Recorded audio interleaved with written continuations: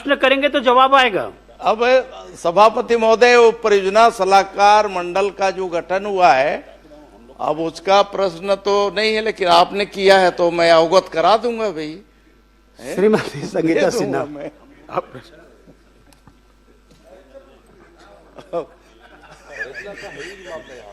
आदरणीय सभापति महोदय जी, मेरा वित्त मंत्री जी से सवाल है कि वित्तीय वर्ष 2023 से 26 तक बजट में सभापति महोदय जी सम्मिलित कितने कार्य और कितने किन कारणों से और कब से लंबित है?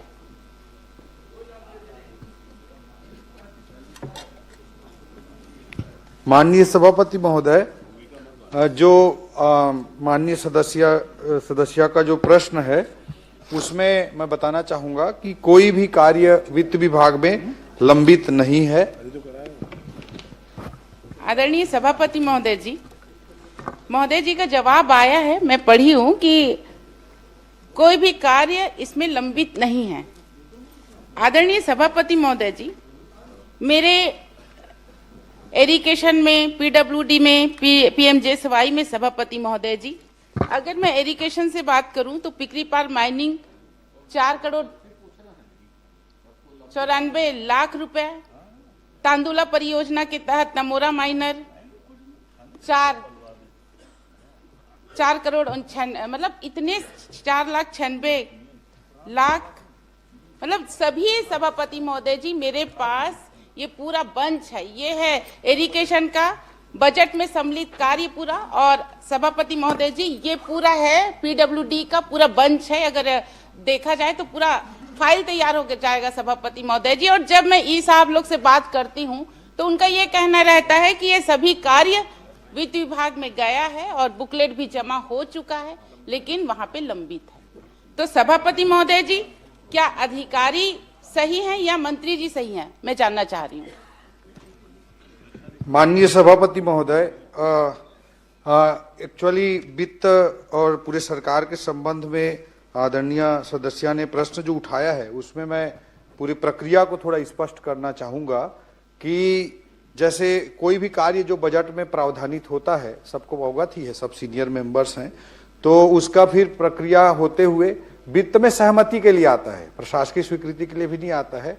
आदरणीय पूर्व मुख्यमंत्री जी भी वित्त विभाग देख चुके हैं, आदरणीय अमर अग्रवाल जी भी देख चुके हैं, तो वहां पे सहमति के लिए आता है। जो वित्तीय स्वीकृति है, वित्तीय सहमति है और जो प्रशासकीय स्वीकृति जारी हुआ है माननीय सदस्य जी के विधानसभा संजारी बालोद में 2023-24 में 155 कार्य 66 करोड़ रुपए के, 2024-25 में 580 कार्य 152 करोड़ रुपए के, 2025-26 में 595 कार्य 51 करोड़ रुपए के प्रशासकीय स्वीकृति जारी हो चुके हैं। और जो हमारी सरकार की स्पष्ट मंशा है कि ज़्यादा से ज़्यादा कार्यों की प्रशासकीय स्वीकृति हो, वित्तीय सहमति हो, इसके लिए हमने बहुत सारे वित्तीय रिफॉर्म भी अपनी सरकार के आने के बाद माननीय मुख्यमंत्री जी के नेतृत्व में हमने किया है। वह भी मैं आपके माध्यम से सदन को अवगत कराना चाहूँगा कि जैसे बजट में नवीन मद की जो परिभाषा थी वो 1995 में उसका गाइडलाइन जारी किया गया था और पहला संशोधन उसके बाद 2011 में हुआ था, और उसके बाद हम लोगों ने 2024 में फिर से उसमें संशोधन किया है और इसमें जो नवीन मद की परिभाषा अंतर्गत जो राशि है उसको बढ़ा दिया गया है, ताकि माननीय सभापति कृपया पूरी प्रक्रिया सुन लें सभापति महोदय। बढ़ा दिया गया है 50 लाख से बढ़ाकर 1 करोड़ रुपए निर्माण कार्य। उत्तर में है, मैंने पढ़ लिया है। नहीं, ये उत्तर में नहीं है सभापति महोदय, और आपके अलावा पूरे सदन को जानना जरूरी है। 1 करोड़ रुपए जो निर्माण कार्य, उसमें 2 करोड़ रुपए मशीन उपकरण जो 50 लाख से बढ़ाकर 1 करोड़ रुपया किया गया है। इसी तरह से जो प्रशासकीय स्वीकृति दिया जाता था उसकी सीमा को 3 करोड़ से बढ़ाकर 5 करोड़ कर दिया गया है 2024 में, जो उसके पहले 2012 में था, उसको बढ़ा करके 5 करोड़ कर दिया गया है। तो मैं आपके माध्यम से सदन को अवगत कराना चाहूंगा कि पूरी सरकार की मंशा है कि ज्यादा से ज्यादा कार्यों की प्रशासकीय स्वीकृति हो, इसलिए ये वित्तीय रिफॉर्म 2012 के बाद 2024 में, 2011 के बाद 2024 में किए गए हैं, तो ज्यादा से ज्यादा हो ये है। दूसरा चीज मैं कहना चाहूंगा, माननीय सदस्य का जो बिंदु है कि बजट वो जो लिस्ट या उनका पूरी जो उनकी सूची है उसके बारे में बताना चाहूंगा कि बजट में जो प्रावधान होता है वो वर्षों से चला आ रहा है, चाहे भारतीय जनता पार्टी की सरकार हो चाहे कांग्रेस की सरकार हो, वो जो वित्तीय प्रावधान होता है उससे बहुत ज्यादा होता है। जैसे मैं उदाहरण के तौर पे बताना चाहूंगा 2023-24 में 302 करोड़ का नवीन मद में प्रावधान था, 302 करोड़ का प्रावधान था, जबकि नवीन मद में कार्य 14,257 करोड़ रुपए के शामिल थे। इसी तरह 2025-26 में या 24-25 में 452 के अगेंस्ट में 16,532 के, 25-26 में 734 करोड़ के अगेंस्ट में 19,000 करोड़ के। तो ये बजट में जो रहता है प्रावधान वो बहुत ज्यादा रहता है। तो उसके अनुरूप सिंचाई विभाग हो या पीडब्ल्यूडी विभाग हो, सभी में तो सरकार प्राथमिकता अनुसार उसमें प्रशासकीय स्वीकृति जारी करती है। जो विभाग प्राथमिकता तय करता है उसके अनुरूप वित्तीय सहमति के लिए आता है और उसमें प्रशासकीय स्वीकृति फिर विभाग द्वारा जारी की जाती है। तो पूरे प्रदेश की प्रक्रिया बता दी जी, वित्त विभाग की प्रक्रिया बता दी, लेकिन इनको तो जरूरत बालोद में है भाई जी। बालोद की स्वीकृति तो बताओ। आप 300 की जगह 14,000 करोड़ का दे, लेकिन बालोद में तो जीरो है। यहाँ कितना दे रहे हो ये बताओ। जी, माननीय सभापति महोदय, जो बजट पे प्रावधान है संजारी बालोद में, उसमें से अभी फिलहाल वित्तीय स्वीकृति के लिए या वित्तीय सहमति के लिए वित्त विभाग में एक भी फाइल लंबित नहीं है। मैं सदन को स्पष्ट करना चाहूंगा। और विभाग जो भी प्राथमिकता से भेजेगा उसमें निश्चित रूप से सरकार सकारात्मक पहल करेगी। माननीय सभापति महोदय, माननीय मंत्री जी, हाँ, ये बात आपने कह दी कि आपके पास कोई फाइल लंबित नहीं है। अब चूंकि माननीय सदस्य ने बात कही है और इस चूंकि सदन में आ गया है जी, तो क्या पीडब्ल्यूडी इरिगेशन विभाग से वो प्रस्ताव मंगा के स्वीकृत करेंगे क्या? माननीय सभापति महोदय, और एक भी और स्पष्ट करना चाहूंगा कि जैसे 3 करोड़ की सीमा को 5 करोड़ हम लोग बढ़ा दिए हैं, नहीं, उसके कारण से उन 5 करोड़ से नीचे के जितने कार्य हैं उसको वित्त विभाग भेजने की आवश्यकता नहीं है, ये मैं स्पष्ट करना चाहूंगा। और दूसरा चीज, विभाग जो कौन सा कार्य को करना है ये विभाग की प्राथमिकता होती है, वो वित्त विभाग का क्षेत्राधिकार नहीं है। 18 करोड़ का है, वो बता रहे हैं कितने? 28 करोड़ 28 करोड़ का है। वो 3 करोड़ का मामला नहीं, वो आएगा तो आपके पास। एक ही प्रोजेक्ट 28 करोड़ का है भाई। देखिए इसमें है एक प्रोजेक्ट जो 5 करोड़ 4 करोड़ ये वाला आप बोल रहे हैं कि मंत्री जी देंगे। हाँ, 5 करोड़ से नीचे के जितने कार्य तो मंत्री जी भी तो नहीं दिए हैं। उनके लिए वित्तीय सहमति के लिए आवश्यकता नहीं है। आप बोल रहे हैं उसके लिए वित्तीय समिति की जरूरत नहीं है जी। आपका 18 करोड़ 18 लाख जी, ये तो आप दे सकते हैं। नहीं, उसको विभाग की प्राथमिकता है, आदरणीय विभाग तय सभापति करेगा महोदय जो जी, कार्य तो जरूरी है कि जाऊंगा नहीं। सभापति अगर महोदय वित्तीय जी, विभाग मैं तय इतने करेगा सारे तो निश्चित रूप से प्रोजेक्ट, सकारात्मक इतने विचार सारे सरकार सब चीज को करेगी। लेके मैं वित्त मंत्री के पास जाऊं कि मंत्री के पास जाऊं, आप ही बता दीजिए। वो अमूमन आप सीनियर विधायक हैं। सभापति महोदय, चूंकि सदन में आ गया है और वित्त मंत्री जी उदार हैं, उदारता थोड़ा बरतिए। अब ये 18 करोड़ का मामला है, आप मंगा के स्वीकृत कर देंगे, इतना भर तो बोलना है आपको, क्योंकि हर प्रश्न सबका प्रश्न लगता नहीं, कोई प्रश्न लग जाता है। तो कम से कम इस माध्यम से पूरे प्रदेश को संदेश जाएगा कि ओपी चौधरी जी वित्त मंत्री के रूप में बड़े उदार हैं। 18 करोड़ की बात है, आप स्वीकृत कर दीजिए, करवा दीजिए, इतनी तो बात है। एक कार्य की मांग कर अरे भाई, बाकी तो स्वीकृत कर दीजिए, हम लोग भी मेज थपथपाएंगे, आपको स्वागत करेंगे जी। वैसे करो भाई, नहीं, वो बिल्कुल नहीं मैं वैसे वित्त मंत्री जी उदार हैं, तो कहने का विषय नहीं है। वित्त मंत्री जी उदार हैं और इसलिए बजट में आप देखे हैं कि बहुत घोषणा कर दीजिए जी। माननीय सभापति महोदय, वो विभागीय प्रक्रियाओं की दृष्टि से उचित नहीं होगा कि मैं यहाँ पे घोषणा करूं, मगर मैं आपके माध्यम से विपक्ष के सदस्यों के कोई कार्य स्वीकृत नहीं करने चाहते, मैं आप कारण से सदन का बहिर्गमन करते हैं।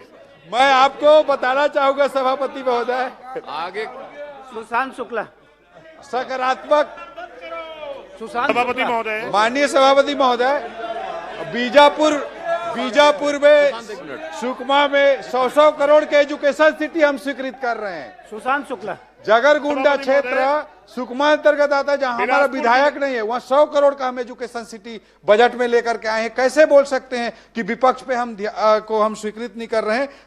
हमारे मुख्यमंत्री जी उदार हैं, हमारी सरकार उदार है, और ये सकारात्मक अगर रोल में रहते तो इस कार्य में भी हम सकारात्मकता के साथ उदार निर्णय लेते।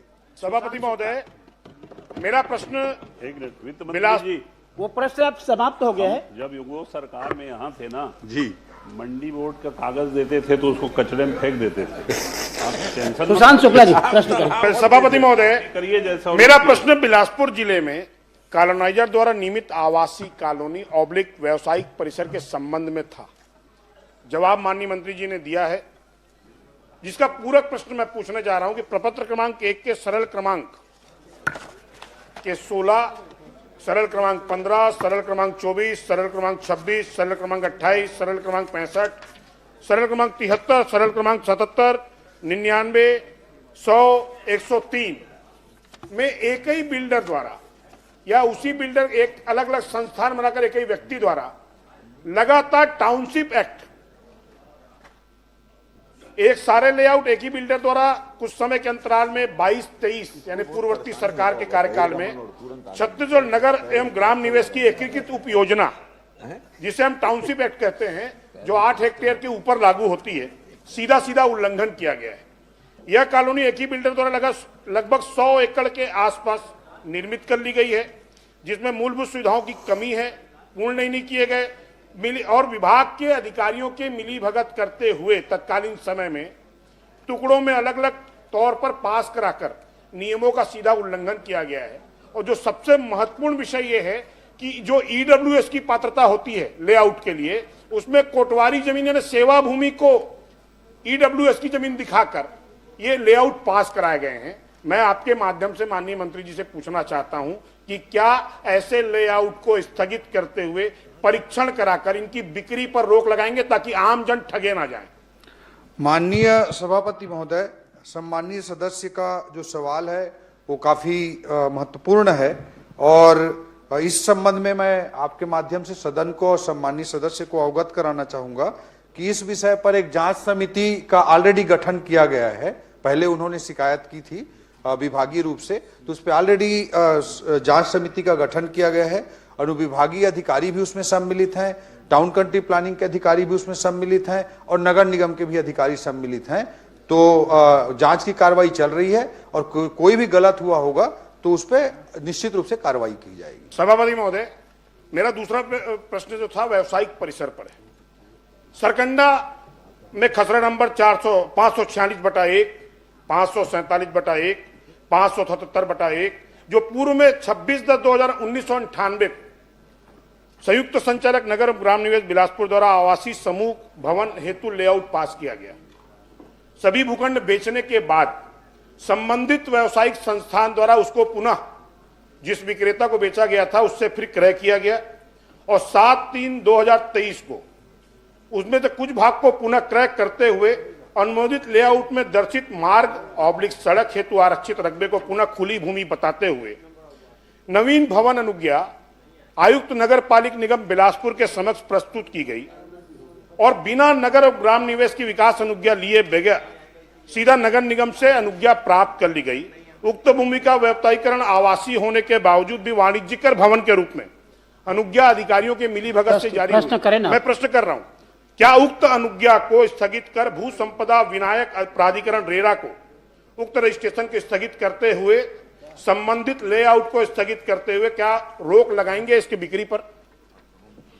माननीय सभापति महोदय, जो प्रश्न आया है, ये प्रश्न 2023-24 से 4 फरवरी 2026 तक के पूरे प्रकरणों की जानकारी माननीय सदस्य ने मांगी थी।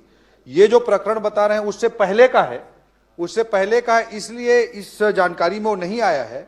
सम्मानीय सदस्य मुझे संबंधित प्रकरण से संबंधित दस्तावेज उपलब्ध करा देंगे, और मैं आपको आश्वस्त करता हूं कि विभागीय रूप से हम उसमें निश्चित रूप से एक जांच समिति गठित कर देंगे, और जो भी कार्रवाई होगी वो नियमानुसार वैधानिक कार्रवाई सुनिश्चित करेंगे। सभापति महोदय, मेरे पास शिकायत की कॉपी है वो बोल रहे हैं कि आप मैं आपसे आग्रह कर रहा हूं, मेरे पास डॉक्यूमेंट शिकायत की दे दे तो कॉपी पूरे है। डॉक्यूमेंट मैं आप आपसे दे माध्यम से, मेरे पास कॉपी है दस्तावेजी तौर पर। अगर आप कहें तो शिकायत इस दिनांक जो बताई गई है, वर्णित दिनांक है, उसके पूर्व की है और वो बकायदा रजिस्टर्ड डाक से और आधिकारिक तौर पर मिलकर दी गई। अधिकारियों ने इस विषय को सदन में मंत्री जी को छिपाया है। क्या संबंधित अधिकारियों के विरुद्ध कोई कार्रवाई करेंगे? मैं उनको उपलब्ध करा दूंगा दस्तावेज। माननीय सभापति महोदय, जो प्रश्न आया है, ये जो इस बीच के जो लेआउट पास हुए हैं 2023-24 से 26 तक के, इसकी जानकारी सूची इसमें बनी है इस प्रश्न के उत्तर में। मगर मैं सम्मानीय सदस्य को पूर्णतः आश्वस्त करना चाहता हूं, इसके पहले का लेआउट वो पास हुआ मामला है, तो वो मुझे दस्तावेज उपलब्ध करा दें। मैं निश्चित रूप से इस पे जांच समिति भी विभागीय रूप से गठित कर लूंगा और उस पे हम निश्चित रूप से कार्रवाई करेंगे। सभापति मेरा विषय पूरा नहीं, आप उपलब्ध करा दो ना। उपलब्ध कराने के बाद में मंत्री जी आपको आश्वस्त कर रहे हैं, कार्रवाई के लिए बोल रहे हैं, तो आप उपलब्ध करा दीजिए उसको। जो भवन अनुज्ञा दी गई व्यावसायिक तौर पर, नगर निगम ने बगैर अभिमत मांगा फर्जी तरीके से, और अभिमत तारीख है 30/5/2023। मेरे पास अनुमति की कॉपी है और ये माननीय मंत्री जी उल्लेखित कर रहे हैं कि उनके पास वो दस्तावेज अधिकारियों ने उपलब्ध नहीं कराए। माननीय सभापति महोदय, सम्मानीय सदस्य को मैं ये बताना चाह रहा हूं कि जो प्राइमरी लेआउट जो पास हुआ है वो 2023-24 के पहले का है, इसलिए इस लिस्ट में सम्मिलित नहीं हुआ है। उस डेट के तकनीकी फेर में ना मुझे जाना है ना उनको जाना चाहिए। मेरा आग्रह आपके माध्यम से सम्मानीय सदस्य से ये है कि उससे वो तो कब लेआउट पास हुआ था वो डेट की मैं बात कर रहा था। उन्होंने शिकायत अभी की होगी इस बीच में, इसमें मुझे कोई संशय नहीं है। तो सम्मानीय सदस्य दस्तावेज उपलब्ध करा दें, निश्चित रूप से हम उसमें विभागीय तौर पर जांच समिति गठित करके। मेरा सिर्फ आपके माध्यम, सभापति महोदय, मैं आपसे आग्रह कर रहा हूँ, संरक्षण प्रश्न उतना देखो, मंत्री का जवाब वही आएगा। क्या एक प्रश्न को बार बार रिपीट करने से कोई मतलब नहीं है। कराकर इसको आपको बता दिया कि आप दे दीजिए, मंत्री जी उसके कार्रवाई करेंगे, आपको आश्वस्त कर रहे हैं, आप दे दीजिए। लेआउट को आपके प्रश्न का उतना ही जवाब आएगा। रोकेंगे क्या बिक्री को, इसका मैं आग्रह चाह रहा हूं बस। माननीय सभापति महोदय, जो सम्मानीय सदस्य ने कहा है कि लेआउट को इसको कैंसिल करेंगे क्या, तो निश्चित रूप से हम जांच कमेटी गठित करेंगे और यथाशीघ्र उसमें जांच करा के उसको लेआउट को भी कैंसिल करेंगे और बिक्री जहां तक कैंसिल करने की रोकने की बात है उस पर भी नियम प्राइमा फेसी जांच होने के बाद उस पर भी नियमानुसार 100% कार्रवाई सुनिश्चित। धन्यवाद। माननीय सभापति महोदय, मेरे प्रश्न के उत्तर में माननीय मंत्री जी ने पूरा परिशिष्ट दिया है। मैं माननीय मंत्री जी से पूछना चाहूंगा कि 16 नंबर परिशिष्ट में जो 16 नंबर का पॉइंट है जी, उसमें आपको जो शिकायत है वो प्राप्त हुई है 23/4/2025 को और आपने उसका समाधान किया है 16/12/2025, मतलब लगभग 8 महीने। तो ये 8 महीने की देरी क्यों हुई, ये बताना चाहिए। माननीय सभापति महोदय, सम्मानीय सदस्य ने जो फ्लाई ऐश संबंधी प्रश्न किया माननीय सदस्य उमेश जी ने, उस पर उन्होंने 16 नंबर, इसमें टोटल जो केस हैं वो 49 केस हैं और इनमें जो उन्होंने 16 नंबर के विषय पर प्रश्न किया है उस पर मैं आपके माध्यम से अवगत कराना चाहूंगा कि उद्योग द्वारा क्षतिपूर्ति राशि 6,90,000 जमा करते हुए फ्लाई ऐश का संतुलीकरण कर ये बिछाने का कार्य किया गया। मतलब उस शिकायत पे कार्रवाई की गई है। उन्होंने कहा है कि 8 महीने बाद हुई है, लेकिन ये मैं अवगत करना चाहूंगा कि कार्रवाई हुई और 6,90,000 रुपए का पेनाल्टी भी हुआ। माननीय सभापति महोदय, ये इसकी शिकायत हुई थी 22/3/2025, इन्होंने उत्तर में दिया है 22/4/2025 को और इसका समाधान हुआ है 16/12/2025। इसलिए हुआ है अध्यक्ष महोदय, सभापति महोदय, क्योंकि पिछले सत्र में 17 तारीख को मेरे यही प्रश्न लगा था, इसीलिए ये समाधान 16 तारीख को हुआ है। मैं आपसे ये जानना चाहूंगा, मैं कल आपके परिशिष्ट के बाद ये सब जगह जाके जियो टैग से इसका निकाला, आपको इसका बता दूं मैं, चोड़ा का ये देखिए, ये जियो टैगिंग के साथ है। चोड़ा का आपके जो अधिकारी है ना, आपको धोखा दे रहे हैं। ये देखिए, ये अभी भी है दोनों। माननीय सभापति महोदय, आप सदस्य रहे हैं, पोस्टर वोस्टर प्रश्नकाल में ऐसा दिखाते नहीं है। आप बोल रहे हैं वो पर्याप्त है। ठीक है, मैं बता देता हूं। मंत्री रहे, मैं जियो टैग करके उसको दिखाया। कल दोनों 3-4 जगह का, चाहे बोतलदा हो, चाहे चोड़ा हो, चाहे बानीपाथर हो, अभी भी फ्लाई ऐश वैसी को वैसी पड़े हैं। आपके अधिकारी आपको गलत जवाब दे रहे हैं, क्या उनके ऊपर कार्रवाई करेंगे? माननीय सभापति महोदय, मैं आपको अवगत कराना चाहूंगा कि जो पिछले सरकार के समय में कार्रवाई होती थी उससे 10 टाइम्स ज्यादा कार्रवाई ट्रांसपोर्टिंग के मामले में हो रही है। मैं आपके माध्यम से सदन में दस्तावेज भी प्रस्तुत कर सकता हूं। बताना भी चाहूंगा कि जो माननीय सभापति महोदय, मेरा बहुत स्पेसिफिक प्रश्न है। मैं सभापति महोदय का और माननीय सभापति महोदय, आप मुझे 2021-22 में इनकी सरकार के समय में एक भी कार्रवाई नहीं हुई, जीरो कार्रवाई हुई है। 2022-23 में जीरो कार्रवाई हुई है। 2023-24 में 9 लाख का पेनाल्टी हुआ है। वर्ष 2024-25 में 21,30,000 का हुआ है। समय बर्बाद करने का समय है। मैं इसके बाद अवगत कराना चाहूंगा। मेरा पॉइंटेड प्रश्न को उत्तर दे दें। मैं माननीय सभापति महोदय, मैं परिस्थिति बता रहा था, चाहे वो फ्लाई ऐश डंपिंग का मामला हो, चाहे ट्रांसपोर्टिंग का मामला हो। सम्मानित सदस्य उमेश जी ने जो विषय मुझे बताए हैं उससे मैं निश्चित रूप से उनसे सारे विषय ले लूंगा, जानकारी ले लूंगा, और कहीं पर भी कोई कमी होगी कार्रवाई के संबंध में उसमें कार्रवाई विभाग द्वारा सुनिश्चित की जाएगी। पर्यावरण विभाग के अधिकारी कोई काम नहीं कर रहे हैं सभापति महोदय। वहां फ्लाई ऐश डंप रोड पे हो रहा है लगातार, और इसकी शिकायत मेरे द्वारा खुद कई बार किया जा चुका है। उसके बाद भी विधानसभा प्रश्न लगने के बाद वो जाके उसका निराकरण करने का कोशिश कर रहे हैं, और आपको आज भी जवाब गलत दिए हैं मंत्री जी, आपको गलत जवाब दिए हैं। ये मैं इससे आगे पूछना चाहूंगा कि आज के मैं इसका पहले बताना चाहूंगा माननीय सभापति महोदय, जो मंत्री जी जवाब दे रहे थे 21-22 में 0, 22-23 में 0, और भैया लॉकडाउन तो आप लगा कर रखे थे केंद्र से। 21-22 से 22-23 तक पूरा लॉकडाउन नहीं था। लॉकडाउन आदरणीय मुख्यमंत्री भूपेश बघेल जी बहुत अच्छे तरह से अवगत थे कि वो लॉकडाउन कब से कब तक लगा था। 23 मार्च 2020 की तारीख, 23 मार्च 2020 की तारीख, कुछ महीनों तक लॉकडाउन था।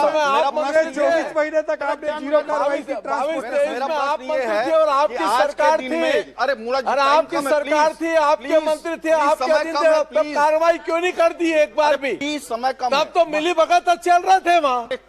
माननीय सभापति महोदय, ये भी मैं बताना चाहूंगा। अभी मेरा प्रश्न ये है कि आज के दिन में कितने lakh metric ton fly ash Raigarh जिले में उत्पादन हो रहा है, और इसके कितना % आज निराकरण हो रहा है? माननीय सभापति महोदय, मैं ये भी बताना चाहूंगा कि एक मॉडल एसओपी भी जारी किया गया है हमारी सरकार आने के बाद। इंटीग्रेटेड सिस्टम भी बताया गया है। जो सम्मानित सदस्य ने प्रश्न किया है उसमें बताना चाहूंगा 2024-25 में जो फ्लाई ऐश जो है उत्पन्न हुआ है उसकी भी जानकारी मैं उपलब्ध कराना चाहता हूं। 25-26 में जो हुआ है उसकी भी मैं जानकारी उपलब्ध कराना चाहता हूं। और जो उपयोग की गई मात्रा है, जनित फ्लाई ऐश के से ज्यादा उसका डिस्पोजल भी किया गया है। और हमारी सरकार नया एसओपी लेकर भी आई है, इंटीग्रेटेड वेस्ट मैनेजमेंट लेकर भी आई है। ये अनावश्यक अनर्गल राजनीति कर रहे हैं।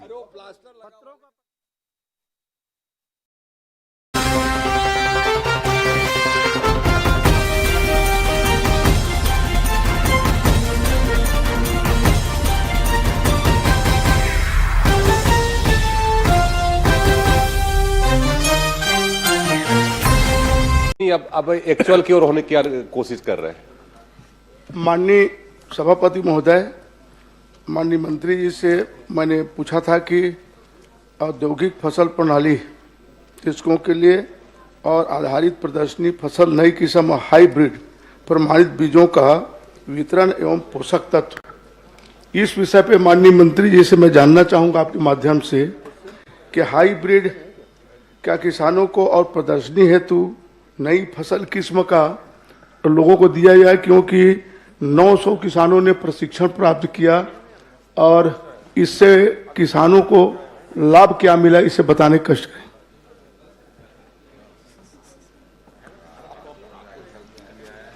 सभापति महोदय, हमारे बहुत ही वरिष्ठ माननीय सदस्य जो सदन के कई बार सदस्य भी रहे और लोकसभा के भी लगातार 4 बार आप सदस्य रहे हैं। ऐसे वरिष्ठ सदस्य की चिंता इन्होंने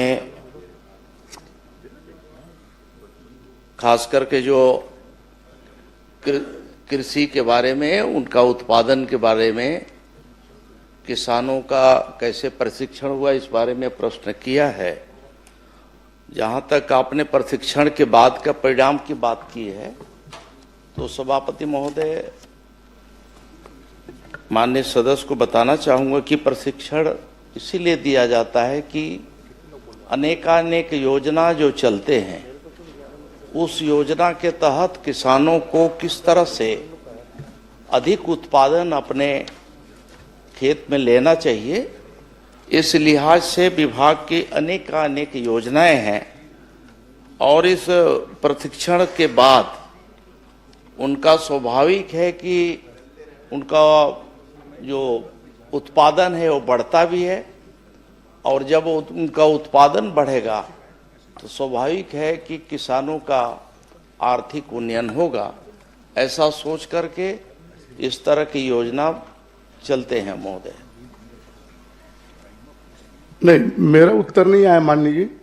मेरा ये कहना है कि प्रदर्शनी और हाइब्रिड का भी प्रदर्शन और आपका प्रशिक्षण दिया गया, तो क्या मैं जानना चाहता हूं कि सिर्फ मात्र प्रशिक्षण ही दिया गया कि हाइब्रिड दिया गया और नए किस्म का बीज के लिए प्रदर्शन के लिए किसानों के खेत में बोने के लिए या उगाने के लिए दिया गया, क्या ये मैं जानना चाहता हूं। अरे आप तो पुराने बीज वाले हैं, नया बीज में कहां से आ गए आप? अध्यक्ष महोदय, इसमें मैंने बताया कि कृषि विभाग के अनेक योजना चलते, उस योजना के तहत जो प्रशिक्षण दिए जाते हैं, आत्मा योजना है, बीज ग्राम योजना है, राष्ट्रीय खाद्य सुरक्षा पोषण है, दलहन का है कि दलहन के खेती को हमें कैसे बढ़ावा देना है, खाद्य सुरक्षा की दृष्टि से जो हमारे यहाँ मिशन चावल की जो योजना है, और रेन फेड एरिया डेवलपमेंट के लिए जो हमारे यहाँ प्रशिक्षण चलता है कि इन क्षेत्रों में कैसे हम बढ़ावा दे सकें, उनका उत्पादन कैसे बढ़ाया जा सके। तो एक तरह से हमारे यहाँ जो आधार बीज होते हैं, उसी से हमारे जो उत्पादन कैसे हम अधिक बढ़ा सकते हैं, कैसे ले सकते हैं, इसी का हम लोग प्रशिक्षण विभाग के द्वारा देते हैं। देते हैं कि नहीं, प्रदर्शन होती है हर समय, किसानों को बीज दिया जाता है निःशुल्क, उन बातों को मेरे बताने कष्ट करें। दूसरा, यह प्रशिक्षण देने वाले अधिकारी कौन कौन थे, कितने अधिकारी प्रशिक्षण दिए, ये बताने कष्ट करें, किन किन पद वाले। निश्चित ही जो प्रदर्शन होते हैं सभापति महोदय, वहाँ मिनी किट उन्हें दिया जाता है, जिससे कि उससे उत्पादन जो लेते हैं उनके उत्पादन को बढ़ाने की दृष्टि से भी लिया जाता है। और दूसरा एक होता है प्रदर्शनी में कि उसी उनका बीज लेकर उनसे फिर हम बीज ले लेते हैं, जिससे कि बाकी किसानों में वितरण किया जा सके अगले साल के लिए। इस तरह के भी योजना होती है। और जहां तक आपने प्रशिक्षण के बारे में पूछा है, तो प्रशिक्षण में भी अध्यक्ष महोदय अलग अलग जो संख्या है, संख्या के हिसाब से जो व्यय राशि है हमने बताया है, और जो प्रशिक्षण देने वाले अधिकारी हैं उसके बारे में कहेंगे तो बहुत लंबी सूची है, मैं एक एक करके बताऊंगा। आप अगर जानना चाहेंगे तो बहुत सारे हैं, जैसे उन्नत कृषि के लिए खाद्य सुरक्षा मिशन तिलहन योजना के तहत जो प्रशिक्षण हुआ, इस प्रशिक्षण में श्रीमती नेहा लहरे, डॉक्टर एस.के. लहरे, फसल प्रणाली आधारित जो प्रदर्शनी है आप उनको उपलब्ध करा देंगे ना। और मंत्री जी, माननीय मंत्री जी, आप उपलब्ध करा दीजिए, समय बहुत लगेगा उसमें पढ़ने में। हाँ, बहुत है, लंबा है, इसीलिए अगर आप उपलब्ध करा दीजिए माननीय सदस्य, दे दूंगा उसमें, है ना। एक प्रश्न और कर लीजिए, अंतिम प्रश्न। हाँ, आप क्या ये प्रशिक्षण के बाद और लोगों को प्रदर्शनी में बीज देने के बाद खाद भी दिया जाता है निःशुल्क, उसका मूल्यांकन किया जाता है क्या? मूल्यांकन के बाद किसी अधिकारी के द्वारा किया जाता है कि बस बीज दे दिए चल दिए? लोगों को कितना फिर उसको लाभ मिला, ये बताने कष्ट करेंगे। सभापति महोदय, एक ये संख्या बहुत बड़ी होती है, इसलिए मिनीकेट जितना वितरण करते हैं, जो नाम नीचे से चयनित होकर के एक तरह से आता है किसानों को, उसको जब हम देते हैं तो ये अपेक्षा से देते हैं कि इसका सही उपयोग करेगा, और अधिकांश किसान जो है उसका सही उपयोग करते हैं। ये बात सही है कि जिनको हम देते हैं उनका 100% हम उनका मूल्यांकन हम नहीं कर पाते हैं। इस तरह की अभी हमारे यहाँ कोई प्रणाली अभी नहीं विकसित हुई है। फिर भी आपके जो इस ओर आपने ध्यान दिलाया है, अगर कोई शिकायत हो, किसी प्रकार की कोई और बात हो तो आप बताइए, सुझाव दीजिएगा, तो निश्चित हम उसे जमीनी स्तर पे उसे लागू करेंगे। श्री कुंवर सिंह निषाद। माननीय सभापति महोदय, मैं माननीय आदिम जाति विकास मंत्री से ये सवाल कर रहा हूँ कि घुमंतु पशु के संरक्षण और रख रखाव पर कौन कौन सी योजना सरकार संचालित करत है, और वर्तमान में पूरा प्रदेश में पशु की संख्या कतका है? उत्तर में मैं करीब करीब सभी जानकारी दिया हूं। जहां तक आपने संख्या के बारे में बात किया है, तो संख्या भी इसमें हमने बताया है कि कुल घुमंतु पशुओं की कुल संख्या 1,84,993 है, और जिलेवार भी विवरण उसमें दिया हुआ है। परिशिष्ट को आप निकालेंगे तो मिलेगा। माननीय सभापति महोदय, मैं माननीय मंत्री जी से यही बात करूं कि घुमंतु पशु के संरक्षण और रख रखाव पर पशुधन विभाग द्वारा का योजना चलत है, और रहे की व्यवस्था कौन प्रकार से सरकार करे?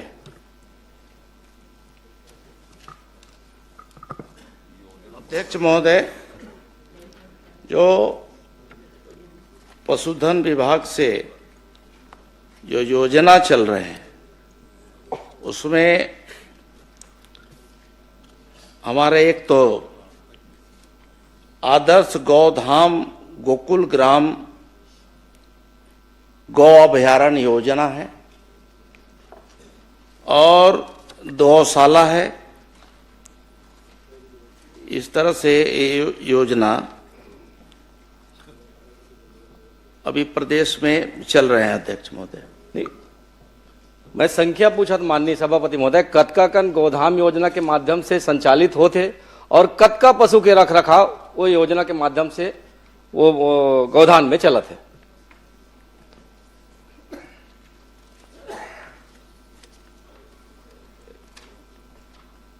ये जो आपका अब जहां तक हमारे यहाँ गौधाम योजना है, ये योजना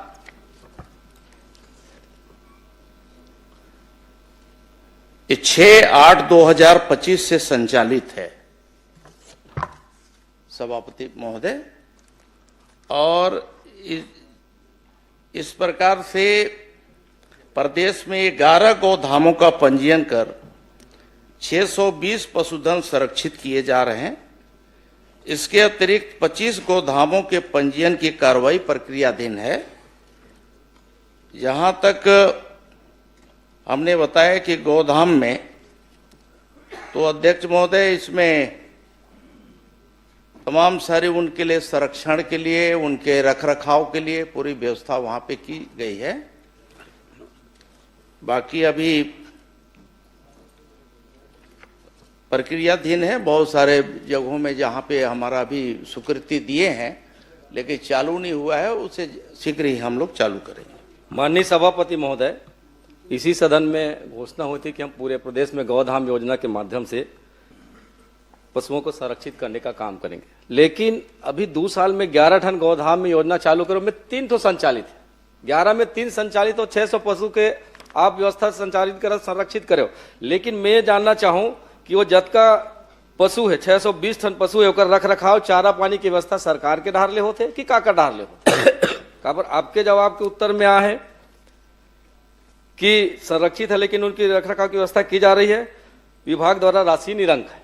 तो विभाग द्वारा अगर रख रखाव नहीं होते, विभाग द्वारा पैसा जारी नहीं हो, तो वो 620 टन जानवर है का हवा पानी जिया थे कि कैसे जिया थे? सभापति महोदय, मैंने बताया कि 36 गौठानों में गोधाम स्थापना की प्रशासकीय स्वीकृति दी गई है, जिसमें से 11 गोधाम का पंजीयन किया गया है। प्रति गोधाम 200 पशु रखे जाने के प्रावधान है, जिसमें से अभी उनके लिए जो व्यवस्था की जा रही है और सरकार से उन्हें अनुदान दिया जाता है, उसके लिए चारा पानी, बाकी वहाँ पंजीयन के पश्चात जो है प्रति पशु प्रथम वर्ष में हम 10 रुपये, द्वितीय वर्ष में 20 रुपये, तृतीय वर्ष में 30 और चतुर्थ में 35 रुपये प्रति पशु के हिसाब से उनके रख रखाव, उनके चारा पानी के लिए दिया जाता है। मैं ऐसा मानता हूं कि जब ये राशि उनको दिया जाता है, संबंधित जो पंजीकृत जो संस्थाएं हैं उनके जिम्मे लगाया जाता है, तो इसका सही सदुपयोग करते हैं।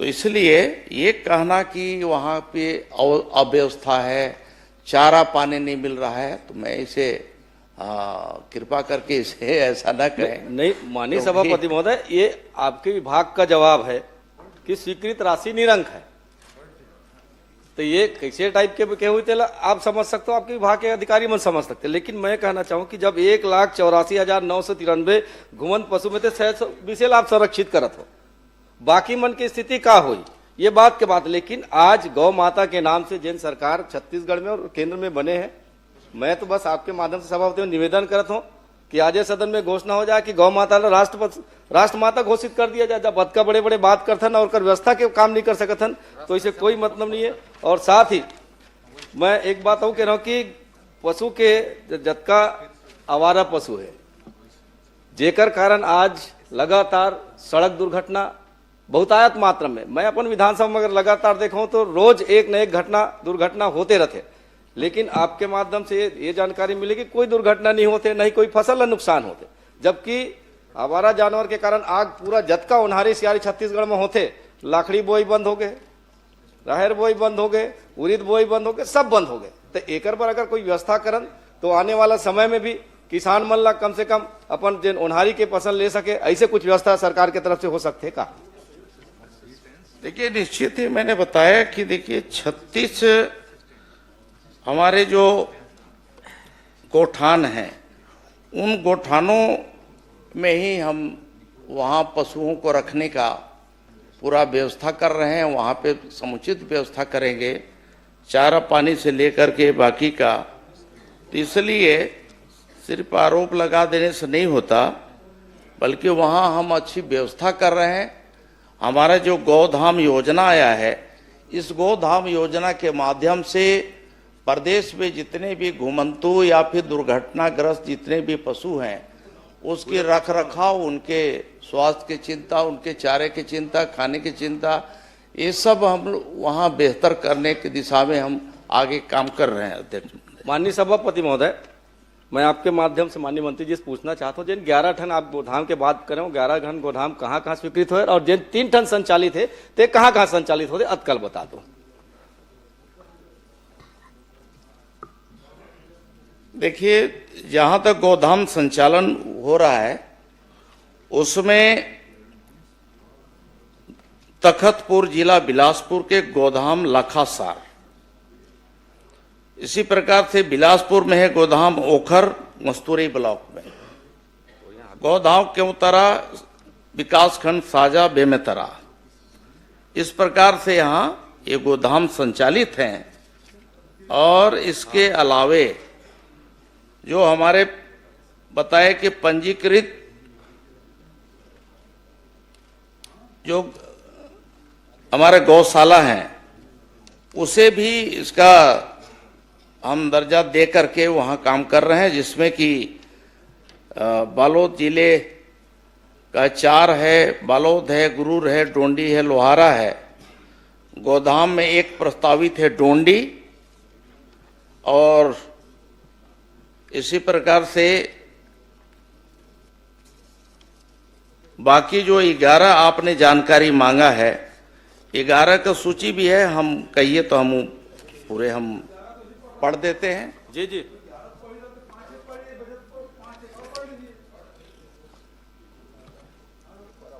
हाँ, 11 जो आप उपलब्ध करा देंगे ना? नहीं, सभापति महोदय, नहीं, पहले माननीय सभापति महोदय सभापति मैं बता दे रहा हूं, आप 11 की जानकारी लेना चाहते हैं, जिसमें कोरबा में गोदाम है, सुहागपुर विकासखंड करतला, और यहाँ है दूसरा में सरायडी है, ग्राम पंचायत कोरबा, और तीसरा है महोरा में पौड़ी उपरोड़ा, चौथा है लखासार क्या है तखतपुर, प्रश्न? पांचवा में ओखर। सूची तो वैसे उपलब्ध करा देंगे, अंतिम प्रश्न कर लीजिए ना, जो आप चाहते हो पूछ लीजिए।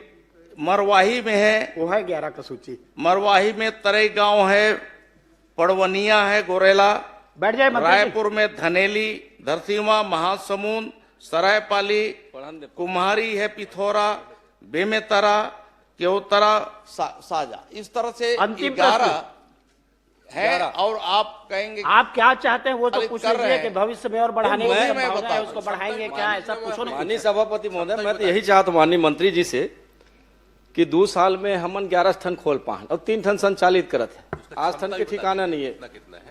मैं तो ये कहना चाहूँ, पूर्व के सरकार के द्वारा जिन गोठान योजना संचालित होती है लगभग सब गांव में, राजनीति से परे सवाल कर माननीय सभापति महोदय कि सब गांव इंफ्रास्ट्रक्चर बने तैयार है, सरकार के पैसा लगे है। मैं कहता हूँ कुछ नहीं करना है, यदि हम निर्देश कर दें चरवाहा मल्ला चल तो मैं इंफ्रास्ट्रक्चर दिखाऊं पूर्व तोला उत्कृष्ट गोदान के उद्घाटन कर रही चल मोर सन जाबे मैं चल मैं तोल दिखाऊं तो मैं मोर सन चल मैं तोला दिखाऊं अराउत गांव गैरी से है।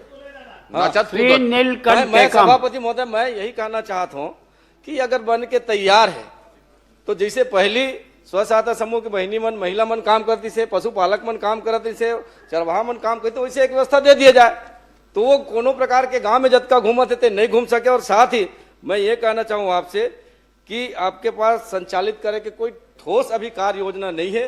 मोला तो ऐसे लगते कि ये 2047 तक आपके विजन के हिसाब से ये गोधाम ऐसे लगते। माननीय सभापति महोदय। नीलकंठेकम। सभापति महोदय, मैं समझता हूं कि आपको भी अवगत होगा कि जितने भी घुमंतु पशु हैं वो घुमंतु पशु एक नगरीय क्षेत्र है, ग्रामीण क्षेत्र है। इन घुमंतु पशुओं का भी रख रखाव सिर्फ हमारा विभाग नहीं देखता, ये विभाग तो संबंधित, जैसे नगरीय क्षेत्र की बात है तो नगरीय क्षेत्र के नगरीय निकाय के जिम्मे होता है, इसके अलावा ग्रामीण क्षेत्र में ग्राम पंचायतों की जिम्मेदारी होती है।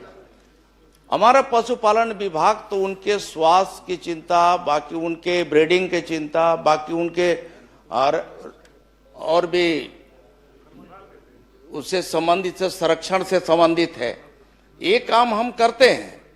ये सब हम सबका एक मानवीय हमारा एक जिम्मेदारी बनता है कि हमारी संवेदना कहाँ तक है। और हम यदि हम पशु अगर रखे हैं, स्वाभाविक है कि जो पशु मालिक होता है वो घर में बांधता है और वहां रखता ही है। तो कुछ इस तरह से घुमंतु जो पशु हैं, कुछ लोग वो बाकी जगह जो घर में भी जो पाले हुए हैं और घुमंतु करीब करीब मिक्सअप हो जो करके सड़क किनारे आ जाते हैं और इसलिए भी ये घटनाएं जो है आए दिन जो है हुआ करती श्री है। नीलकंठ टेकाम और जी, इसमें हम सबका एक जिम्मेदारी बनता है। नीलकंठ टेकाम जी करेंगे। एक प्रश्न सभापति हो गया, अंतिम हो गया, बहुत हो गया। संगणना की बात, श्री नीलकंठ टेकाम जी, मंत्री जी ने कहा पशु संगणना की बात होते तो गौ सेवक हो क्या है, मंत्री जी को बैठा दिया था, मंत्री जी कुछ बोलेंगे फिर आप पूछेंगे। बस एक लास्ट माननीय सभापति महोदय, जो जनगणना की बात करीस तो मैं जे हिसाब से जनगणना करे मैं तो संतुष्ट नहीं हो। खबर मोर गुंडर दई में अगर जेन हिसाब से जानकारी दे 2224, मैं अपन आंकड़ा बताता हूँ, ये साल के आंकड़ा 2800 ज्यादा है। तो कर विभाग के कर्मचारी गलत आंकड़ा प्रस्तुत करे, मैं बताता हूँ। एक मिनट मंत्री जी आए पूरा आंकड़ा दे, आंकड़ा दे ना पूरा दे। मैं बता दूं संतुष्ट नहीं मैं मंत्री जी के जवाब से कि आप 2224 के गुंडरदी के आंकड़ा आवारा पशु मैं बताता 2800 ज्यादा है मोर जानकारी के हिसाब से। तो कहीं न कहीं आपके अधिकारी जवाब गलत दे आपला, होकर ऊपर कार्रवाई करूँ का।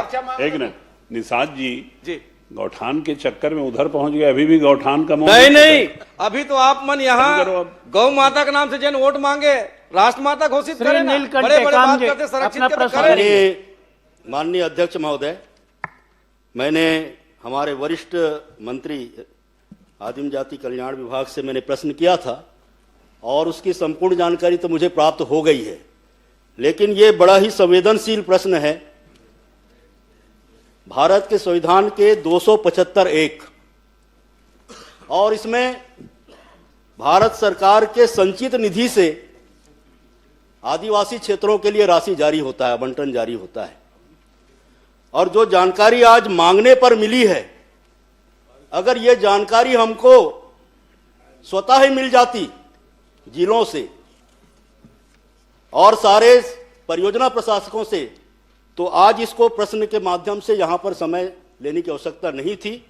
लेकिन मैं और मेरे साथ 29 विधायक और 4 सांसद आते हैं आदिवासी क्षेत्रों से, और मेरे विधानसभा में खास करके कोंडागांव जिले में आज तक परियोजना सलाहकार मंडल की एक भी बैठक आयोजित नहीं हुई। और मैं समझता हूं कि बाकी जगह पर हो रहा होगा, और अगर नहीं हो रहा है तो माननीय मंत्री जी, नहीं हो रहा है। मैं माननीय अध्यक्ष महोदय के माध्यम से आपसे मैं निवेदन करना चाहता हूं कि ये बड़ा ही संवेदनशील मुद्दा है। आदिवासियों के मतदान करने पर हम उनके प्रतिनिधि बनकर के आए हुए हैं, और हमारी जिम्मेदारी बनती है कि हम लगातार उन क्षेत्रों में हो रहे कार्यक्रमों की, गतिविधियों की और योजनाओं की समीक्षा करें।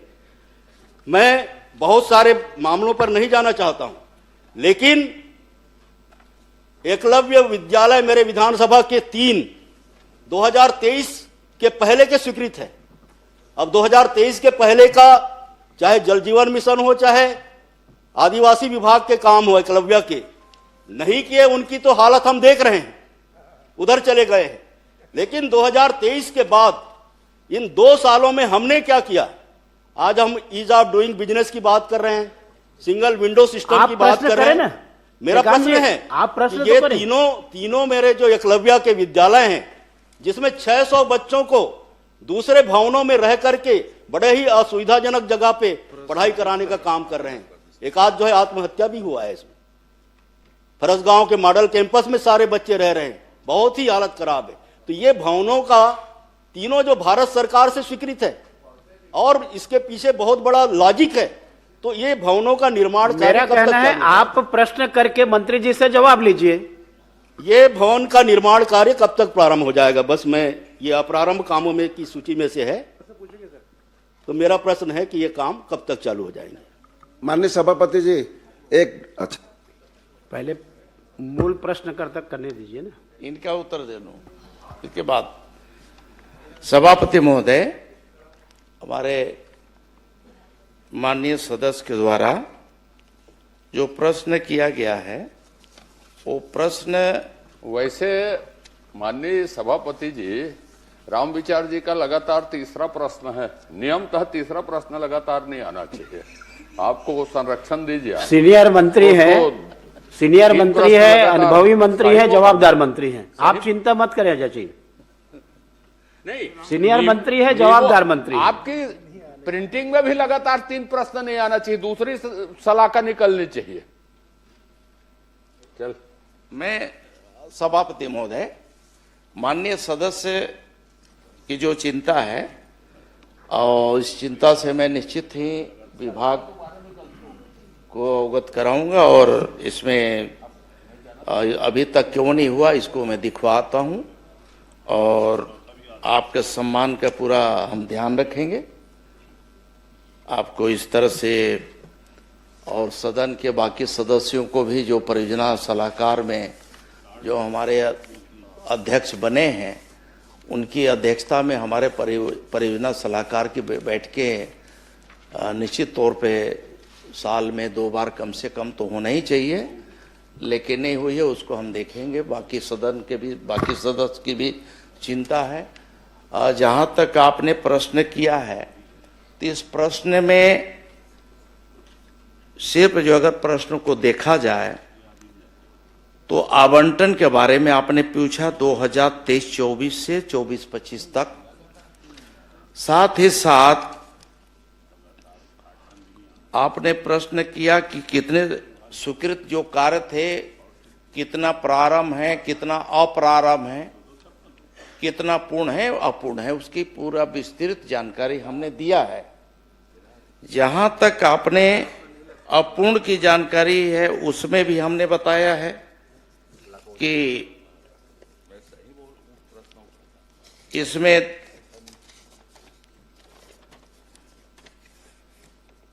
तीन कार्य जो है अप्रारंभ बताए हैं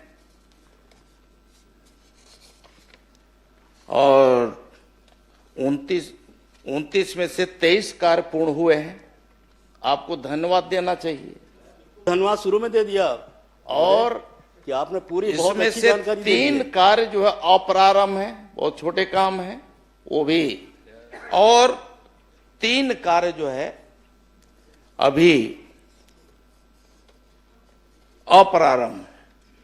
प्रारंभ अभी 3 काम और बचे थे, उसका भी प्रारंभ कर दिया गया है। और जो अप्रारंभ है उसमें कुछ स्थानीय स्तर पे पंचायतों का कुछ था तो उसके आधार पे वो भी शॉर्ट लिस्ट कर लिया गया है, वो भी पूरा हो जाएगा। जहां तक आपने प्रश्न इससे हट करके एक और प्रश्न किया है एकलव्य मॉडल स्कूल के संबंध में, तो कर्मकारियों की सूची में है, ये सूची में है, आपके जो जवाब आए हैं उसमें है।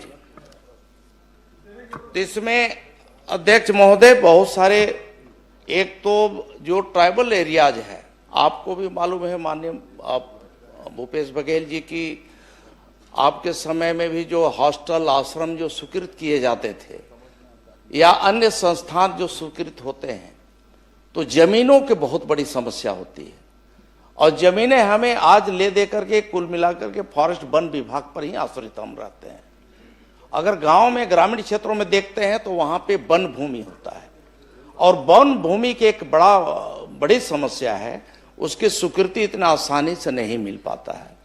वो प्रक्रिया में काफी विलंब हुआ है और तब जाकर के, और भारत सरकार का इसमें एकलव्य विद्यालय का जो स्वीकृत भवन होते हैं उनमें ये रहता है कि उन्हें 100% उन्हें क्लियरेंस चाहिए और क्लियरेंस मिलने के बाद ही कोई भी काम हम शुरू कर पाते हैं। मंत्री जी, और इसलिए इसमें कुछ विलंब हुआ है। मैं सदन को आपके माध्यम से सभापति महोदय ये भी अवगत करा देना चाहूंगा कि जो जहां हमारे एकलव्य विद्यालय जो स्वीकृत हुए थे उसे लगातार हमारी मॉनिटरिंग विभाग कर रहा है, मैं स्वयं कर रहा हूं। माननीय मुख्यमंत्री जी के समक्ष भी हम लोगों ने इसमें चर्चा किया है और अलग अलग विभाग के, वन विभाग के वरिष्ठ अधिकारियों के साथ और वहां के संबंधित कलेक्टरों के साथ हम लोगों ने वर्चुअल मीटिंग भी किया है और यहाँ भी बुला करके मीटिंग किया है और तब जाकर के इसमें काफी शॉर्ट लिस्ट हुआ है और अनुमति अब भारत सरकार से बाकी जगह से मिल गया। टेंडर की प्रक्रिया में काफी विलंब हुआ है। टेंडर के लिए भी हमने भारत सरकार के जो एजेंसियां हैं, बहुत सारे राष्ट्रीय स्तर की जो एजेंसियां हैं उनको हमने हायर किया है, उनको हमने दिया है कि आप जैसा भी है डीपीआर आप बनाएंगे, बाकी चीज आप बनाएंगे, क्योंकि ये बड़े काम है, कहीं ऐसा न हो इसमें शिकायत हो। इसलिए उनकी एजेंसियां की प्रक्रिया है, उस प्रक्रिया के तहत टेंडरिंग प्रक्रिया उन्होंने पूरा किया है और टेंडर प्रोसेस अब पूरा करने के बाद अब फाइनल हो गया है और निश्चित ही इसमें अब गति पकड़ लेगा, बहुत जल्दी उसका शुरुआत हो रहा है।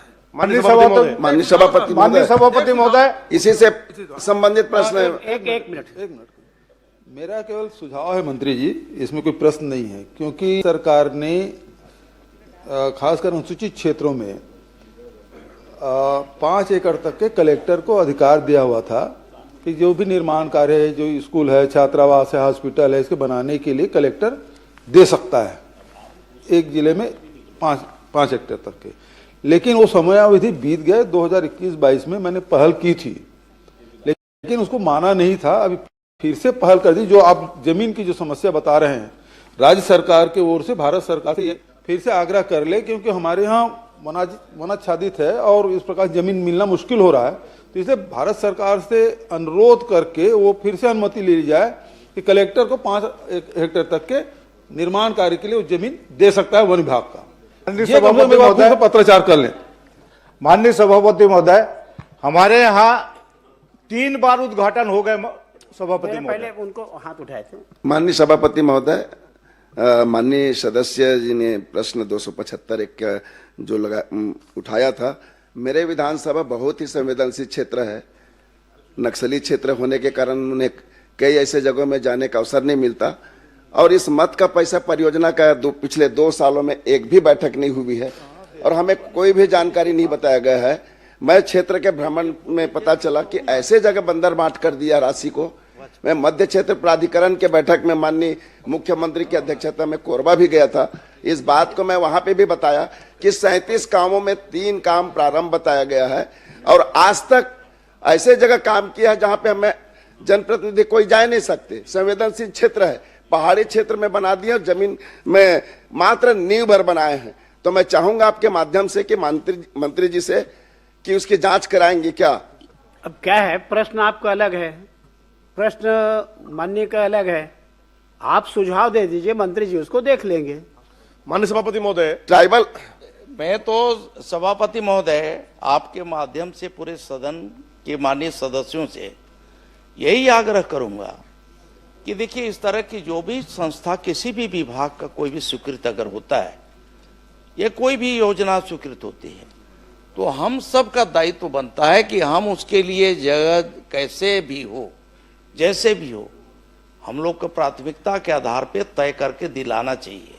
क्योंकि आपके विधानसभा क्षेत्र में जो चीज बनने वाला है, ये तो आप तय करेंगे कि कहाँ बनेगा, किस हिसाब से कहाँ पर हमें देना ठीक रहेगा।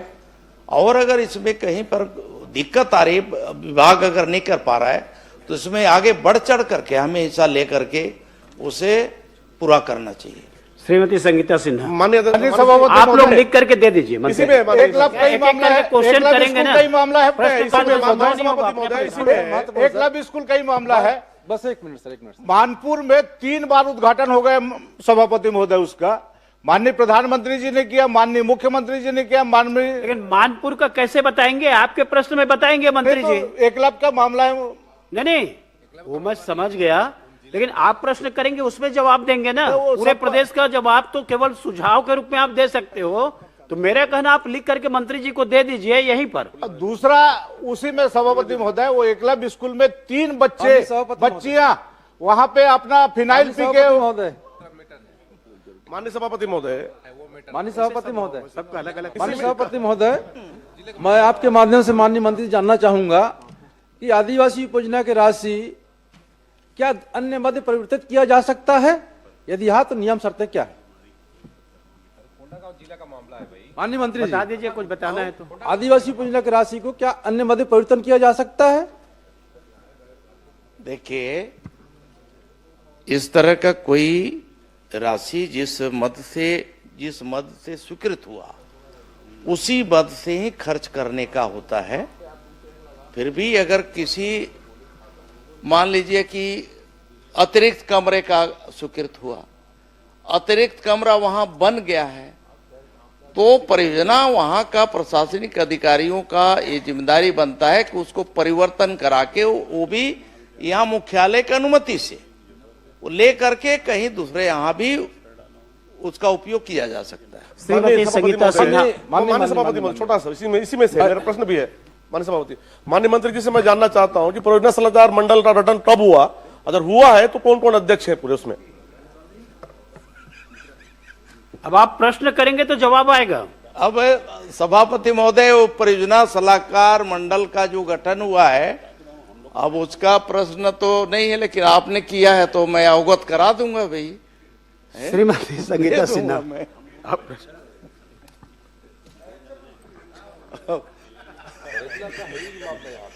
आदरणीय सभापति महोदय जी, मेरा वित्त मंत्री जी से सवाल है कि वित्तीय वर्ष 2023 से 26 तक बजट में सभापति महोदय जी सम्मिलित कितने कार्य और कितने किन कारणों से और कब से लंबित है?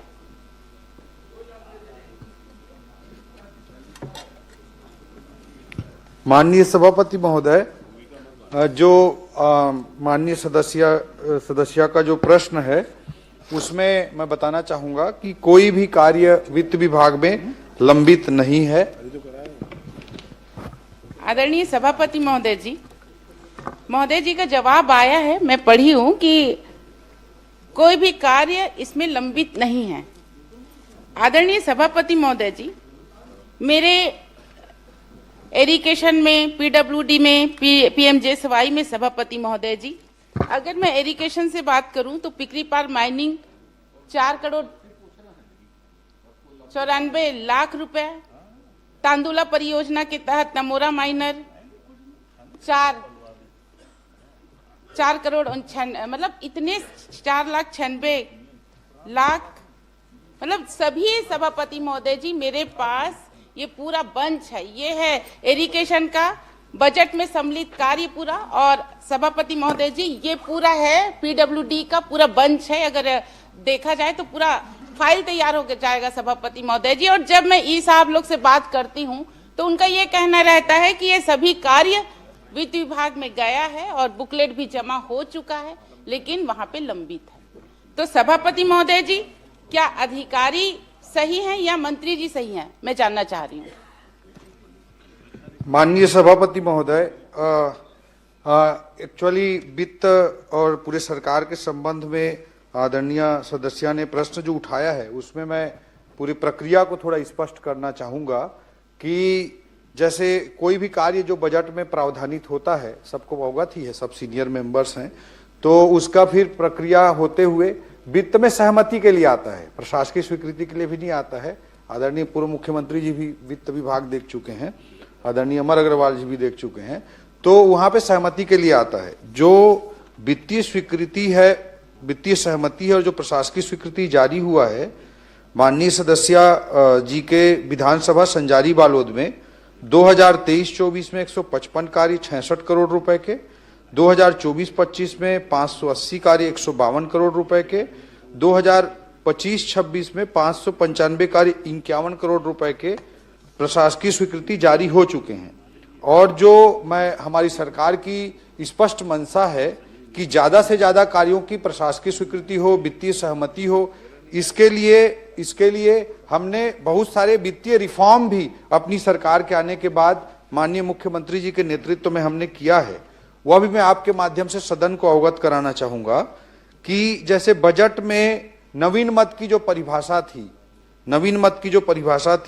वो 1995 में उसका गाइडलाइन जारी किया गया था और पहला संशोधन उसके बाद 2011 में हुआ था और उसके बाद हम लोगों ने 2024 में फिर से उसमें संशोधन किया है और इसमें जो नवीन मद की परिभाषा अंतर्गत जो राशि है उसको बढ़ा दिया गया है ताकि माननीय सभापति कृपया पूरी प्रक्रिया सुन लें सभापति महोदय।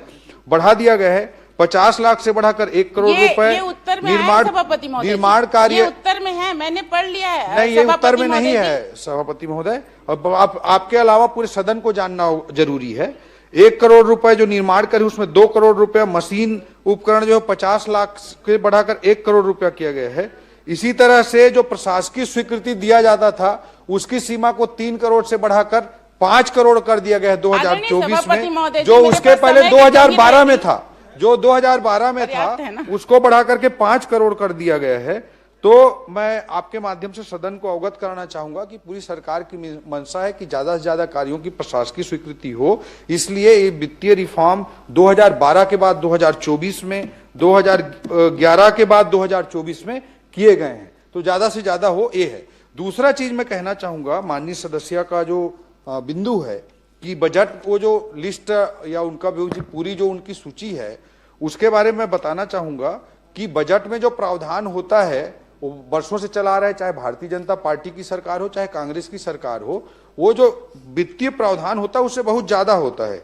जैसे मैं उदाहरण के तौर पे बताना चाहूंगा 2023-24 में 302 करोड़ का नवीन मद में प्रावधान था, 302 करोड़ का प्रावधान था, जबकि नवीन मद में कार्य 14,257 करोड़ रुपए के शामिल थे। इसी तरह 2025-26 में या 24-25 में 452 के अगेंस्ट में 16,532 के, 25-26 में 734 करोड़ के अगेंस्ट में 19,000 करोड़ के। तो ये बजट में जो रहता है प्रावधान वो बहुत ज्यादा रहता है। तो उसके अनुरूप सिंचाई विभाग हो या पीडब्ल्यूडी विभाग हो, सभी में तो सरकार प्राथमिकता अनुसार उसमें प्रशासकीय स्वीकृति जारी करती है। जो विभाग प्राथमिकता तय करता है उसके अनुरूप वित्तीय सहमति के लिए आता है और उसमें प्रशासकीय स्वीकृति फिर विभाग द्वारा जारी की जाती है। तो ने पूरे प्रदेश के प्रक्रिया बता दी जी, वित्त विभाग की प्रक्रिया बता दी, लेकिन इनको तो जरूरत बालोद में है भाई जी। बालोद की स्वीकृति तो बताओ। आप 300 की जगह 14,000 करोड़ कर दिए, लेकिन बालोद में तो जीरो है जी। यहाँ कितना दे रहे हो ये बताओ जी।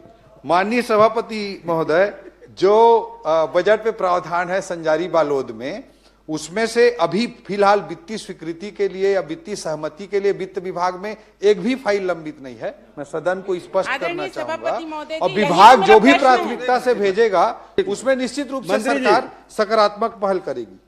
माननीय सभापति महोदय, माननीय मंत्री जी, हाँ, ये बात आपने कह दी कि आपके पास कोई फाइल लंबित नहीं है। अब चूंकि माननीय सदस्य ने बात कही है और इस चूंकि सदन में आ गया है जी, तो क्या पीडब्ल्यूडी इरिगेशन विभाग से वो प्रस्ताव मंगा के स्वीकृत करेंगे क्या? माननीय सभापति महोदय, और एक भी और स्पष्ट करना चाहूंगा कि जैसे 3 करोड़ की सीमा को 5 करोड़ हम लोग बढ़ा दिए हैं, नहीं, उसके कारण से उन 5 करोड़ से नीचे के जितने कार्य हैं उसको वित्त विभाग भेजने की आवश्यकता नहीं है, ये मैं स्पष्ट करना चाहूंगा। और दूसरा चीज, विभाग जो कौन सा कार्य को करना है ये विभाग की प्राथमिकता होती है, वो वित्त विभाग का क्षेत्राधिकार नहीं है। 18 करोड़ का है, वो बता रहे हैं 28 करोड़ 28 करोड़ का है, वो 3 करोड़ का मामला नहीं, वो आएगा तो आपके पास। एक ही प्रोजेक्ट 28 करोड़ का है भाई, देखिए उसमें है एक प्रोजेक्ट जो 5 करोड़, 4 करोड़ ये वाला आप बोल रहे हैं कि मंत्री जी देंगे। हाँ, 5 करोड़ से नीचे के जितने कार्य तो मंत्री जी भी तो नहीं दिए हैं, उनके लिए वित्तीय सहमति के लिए आवश्यकता नहीं है। आप बोल रहे हैं उसके लिए वित्तीय समिति की जरूरत नहीं है जी। आपका 18 करोड़ 18 लाख जी, ये तो आप दे सकते हैं। नहीं, उसको विभाग की प्राथमिकता है, विभाग तय करेगा जो कार्य जरूरी है कि नहीं।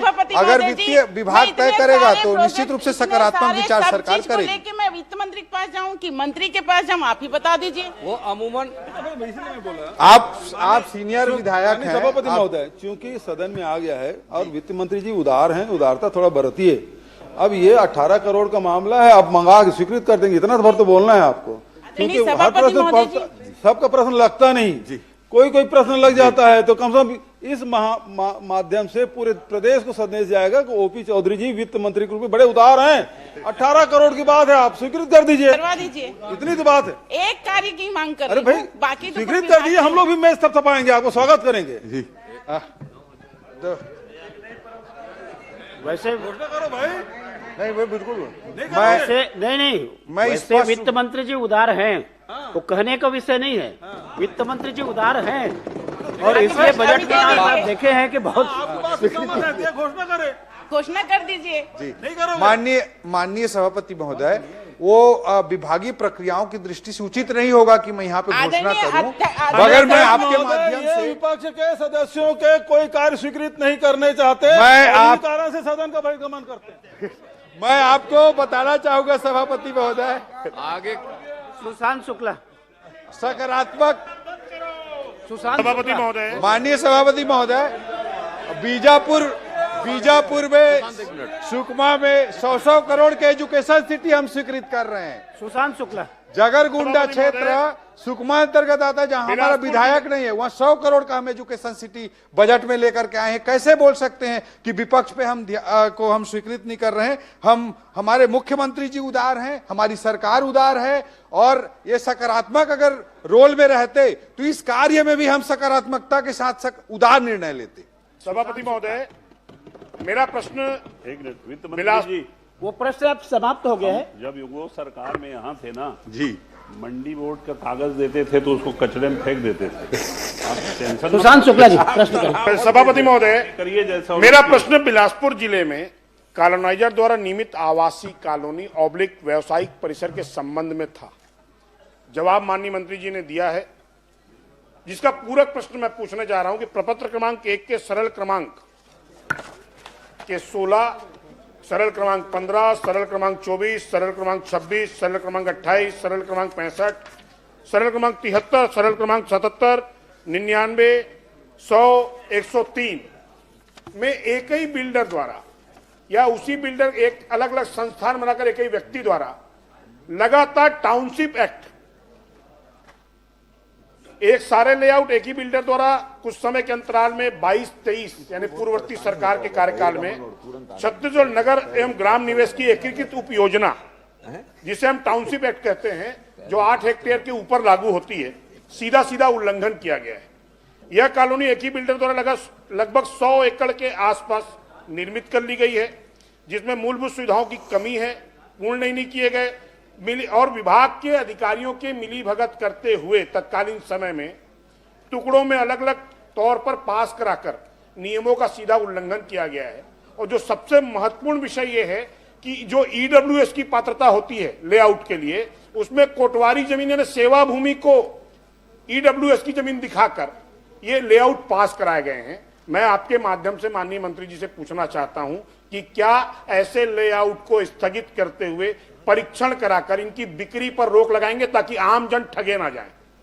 माननीय सभापति महोदय, सम्माननीय सदस्य का जो सवाल है वो काफी महत्वपूर्ण है, और इस संबंध में मैं आपके माध्यम से सदन को और सम्माननीय सदस्य को अवगत कराना चाहूंगा कि इस विषय पर एक जांच समिति का ऑलरेडी गठन किया गया है। पहले उन्होंने शिकायत की थी विभागीय रूप से, तो उस पर ऑलरेडी जांच समिति का गठन किया गया है। अनुविभागीय अधिकारी भी उसमें सम्मिलित हैं, टाउन कंट्री प्लानिंग के अधिकारी भी उसमें सम्मिलित हैं, और नगर निगम के भी अधिकारी सम्मिलित हैं। तो जांच की कार्रवाई चल रही है, और कोई भी गलत हुआ होगा तो उस पर निश्चित रूप से कार्रवाई की जाएगी। सभापति महोदय, मेरा दूसरा प्रश्न जो था व्यावसायिक परिसर पर है। सरकंडा में खसरा नंबर 546/1, 547/1, 577/1, जो पूर्व में 26/10/1998 संयुक्त संचालक नगर ग्राम निवेश बिलासपुर द्वारा आवासीय समूह भवन हेतु लेआउट पास किया गया।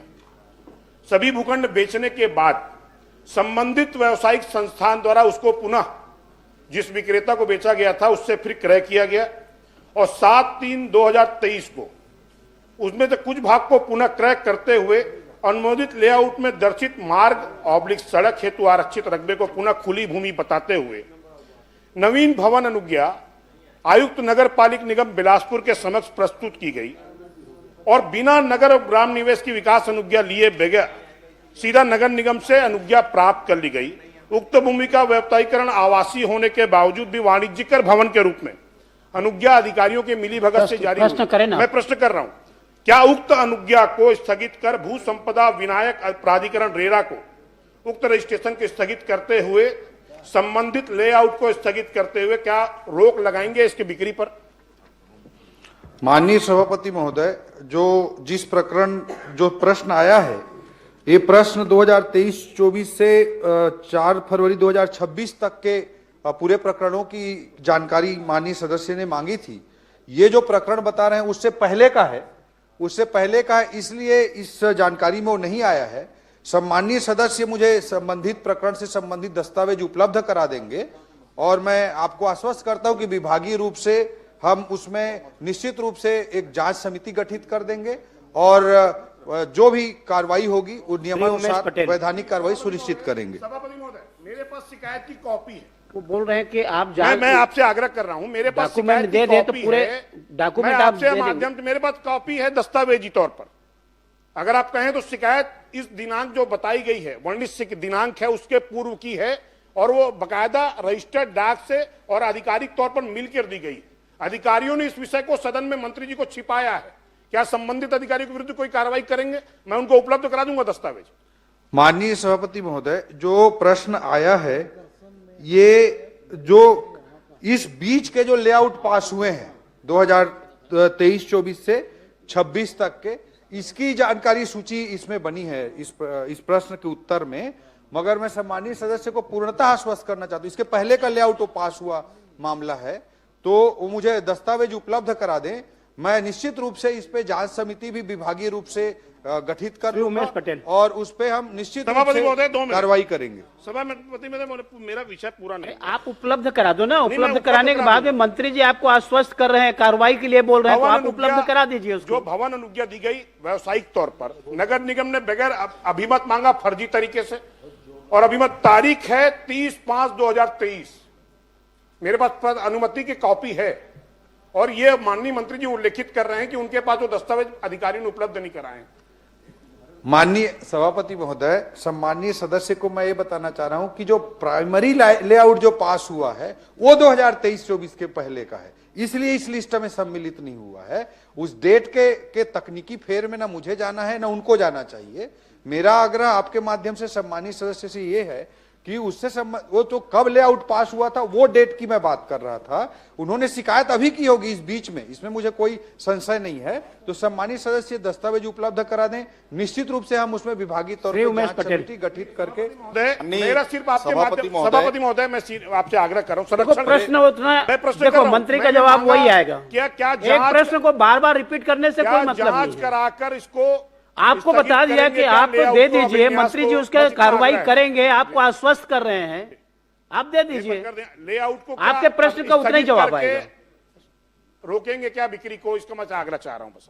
माननीय सभापति महोदय, जो सम्मानीय सदस्य ने कहा है कि लेआउट को इसको कैंसिल करेंगे क्या, तो निश्चित रूप से हम जांच कमेटी गठित करेंगे और यथाशीघ्र उसमें जांच करा के उसको लेआउट को भी कैंसिल करेंगे और बिक्री जहां तक कैंसिल करने की रोकने की बात है उस पर भी नियम प्राइमा फेसी जांच होने के बाद उस पर भी नियमानुसार 100% कार्रवाई सुनिश्चित। धन्यवाद। माननीय सभापति महोदय, मेरे प्रश्न के उत्तर में माननीय मंत्री जी ने पूरा परिशिष्ट दिया है। मैं माननीय मंत्री जी से पूछना चाहूंगा कि 16 नंबर परिशिष्ट में जो 16 नंबर का पॉइंट है जी, उसमें आपको जो शिकायत है वो प्राप्त हुई है 23/4/2025 को और आपने उसका समाधान किया है 16/12/2025, मतलब लगभग 8 महीने। तो ये 8 महीने की देरी क्यों हुई, ये बताना चाहिए। माननीय सभापति महोदय, सम्मानीय सदस्य ने जो फ्लाई ऐश संबंधी प्रश्न किया, माननीय सदस्य उमेश जी ने, उस पर उन्होंने 16 नंबर, इसमें टोटल जो केस हैं वो 49 केस हैं और इनमें जो उन्होंने 16 नंबर के विषय पर प्रश्न किया है उस पर मैं आपके माध्यम से अवगत कराना चाहूंगा कि उद्योग द्वारा क्षतिपूर्ति राशि 6,90,000 जमा करते हुए फ्लाई ऐश का संतुलीकरण कर ये बिछाने का कार्य किया गया। मतलब उस शिकायत पे कार्रवाई की गई है। उन्होंने कहा है कि 8 महीने बाद हुई है, लेकिन ये मैं अवगत करना चाहूंगा कि कार्रवाई हुई और 6,90,000 रुपए का पेनाल्टी भी हुआ। माननीय सभापति महोदय, ये इसकी शिकायत हुई थी 22/3/2025, इन्होंने उत्तर में दिया है 22/4/2025 को और इसका समाधान हुआ है 16/12/2025। इसलिए हुआ है अध्यक्ष महोदय, सभापति महोदय, क्योंकि पिछले सत्र में 17 तारीख को मेरे यही प्रश्न लगा था, इसीलिए ये समाधान 16 तारीख को हुआ है। मैं आपसे ये जानना चाहूंगा, मैं कल आपके परिशिष्ट के बाद सब जगह जाके जियो टैग से इसका निकाला, आपको इसका बता दूं मैं, चोड़ा का ये देखिए, ये जियो टैगिंग के साथ है। चोड़ा का आपके जो अधिकारी है ना, आपको धोखा दे रहे हैं। ये देखिए, ये अभी भी है दोनों। माननीय सभापति महोदय, आप सदस्य रहे हैं, पोस्टर वोस्टर प्रश्नकाल में ऐसा दिखाते नहीं है। आप बोल रहे हैं वो पर्याप्त है। ठीक है, मैं बता देता हूं। मंत्री रहे, मैं जियो टैग करके उसको दिखाया। कल दोनों 3-4 जगह का, चाहे बोतलदा हो, चाहे चोड़ा हो, चाहे बानीपाथर हो, अभी भी फ्लाई ऐश वैसी को वैसी पड़े हैं। आपके अधिकारी आपको गलत जवाब दे रहे हैं, क्या उनके ऊपर कार्रवाई करेंगे? माननीय सभापति महोदय, मैं आपको अवगत कराना चाहूंगा कि जो पिछले सरकार के समय में कार्रवाई होती थी उससे 10 टाइम्स ज्यादा कार्रवाई ट्रांसपोर्टिंग के मामले में हो रही है। मैं आपके माध्यम से सदन में दस्तावेज भी प्रस्तुत कर सकता हूं। बताना भी चाहूंगा कि जो माननीय सभापति महोदय, मेरा बहुत स्पेसिफिक प्रश्न है। मैं सभापति महोदय का और माननीय सभापति महोदय, आप मुझे 2021-22 में इनकी सरकार के समय में एक भी कार्रवाई नहीं हुई, जीरो कार्रवाई हुई है। 2022-23 में जीरो कार्रवाई हुई है। 2023-24 में 9 लाख का पेनाल्टी हुआ है। वर्ष 2024-25 में 21,30,000 का हुआ है। समय बर्बाद करने का समय है। मैं इसके बाद अवगत कराना चाहूंगा। मेरा पॉइंटेड प्रश्न को उत्तर दे दें। मैं माननीय सभापति महोदय, मैं परिस्थिति बता रहा था, चाहे वो फ्लाई ऐश डंपिंग का मामला हो, चाहे ट्रांसपोर्टिंग का मामला हो। सम्मानित सदस्य उमेश जी ने जो विषय मुझे बताए हैं उससे मैं निश्चित रूप से उनसे सारे विषय ले लूंगा, जानकारी ले लूंगा, और कहीं पर भी कोई कमी होगी कार्रवाई के संबंध में उसमें कार्रवाई विभाग द्वारा सुनिश्चित की जाएगी। पर्यावरण विभाग के अधिकारी कोई काम नहीं कर रहे हैं सभापति महोदय। वहां फ्लाई ऐश डंप रोड पे हो रहा है लगातार, और इसकी शिकायत मेरे द्वारा खुद कई बार किया जा चुका है। उसके बाद भी विधानसभा प्रश्न लगने के बाद वो जाके उसका निराकरण करने का कोशिश कर रहे हैं, और आपको आज भी जवाब गलत दिए हैं मंत्री जी, आपको गलत जवाब दिए हैं। ये मैं इससे आगे पूछना चाहूंगा कि आज के मैं इसका पहले बताना चाहूंगा माननीय सभापति महोदय, जो मंत्री जी जवाब दे रहे थे 21-22 में 0, 22-23 में 0, और भैया लॉकडाउन तो आप लगा कर रखे थे केंद्र से। 21-22 से 22-23 तक पूरा लॉकडाउन नहीं था। लॉकडाउन आदरणीय मुख्यमंत्री जी, आदरणीय मुख्यमंत्री भूपेश बघेल जी बहुत अच्छे तरह से अवगत थे कि वो लॉकडाउन कब से कब तक लगा था। 23 मार्च 2020 की तारीख, 23 मार्च 2020 की तारीख, कुछ महीनों तक लॉकडाउन था। 24 महीने तक आपने जीरो कार्रवाई की। और आपकी सरकार थी, अरे आपकी सरकार थी, आपके मंत्री थे, आप कार्रवाई क्यों नहीं कर दी एक बार भी? समय कम, तब तो मिली भगत चल रहे थे वहाँ। माननीय सभापति महोदय, ये भी मैं बताना चाहूंगा। अभी मेरा प्रश्न ये है कि आज के दिन में कितने lakh metric ton fly ash Raigarh जिले में उत्पादन हो रहा है, और इसके कितना % आज निराकरण हो रहा है? माननीय सभापति महोदय, मैं ये भी बताना चाहूंगा कि एक मॉडल एसओपी भी जारी किया गया है हमारी सरकार आने के बाद। इंटीग्रेटेड सिस्टम भी बताया गया है। जो सम्मानित सदस्य ने प्रश्न किया है उसमें बताना चाहूंगा 2024-25 में जो फ्लाई ऐश जो है उत्पन्न हुआ है उसकी भी जानकारी मैं उपलब्ध कराना चाहता हूं। 25-26 में जो हुआ है उसकी भी मैं जानकारी उपलब्ध कराना चाहता हूं। और जो उपयोग की गई मात्रा है, जनित फ्लाई ऐश के से ज्यादा उसका डिस्पोजल भी किया गया है। और हमारी सरकार नया एसओपी लेकर भी आई है, इंटीग्रेटेड वेस्ट मैनेजमेंट लेकर भी आई है। ये अनावश्यक अनर्गल राजनीति कर रहे हैं।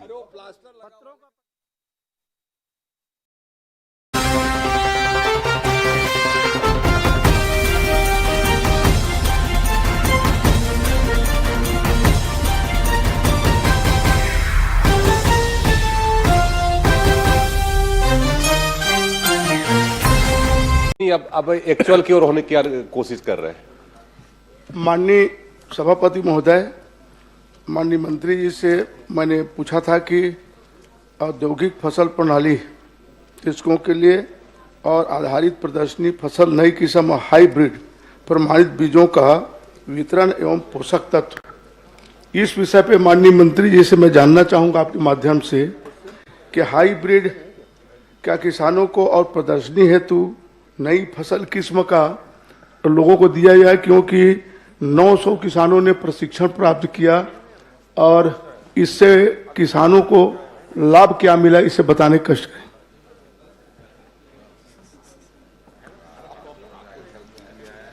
सभापति महोदय, हमारे बहुत ही वरिष्ठ माननीय सदस्य जो सदन के कई बार सदस्य भी रहे और लोकसभा के भी लगातार 4 बार आप सदस्य रहे हैं। ऐसे वरिष्ठ सदस्य की चिंता इन्होंने खास करके जो कृषि के बारे में, उनका उत्पादन के बारे में, किसानों का कैसे प्रशिक्षण हुआ, इस बारे में प्रश्न किया है। जहां तक आपने प्रशिक्षण के बाद का परिणाम की बात की है, तो सभापति महोदय, माननीय सदस्य को बताना चाहूंगा कि प्रशिक्षण इसीलिए दिया जाता है कि अनेकानेक योजना जो चलते हैं, उस योजना के तहत किसानों को किस तरह से अधिक उत्पादन अपने खेत में लेना चाहिए, इस लिहाज से विभाग की अनेकानेक योजनाएं हैं। और इस प्रशिक्षण के बाद उनका स्वाभाविक है कि उनका जो उत्पादन है वो बढ़ता भी है, और जब उनका उत्पादन बढ़ेगा तो स्वाभाविक है कि किसानों का आर्थिक उन्नयन होगा। ऐसा सोच करके इस तरह की योजना चलते हैं महोदय। नहीं, मेरा उत्तर नहीं आया माननीय जी। मेरा ये कहना है कि प्रदर्शनी और हाइब्रिड का भी प्रदर्शन और आपका प्रशिक्षण दिया गया, तो क्या मैं जानना चाहता हूं कि सिर्फ मात्र प्रशिक्षण ही दिया गया कि हाइब्रिड दिया गया और नए किस्म का बीज के लिए प्रदर्शन के लिए किसानों के खेत में बोने के लिए या उगाने के लिए दिया गया, क्या ये मैं जानना चाहता हूं। अरे आप तो पुराने बीज वाले हैं, नया बीज में कहां से आ गए आप? अध्यक्ष महोदय, इसमें मैंने बताया कि कृषि विभाग की अनेक योजना चलते, उस योजना के तहत जो प्रशिक्षण दिए जाते हैं, आत्मा योजना है, बीज ग्राम योजना है, राष्ट्रीय खाद्य सुरक्षा पोषण है, दलहन का है कि दलहन के खेती को हमें कैसे बढ़ावा देना है, खाद्य सुरक्षा की दृष्टि से जो हमारे यहाँ मिशन चावल की जो योजना है, और रेन फेड एरिया डेवलपमेंट के लिए जो हमारे यहाँ प्रशिक्षण चलता है कि इन क्षेत्रों में कैसे हम बढ़ावा दे सकें, उनका उत्पादन कैसे बढ़ाया जा सके। तो एक तरह से हमारे यहाँ जो आधार बीज होते हैं, उसी से हमारे जो उत्पादन कैसे हम अधिक बढ़ा सकते हैं, कैसे ले सकते हैं, इसी का हम लोग प्रशिक्षण विभाग के द्वारा देते हैं। देते हैं कि नहीं, प्रदर्शन होती है हर समय, किसानों को बीज दिया जाता है निःशुल्क, उन बातों को मेरे बताने कष्ट करें। दूसरा, यह प्रशिक्षण देने वाले अधिकारी कौन कौन थे, कितने अधिकारी प्रशिक्षण दिए, ये बताने कष्ट करें, किन किन पद वाले। निश्चित ही जो प्रदर्शन होते हैं सभापति महोदय, वहाँ मिनी किट उन्हें दिया जाता है, जिससे कि उससे उत्पादन जो लेते हैं उनके उत्पादन को बढ़ाने की दृष्टि से भी लिया जाता है। और दूसरा एक होता है प्रदर्शनी में कि उसी उनका बीज लेकर उनसे फिर हम बीज ले लेते हैं, जिससे कि बाकी किसानों में वितरण किया जा सके अगले साल के लिए। इस तरह के भी योजना होती है। और जहां तक आपने प्रशिक्षण के बारे में पूछा है, तो प्रशिक्षण में भी अध्यक्ष महोदय अलग अलग जो संख्या है, संख्या के हिसाब से जो व्यय राशि है हमने बताया है, और जो प्रशिक्षण देने वाले अधिकारी हैं उसके बारे में कहेंगे तो बहुत लंबी सूची है, मैं एक एक करके बताऊंगा। आप अगर जानना चाहेंगे तो बहुत सारे हैं, जैसे उन्नत कृषि के लिए खाद्य सुरक्षा मिशन तिलहन योजना के तहत जो प्रशिक्षण हुआ, इस प्रशिक्षण में श्रीमती नेहा लहरे, डॉक्टर एस.के. लहरे, फसल प्रणाली आधारित जो प्रदर्शनी है आप उनको उपलब्ध करा देंगे ना। और मंत्री जी, माननीय मंत्री जी, आप उपलब्ध करा दीजिए, समय बहुत लगेगा उसमें पढ़ने में। हाँ, बहुत है, लंबा है, इसीलिए अगर आप चाहें उपलब्ध तो करा मैं दीजिए पूरी माननीय सूची सदस्य दे को। दूंगा, उसमें है ना। एक प्रश्न और कर लीजिए, अंतिम प्रश्न। हाँ, आप क्या ये प्रशिक्षण के बाद और लोगों को प्रदर्शनी में बीज देने के बाद खाद भी दिया जाता है निःशुल्क, उसका मूल्यांकन किया जाता है क्या? मूल्यांकन के बाद किसी अधिकारी के द्वारा किया जाता है कि बस बीज दे दिए चल दिए? लोगों को कितना फिर उसको लाभ मिला, ये बताने कष्ट करेंगे। सभापति महोदय, एक ये संख्या बहुत बड़ी होती है, इसलिए मिनीकेट जितना वितरण करते हैं, जो नाम नीचे से चयनित होकर के एक तरह से आता है किसानों को, उसको जब हम देते हैं तो ये अपेक्षा से देते हैं कि इसका सही उपयोग करेगा, और अधिकांश किसान जो है उसका सही उपयोग करते हैं। ये बात सही है कि जिनको हम देते हैं उनका 100% हम उनका मूल्यांकन हम नहीं कर पाते हैं। इस तरह की अभी हमारे यहाँ कोई प्रणाली अभी नहीं विकसित हुई है। फिर भी आपके जो इस ओर आपने ध्यान दिलाया है, अगर कोई शिकायत हो, किसी प्रकार की कोई और बात हो तो आप बताइए, सुझाव दीजिएगा, तो निश्चित हम उसे जमीनी स्तर पे उसे लागू करेंगे। श्री कुंवर सिंह निषाद। माननीय सभापति महोदय, मैं माननीय आदिम जाति विकास मंत्री से ये सवाल कर रहा हूँ कि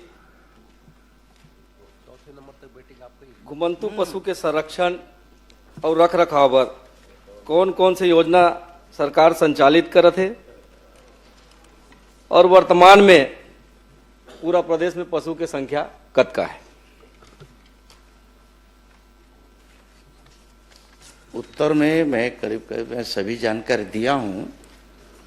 जहां तक आपने संख्या के बारे में बात किया है, तो संख्या भी इसमें हमने बताया है कि कुल घुमंतु पशुओं की कुल संख्या 1,84,993 है, और जिलेवार भी विवरण उसमें दिया हुआ है। परिशिष्ट को आप निकालेंगे तो मिलेगा। माननीय सभापति महोदय, मैं माननीय मंत्री जी से यही बात करूं कि घुमंतु पशु के संरक्षण और रख रखाव पर पशुधन विभाग द्वारा का योजना चलत है, और रहे की व्यवस्था कौन प्रकार से सरकार करे?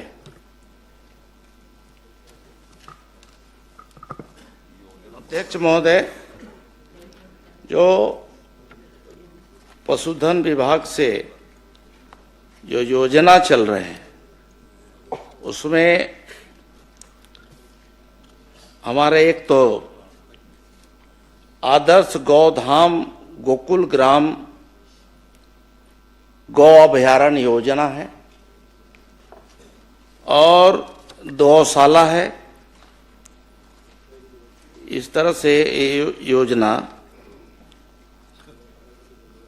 अभी प्रदेश में चल रहे हैं। अध्यक्ष महोदय, नहीं, मैं संख्या पूछा था माननीय सभापति महोदय, कतका कन गोधाम योजना के माध्यम से संचालित होते, और कतका पशु के रख रखाव वो योजना के माध्यम से वो गौधान में चलत है?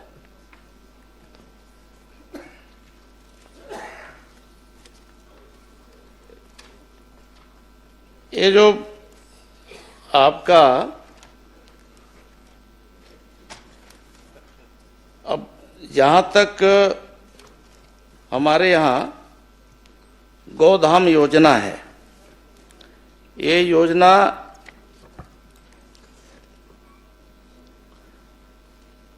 ये 6/8/2025 से संचालित है सभापति महोदय, और इस प्रकार से प्रदेश में 11 गौधामों का पंजीयन कर 620 पशुधन संरक्षित किए जा रहे हैं। इसके अतिरिक्त 25 गौधामों के पंजीयन की कार्रवाई प्रक्रियाधीन है। जहां तक हमने बताया कि गौधाम में, तो अध्यक्ष महोदय इसमें तमाम सारी उनके लिए संरक्षण के लिए, उनके रखरखाव के लिए पूरी व्यवस्था वहां पे की गई है। बाकी अभी प्रक्रियाधीन है, बहुत सारे जगहों में जहां पे हमारा अभी स्वीकृति दिए हैं लेकिन चालू नहीं हुआ है, उसे शीघ्र ही हम लोग चालू करेंगे। माननीय सभापति महोदय, इसी सदन में घोषणा हुई थी कि हम पूरे प्रदेश में गौधाम योजना के माध्यम से पशुओं को संरक्षित करने का काम करेंगे। लेकिन अभी 2 साल में 11 टन गोधाम में योजना चालू करो, में 3 तो संचालित है, 11 में 3 संचालित और 600 पशु के आप व्यवस्था संचालित करो, संरक्षित करो। लेकिन मैं जानना चाहूं कि वो जत का पशु है 620 टन पशु है, ओकर रख रखाव चारा पानी की व्यवस्था सरकार के ढार ले होते कि का ढार ले होते? काबर आपके जवाब के उत्तर में आ है कि संरक्षित है लेकिन उनकी रख रखाव की व्यवस्था की जा रही है, विभाग द्वारा राशि निरंक है। तो विभाग द्वारा अगर रख रखाव नहीं होते, विभाग द्वारा पैसा जारी नहीं हो, तो वो 620 टन जानवर है का हवा पानी जिया थे कि कैसे जिया थे? सभापति महोदय, मैंने बताया कि 36 गौठानों में गोधाम स्थापना की प्रशासकीय स्वीकृति दी गई है, जिसमें से 11 गोधाम का पंजीयन किया गया है। प्रति गोधाम 200 पशु रखे जाने के प्रावधान है, जिसमें से अभी उनके लिए जो व्यवस्था की जा रही है और सरकार से उन्हें अनुदान दिया जाता है, उसके लिए चारा पानी, बाकी वहाँ पंजीयन के पश्चात जो है प्रति पशु प्रथम वर्ष में हम 10 रुपये, द्वितीय वर्ष में 20 रुपये, तृतीय वर्ष में 30 और चतुर्थ में 35 रुपये प्रति पशु के हिसाब से उनके रख रखाव, उनके चारा पानी के लिए दिया जाता है। मैं ऐसा मानता हूं कि जब ये राशि उनको दिया जाता है, संबंधित जो पंजीकृत जो संस्थाएं हैं उनके जिम्मे लगाया जाता है, तो इसका सही सदुपयोग करते हैं।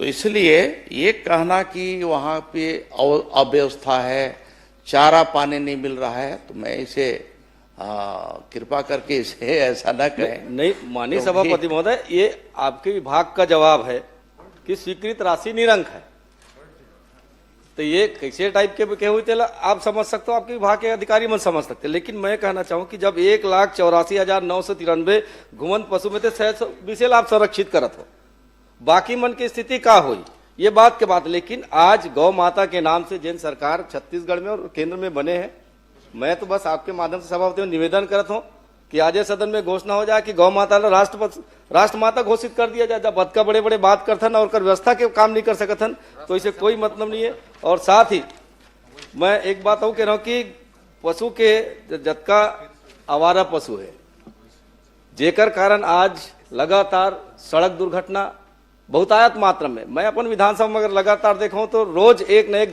दुर्घटना होते रहते। लेकिन आपके माध्यम से ये जानकारी मिलेगी कोई दुर्घटना नहीं होते, नहीं कोई फसल नुकसान होते, जबकि आवारा जानवर के कारण आग पूरा जतका उन्हारी सियारी छत्तीसगढ़ में होते, लाखड़ी बोई बंद हो गए, राहर बोई बंद हो गए, उड़ीद बोई बंद हो गए, सब बंद हो गए। तो एकर पर अगर कोई व्यवस्था करन तो आने वाला समय में भी किसान मन ला कम से कम अपन जिन उन्हारी के फसल ले सके, ऐसे कुछ व्यवस्था सरकार की तरफ से हो सकते का? देखिए निश्चित ही मैंने बताया कि देखिए 36 हमारे जो गोठान हैं, उन गोठानों में ही हम वहाँ पशुओं को रखने का पूरा व्यवस्था कर रहे हैं। वहाँ पे समुचित व्यवस्था करेंगे, चारा पानी से लेकर के बाकी का। तो इसलिए सिर्फ आरोप लगा देने से नहीं होता, बल्कि वहाँ हम अच्छी व्यवस्था कर रहे हैं। हमारा जो गोधाम योजना आया है, इस गोधाम योजना के माध्यम से प्रदेश में जितने भी घुमंतु या फिर दुर्घटनाग्रस्त जितने भी पशु हैं, उसके रख रखाव, उनके स्वास्थ्य की चिंता, उनके चारे की चिंता, खाने की चिंता, ये सब हम वहाँ बेहतर करने की दिशा में हम आगे काम कर रहे हैं। अध्यक्ष माननीय सभापति महोदय, मैं आपके माध्यम से माननीय मंत्री जी से पूछना चाहता हूँ, जिन 11 टन आप गोधाम के बात करें, 11 टन गोधाम कहाँ कहाँ स्वीकृत हुए और जिन 3 टन संचालित है तो कहाँ कहाँ संचालित होते, अतकल बता दो। देखिए, जहां तक गोधाम संचालन हो रहा है उसमें तखतपुर जिला बिलासपुर के गोधाम लखासार, इसी प्रकार से बिलासपुर में है गोधाम ओखर मस्तूरी ब्लॉक में, गोधाम केवतरा विकासखंड साजा बेमेतरा, इस प्रकार से यहाँ ये गोदाम संचालित हैं। और इसके अलावे जो हमारे बताए कि पंजीकृत जो हमारे गौशाला हैं उसे भी इसका हम दर्जा दे करके वहाँ काम कर रहे हैं, जिसमें कि बालोद जिले का 4 है, बालोद है, गुरूर है, डोंडी है, लोहारा है। गोदाम में एक प्रस्तावित है डोंडी, और इसी प्रकार से बाकी जो 11 आपने जानकारी मांगा है, 11 का सूची भी है, हम कहिए तो हम पूरे हम पढ़ देते हैं। जी जी।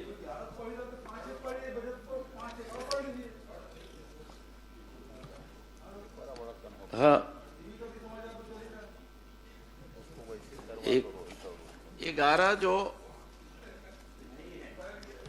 आप उपलब्ध करा देंगे ना? नहीं, सभापति महोदय, नहीं, पहले माननीय सभापति महोदय सभापति मैं बता दे रहा हूं, आप 11 की जानकारी लेना चाहते हैं, जिसमें कोरबा में गोदाम है, सुहागपुर विकासखंड करतला, और यहाँ है दूसरा में सरायडी है, ग्राम पंचायत कोरबा, और तीसरा है महोरा में पौड़ी उपरोड़ा, चौथा है लखासार क्या है तखतपुर, प्रश्न? पांचवा में ओखर। सूची तो वैसे उपलब्ध करा देंगे, अंतिम प्रश्न कर लीजिए ना, जो आप चाहते हो पूछ लीजिए। मरवाही में है, वो है 11 का सूची। मरवाही में तरई गांव है, पड़वनिया है, गोरेला, बैठ जाए मंत्री जी। रायपुर में धनेली, धरसीवा, महासमुंद, सरायपाली, कुम्हारी है, पिथौरा, बेमेतरा, केवतरा, साजा। इस तरह से अंतिम 11 है। और आप कहेंगे आप क्या चाहते हैं वो तो अरे पूछ कर रहे लीजिए हैं। कि भविष्य में और बढ़ाने की मैं संभावना बता है, उसको बढ़ाएंगे क्या, ऐसा पूछो ना। माननीय सभापति महोदय, मैं तो यही चाहता हूँ माननीय मंत्री जी से कि 2 साल में हमन 11 ठन खोल पाए और 3 ठन संचालित करत है, आज ठन के ठिकाना नहीं है। मैं तो ये कहना चाहूँ, पूर्व के सरकार के द्वारा जिन गोठान योजना संचालित होती है लगभग सब गांव में, राजनीति से परे सवाल कर माननीय सभापति महोदय कि सब गांव इंफ्रास्ट्रक्चर बने तैयार है, सरकार के पैसा लगे है। मैं कहता हूँ कुछ नहीं करना है, यदि हम निर्देश कर दें चरवाहा मल्ला चल तो मैं इंफ्रास्ट्रक्चर दिखाऊं पूर्व में तोला उत्कृष्ट गोदान के वो उद्घाटन कर रही चल मोर सन जावे मैं चल मैं तोल दिखाऊं तो मैं मोर सन चल मैं तोला दिखाऊं अराउत गांव गरी से है। मैं सभापति महोदय मैं यही कहना चाहता हूँ कि अगर बन के तैयार है तो जैसे पहली स्व सहायता समूह की बहनी मन महिला मन काम करती से, पशुपालक मन काम करती से, चरवाहा मन काम करते, वैसे एक व्यवस्था दे दिया जाए तो वो कोनो प्रकार के गांव में जतका घूमते थे नहीं घूम सके। और साथ ही मैं ये कहना चाहूँ आपसे कि आपके पास संचालित करे के कोई ठोस अभी कार्य योजना नहीं है। मोला तो ऐसे लगते कि ये 2047 तक आपके विजन के हिसाब से ये गोधाम ऐसे लगते। माननीय सभापति महोदय। नीलकंठे सभापति महोदय, मैं समझता हूं कि आपको भी अवगत होगा कि जितने भी घुमंतु पशु हैं वो घुमंतु पशु एक नगरीय क्षेत्र है, ग्रामीण क्षेत्र है। इन घुमंतु पशुओं का भी रख रखाव सिर्फ हमारा विभाग नहीं देखता, ये विभाग तो संबंधित, जैसे नगरीय क्षेत्र की बात है तो नगरीय क्षेत्र के नगरीय निकाय के जिम्मे होता है, इसके अलावा ग्रामीण क्षेत्रों में ग्राम पंचायतों की जिम्मेदारी होती है। हमारा पशुपालन विभाग तो उनके स्वास्थ्य की चिंता, बाकी उनके ब्रीडिंग की चिंता, बाकी उनके और भी उससे संबंधित से संरक्षण से संबंधित है, ये काम हम करते हैं। ये सब हम सबका एक मानवीय हमारा एक जिम्मेदारी बनता है कि हमारी संवेदना कहाँ तक है। और हम यदि हम पशु अगर रखे हैं, स्वाभाविक है कि जो पशु मालिक होता है वो घर में बांधता है और वहां रखता ही है। तो कुछ इस तरह से घुमंतु जो पशु हैं, कुछ लोग वो बाकी जगह जो घर में भी जो पाले हुए हैं और घुमंतु वो करीब करीब मिक्सअप हो जो करके सड़क किनारे आ जाते हैं। और इसलिए भी ये घटनाएं जो है आए दिन जो है हुआ करती श्री है। नीलकंठ टेकाम और जी, इसमें माननीय हम सभापति सबका महोदय, एक जिम्मेदारी बनता है। बस नीलकंठ टेकाम जी माननीय दर्ज सभापति, करेंगे। एक प्रश्न सभापति हो गया, अंतिम हो गया, बहुत हो गया। पशु संगणना की बात, श्री नीलकंठ टेकाम माननीय जी, मंत्री जी ने कहा है, पशु संगणना की बात होते थी तो गौ सेवक हो क्या है, मंत्री जी को बैठा दिया था, मंत्री जी कुछ बोलेंगे फिर आप बस पूछेंगे। एक लास्ट माननीय सभापति महोदय, जो जनगणना की बात करीस तो मैं जे हिसाब से जनगणना करे मैं तो संतुष्ट नहीं हो। खबर मोर गुंडर दई में अगर जेन हिसाब से जानकारी दे 2224, मैं अपन आंकड़ा बताता हूँ, ए साल के आंकड़ा 2800 ज्यादा है। तो अगर विभाग के कर्मचारी गलत आंकड़ा प्रस्तुत करे, मैं बताता हूँ। एक मिनट, मंत्री जी आए पूरा आंकड़ा दे, आंकड़ा दे ना पूरा दे। मैं बता दूं, संतुष्ट नहीं मैं मंत्री जी के जवाब से कि आप 2224 के गुंडरदी के आंकड़ा आवारा पशु मैं बताता 2800 ज्यादा है मोर जानकारी के हिसाब से। तो कहीं न कहीं आपके अधिकारी जवाब गलत दे आपला, ओकर पर कार्रवाई करूँ का। एक मिनट, निषाद जी गौठान के चक्कर में उधर पहुंच गए, अभी भी गौठान का नहीं, अभी तो आप मन यहाँ गौ माता के नाम से जन वोट मांगे राष्ट्र माता घोषित करें ना, बड़े बड़े बात करते संरक्षित। माननीय अध्यक्ष महोदय, मैंने हमारे वरिष्ठ मंत्री आदिम जाति कल्याण विभाग से मैंने प्रश्न किया था और उसकी संपूर्ण जानकारी तो मुझे प्राप्त हो गई है, लेकिन ये बड़ा ही संवेदनशील प्रश्न है। भारत के संविधान के 275(1) और इसमें भारत सरकार के संचित निधि से आदिवासी क्षेत्रों के लिए राशि जारी होता है, आवंटन जारी होता है। और जो जानकारी आज मांगने पर मिली है, अगर ये जानकारी हमको स्वतः ही मिल जाती जिलों से और सारे परियोजना प्रशासकों से, तो आज इसको प्रश्न के माध्यम से यहां पर समय लेने की आवश्यकता नहीं थी। लेकिन मैं और मेरे साथ 29 विधायक और 4 सांसद आते हैं आदिवासी क्षेत्रों से, और मेरे विधानसभा में खास करके कोंडागांव जिले में आज तक परियोजना सलाहकार मंडल की एक भी बैठक आयोजित नहीं हुई। और मैं समझता हूं कि बाकी जगह पर हो रहा होगा, और अगर नहीं हो रहा है तो माननीय मंत्री जी, नहीं हो रहा है। मैं माननीय अध्यक्ष महोदय के माध्यम से आपसे मैं निवेदन करना चाहता हूं कि ये बड़ा ही संवेदनशील मुद्दा है।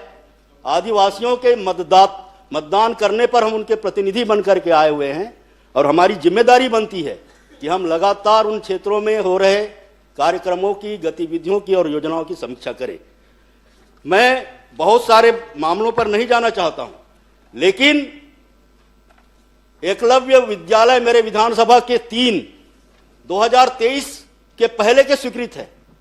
अब 2023 के पहले का चाहे जल जीवन मिशन हो, चाहे आदिवासी विभाग के काम हो, एकलव्य के नहीं किए, उनकी तो हालत हम देख रहे हैं, उधर चले गए हैं। लेकिन 2023 के बाद इन 2 सालों में हमने क्या किया? आज हम ईज ऑफ डूइंग बिजनेस की बात कर रहे हैं, सिंगल विंडो सिस्टम की बात कर रहे हैं। मेरा प्रश्न है, आप प्रश्न ये तीनों मेरे जो एकलव्य के विद्यालय हैं, जिसमें 600 बच्चों को दूसरे भवनों में रह करके बड़े ही असुविधाजनक जगह पे पढ़ाई कराने का काम कर रहे हैं। एक आध जो है आत्महत्या भी हुआ है इसमें। फरसगांव के मॉडल कैंपस में सारे बच्चे रह रहे हैं, बहुत ही हालत खराब है। तो ये भवनों का तीनों जो भारत सरकार से स्वीकृत है, और इसके पीछे बहुत बड़ा लॉजिक है। तो ये भवनों का निर्माण, मेरा कहना है आप प्रश्न करके मंत्री जी से जवाब लीजिए। ये भवन का निर्माण कार्य कब तक प्रारंभ हो जाएगा? बस मैं ये अप्रारंभ कामों में की सूची में से है, तो मेरा प्रश्न है कि ये काम कब तक चालू हो जाएंगे? माननीय सभापति जी, एक अच्छा पहले मूल प्रश्न करने दीजिए ना, इनका उत्तर दे दूं, इसके बाद सभापति महोदय, हमारे माननीय सदस्य के द्वारा जो प्रश्न किया गया है, वो प्रश्न वैसे माननीय सभापति जी, राम विचार जी का लगातार तीसरा प्रश्न है। नियमतः तीसरा प्रश्न लगातार नहीं आना चाहिए। आपको संरक्षण दीजिए। सीनियर मंत्री है, सीनियर मंत्री है, अनुभवी मंत्री है, जवाबदार मंत्री है, आप चिंता मत करें अजय। नहीं, सीनियर मंत्री है, जवाबदार मंत्री। आपकी प्रिंटिंग में भी लगातार 3 प्रश्न नहीं आना चाहिए, दूसरी सलाह निकलनी चाहिए। चल, मैं सभापति महोदय, माननीय सदस्य की जो चिंता है, और इस चिंता से मैं निश्चित ही विभाग को अवगत कराऊंगा और इसमें अभी तक क्यों नहीं हुआ इसको मैं दिखवाता हूं और आपके सम्मान का पूरा हम ध्यान रखेंगे। आपको इस तरह से और सदन के बाकी सदस्यों को भी जो परियोजना सलाहकार में जो हमारे अध्यक्ष बने हैं उनकी अध्यक्षता में हमारे परियोजना सलाहकार की बैठकें निश्चित तौर पे साल में 2 बार कम से कम तो होना ही चाहिए, लेकिन नहीं हुई है उसको हम देखेंगे। बाकी सदन के भी बाकी सदस्य की भी चिंता है। जहां तक आपने प्रश्न किया है तो इस प्रश्न में सिर्फ जो अगर प्रश्न को देखा जाए तो आवंटन के बारे में आपने पूछा 2023-24 से 24-25 तक, साथ ही साथ आपने प्रश्न किया कि कितने स्वीकृत जो कार्य थे, कितना प्रारंभ है, कितना अप्रारंभ है, कितना पूर्ण है अपूर्ण है, उसकी पूरा विस्तृत जानकारी हमने दिया है। जहां तक आपने अपूर्ण की जानकारी है उसमें भी हमने बताया है कि इसमें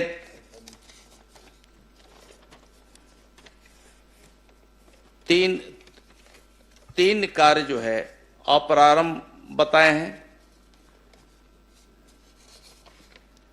और 29 में से 23 कार्य पूर्ण हुए हैं। आपको धन्यवाद देना चाहिए। धन्यवाद शुरू में दे दिया और कि आपने पूरी बहुत इसमें अच्छी से जानकारी दी है। 3 कार्य जो है अप्रारंभ है, बहुत छोटे काम है वो भी, और 3 कार्य जो है अभी अप्रारंभ है। प्रारंभ अभी 3 काम और बचे थे, उसका भी प्रारंभ कर दिया गया है।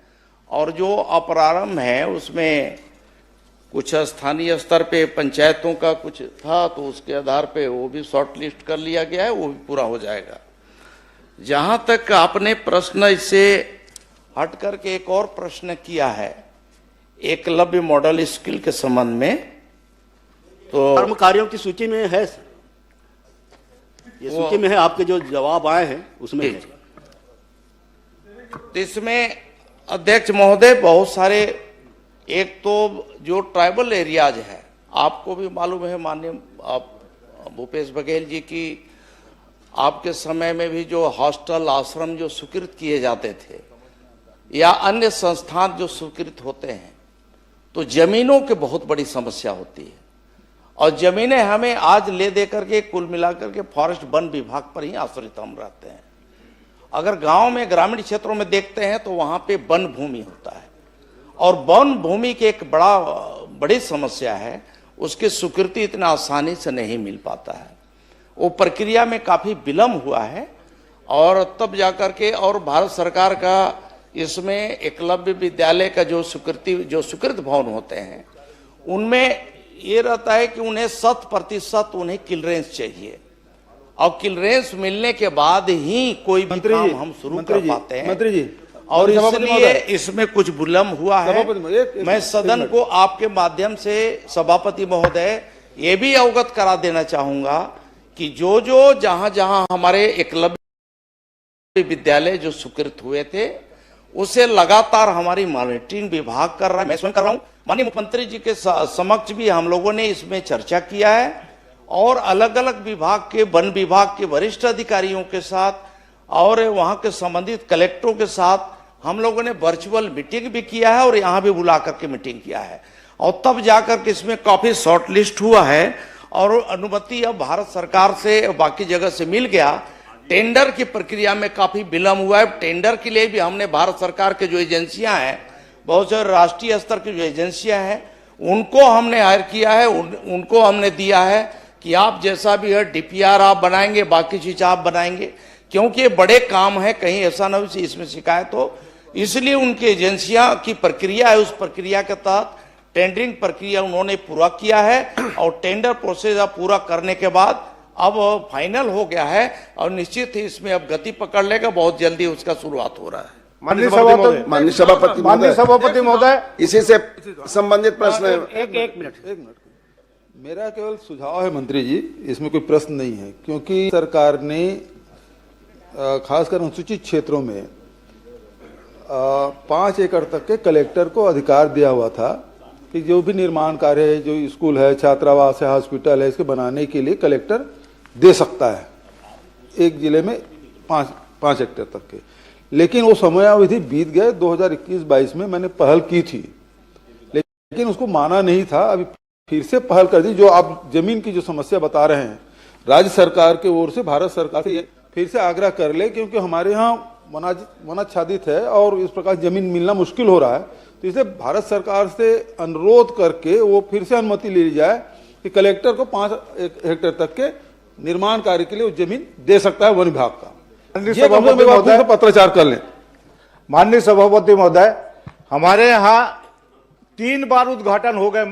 सभापति पहले उनको हाथ उठाए थे। माननीय सभापति महोदय, माननीय सदस्य जी ने प्रश्न 275 एक जो उठाया था।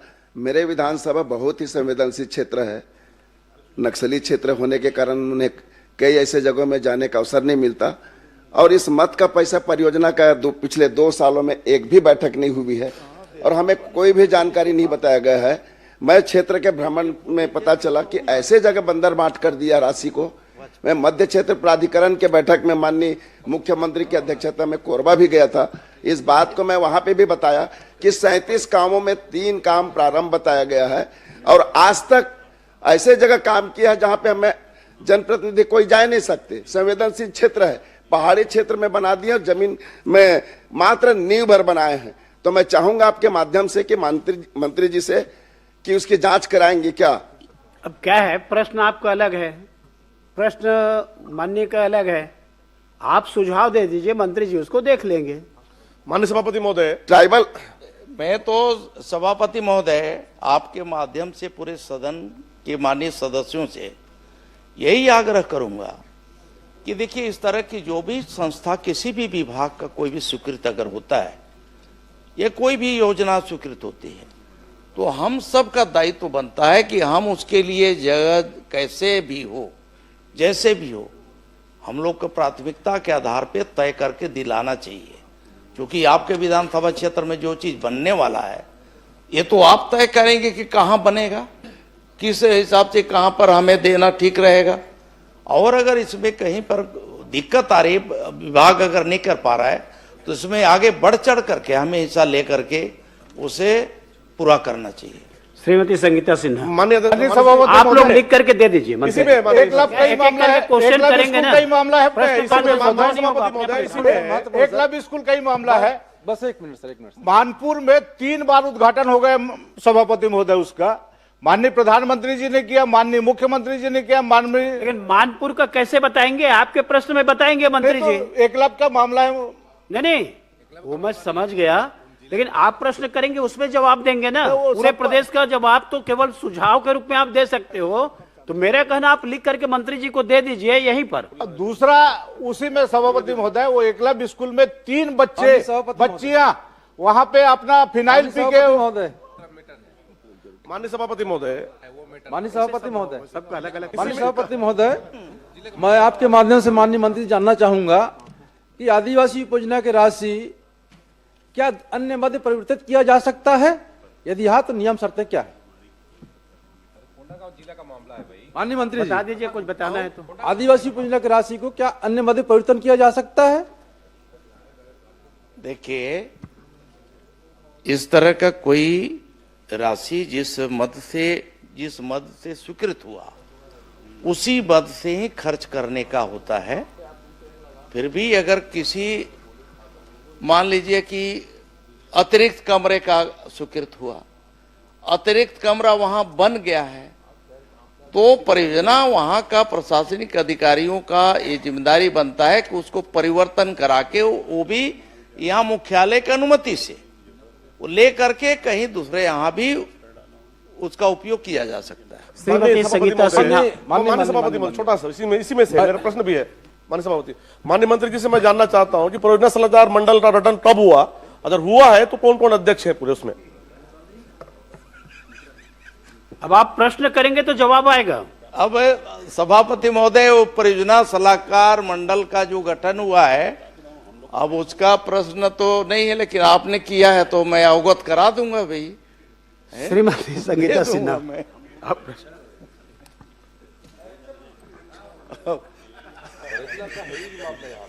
आदरणीय सभापति महोदय जी, मेरा वित्त मंत्री जी से सवाल है कि वित्तीय वर्ष 2023 से 26 तक बजट में सभापति महोदय जी सम्मिलित कितने कार्य और कितने किन कारणों से और कब से लंबित है?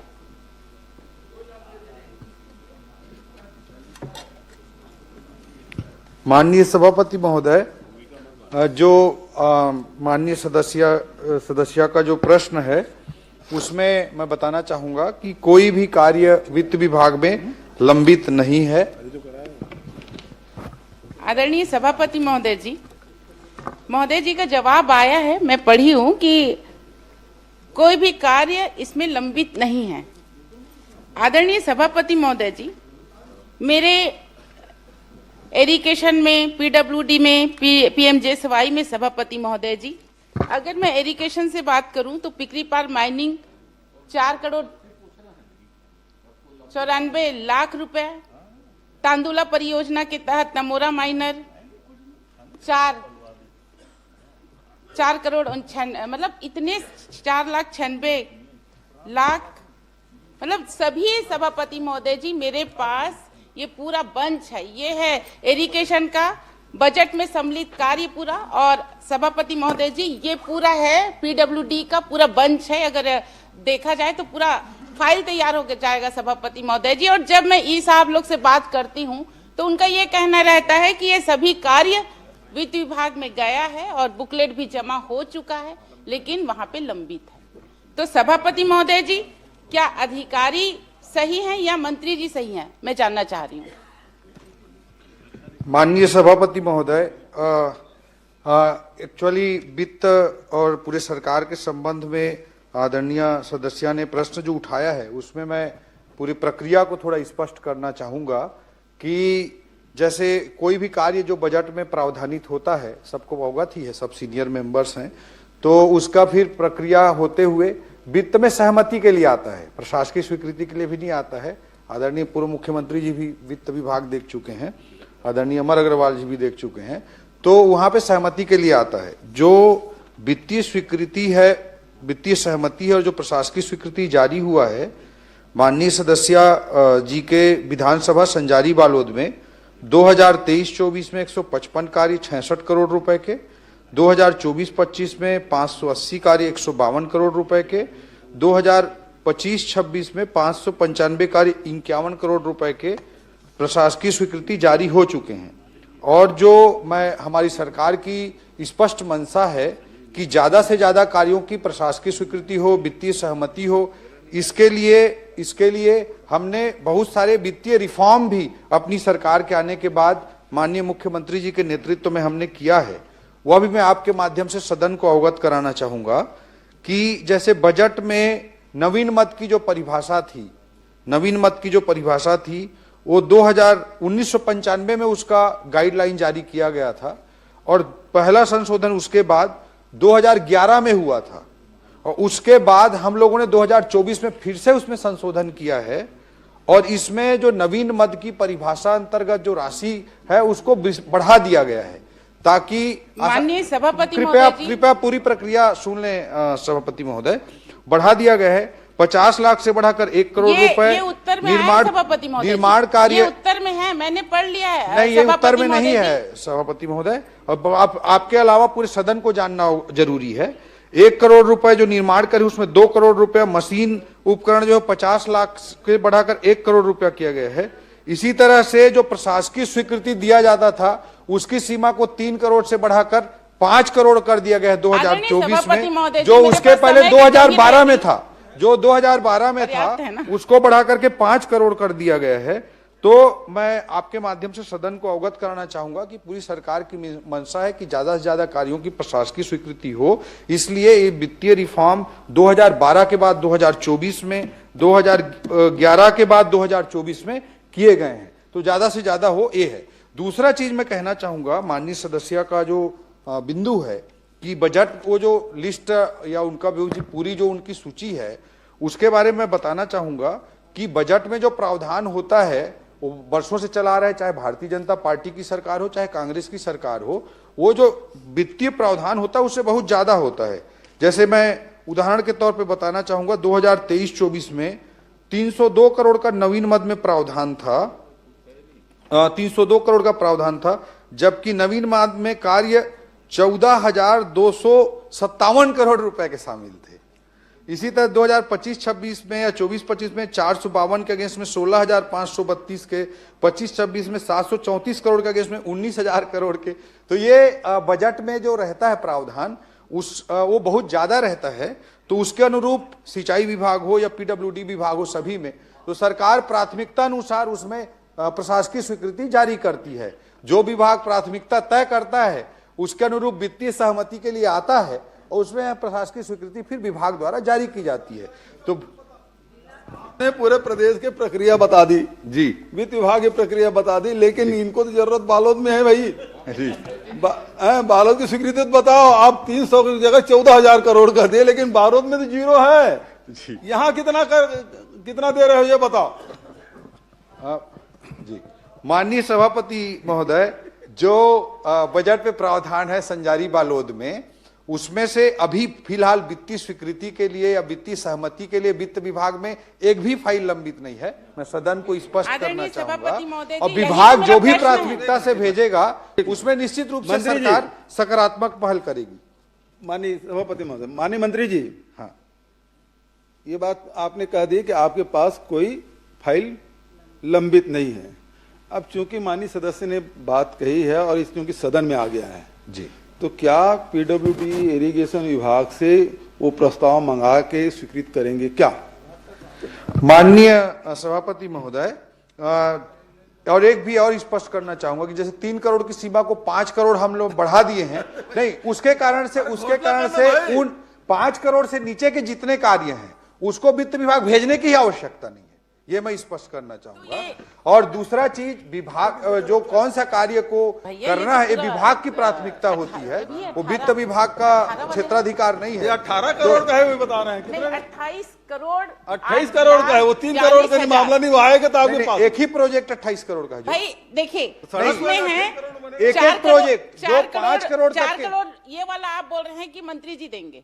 हाँ, 5 करोड़ से नीचे के जितने कार्य तो मंत्री जी भी तो नहीं दिए हैं, उनके लिए वित्तीय सहमति के लिए आवश्यकता नहीं है। आप बोल रहे हैं उसके लिए वित्तीय समिति की जरूरत नहीं है जी। आपका 18 करोड़ 18 लाख जी, ये तो आप दे सकते हैं। नहीं, उसको विभाग की प्राथमिकता है, आदरणीय विभाग तय सभापति करेगा महोदय जो जी, कार्य तो जरूरी है कि जाऊंगा नहीं। सभापति अगर महोदय वित्तीय जी, विभाग मैं तय इतने करेगा सारे तो निश्चित रूप से प्रोजेक्ट, सकारात्मक इतने विचार सारे सरकार सब चीज को करेगी। लेके मैं वित्त मंत्री के पास जाऊं कि मंत्री के पास जाऊं, आप ही बता दीजिए। वो अमूमन आप सीनियर विधायक हैं। सभापति महोदय, चूंकि सदन में आ गया है और वित्त मंत्री जी उदार हैं, उदारता थोड़ा बरतिए।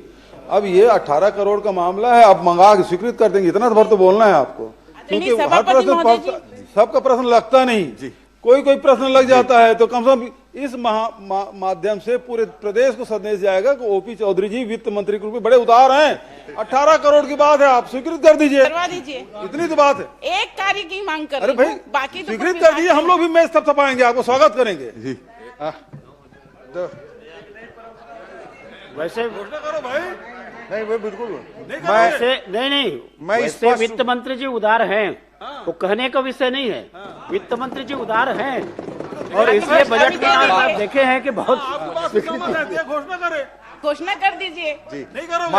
माननीय सभापति महोदय, वो विभागीय प्रक्रियाओं की दृष्टि से उचित नहीं होगा कि मैं यहाँ पे घोषणा करूं, मगर मैं आपके माध्यम से विपक्ष के सदस्यों के कोई कार्य स्वीकृत नहीं करने चाहते, मैं कारण से सदन का बहिर्गमन करते हैं।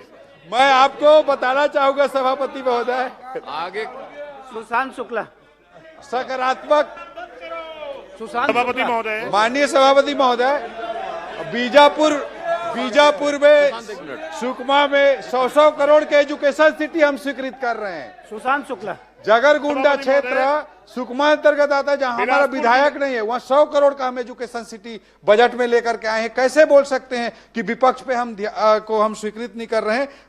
हमारे मुख्यमंत्री जी उदार हैं, हमारी सरकार उदार है, और ये सकारात्मक अगर रोल में रहते तो इस कार्य में भी हम सकारात्मकता के साथ उदार निर्णय लेते। सभापति महोदय, मेरा प्रश्न वित्त मंत्री जी, वो प्रश्न अब समाप्त हो गया है। जब वो सरकार में यहाँ थे ना जी, मंडी बोर्ड का कागज देते थे तो उसको कचरे में फेंक देते थे। आप टेंशन सुशांत शुक्ला जी प्रश्न करें। सभापति महोदय, करिए जैसा मेरा प्रश्न बिलासपुर जिले में कॉलोनाइजर द्वारा नियमित आवासीय कॉलोनी ऑब्लिक व्यवसायिक परिसर के संबंध में था।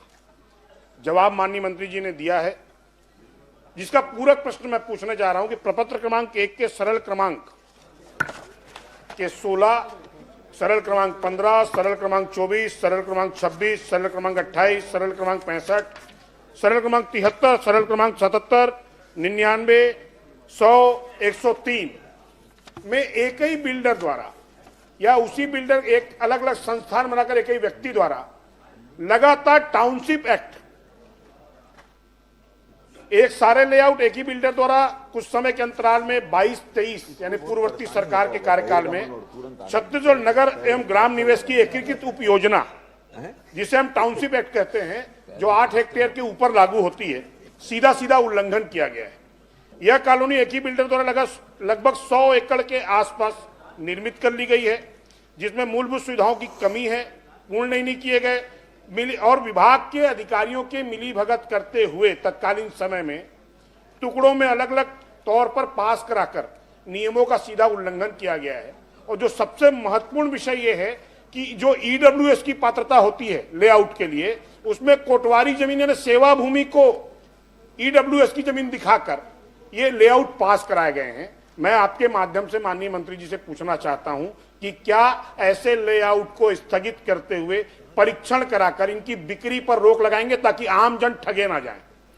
माननीय सभापति महोदय, सम्माननीय सदस्य का जो सवाल है वो काफी महत्वपूर्ण है, और इस संबंध में मैं आपके माध्यम से सदन को और सम्माननीय सदस्य को अवगत कराना चाहूंगा कि इस विषय पर एक जांच समिति का ऑलरेडी गठन किया गया है। पहले उन्होंने शिकायत की थी विभागीय रूप से, तो उस पर ऑलरेडी जांच समिति का गठन किया गया है। अनुविभागीय अधिकारी भी उसमें सम्मिलित हैं, टाउन कंट्री प्लानिंग के अधिकारी भी उसमें सम्मिलित हैं, और नगर निगम के भी अधिकारी सम्मिलित हैं। तो जांच की कार्रवाई चल रही है, और कोई भी गलत हुआ होगा तो उस पर निश्चित रूप से कार्रवाई की जाएगी। सभापति महोदय, मेरा दूसरा प्रश्न जो था व्यवसायिक परिसर पर है।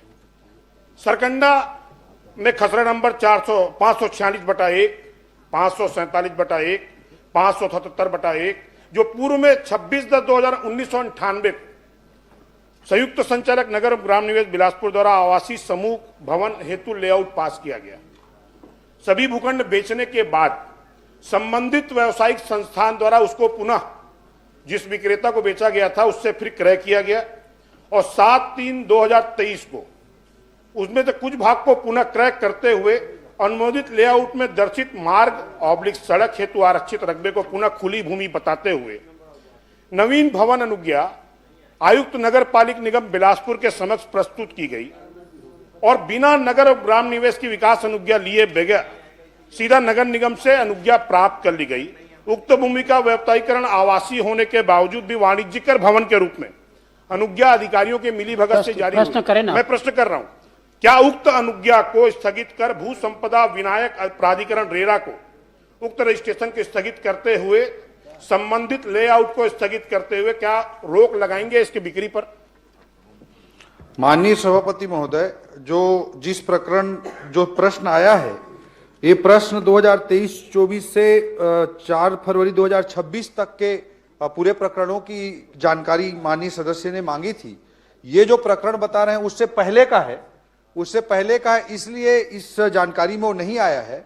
सम्माननीय सदस्य मुझे संबंधित प्रकरण से संबंधित दस्तावेज उपलब्ध करा देंगे, और मैं आपको आश्वस्त करता हूं कि विभागीय रूप से हम उसमें निश्चित रूप से एक जांच समिति गठित कर देंगे, और जो भी कार्रवाई होगी वो नियमानुसार वैधानिक कार्रवाई सुनिश्चित करेंगे। सभापति महोदय, मेरे पास शिकायत की कॉपी है वो बोल रहे हैं कि आप मैं आपसे आग्रह कर रहा हूं, मेरे पास डॉक्यूमेंट दे दे तो पूरे डॉक्यूमेंट आप दे देंगे। माध्यम से मेरे पास कॉपी है दस्तावेजी तौर पर।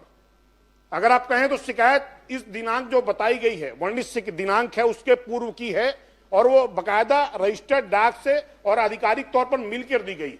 अधिकारियों ने इस विषय को सदन में मंत्री जी को छिपाया है। क्या संबंधित अधिकारियों के विरुद्ध कोई कार्रवाई करेंगे? मैं उनको उपलब्ध करा दूंगा दस्तावेज। माननीय सभापति महोदय, जो प्रश्न आया है, ये जो इस बीच के जो लेआउट पास हुए हैं 2023-24 से 26 तक के, इसकी जानकारी सूची इसमें बनी है इस प्रश्न के उत्तर में। मगर मैं सम्मानीय सदस्य को पूर्णतः आश्वस्त करना चाहता हूं, इसके पहले का लेआउट वो पास हुआ मामला है, तो वो मुझे दस्तावेज उपलब्ध करा दें। मैं निश्चित रूप से इस पे जांच समिति भी विभागीय रूप से गठित कर लूंगा और उस पे हम निश्चित रूप से कार्रवाई करेंगे। सभापति मेरा विषय पूरा नहीं, आप उपलब्ध करा दो ना। उपलब्ध कराने के बाद में मंत्री जी आपको आश्वस्त कर रहे हैं, कार्रवाई के लिए बोल रहे हैं, तो आप उपलब्ध करा दीजिए उसको। जो भवन अनुज्ञा दी गई व्यवसायिक तौर पर, नगर निगम ने बगैर अभिमत मांगा फर्जी तरीके से, और अभिमत तारीख है 30/5/2023। मेरे पास अनुमति की कॉपी है और ये माननीय मंत्री जी उल्लेखित कर रहे हैं कि उनके पास वो दस्तावेज अधिकारियों ने उपलब्ध नहीं कराए। माननीय सभापति महोदय, सम्मानीय सदस्य को मैं ये बताना चाह रहा हूं कि जो प्राइमरी लेआउट जो पास हुआ है वो 2023-24 के पहले का है, इसलिए इस लिस्ट में सम्मिलित नहीं हुआ है। उस डेट के तकनीकी फेर में ना मुझे जाना है ना उनको जाना चाहिए। मेरा आग्रह आपके माध्यम से सम्मानीय सदस्य से ये है कि उससे वो तो कब लेआउट पास हुआ था वो डेट की मैं बात कर रहा था। उन्होंने शिकायत अभी की होगी इस बीच में, इसमें मुझे कोई संशय नहीं है। तो सम्मानीय सदस्य दस्तावेज उपलब्ध करा दें, निश्चित रूप से हम उसमें विभागीय तौर पर जांच समिति गठित करके। मेरा सिर्फ आपके सभापति महोदय मैं आपसे आग्रह कर रहा हूँ, संरक्षण प्रश्न उतना देखो, मंत्री का जवाब वही आएगा। क्या एक प्रश्न को बार बार रिपीट करने से कोई मतलब नहीं है। कराकर इसको आपको बता दिया कि आप दे दीजिए, मंत्री जी उसके कार्रवाई करेंगे, आपको आश्वस्त कर रहे हैं, आप दे दीजिए। लेआउट को आपके प्रश्न का उतना ही जवाब आएगा। रोकेंगे क्या बिक्री को, इसका मैं आग्रह चाह रहा हूं बस। माननीय सभापति महोदय, जो सम्मानीय सदस्य ने कहा है कि लेआउट को इसको कैंसिल करेंगे क्या, तो निश्चित रूप से हम जांच कमेटी गठित करेंगे और यथाशीघ्र उसमें जांच करा के उसको लेआउट को भी कैंसिल करेंगे और बिक्री जहां तक कैंसिल करने की रोकने की बात है उस पर भी नियम प्राइमा फेसी जांच होने के बाद उस पर भी नियमानुसार 100% कार्रवाई सुनिश्चित। धन्यवाद। माननीय सभापति महोदय, मेरे प्रश्न के उत्तर में माननीय मंत्री जी ने पूरा परिशिष्ट दिया है। मैं माननीय मंत्री जी से पूछना चाहूंगा कि 16 नंबर परिशिष्ट में जो 16 नंबर का पॉइंट है जी, उसमें आपको जो शिकायत है वो प्राप्त हुई है 23/4/2025 को और आपने उसका समाधान किया है 16/12/2025, मतलब लगभग 8 महीने। तो ये 8 महीने की देरी क्यों हुई ये बताना चाहिए। माननीय सभापति महोदय, सम्मानीय सदस्य ने जो फ्लाई ऐश संबंधी प्रश्न किया माननीय सदस्य उमेश जी ने, उस पर उन्होंने 16 नंबर, इसमें टोटल जो केस हैं वो 49 केस हैं और इनमें जो उन्होंने 16 नंबर के विषय पर प्रश्न किया है उस पर मैं आपके माध्यम से अवगत कराना चाहूंगा कि उद्योग द्वारा क्षतिपूर्ति राशि 6,90,000 जमा करते हुए फ्लाई ऐश का संतुलीकरण कर ये बिछाने का कार्य किया गया। मतलब उस शिकायत पे कार्रवाई की गई है। उन्होंने कहा है कि 8 महीने बाद हुई है, लेकिन ये मैं अवगत करना चाहूंगा कि कार्रवाई हुई और 6,90,000 रुपए का पेनाल्टी भी हुआ। माननीय सभापति महोदय, ये इसकी शिकायत हुई थी 22/3/2025, इन्होंने उत्तर में दिया है 22/4/2025 को और इसका समाधान हुआ है 16/12/2025। इसलिए हुआ है अध्यक्ष महोदय, सभापति महोदय, क्योंकि पिछले सत्र में 17 तारीख को मेरे यही प्रश्न लगा था, इसीलिए ये समाधान 16 तारीख को हुआ है। मैं आपसे ये जानना चाहूंगा, मैं कल आपके परिशिष्ट के बाद ये सब जगह जाके जियो टैग से इसका निकाला, आपको इसका बता दूं मैं चोड़ा का, ये देखिए ये जियो टैगिंग के साथ है चोड़ा का। आपके जो अधिकारी है ना आपको धोखा दे रहे हैं। ये देखिए ये अभी भी है दोनों। माननीय सभापति महोदय, आप सदस्य रहे हैं, पोस्टर वोस्टर प्रश्नकाल में ऐसा दिखाते नहीं है। आप बोल रहे हैं वो पर्याप्त है। ठीक है, मैं बता देता हूं। मंत्री रहे, मैं जियो टैग करके उसको दिखाया। कल दोनों 3-4 जगह का, चाहे बोतलदा हो, चाहे चोड़ा हो, चाहे बानी पाथर हो, अभी भी फ्लाई ऐश वैसी को वैसी पड़े हैं। आपके अधिकारी आपको गलत जवाब दे रहे हैं, क्या उनके ऊपर कार्रवाई करेंगे? माननीय सभापति महोदय, मैं आपको अवगत कराना चाहूंगा कि जो पिछले सरकार के समय में कार्रवाई होती थी उससे 10 टाइम्स ज्यादा कार्रवाई ट्रांसपोर्टिंग के मामले में हो रही है। मैं आपके माध्यम से सदन में दस्तावेज भी प्रस्तुत कर सकता हूं। बताना भी चाहूंगा कि जो माननीय सभापति महोदय, मेरा बहुत स्पेसिफिक प्रश्न है। मैं चोड़ा का, धनागर का और माननीय बोतलदा का सभापति महोदय, आप मुझे 2021-22 में इनकी सरकार के समय में एक भी कार्रवाई नहीं हुई, जीरो कार्रवाई हुई है। 2022-23 में जीरो कार्रवाई हुई है। 2023-24 में 9 लाख का पेनाल्टी हुआ है। वर्ष 2024-25 में 21,30,000 का हुआ है। समय बर्बाद करने का समय है। मैं इसके बाद अवगत कराना चाहूंगा। मेरा पॉइंटेड प्रश्न को उत्तर दे दें। मैं माननीय सभापति महोदय, मैं परिस्थिति बता रहा था, चाहे वो फ्लाई ऐश डंपिंग का मामला हो, चाहे ट्रांसपोर्टिंग का मामला हो। सम्मानित सदस्य उमेश जी ने जो विषय मुझे बताए हैं उससे मैं निश्चित रूप से उनसे सारे विषय ले लूंगा, जानकारी ले लूंगा, और कहीं पर भी कोई कमी होगी कार्रवाई के संबंध में उसमें कार्रवाई विभाग द्वारा सुनिश्चित की जाएगी। पर्यावरण विभाग के अधिकारी कोई काम नहीं कर रहे हैं सभापति महोदय। वहां फ्लाई ऐश डंप रोड पे हो रहा है लगातार, और इसकी शिकायत मेरे द्वारा खुद कई बार किया जा चुका है। उसके बाद भी विधानसभा प्रश्न लगने के बाद वो जाके उसका निराकरण करने का कोशिश कर रहे हैं, और आपको आज भी जवाब गलत दिए हैं मंत्री जी, आपको गलत जवाब दिए हैं। ये मैं इससे आगे पूछना चाहूंगा कि आज के मैं इसका पहले बताना चाहूंगा माननीय सभापति महोदय, जो माननीय मंत्री जी जवाब दे रहे थे 21-22 में 0, 22-23 में 0, और भैया लॉकडाउन तो आप लगा कर रखे थे केंद्र से। 21-22 से 22-23 तक पूरा लॉकडाउन नहीं था। लॉकडाउन आदरणीय मुख्यमंत्री जी, मुख्यमंत्री भूपेश बघेल जी बहुत अच्छे तरह से अवगत थे कि वो लॉकडाउन कब से कब तक लगा था। 23 मार्च 2020 की तारीख, 23 मार्च 2020 की तारीख, कुछ महीनों तक लॉकडाउन था। 24 महीने तक आपने जीरो कार्रवाई की ट्रांसपोर्टेशन। और आपकी सरकार थी, अरे आपकी सरकार थी, आपके मंत्री थे, आपके कार्रवाई क्यों नहीं कर दी एक बार भी? समय कम, तब तो मिली भगत चल रहे थे वहाँ। माननीय सभापति महोदय, ये भी मैं बताना चाहूंगा। अभी मेरा प्रश्न ये है कि आज के दिन में कितने lakh metric ton fly ash Raigarh जिले में उत्पादन हो रहा है, और इसके कितना % आज निराकरण हो रहा है? माननीय सभापति महोदय, मैं ये भी बताना चाहूंगा कि एक मॉडल एसओपी भी जारी किया गया है हमारी सरकार आने के बाद। इंटीग्रेटेड सिस्टम भी बताया गया है। जो सम्मानित सदस्य ने प्रश्न किया है उसमें बताना चाहूंगा 2024-25 में जो फ्लाई ऐश जो है उत्पन्न हुआ है उसकी भी जानकारी मैं उपलब्ध कराना चाहता हूं। 25-26 में जो हुआ है उसकी भी मैं जानकारी उपलब्ध कराना चाहता हूं। और जो उपयोग की गई मात्रा है, जनित फ्लाई ऐश के से ज्यादा उसका डिस्पोजल भी किया गया है। और हमारी सरकार नया एसओपी लेकर भी आई है, इंटीग्रेटेड वेस्ट मैनेजमेंट लेकर भी आई है। ये अनावश्यक अनर्गल राजनीति कर रहे हैं।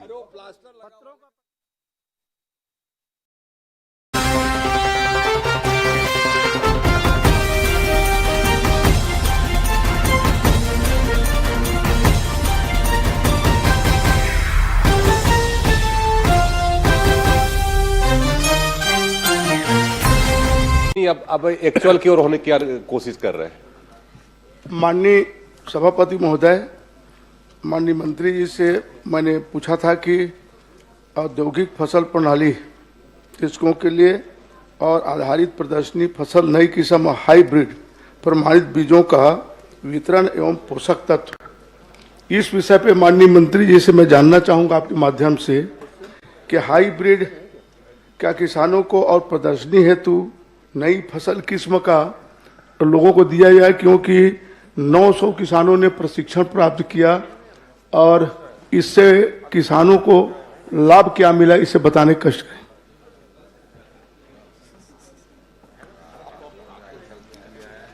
सभापति महोदय, हमारे बहुत ही वरिष्ठ माननीय सदस्य जो सदन के कई बार सदस्य भी रहे और लोकसभा के भी लगातार 4 बार आप सदस्य रहे हैं। ऐसे वरिष्ठ सदस्य की चिंता इन्होंने खास करके जो कृषि के बारे में, उनका उत्पादन के बारे में, किसानों का कैसे प्रशिक्षण हुआ, इस बारे में प्रश्न किया है। जहां तक आपने प्रशिक्षण के बाद का परिणाम की बात की है, तो सभापति महोदय, माननीय सदस्य को बताना चाहूंगा कि प्रशिक्षण इसीलिए दिया जाता है कि अनेकानेक योजना जो चलते हैं, उस योजना के तहत किसानों को किस तरह से अधिक उत्पादन अपने खेत में लेना चाहिए, इस लिहाज से विभाग की अनेक योजनाएं हैं। और इस प्रशिक्षण के बाद उनका स्वाभाविक है कि उनका जो उत्पादन है वो बढ़ता भी है, और जब उनका उत्पादन बढ़ेगा तो स्वाभाविक है कि किसानों का आर्थिक उन्नयन होगा। ऐसा सोच करके इस तरह की योजना चलते हैं महोदय। नहीं, मेरा उत्तर नहीं आया माननीय जी। मेरा ये कहना है कि प्रदर्शनी और हाइब्रिड का भी प्रदर्शन और आपका प्रशिक्षण दिया गया, तो क्या मैं जानना चाहता हूं कि सिर्फ मात्र प्रशिक्षण ही दिया गया कि हाइब्रिड दिया गया और नए किस्म का बीज के लिए प्रदर्शन के लिए किसानों के खेत में बोने के लिए या उगाने के लिए दिया गया, क्या ये मैं जानना चाहता हूं। अरे आप तो पुराने बीज वाले हैं, नया बीज में कहां से आ गए आप? अध्यक्ष महोदय, इसमें मैंने बताया कि कृषि विभाग के अनेक योजना चलते, उस योजना के तहत जो प्रशिक्षण दिए जाते हैं, आत्मा योजना है, बीज ग्राम योजना है, राष्ट्रीय खाद्य सुरक्षा पोषण है, दलहन का है कि दलहन के खेती को हमें कैसे बढ़ावा देना है, खाद्य सुरक्षा की दृष्टि से जो हमारे यहाँ मिशन चावल की जो योजना है, और रेन फेड एरिया डेवलपमेंट के लिए जो हमारे यहाँ प्रशिक्षण चलता है कि इन क्षेत्रों में कैसे हम बढ़ावा दे सकें, उनका उत्पादन कैसे बढ़ाया जा सके। तो एक तरह से हमारे यहाँ जो आधार बीज होते हैं, उसी से हमारे जो उत्पादन कैसे हम अधिक बढ़ा सकते हैं, कैसे ले सकते हैं, इसी का हम लोग प्रशिक्षण विभाग के द्वारा देते हैं। देते हैं कि नहीं, प्रदर्शन होती है हर समय, किसानों को बीज दिया जाता है निःशुल्क, उन बातों को मेरे बताने कष्ट करें। दूसरा, यह प्रशिक्षण देने वाले अधिकारी कौन कौन थे, कितने अधिकारी प्रशिक्षण दिए, ये बताने कष्ट करें, किन किन पद वाले। निश्चित ही जो प्रदर्शन होते हैं सभापति महोदय, वहाँ मिनी किट उन्हें दिया जाता है, जिससे कि उससे उत्पादन जो लेते हैं उनके उत्पादन को बढ़ाने की दृष्टि से भी लिया जाता है। और दूसरा एक होता है प्रदर्शनी में कि उसी उनका बीज लेकर उनसे फिर हम बीज ले लेते हैं, जिससे कि बाकी किसानों में वितरण किया जा सके अगले साल के लिए। इस तरह के भी योजना होती है। और जहां तक आपने प्रशिक्षण के बारे में पूछा है, तो प्रशिक्षण में भी अध्यक्ष महोदय अलग अलग जो संख्या है, संख्या के हिसाब से जो व्यय राशि है हमने बताया है, और जो प्रशिक्षण देने वाले अधिकारी हैं उसके बारे में कहेंगे तो बहुत लंबी सूची है, मैं एक एक करके बताऊंगा। आप अगर जानना चाहेंगे तो बहुत सारे हैं, जैसे उन्नत कृषि के लिए खाद्य सुरक्षा मिशन तिलहन योजना के तहत जो प्रशिक्षण हुआ, इस प्रशिक्षण में श्रीमती नेहा लहरे, डॉक्टर एस.के. लहरे, फसल प्रणाली आधारित जो प्रदर्शनी है आप उनको उपलब्ध करा देंगे ना। और मंत्री जी, माननीय मंत्री जी, आप उपलब्ध करा दीजिए, समय बहुत लगेगा उसमें पढ़ने में। हाँ, बहुत है, लंबा है, इसीलिए अगर आप उपलब्ध करा दीजिए, पूरी माननीय सूची सदस्य दे दूंगा, उसमें है ना। एक प्रश्न और कर लीजिए, अंतिम प्रश्न। हाँ, आप क्या ये प्रशिक्षण के बाद और लोगों को प्रदर्शनी में बीज देने के बाद खाद भी दिया जाता है निःशुल्क, उसका मूल्यांकन किया जाता है क्या? मूल्यांकन के बाद किसी अधिकारी के द्वारा किया जाता है कि बस बीज दे दिए चल दिए? लोगों को कितना फिर उसको लाभ मिला, ये बताने कष्ट करें। सभापति महोदय, एक ये संख्या बहुत बड़ी होती है, इसलिए मिनीकेट जितना वितरण करते हैं, जो नाम नीचे से चयनित होकर के एक तरह से आता है किसानों को, उसको जब हम देते हैं तो ये अपेक्षा से देते हैं कि इसका सही उपयोग करेगा, और अधिकांश किसान जो है उसका सही उपयोग करते हैं। ये बात सही है कि जिनको हम देते हैं उनका 100% हम उनका मूल्यांकन हम नहीं कर पाते हैं। इस तरह की अभी हमारे यहाँ कोई प्रणाली अभी नहीं विकसित हुई है। फिर भी आपके जो इस ओर आपने ध्यान दिलाया है, अगर कोई शिकायत हो, किसी प्रकार की कोई और बात हो तो आप बताइए, सुझाव दीजिएगा, तो निश्चित हम उसे जमीनी स्तर पे उसे लागू करेंगे। श्री कुंवर सिंह निषाद। माननीय सभापति महोदय, मैं माननीय आदिम जाति विकास मंत्री से ये सवाल कर रहा हूँ कि घुमंतु पशु के संरक्षण और रख रखाव पर कौन कौन से योजना सरकार संचालित करत है, और वर्तमान में पूरा प्रदेश में पशु की संख्या कतका है? उत्तर में मैं करीब करीब मैं सभी जानकारी दिया हूं। जहां तक आपने संख्या के बारे में बात किया है, तो संख्या भी इसमें हमने बताया है कि कुल घुमंतु पशुओं की कुल संख्या 1,84,993 है, और जिलेवार भी विवरण उसमें दिया हुआ है। परिशिष्ट को आप निकालेंगे तो मिलेगा। माननीय सभापति महोदय, मैं माननीय मंत्री जी से यही बात करूं कि घुमंतु पशु के संरक्षण और रख रखाव पर पशुधन विभाग द्वारा का योजना चलत है, और कर रहे की व्यवस्था कौन प्रकार से सरकार करे?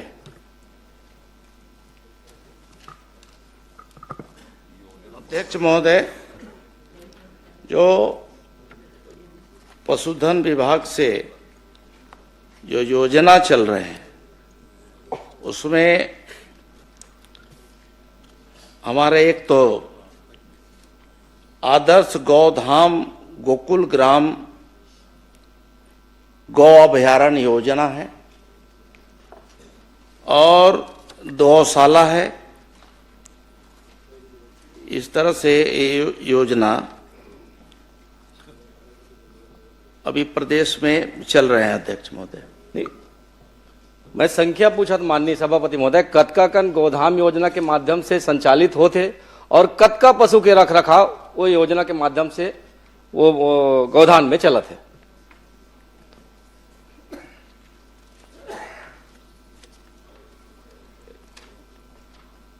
ये जो आपका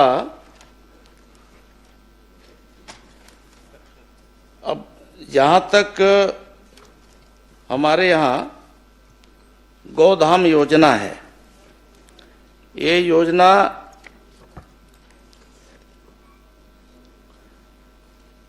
ये 6/8/2025 से संचालित है सभापति महोदय, और इस प्रकार से प्रदेश में 11 गौधामों का पंजीयन कर 620 पशुधन संरक्षित किए जा रहे हैं। इसके अतिरिक्त 25 गोधामों के पंजीयन की कार्रवाई प्रक्रियाधीन है।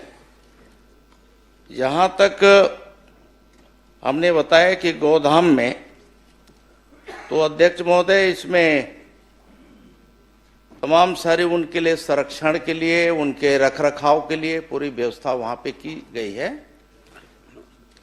बाकी अभी प्रक्रियाधीन है, बहुत सारे जगहों में जहां पे हमारा भी स्वीकृति दिए हैं, लेकिन चालू नहीं हुआ है, उसे शीघ्र ही हम लोग चालू करेंगे। माननीय सभापति महोदय, इसी सदन में घोषणा हुई थी कि हम पूरे प्रदेश में गौधाम योजना के माध्यम से पशुओं को संरक्षित करने का काम करेंगे। लेकिन अभी 2 साल में 11 टन गोधाम में योजना चालू करो में 3 तो संचालित है, 11 में 3 संचालित और 600 पशु के आप व्यवस्था संचालित करो, संरक्षित करो। लेकिन मैं जानना चाहूं कि वो जतका पशु है 620 टन पशु है, रख रखाव चारा पानी की व्यवस्था सरकार के ढार ले होते कि काका ढार ले होते? काबर आपके जवाब के उत्तर में आ है कि संरक्षित है लेकिन उनकी रख रखाव की व्यवस्था की जा रही है, विभाग द्वारा राशि निरंक है। तो विभाग द्वारा अगर रख रखाव नहीं होते, विभाग द्वारा पैसा जारी नहीं हो, तो वो 620 टन जानवर है का हवा पानी जिया थे कि कैसे जिया थे? सभापति महोदय, मैंने बताया कि 36 गौठानों में गोधाम स्थापना की प्रशासकीय स्वीकृति दी गई है, जिसमें से 11 गोधाम का पंजीयन किया गया है। प्रति गोधाम 200 पशु रखे जाने के प्रावधान है, जिसमें से अभी उनके लिए जो व्यवस्था की जा रही है और सरकार से उन्हें अनुदान दिया जाता है, उसके लिए चारा पानी, बाकी वहाँ पंजीयन के पश्चात जो है प्रति पशु प्रथम वर्ष में हम 10 रुपये, द्वितीय वर्ष में 20 रुपये, तृतीय वर्ष में 30 और चतुर्थ में 35 रुपये प्रति पशु के हिसाब से उनके रख रखाव, उनके चारा पानी के लिए दिया जाता है। मैं ऐसा मानता हूं कि जब ये राशि उनको दिया जाता है, संबंधित जो पंजीकृत जो संस्थाएं हैं उनके जिम्मे लगाया जाता है, तो इसका सही सदुपयोग करते हैं। तो इसलिए ये कहना कि वहाँ पे अव्यवस्था है, चारा पानी नहीं मिल रहा है, तो मैं इसे कृपा करके इसे ऐसा न कहें। नहीं माननीय सभापति महोदय, ये आपके विभाग का जवाब है कि स्वीकृत राशि निरंक है, तो ये कैसे टाइप के हुए थे आप समझ सकते हो, आपके विभाग के अधिकारी मन समझ सकते। लेकिन मैं कहना चाहूं कि जब 1,84,993 घुमंत पशु में थे 620 आप संरक्षित करत हो, बाकी मन की स्थिति का हुई ये बात के बात। लेकिन आज गौ माता के नाम से जिन सरकार छत्तीसगढ़ में और केंद्र में बने हैं, मैं तो बस आपके माध्यम से सभापति में निवेदन करता हूं कि आज सदन में घोषणा हो जाए कि गौ माता राष्ट्र माता घोषित कर दिया जाए। जब बदका बड़े बड़े बात करथन और कर व्यवस्था के काम नहीं कर सकथन तो इसे कोई मतलब नहीं है। और साथ ही मैं एक बात और कह रहा हूं कि पशु के जतका आवारा पशु है, जेकर कारण आज लगातार सड़क दुर्घटना बहुतायत मात्रा में, मैं अपन विधानसभा में अगर लगातार देखूं तो रोज एक न एक दुर्घटना होते रहते। लेकिन आपके माध्यम से ये जानकारी मिली कि कोई दुर्घटना नहीं होते, नहीं कोई फसल का नुकसान होते, जबकि आवारा जानवर के कारण आग पूरा जतका उन्हारी सियारी छत्तीसगढ़ में होते, लाखड़ी बोई बंद हो गए, राहर बोई बंद हो गए, उड़ीद बोई बंद हो गए, सब बंद हो गए। तो एकर पर अगर कोई व्यवस्था करन तो आने वाला समय में भी किसान मन ला कम से कम अपन जिन उन्हारी के फसल ले सके, ऐसे कुछ व्यवस्था सरकार की तरफ से हो सकते का? देखिए निश्चित ही मैंने बताया कि देखिए 36 हमारे जो गोठान हैं, उन गोठानों में ही हम वहाँ पशुओं को रखने का पूरा व्यवस्था कर रहे हैं। वहाँ पे समुचित व्यवस्था करेंगे, चारा पानी से लेकर के बाकी का। तो इसलिए सिर्फ आरोप लगा देने से नहीं होता, बल्कि वहाँ हम अच्छी व्यवस्था कर रहे हैं। हमारा जो गौधाम योजना आया है, इस गौधाम योजना के माध्यम से प्रदेश में जितने भी घुमंतु या फिर दुर्घटनाग्रस्त जितने भी पशु हैं, उसके रख रखाव, उनके स्वास्थ्य की चिंता, उनके चारे की चिंता, खाने की चिंता, ये सब हम वहाँ बेहतर करने की दिशा में हम आगे काम कर रहे हैं। अध्यक्ष माननीय सभापति महोदय, मैं आपके माध्यम से माननीय मंत्री जी से पूछना चाहता हूँ, जिन 11 टन आप गोधाम के बात करें, 11 टन गोधाम कहाँ कहाँ स्वीकृत हुए और जिन 3 टन संचालित है ते कहाँ कहाँ संचालित होते, अतकल बता दो। देखिए, जहां तक गोधाम संचालन हो रहा है उसमें तखतपुर जिला बिलासपुर के गोधाम लखासार,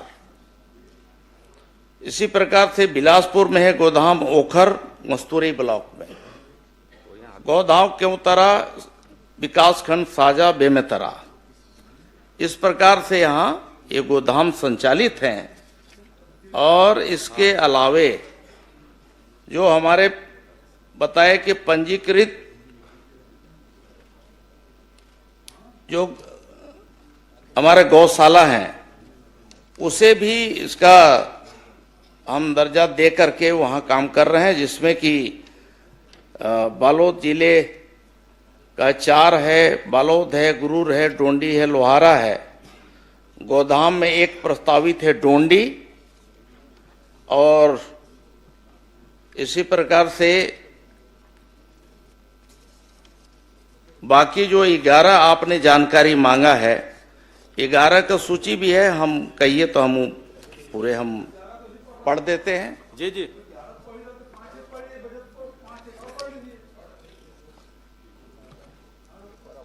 हाँ, 11 जो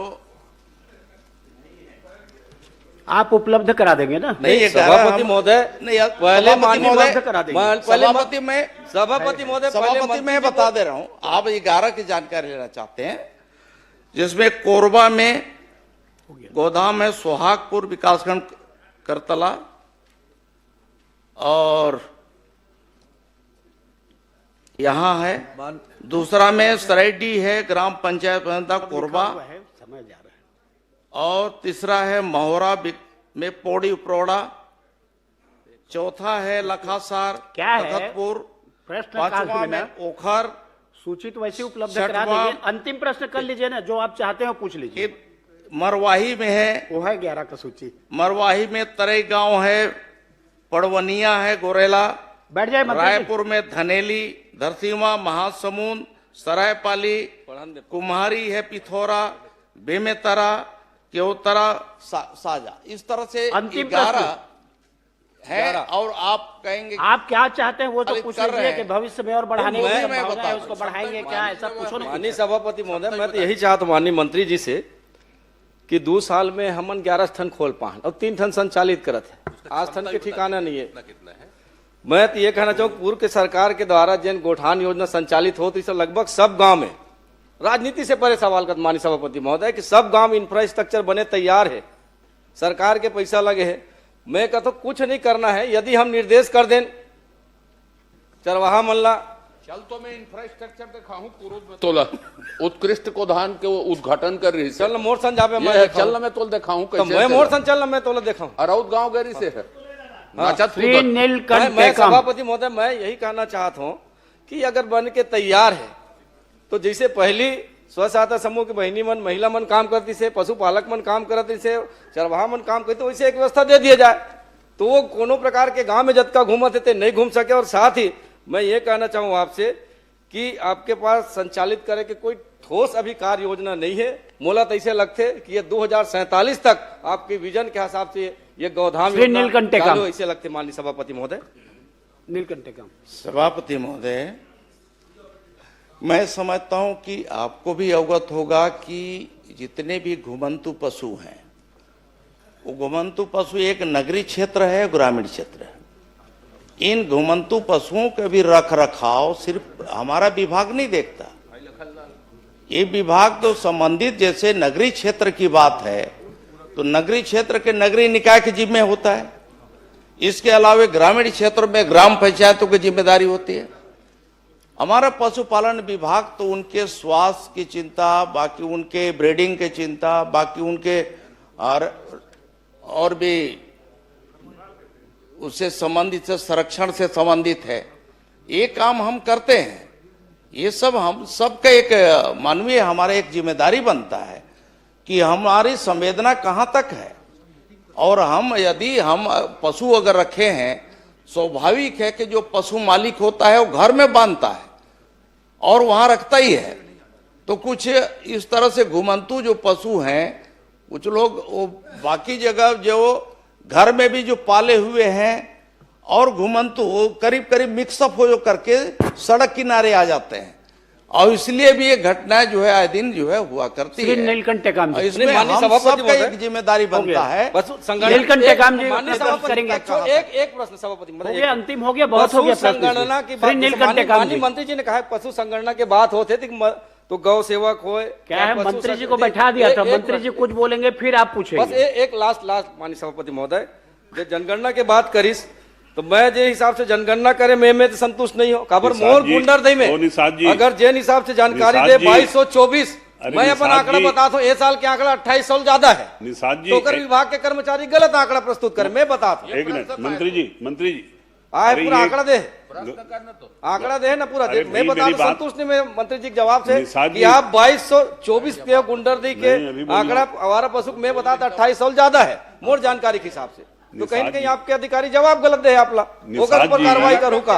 एक मिनट निषाद जी गौठान के चक्कर में उधर पहुंच गए, अभी भी गौठान का नहीं, अभी तो आप मन यहाँ गौ माता के नाम से जन वोट मांगे राष्ट्र माता घोषित करें, बड़े बड़े बात करते संरक्षित। माननीय अध्यक्ष महोदय, मैंने हमारे वरिष्ठ मंत्री आदिम जाति कल्याण विभाग से मैंने प्रश्न किया था और उसकी संपूर्ण जानकारी तो मुझे प्राप्त हो गई है, लेकिन ये बड़ा ही संवेदनशील प्रश्न है। भारत के संविधान के 275(1) और इसमें भारत सरकार के संचित निधि से आदिवासी क्षेत्रों के लिए राशि जारी होता है, आवंटन जारी होता है। और जो जानकारी आज मांगने पर मिली है, अगर ये जानकारी हमको स्वतः ही मिल जाती जिलों से और सारे परियोजना प्रशासकों से, तो आज इसको प्रश्न के माध्यम से यहां पर समय लेने की आवश्यकता नहीं थी। लेकिन मैं और मेरे साथ 29 विधायक और 4 सांसद आते हैं आदिवासी क्षेत्रों से, और मेरे विधानसभा में खास करके कोंडागांव जिले में आज तक परियोजना सलाहकार मंडल की एक भी बैठक आयोजित नहीं हुई। और मैं समझता हूं कि बाकी जगह पर हो रहा होगा, और अगर नहीं हो रहा है तो माननीय नहीं हो रहा है। मैं माननीय अध्यक्ष महोदय के माध्यम से आपसे मैं निवेदन करना चाहता हूं कि ये बड़ा ही संवेदनशील मुद्दा है। आदिवासियों के मतदान करने पर हम उनके प्रतिनिधि बनकर के आए हुए हैं, और हमारी जिम्मेदारी बनती है कि हम लगातार उन क्षेत्रों में हो रहे कार्यक्रमों की, गतिविधियों की और योजनाओं की समीक्षा करें। मैं बहुत सारे मामलों पर नहीं जाना चाहता हूं, लेकिन एकलव्य विद्यालय मेरे विधानसभा के 3 2023 के पहले के स्वीकृत है। अब 2023 के पहले का चाहे जल जीवन मिशन हो, चाहे आदिवासी विभाग के काम हो, एकलव्य के नहीं किए, उनकी तो हालत हम देख रहे हैं, उधर चले गए हैं। लेकिन 2023 के बाद इन 2 सालों में हमने क्या किया? आज हम ईज ऑफ डूइंग बिजनेस की बात कर रहे हैं, सिंगल विंडो सिस्टम की बात कर रहे हैं। मेरा प्रश्न है, आप प्रश्न ये तीनों मेरे जो एकलव्य के विद्यालय हैं, जिसमें 600 बच्चों को दूसरे भवनों में रह करके बड़े ही असुविधाजनक जगह पे पढ़ाई कराने का काम कर रहे हैं। एक आध जो है आत्महत्या भी हुआ है इसमें। फरसगांव के मॉडल कैंपस में सारे बच्चे रह रहे हैं, बहुत ही हालत खराब है। तो ये भवनों का तीनों जो भारत सरकार से स्वीकृत है, और इसके पीछे बहुत बड़ा लॉजिक है। तो ये भवनों का निर्माण मेरा कहना है आप प्रश्न करके मंत्री जी से जवाब लीजिए। ये भवन का निर्माण कार्य कब तक प्रारंभ हो जाएगा? बस मैं ये अप्रारंभ कामों में की सूची में से है, तो मेरा प्रश्न है कि ये काम कब तक चालू हो जाएंगे? माननीय सभापति जी, अच्छा पहले मूल प्रश्न करने दीजिए ना, इनका उत्तर दे दूं, इसके बाद सभापति महोदय, हमारे माननीय सदस्य के द्वारा जो प्रश्न किया गया है, वो प्रश्न वैसे माननीय सभापति जी, राम विचार जी का लगातार तीसरा प्रश्न है। नियमतः तीसरा प्रश्न लगातार नहीं आना चाहिए। आपको संरक्षण दीजिए। सीनियर मंत्री है, सीनियर मंत्री है, अनुभवी मंत्री है, जवाबदार मंत्री है, आप चिंता मत करें अजय जी।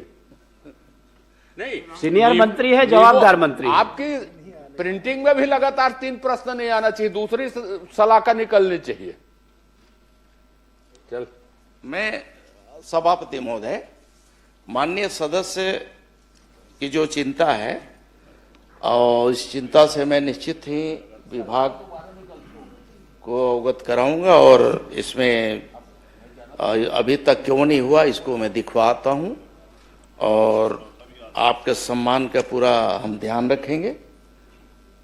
आपको इस तरह से और सदन के बाकी सदस्यों को भी जो परियोजना सलाहकार में जो हमारे अध्यक्ष बने हैं उनकी अध्यक्षता में हमारे परियोजना सलाहकार की बैठकें निश्चित तौर पे साल में 2 बार कम से कम तो होना ही चाहिए, लेकिन नहीं हुई है उसको हम देखेंगे। बाकी सदन के भी बाकी सदस्य की भी चिंता है।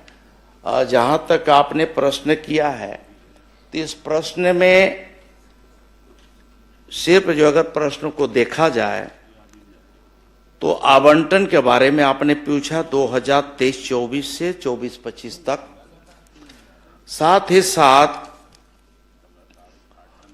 आपने प्रश्न किया कि कितने स्वीकृत जो कार्य थे, कितना प्रारंभ है, कितना अप्रारंभ है, कितना पूर्ण है अपूर्ण है, उसकी पूरा विस्तृत जानकारी हमने दिया है। जहां तक आपने अपूर्ण की जानकारी है उसमें भी हमने बताया है कि इसमें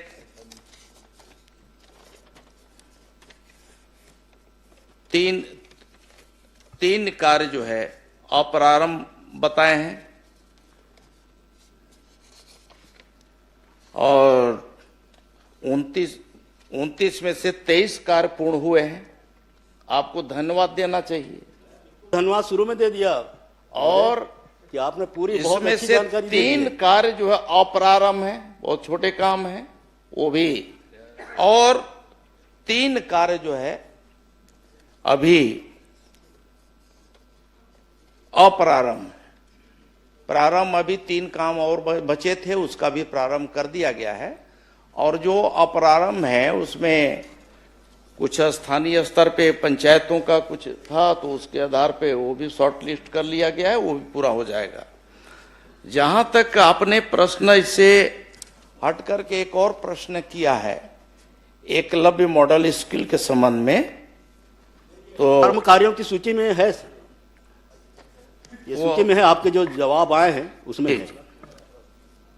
तो इसमें अध्यक्ष महोदय बहुत सारे, एक तो जो ट्राइबल एरियाज है, आपको भी मालूम है माननीय भूपेश बघेल जी की आपके समय में भी जो हॉस्टल आश्रम जो स्वीकृत किए जाते थे या अन्य संस्थान जो स्वीकृत होते हैं तो जमीनों की बहुत बड़ी समस्या होती है और जमीनें हमें आज ले दे करके कुल मिलाकर के फॉरेस्ट वन विभाग पर ही आश्रित हम रहते हैं। अगर गांव में ग्रामीण क्षेत्रों में देखते हैं तो वहां पे वन भूमि होता है और वन भूमि की एक बड़ी समस्या है, उसकी स्वीकृति इतना आसानी से नहीं मिल पाता है। वो प्रक्रिया में काफी विलंब हुआ है और तब जाकर के, और भारत सरकार का इसमें एकलव्य विद्यालय का जो स्वीकृत भवन होते हैं उनमें ये रहता है कि उन्हें 100% उन्हें क्लियरेंस चाहिए और क्लियरेंस मिलने के बाद ही कोई भी काम हम शुरू कर पाते हैं। मंत्री जी, और इसलिए इसमें कुछ विलंब हुआ है। मैं सदन को आपके माध्यम से सभापति महोदय ये भी अवगत करा देना चाहूंगा कि जो जहां हमारे एकलव्य विद्यालय जो स्वीकृत हुए थे उसे लगातार हमारी मॉनिटरिंग विभाग कर रहा है, मैं स्वयं कर रहा हूं। माननीय मुख्यमंत्री जी के समक्ष भी हम लोगों ने इसमें चर्चा किया है और अलग अलग विभाग के, वन विभाग के वरिष्ठ अधिकारियों के साथ और वहां के संबंधित कलेक्टरों के साथ हम लोगों ने वर्चुअल मीटिंग भी किया है और यहां भी बुला करके मीटिंग किया है और तब जाकर के इसमें काफी शॉर्ट लिस्ट हुआ है और अनुमति अब भारत सरकार से बाकी जगह से मिल गया।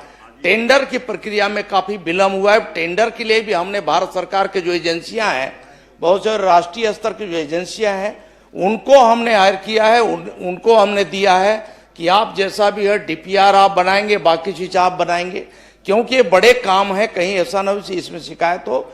इसलिए उनकी एजेंसियां की प्रक्रिया है, उस प्रक्रिया के तहत टेंडरिंग प्रक्रिया उन्होंने पूरा किया है और टेंडर प्रोसेस पूरा करने के बाद अब फाइनल हो गया है और निश्चित ही इसमें अब गति पकड़ लेगा, बहुत जल्दी उसका शुरुआत हो रहा है। माननीय सभापति महोदय, इसी से संबंधित प्रश्न है। एक मिनट। मेरा केवल सुझाव है मंत्री जी, इसमें कोई प्रश्न नहीं है, क्योंकि सरकार ने खासकर अनुसूचित क्षेत्रों में 5 एकड़ तक के कलेक्टर को अधिकार दिया हुआ था कि जो भी निर्माण कार्य है, जो स्कूल है, छात्रावास है, हॉस्पिटल है, इसके बनाने के लिए कलेक्टर दे सकता है एक जिले में 5 हेक्टेयर तक के।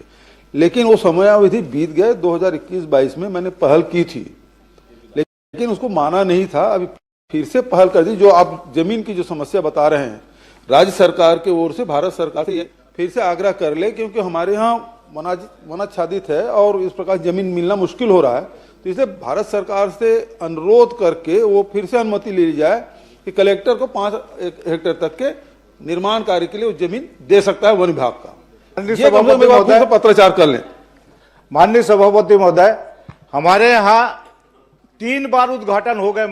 सभापति महोदय, पहले उनको हाथ उठाए थे। माननीय सभापति महोदय, माननीय सदस्य जी ने प्रश्न 275 एक जो उठाया था।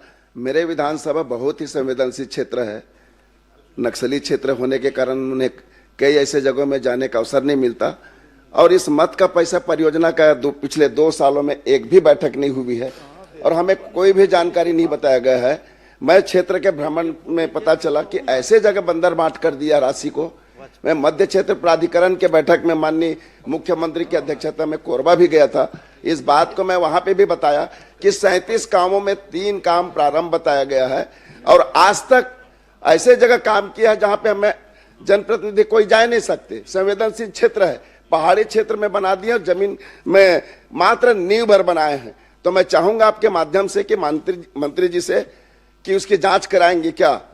अब क्या है, प्रश्न आपका अलग है, प्रश्न माननीय का अलग है। आप सुझाव दे दीजिए, मंत्री जी उसको देख लेंगे।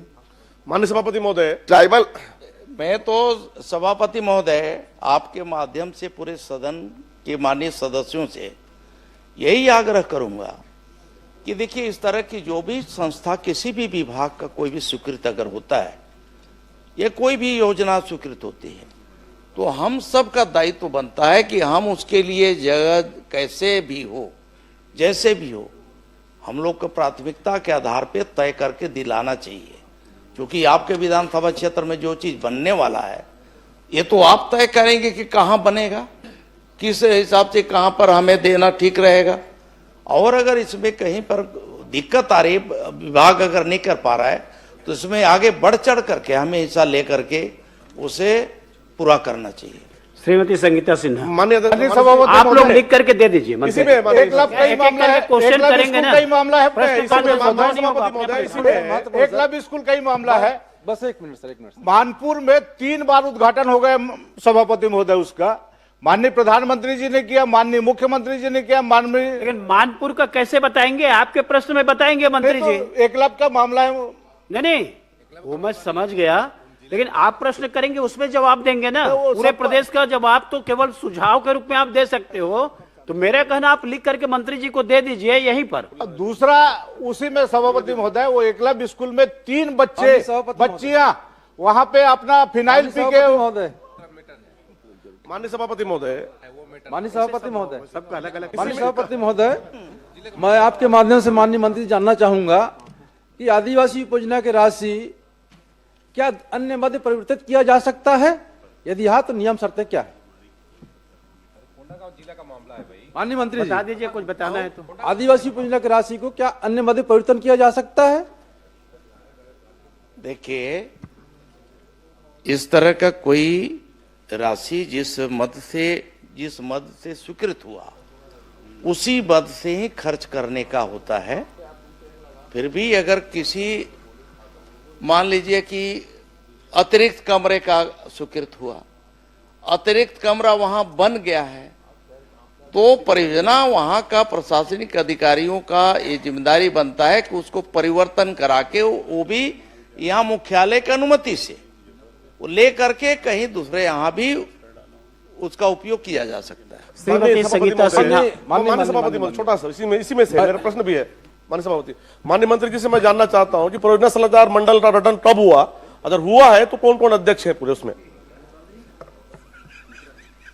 अब आप प्रश्न करेंगे तो जवाब आएगा। अब सभापति महोदय, वो परियोजना सलाहकार मंडल का जो गठन हुआ है, अब उसका प्रश्न तो नहीं है, लेकिन आपने किया है तो मैं अवगत करा दूंगा भाई। श्रीमती संगीता सिन्हा, आप प्रश्न।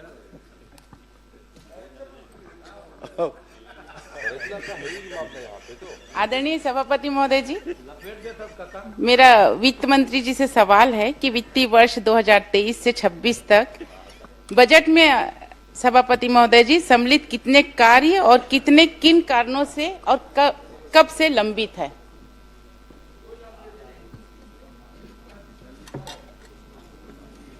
माननीय सभापति महोदय, जो माननीय सदस्य का जो प्रश्न है उसमें मैं बताना चाहूंगा कि कोई भी कार्य वित्त विभाग में लंबित नहीं है। आदरणीय सभापति महोदय जी का जवाब आया है, मैं पढ़ी हूं कि कोई भी कार्य इसमें लंबित नहीं है। आदरणीय सभापति महोदय जी, मेरे एरिगेशन में, पीडब्ल्यूडी में, पीएमजेएसवाई में सभापति महोदय जी, अगर मैं एरिगेशन से बात करूं तो पिकरी पार माइनिंग 4,94,00,000 रुपए, तांदुला परियोजना के तहत नमोरा माइनर 4 करोड़ मतलब इतने 4,96,00,000, मतलब सभी सभापति महोदय जी मेरे पास ये पूरा बंच है। ये है एरिगेशन का बजट में सम्मिलित कार्य पूरा, और सभापति महोदय जी ये पूरा है पीडब्ल्यूडी का पूरा बंच है। अगर देखा जाए तो पूरा फाइल तैयार हो जाएगा सभापति महोदय जी। और जब मैं ई साहब लोग से बात करती हूँ तो उनका ये कहना रहता है कि ये सभी कार्य वित्त विभाग में गया है और बुकलेट भी जमा हो चुका है, लेकिन वहां पे लंबित है। तो सभापति महोदय जी, क्या अधिकारी सही हैं या मंत्री जी सही हैं, मैं जानना चाह रही हूँ। माननीय सभापति महोदय, एक्चुअली वित्त और पूरे सरकार के संबंध में आदरणीय सदस्य ने प्रश्न जो उठाया है उसमें मैं पूरी प्रक्रिया को थोड़ा स्पष्ट करना चाहूंगा कि जैसे कोई भी कार्य जो बजट में प्रावधानित होता है, सबको अवगत ही है, सब सीनियर मेंबर्स हैं, तो उसका फिर प्रक्रिया होते हुए वित्त में सहमति के लिए आता है, प्रशासकीय स्वीकृति के लिए भी नहीं आता है। आदरणीय पूर्व मुख्यमंत्री जी भी वित्त विभाग देख चुके हैं, आदरणीय अमर अग्रवाल जी भी देख चुके हैं, तो वहां पे सहमति के लिए आता है। जो वित्तीय स्वीकृति है, वित्तीय सहमति है और जो प्रशासकीय स्वीकृति जारी हुआ है, माननीय सदस्य जी के विधानसभा संजारी बालोद में 2023-24 में 155 कार्य 66 करोड़ रुपए के, 2024-25 में 580 कार्य 152 करोड़ रुपए के, 2025-26 में 595 कार्य 51 करोड़ रुपए के प्रशासकीय स्वीकृति जारी हो चुके हैं।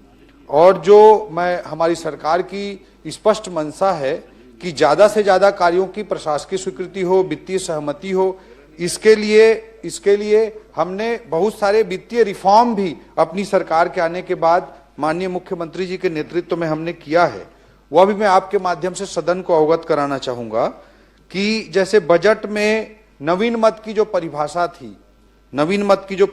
थी वो 1995 में उसका गाइडलाइन जारी किया गया था और पहला संशोधन उसके बाद 2011 में हुआ था, और उसके बाद हम लोगों ने 2024 में फिर से उसमें संशोधन किया है और इसमें जो नवीन मद की परिभाषा अंतर्गत जो राशि है उसको बढ़ा दिया गया है, ताकि माननीय सभापति कृपया पूरी प्रक्रिया सुन लें सभापति महोदय।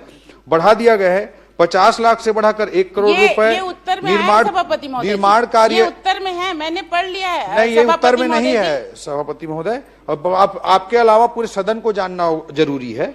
1 करोड़ रुपए जो निर्माण कार्य, उसमें 2 करोड़ रुपए मशीन उपकरण जो 50 लाख से बढ़ाकर 1 करोड़ रुपया किया गया है।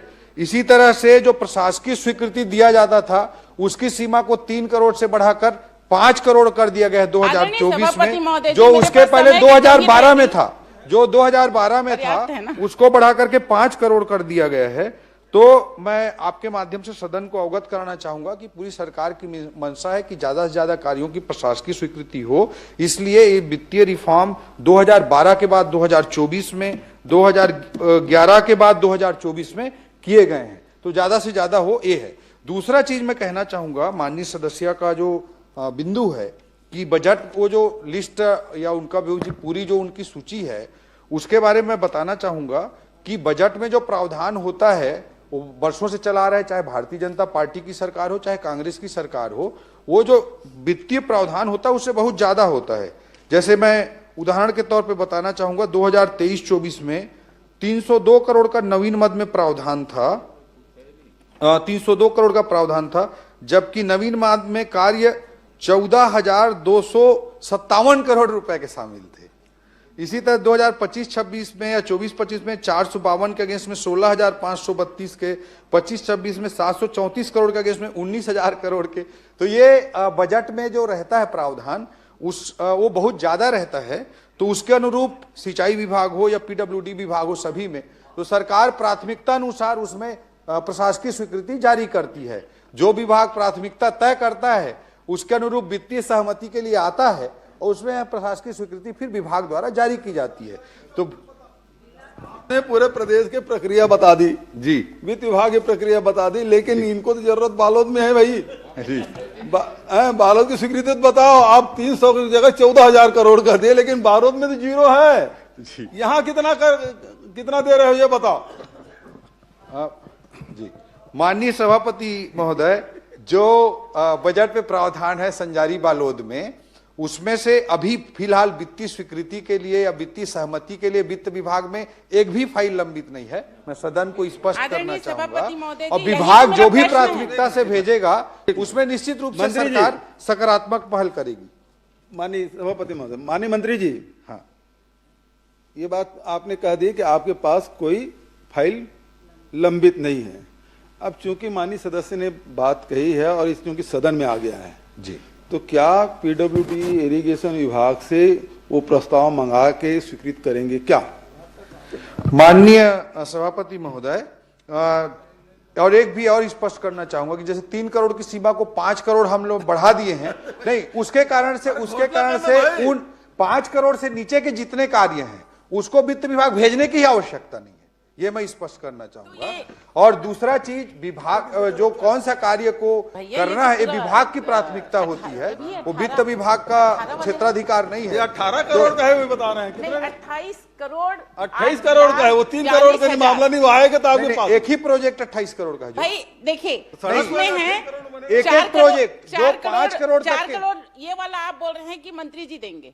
हाँ, 5 करोड़ से नीचे के जितने कार्य तो मंत्री जी भी तो नहीं दिए हैं, उनके लिए वित्तीय सहमति के लिए आवश्यकता नहीं है। आप बोल रहे हैं उसके लिए वित्तीय समिति की जरूरत नहीं है जी। आपका 18 करोड़ 18 लाख जी, ये तो आप दे सकते हैं। नहीं, उसको विभाग की प्राथमिकता है, आदरणीय विभाग तय सभापति करेगा महोदय जो जी, कार्य तो जरूरी है कि जाऊंगा नहीं। सभापति अगर महोदय वित्तीय जी, विभाग मैं तय इतने करेगा सारे तो निश्चित प्रोजेक्ट, रूप से इतने सकारात्मक सारे विचार सब सरकार चीज को करेगी। लेके मैं वित्त मंत्री के पास जाऊं कि मंत्री के पास जाऊं, आप ही बता दीजिए। वो अमूमन आप सीनियर विधायक हैं। सभापति महोदय, चूंकि सदन में आ गया है और वित्त मंत्री जी उदार हैं, उदारता थोड़ा बरतिए। अब ये 18 करोड़ का मामला है, आप मंगा के स्वीकृत कर देंगे, इतना भर तो बोलना है आपको, क्योंकि हर प्रश्न सबका प्रश्न लगता नहीं, कोई प्रश्न लग जाता है। तो कम से कम इस माध्यम से पूरे प्रदेश को संदेश जाएगा कि ओपी चौधरी जी वित्त मंत्री के रूप में बड़े उदार हैं। 18 करोड़ की बात है, आप स्वीकृत कर दीजिए, करवा दीजिए, इतनी तो बात है। एक कार्य की मांग कर अरे भाई, बाकी स्वीकृत कर दीजिए, हम लोग भी मेज थपथपाएंगे, आपको स्वागत करेंगे जी। वैसे करो भाई, नहीं वो बिल्कुल मैं वैसे वित्त मंत्री जी उदार हैं, वो कहने का विषय नहीं है। वित्त मंत्री जी उदार हैं और इसलिए बजट में आप देखे हैं कि बहुत घोषणा कर दीजिए। माननीय सभापति महोदय, वो विभागीय प्रक्रियाओं की दृष्टि से उचित नहीं होगा कि मैं यहाँ पे घोषणा करूं, मगर मैं आपके माध्यम से विपक्ष के सदस्यों के कोई कार्य स्वीकृत नहीं करने चाहते, मैं कारण से सदन का बहिर्गमन करते हैं। मैं आपको बताना चाहूंगा सभापति महोदय, आगे सुशांत शुक्ला, सकारात्मक सभापति महोदय, माननीय सभापति महोदय, बीजापुर में, सुकमा में 100 करोड़ के एजुकेशन सिटी हम स्वीकृत कर रहे हैं। सुशांत शुक्ला। जगरगुंडा क्षेत्र सुकमा अंतर्गत आता है, जहां हमारा विधायक नहीं है, वहां 100 करोड़ का हम एजुकेशन सिटी बजट में लेकर के आए हैं। कैसे बोल सकते हैं कि विपक्ष पे हम स्वीकृत नहीं कर रहे हैं?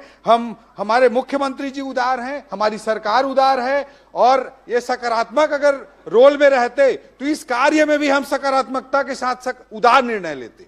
सभापति महोदय, मेरा प्रश्न एक मिनट, वित्त मंत्री जी, वो प्रश्न अब समाप्त हो गया है। जब वो सरकार में यहाँ थे ना जी, मंडी बोर्ड का कागज देते थे तो उसको कचरे में फेंक देते थे।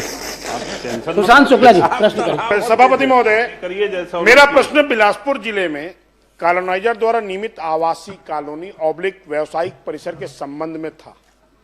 जवाब माननीय मंत्री जी ने दिया है, जिसका पूरक प्रश्न मैं पूछने जा रहा हूं कि प्रपत्र क्रमांक 1 के सरल क्रमांक के 16, सरल क्रमांक 15, सरल क्रमांक 24, सरल क्रमांक 26, सरल क्रमांक 28, सरल क्रमांक 65, सरल क्रमांक 73, सरल क्रमांक 77, 99, 100, 103 में एक ही बिल्डर द्वारा या उसी बिल्डर एक अलग अलग संस्थान बनाकर एक ही व्यक्ति द्वारा लगातार टाउनशिप एक्ट,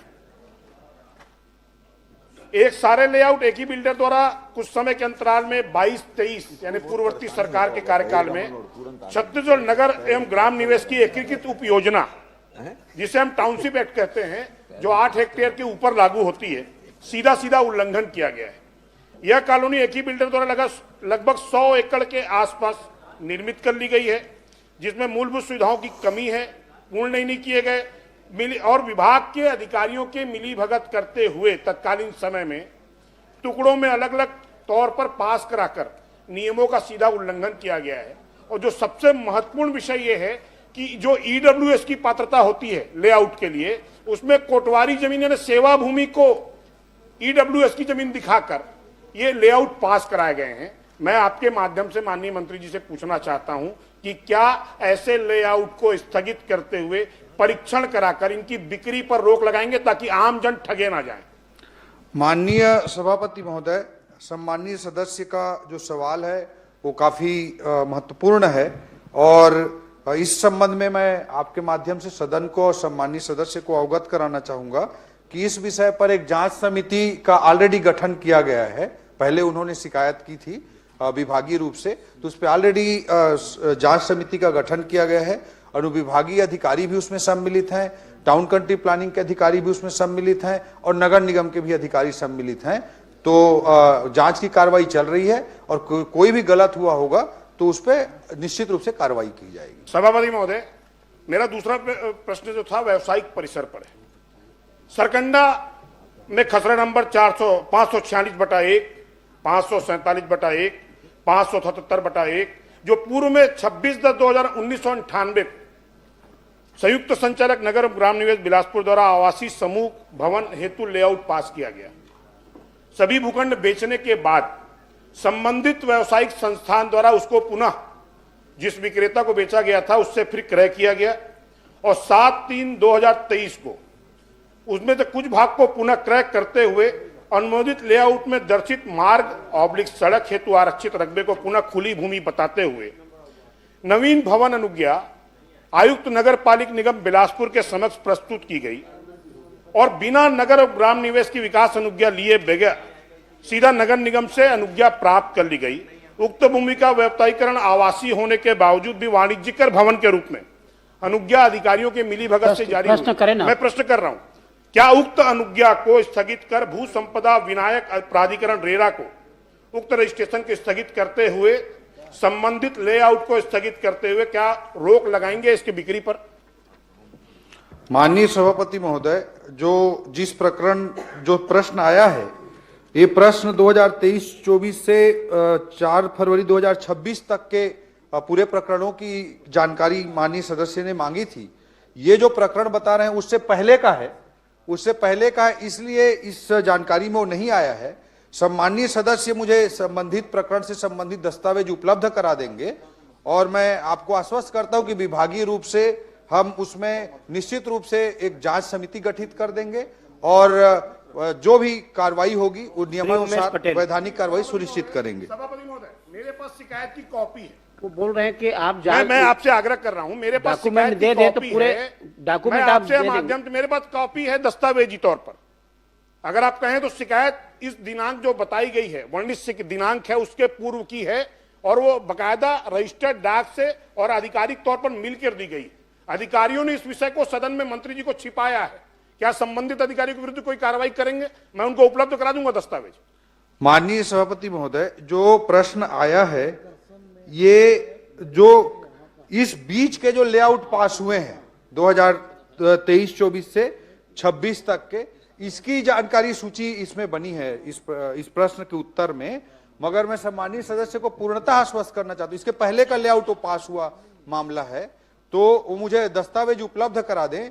मैं निश्चित रूप से इस पे जांच समिति भी विभागीय रूप से गठित कर उमेश पटेल, और उस पे हम निश्चित रूप से कार्रवाई करेंगे। सभापति मेरा विषय पूरा नहीं, आप उपलब्ध करा दो ना। उपलब्ध कराने के बाद में मंत्री जी आपको आश्वस्त कर रहे हैं, कार्रवाई के लिए बोल रहे हैं, तो आप उपलब्ध करा दीजिए उसको। जो भवन अनुज्ञा दी गई व्यावसायिक तौर पर, नगर निगम ने बगैर अभिमत मांगा फर्जी तरीके से, और अभिमत तारीख है 30/5/2023।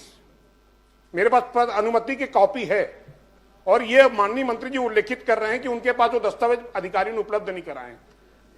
माननीय सभापति महोदय, सम्मानीय सदस्य को मैं ये बताना चाह रहा हूं कि जो प्राइमरी लेआउट जो पास हुआ है वो 2023-24 के पहले का है, इसलिए इस लिस्ट में सम्मिलित नहीं हुआ है। उस डेट के तकनीकी फेर में ना मुझे जाना है ना उनको जाना चाहिए। मेरा आग्रह आपके माध्यम से सम्मानीय सदस्य से ये है कि उससे वो तो कब लेआउट पास हुआ था वो डेट की मैं बात कर रहा था। उन्होंने शिकायत अभी की होगी इस बीच में, इसमें मुझे कोई संशय नहीं है। तो सम्मानीय सदस्य दस्तावेज उपलब्ध करा दें, निश्चित रूप से हम उसमें विभागीय तौर पर जांच समिति गठित करके। मेरा सिर्फ आपके माध्यम, सभापति महोदय, मैं आपसे आग्रह कर रहा हूँ, प्रश्न उतना, देखो मंत्री का जवाब वही आएगा। क्या एक प्रश्न को बार बार रिपीट करने से कोई मतलब नहीं जांच कराकर इसको आपको बता दिया कि आप दे दीजिए, मंत्री जी उसके कार्रवाई करेंगे, आपको आश्वस्त कर रहे हैं, आप दे दीजिए। लेआउट को आपके प्रश्न का उतना ही जवाब आएगा। रोकेंगे क्या बिक्री को, इसका मैं आग्रह चाह रहा हूं बस। माननीय सभापति महोदय, जो सम्मानीय सदस्य ने कहा है कि लेआउट को इसको कैंसिल करेंगे क्या, तो निश्चित रूप से हम जांच कमेटी गठित करेंगे और यथाशीघ्र उसमें जांच करा के उसको लेआउट को भी कैंसिल करेंगे। और बिक्री जहां तक कैंसिल करने की रोकने की बात है, उस पर भी नियम प्राइमा फेसी जांच होने के बाद उस पर भी नियमानुसार 100% कार्रवाई सुनिश्चित। धन्यवाद। माननीय सभापति महोदय, मेरे प्रश्न के उत्तर में माननीय मंत्री जी ने पूरा परिशिष्ट दिया है। मैं माननीय मंत्री जी से पूछना चाहूंगा कि 16 नंबर परिशिष्ट में जो 16 नंबर का पॉइंट है जी, उसमें आपको जो शिकायत है वो प्राप्त हुई है 23/4/2025 को, और आपने उसका समाधान किया है 16/12/2025, मतलब लगभग 8 महीने। तो ये 8 महीने की देरी क्यों हुई, ये बताना चाहिए। माननीय सभापति महोदय, सम्मानीय सदस्य ने जो फ्लाई ऐश संबंधी प्रश्न किया माननीय सदस्य उमेश जी ने, उस पर उन्होंने 16 नंबर, इसमें टोटल जो केस हैं वो 49 केस हैं, और इनमें जो उन्होंने 16 नंबर के विषय पर प्रश्न किया है उस पर मैं आपके माध्यम से अवगत कराना चाहूंगा कि उद्योग द्वारा क्षतिपूर्ति राशि 6,90,000 जमा करते हुए फ्लाई ऐश का संतुलीकरण कर ये बिछाने का कार्य किया गया। मतलब उस शिकायत पे कार्रवाई की गई है। उन्होंने कहा है कि 8 महीने बाद हुई है, लेकिन ये मैं अवगत कराना चाहूंगा कि कार्रवाई हुई और 6,90,000 रुपए का पेनाल्टी भी हुआ। माननीय सभापति महोदय, ये इसकी शिकायत हुई थी 22/3/2025, इन्होंने उत्तर में दिया है 22/4/2025 को, और इसका समाधान हुआ है 16/12/2025। इसलिए हुआ है अध्यक्ष महोदय, सभापति महोदय, क्योंकि पिछले सत्र में 17 तारीख को मेरे यही प्रश्न लगा था, इसीलिए ये समाधान 16 तारीख को हुआ है। मैं आपसे ये जानना चाहूंगा, मैं कल आपके परिशिष्ट के बाद ये सब जगह जाके जियो टैग से इसका निकाला, आपको इसका बता दूं मैं, चोड़ा का ये देखिए, ये जियो टैगिंग के साथ है चोड़ा का। आपके जो अधिकारी है ना, आपको धोखा दे रहे हैं। ये देखिए, ये अभी भी है दोनों। माननीय सभापति महोदय, आप सदस्य रहे हैं, पोस्टर वोस्टर प्रश्नकाल में ऐसा दिखाते नहीं है। आप बोल रहे हैं पर्याप्त है, ठीक है, मैं बता देता हूं। मंत्री रहे, मैं जियो टैग करके उसको दिखाया। कल दोनों 3-4 जगह का, चाहे बोतलदा हो, चाहे चोड़ा हो, चाहे बानी पाथर हो, अभी भी फ्लाई ऐश वैसी को वैसी पड़े हैं। आपके अधिकारी आपको गलत जवाब दे रहे हैं, क्या उनके ऊपर कार्रवाई करेंगे? माननीय सभापति महोदय, मैं आपको अवगत कराना चाहूंगा कि जो पिछले सरकार के समय में कार्रवाई होती थी उससे 10 टाइम्स ज्यादा कार्रवाई ट्रांसपोर्टिंग के मामले में हो रही है। मैं आपके माध्यम से सदन में दस्तावेज भी प्रस्तुत कर सकता हूं, बताना भी चाहूंगा कि जो माननीय सभापति महोदय, मेरा बहुत स्पेसिफिक प्रश्न है। मैं सभापति महोदय का और माननीय सभापति महोदय, आप मुझे 2021-22 में इनकी सरकार के समय में एक भी कार्रवाई नहीं हुई, जीरो कार्रवाई हुई है। 2022-23 में जीरो कार्रवाई हुई है। 2023-24 में 9 लाख का पेनाल्टी हुआ है। वर्ष 2024-25 में 21,30,000 का हुआ है। समय बर्बाद करने का समय है। मैं इसके बाद अवगत कराना चाहूंगा। मेरा पॉइंटेड प्रश्न को उत्तर दे दें। मैं माननीय सभापति महोदय, मैं परिस्थिति बता रहा था, चाहे वो फ्लाई ऐश डंपिंग का मामला हो, चाहे ट्रांसपोर्टिंग का मामला हो। सम्मानित सदस्य उमेश जी ने जो विषय मुझे बताए हैं उससे मैं निश्चित रूप से उनसे सारे विषय ले लूंगा, जानकारी ले लूंगा, और कहीं पर भी कोई कमी होगी कार्रवाई के संबंध में उसमें कार्रवाई विभाग द्वारा सुनिश्चित की जाएगी। पर्यावरण विभाग के अधिकारी कोई काम नहीं कर रहे हैं सभापति महोदय। वहां फ्लाई ऐश डंप रोड पे हो रहा है लगातार, और इसकी शिकायत मेरे द्वारा खुद कई बार किया जा चुका है। उसके बाद भी विधानसभा प्रश्न लगने के बाद वो जाके उसका निराकरण करने का कोशिश कर रहे हैं, और आपको आज भी जवाब गलत दिए हैं मंत्री जी, आपको गलत जवाब दिए हैं। ये मैं इससे आगे पूछना चाहूंगा कि आज के मैं इसका पहले बताना चाहूंगा माननीय सभापति महोदय, जो माननीय मंत्री जी जवाब दे रहे थे 21-22 में 0, 22-23 में 0, और भैया लॉकडाउन तो आप लगा कर रखे थे केंद्र से। 21-22 से 22-23 तक पूरा लॉकडाउन नहीं था। लॉकडाउन आदरणीय मंत्री जी, वो बोतल आदरणीय मुख्यमंत्री भूपेश बघेल जी बहुत अच्छे तरह से अवगत थे कि वो लॉकडाउन कब से कब तक लगा था। सभापति महोदय, 23 मार्च 2020 की तारीख, इस सदन का 23 मार्च 2020 की तारीख, कुछ महीनों तक लॉकडाउन था। 24 महीने तक आपने जीरो कार्रवाई की। आपकी सरकार थी, आपके मंत्री थे, आपके कार्रवाई क्यों नहीं कर दी एक बार भी? समय कम, तब तो मिली भगत चल रहे थे वहाँ। माननीय सभापति महोदय, ये भी मैं बताना चाहूंगा। अभी मेरा प्रश्न ये है कि आज के दिन में कितने lakh metric ton fly ash Raigarh जिले में उत्पादन हो रहा है, और इसके कितना % आज निराकरण हो रहा है? माननीय सभापति महोदय, मैं ये भी बताना चाहूंगा कि एक मॉडल एसओपी भी जारी किया गया है हमारी सरकार आने के बाद। इंटीग्रेटेड सिस्टम भी बताया गया है। जो सम्मानित सदस्य ने प्रश्न किया है उसमें बताना चाहूंगा 2024-25 में जो फ्लाई ऐश जो है उत्पन्न हुआ है उसकी भी जानकारी मैं उपलब्ध कराना चाहता हूं। 25-26 में जो हुआ है उसकी भी मैं जानकारी उपलब्ध कराना चाहता हूं। और जो उपयोग की गई मात्रा है, जनित फ्लाई ऐश के से ज्यादा उसका डिस्पोजल भी किया गया है। और हमारी सरकार नया एसओपी लेकर भी आई है, इंटीग्रेटेड वेस्ट मैनेजमेंट लेकर भी आई है। ये अनावश्यक अनर्गल राजनीति कर रहे हैं।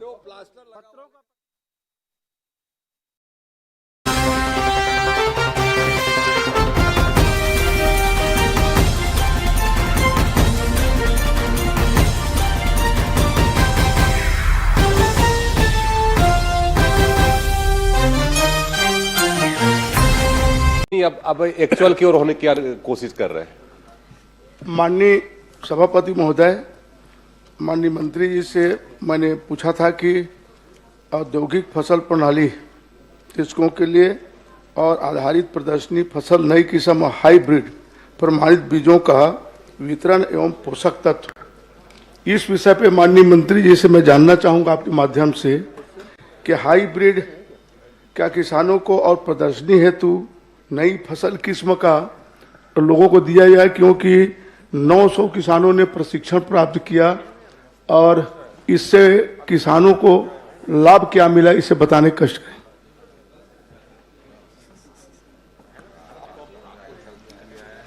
सभापति महोदय, हमारे बहुत ही वरिष्ठ माननीय सदस्य जो सदन के कई बार सदस्य भी रहे और लोकसभा के भी लगातार 4 बार आप सदस्य रहे हैं। ऐसे वरिष्ठ सदस्य की चिंता इन्होंने खास करके जो कृषि के बारे में, उनका उत्पादन के बारे में, किसानों का कैसे प्रशिक्षण हुआ, इस बारे में प्रश्न किया है। जहां तक आपने प्रशिक्षण के बाद का परिणाम की बात की है, तो सभापति महोदय, माननीय सदस्य को बताना चाहूंगा कि प्रशिक्षण इसीलिए दिया जाता है कि अनेकानेक योजना जो चलते हैं, उस योजना के तहत किसानों को किस तरह से अधिक उत्पादन अपने खेत में लेना चाहिए, इस लिहाज से विभाग की अनेक योजनाएं हैं।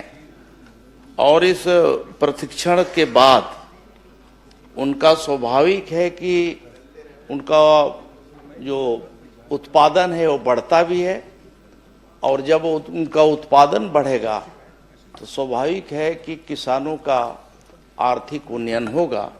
ऐसा सोच करके इस तरह की योजना चलते हैं महोदय। नहीं, मेरा उत्तर नहीं आया माननीय जी।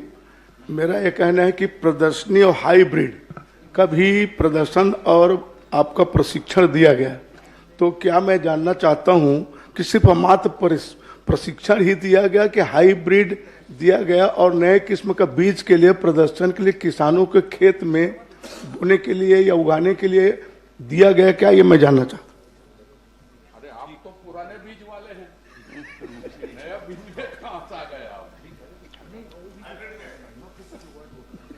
अध्यक्ष महोदय, इसमें मैंने बताया कि कृषि विभाग के अनेक योजना चलते, उस योजना के तहत जो प्रशिक्षण दिए जाते हैं, आत्मा योजना है, बीज ग्राम योजना है, राष्ट्रीय खाद्य सुरक्षा पोषण है, दलहन का है कि दलहन के खेती को हमें कैसे बढ़ावा देना है, खाद्य सुरक्षा की दृष्टि से जो हमारे यहाँ मिशन चावल की जो योजना है, और रेन फेड एरिया डेवलपमेंट के लिए जो हमारे यहाँ प्रशिक्षण चलता है कि इन क्षेत्रों में कैसे हम बढ़ावा दे सकें, उनका उत्पादन कैसे बढ़ाया जा सके। तो एक तरह से हमारे यहाँ जो आधार बीज होते हैं, उसी से हमारे जो उत्पादन कैसे हम अधिक बढ़ा सकते हैं, कैसे ले सकते हैं,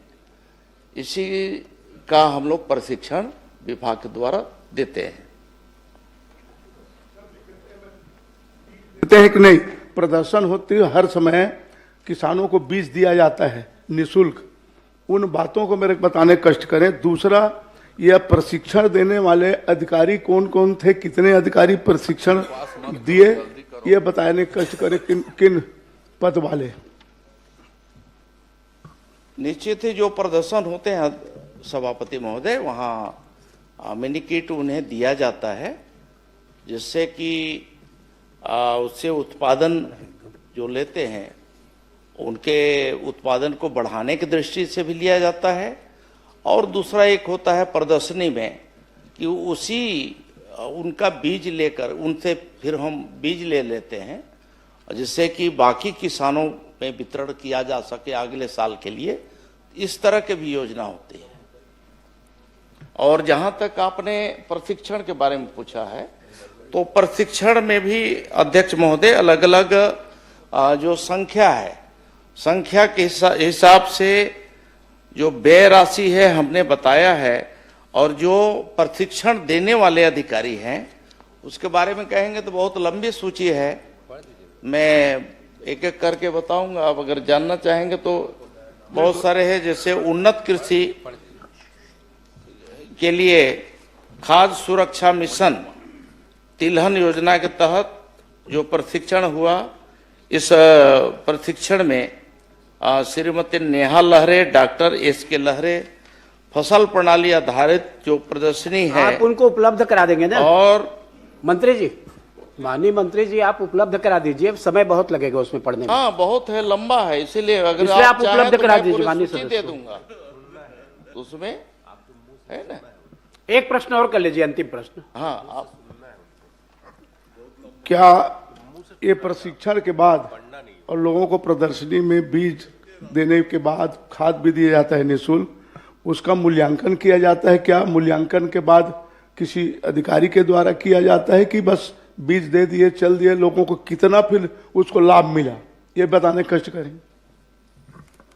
सभापति महोदय, एक ये संख्या बहुत बड़ी होती है, इसलिए मिनीकेट जितना वितरण करते हैं, जो नाम नीचे से चयनित होकर के एक तरह से आता है किसानों को, उसको जब हम देते हैं तो ये अपेक्षा से देते हैं कि इसका सही उपयोग करेगा, और अधिकांश किसान जो है उसका सही उपयोग करते हैं। ये बात सही है कि जिनको हम देते हैं उनका 100% हम उनका मूल्यांकन हम नहीं कर पाते हैं। इस तरह की अभी हमारे यहाँ कोई प्रणाली अभी नहीं विकसित हुई है। फिर भी आपके जो इस ओर आपने ध्यान दिलाया है, अगर कोई शिकायत हो, किसी प्रकार की कोई और बात हो तो आप बताइए, सुझाव दीजिएगा, तो निश्चित हम उसे जमीनी स्तर पे उसे लागू करेंगे। श्री कुंवर सिंह ने साहब। माननीय सभापति महोदय, मैं माननीय आदिम जाति विकास मंत्री से ये सवाल कर रहा हूँ कि घुमंतु पशु के संरक्षण और रख रखाव पर कौन कौन से योजना सरकार संचालित करत है, और वर्तमान में पूरा प्रदेश में पशु की संख्या कतका है? उत्तर में मैं करीब करीब मैं सभी जानकारी दिया हूं। जहां तक आपने संख्या के बारे में बात किया है, तो संख्या भी इसमें हमने बताया है कि कुल घुमंतु पशुओं की कुल संख्या 1,84,993 है, और जिलेवार भी विवरण उसमें दिया हुआ है। परिशिष्ट को आप निकालेंगे तो मिलेगा। माननीय सभापति महोदय, मैं माननीय मंत्री जी से यही बात करूं कि घुमंतु पशु के संरक्षण और रख रखाव पर पशुधन विभाग द्वारा का योजना चलत है, और कर रहे की व्यवस्था कौन प्रकार से सरकार करे?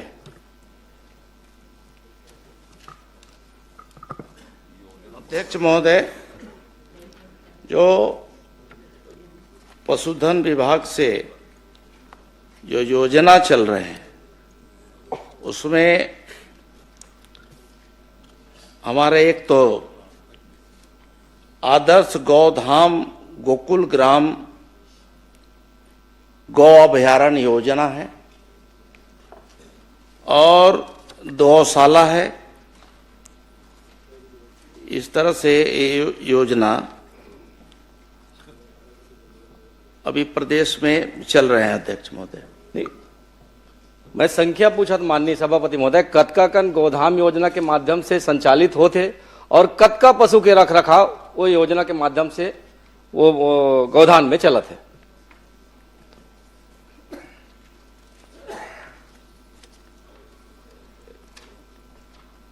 ये जो आपका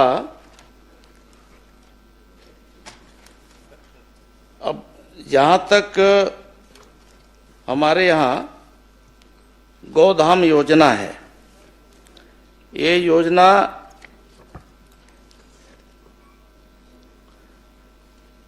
ये 6/8/2025 से संचालित है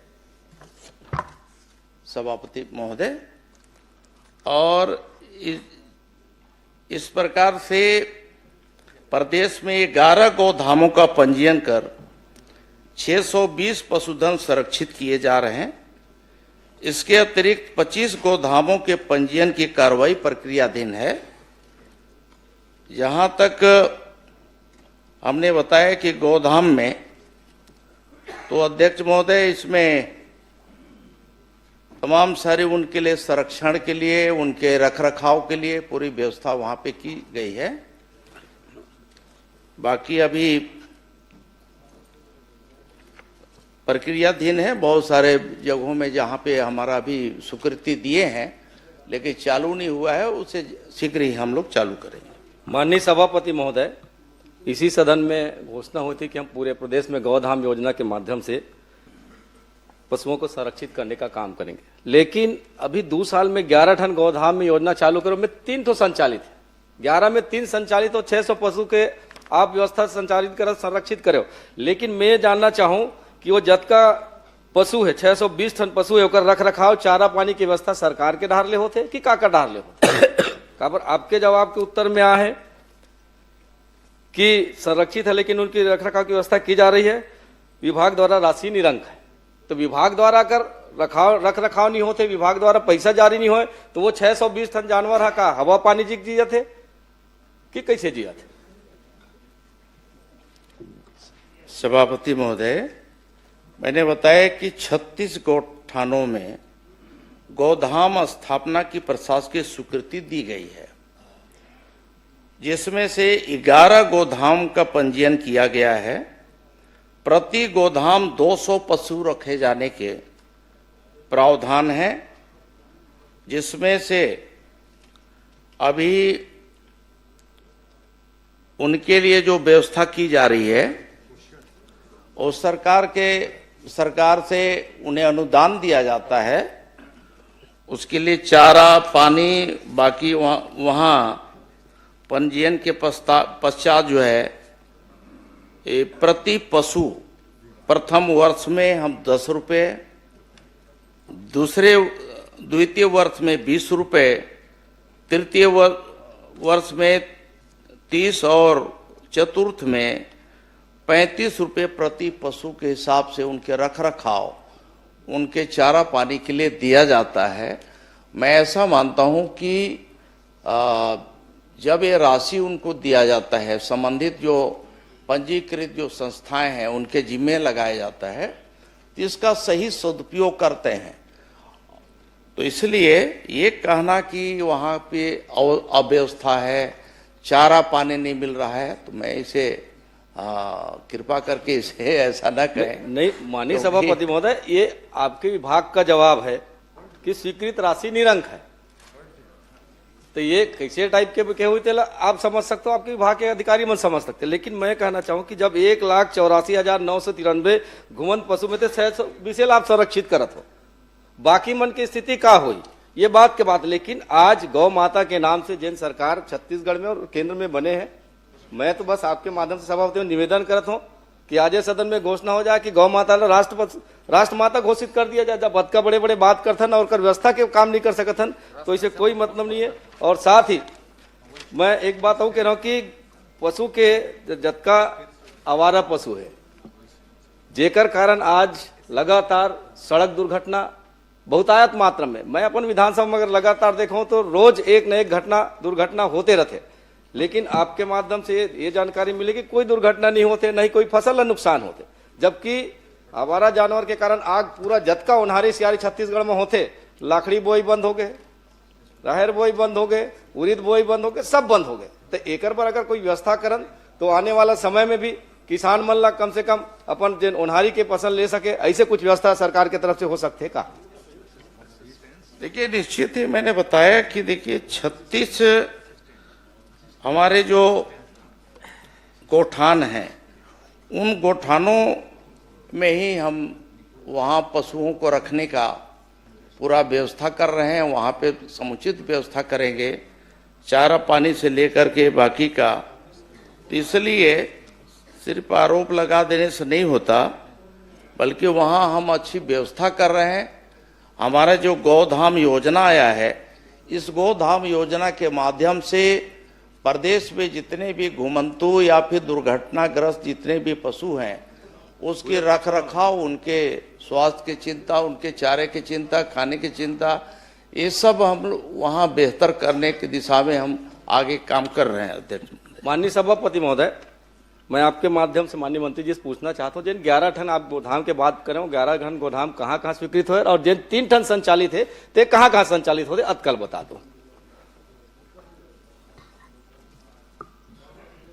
देखिए, जहां तक गोधाम संचालन हो रहा है उसमें तखतपुर जिला बिलासपुर के गोधाम लखासार, इसी प्रकार से बिलासपुर में है गोधाम ओखर मस्तूरी ब्लॉक में, गोधाम केवतरा विकासखंड साजा बेमेतरा, इस प्रकार से यहाँ ये गोदाम संचालित हैं। और इसके अलावे जो हमारे बताए कि पंजीकृत जो हमारे गौशाला हैं उसे भी इसका हम दर्जा दे करके वहाँ काम कर रहे हैं, जिसमें कि बालोद जिले का 4 है, बालोद है, गुरूर है, डोंडी है, लोहारा है। गोदाम में एक प्रस्तावित है डोंडी, और इसी प्रकार से बाकी जो 11 आपने जानकारी मांगा है, 11 का सूची भी है, हम कहिए तो हम पूरे हम पढ़ देते हैं। जी जी।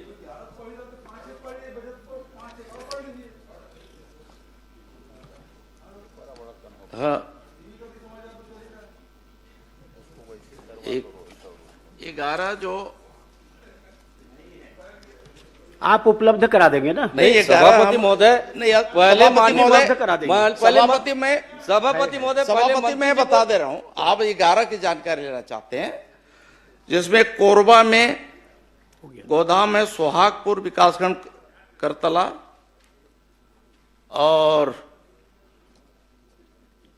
यहाँ है दूसरा में सरायडी है, ग्राम पंचायत कोरबा, और तीसरा है महोरा में पौड़ी उपरोड़ा, चौथा है लखासार, क्या है भगतपुर, प्रश्न? पांचवा में ओखर।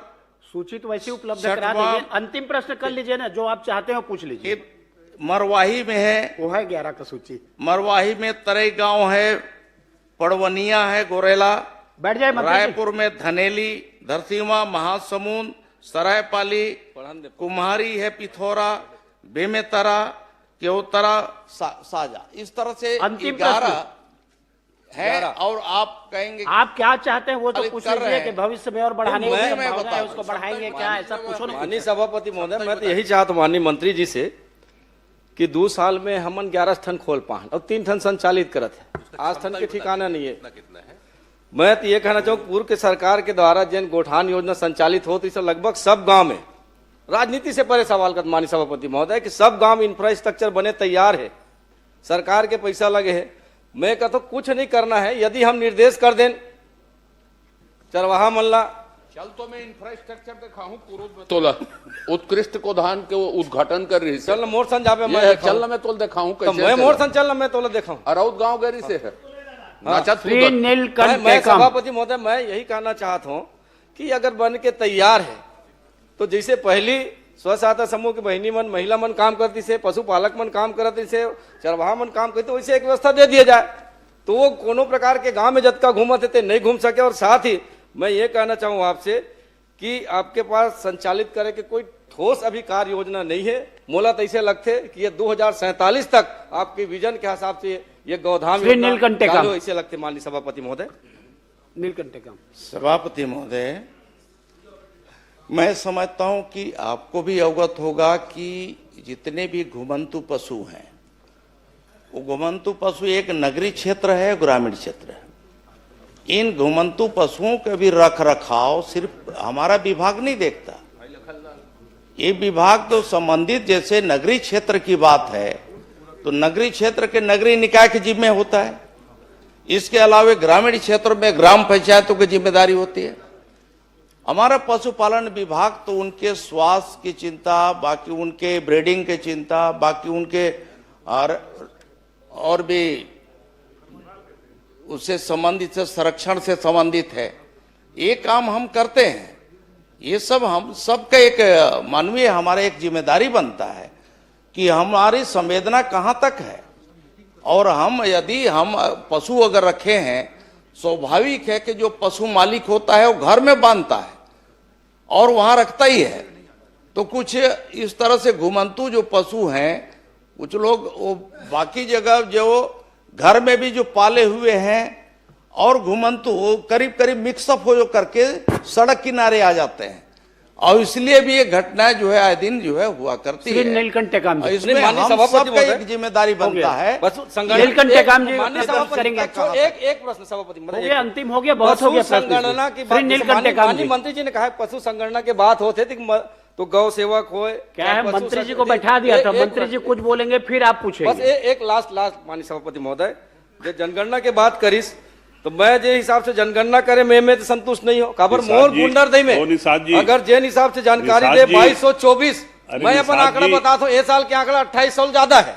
तो कर विभाग के कर्मचारी गलत आंकड़ा प्रस्तुत करे, मैं बता दूं। एक मिनट मंत्री जी आए पूरा आंकड़ा दे, आंकड़ा दे ना पूरा दे, मैं बता दूं संतुष्ट नहीं मैं मंत्री जी के जवाब से कि आप 2224 पे गुंडरदी के आंकड़ा आवारा पशु मैं बताता 28 साल ज्यादा है मोर जानकारी के हिसाब से। तो कहीं न कहीं आपके अधिकारी जवाब गलत दे आपला, होकर पर कार्रवाई करूँ का। एक मिनट निषाद जी गौठान के चक्कर में उधर पहुंच गए, अभी भी गौठान का नहीं, अभी तो आप मन यहाँ गौ माता के नाम से जन वोट मांगे राष्ट्र माता घोषित करें ना, बड़े बड़े बात करते संरक्षित करें। माननीय अध्यक्ष महोदय, मैंने हमारे वरिष्ठ मंत्री आदिम जाति कल्याण विभाग से मैंने प्रश्न किया था और उसकी संपूर्ण जानकारी तो मुझे प्राप्त हो गई है, लेकिन ये बड़ा ही संवेदनशील प्रश्न है। भारत के संविधान के 275(1) और इसमें भारत सरकार के संचित निधि से आदिवासी क्षेत्रों के लिए राशि जारी होता है, आवंटन जारी होता है। और जो जानकारी आज मांगने पर मिली है, अगर ये जानकारी हमको स्वतः ही मिल जाती जिलों से और सारे परियोजना प्रशासकों से, तो आज इसको प्रश्न के माध्यम से यहां पर समय लेने की आवश्यकता नहीं थी। लेकिन मैं और मेरे साथ 29 विधायक और 4 सांसद आते हैं आदिवासी क्षेत्रों से, और मेरे विधानसभा में खास करके कोंडागांव जिले में आज तक परियोजना सलाहकार मंडल की एक भी बैठक आयोजित नहीं हुई। और मैं समझता हूं कि बाकी जगह पर हो रहा होगा, और अगर नहीं हो रहा है तो माननीय नहीं हो रहा है। मैं माननीय अध्यक्ष महोदय के माध्यम से आपसे मैं निवेदन करना चाहता हूं कि ये बड़ा ही संवेदनशील मुद्दा है। आदिवासियों के मतदान करने पर हम उनके प्रतिनिधि बनकर के आए हुए हैं, और हमारी जिम्मेदारी बनती है कि हम लगातार उन क्षेत्रों में हो रहे कार्यक्रमों की, गतिविधियों की और योजनाओं की समीक्षा करें। मैं बहुत सारे मामलों पर नहीं जाना चाहता हूं, लेकिन एकलव्य विद्यालय मेरे विधानसभा के 3 2023 के पहले के स्वीकृत है। अब 2023 के पहले का चाहे जल जीवन मिशन हो, चाहे आदिवासी विभाग के काम हो, एकलव्य के नहीं किए, उनकी तो हालत हम देख रहे हैं, उधर चले गए हैं। लेकिन 2023 के बाद इन 2 सालों में हमने क्या किया? आज हम ईज ऑफ डूइंग बिजनेस की बात कर रहे हैं, सिंगल विंडो सिस्टम की बात कर रहे हैं। मेरा प्रश्न है, आप प्रश्न ये तो तीनों मेरे जो एकलव्य के विद्यालय हैं, जिसमें 600 बच्चों को दूसरे भवनों में रह करके बड़े ही असुविधाजनक जगह पे पढ़ाई कराने का काम कर रहे हैं। एक आध जो है आत्महत्या भी हुआ है इसमें। फरसगांव के मॉडल कैंपस में सारे बच्चे रह रहे हैं, बहुत ही हालत खराब है। तो ये भवनों का तीनों जो भारत सरकार से स्वीकृत है, और इसके पीछे बहुत बड़ा लॉजिक है। तो ये भवनों का निर्माण मेरा कहना है आप प्रश्न करके मंत्री जी से जवाब लीजिए। ये भवन का निर्माण कार्य कब तक प्रारंभ हो जाएगा? बस मैं ये अप्रारंभ कामों में की सूची में से है, तो मेरा प्रश्न है कि ये काम कब तक चालू हो जाएंगे? माननीय सभापति जी, एक अच्छा पहले मूल प्रश्न करने दीजिए ना, इनका उत्तर दे दूं, इसके बाद सभापति महोदय, हमारे माननीय सदस्य के द्वारा जो प्रश्न किया गया है, वो प्रश्न वैसे माननीय सभापति जी, राम विचार जी का लगातार तीसरा प्रश्न है। नियमतः तीसरा प्रश्न लगातार नहीं आना चाहिए। आपको संरक्षण दीजिए। सीनियर मंत्री है, सीनियर मंत्री है, अनुभवी मंत्री है, जवाबदार मंत्री है, आप चिंता मत करें अजय जी। नहीं, सीनियर मंत्री है, जवाबदार मंत्री। आपकी प्रिंटिंग में भी लगातार 3 प्रश्न नहीं आना चाहिए, दूसरी सलाह निकलनी चाहिए। चल, मैं सभापति महोदय, माननीय सदस्य की जो चिंता है और इस चिंता से मैं निश्चित ही विभाग को अवगत कराऊंगा और इसमें अभी तक क्यों नहीं हुआ इसको मैं दिखवाता हूं और आपके सम्मान का पूरा हम ध्यान रखेंगे। आपको इस तरह से और सदन के बाकी सदस्यों को भी जो परियोजना सलाहकार में जो हमारे अध्यक्ष बने हैं उनकी अध्यक्षता में हमारे परियोजना सलाहकार की बैठकें निश्चित तौर पे साल में 2 बार कम से कम तो होना ही चाहिए, लेकिन नहीं हुई है उसको हम देखेंगे। बाकी सदन के भी बाकी सदस्य की भी चिंता है। जहाँ तक आपने प्रश्न किया है तो इस प्रश्न में सिर्फ जो अगर प्रश्न को देखा जाए तो आवंटन के बारे में आपने पूछा 2023-24 से 24-25 तक, साथ ही साथ आपने प्रश्न किया कि कितने स्वीकृत जो कार्य थे, कितना प्रारंभ है, कितना अप्रारंभ है, कितना पूर्ण है अपूर्ण है, उसकी पूरा विस्तृत जानकारी हमने दिया है। जहां तक आपने अपूर्ण की जानकारी है उसमें भी हमने बताया है कि इसमें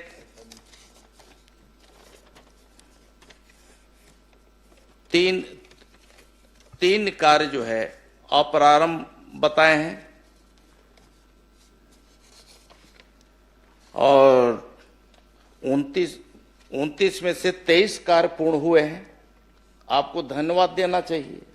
धन्यवाद शुरू में दे दिया और कि आपने पूरी बहुत इसमें अच्छी से जानकारी दे दी 3 कार्य जो है अप्रारंभ है, बहुत छोटे काम है वो भी, और 3 कार्य जो है अभी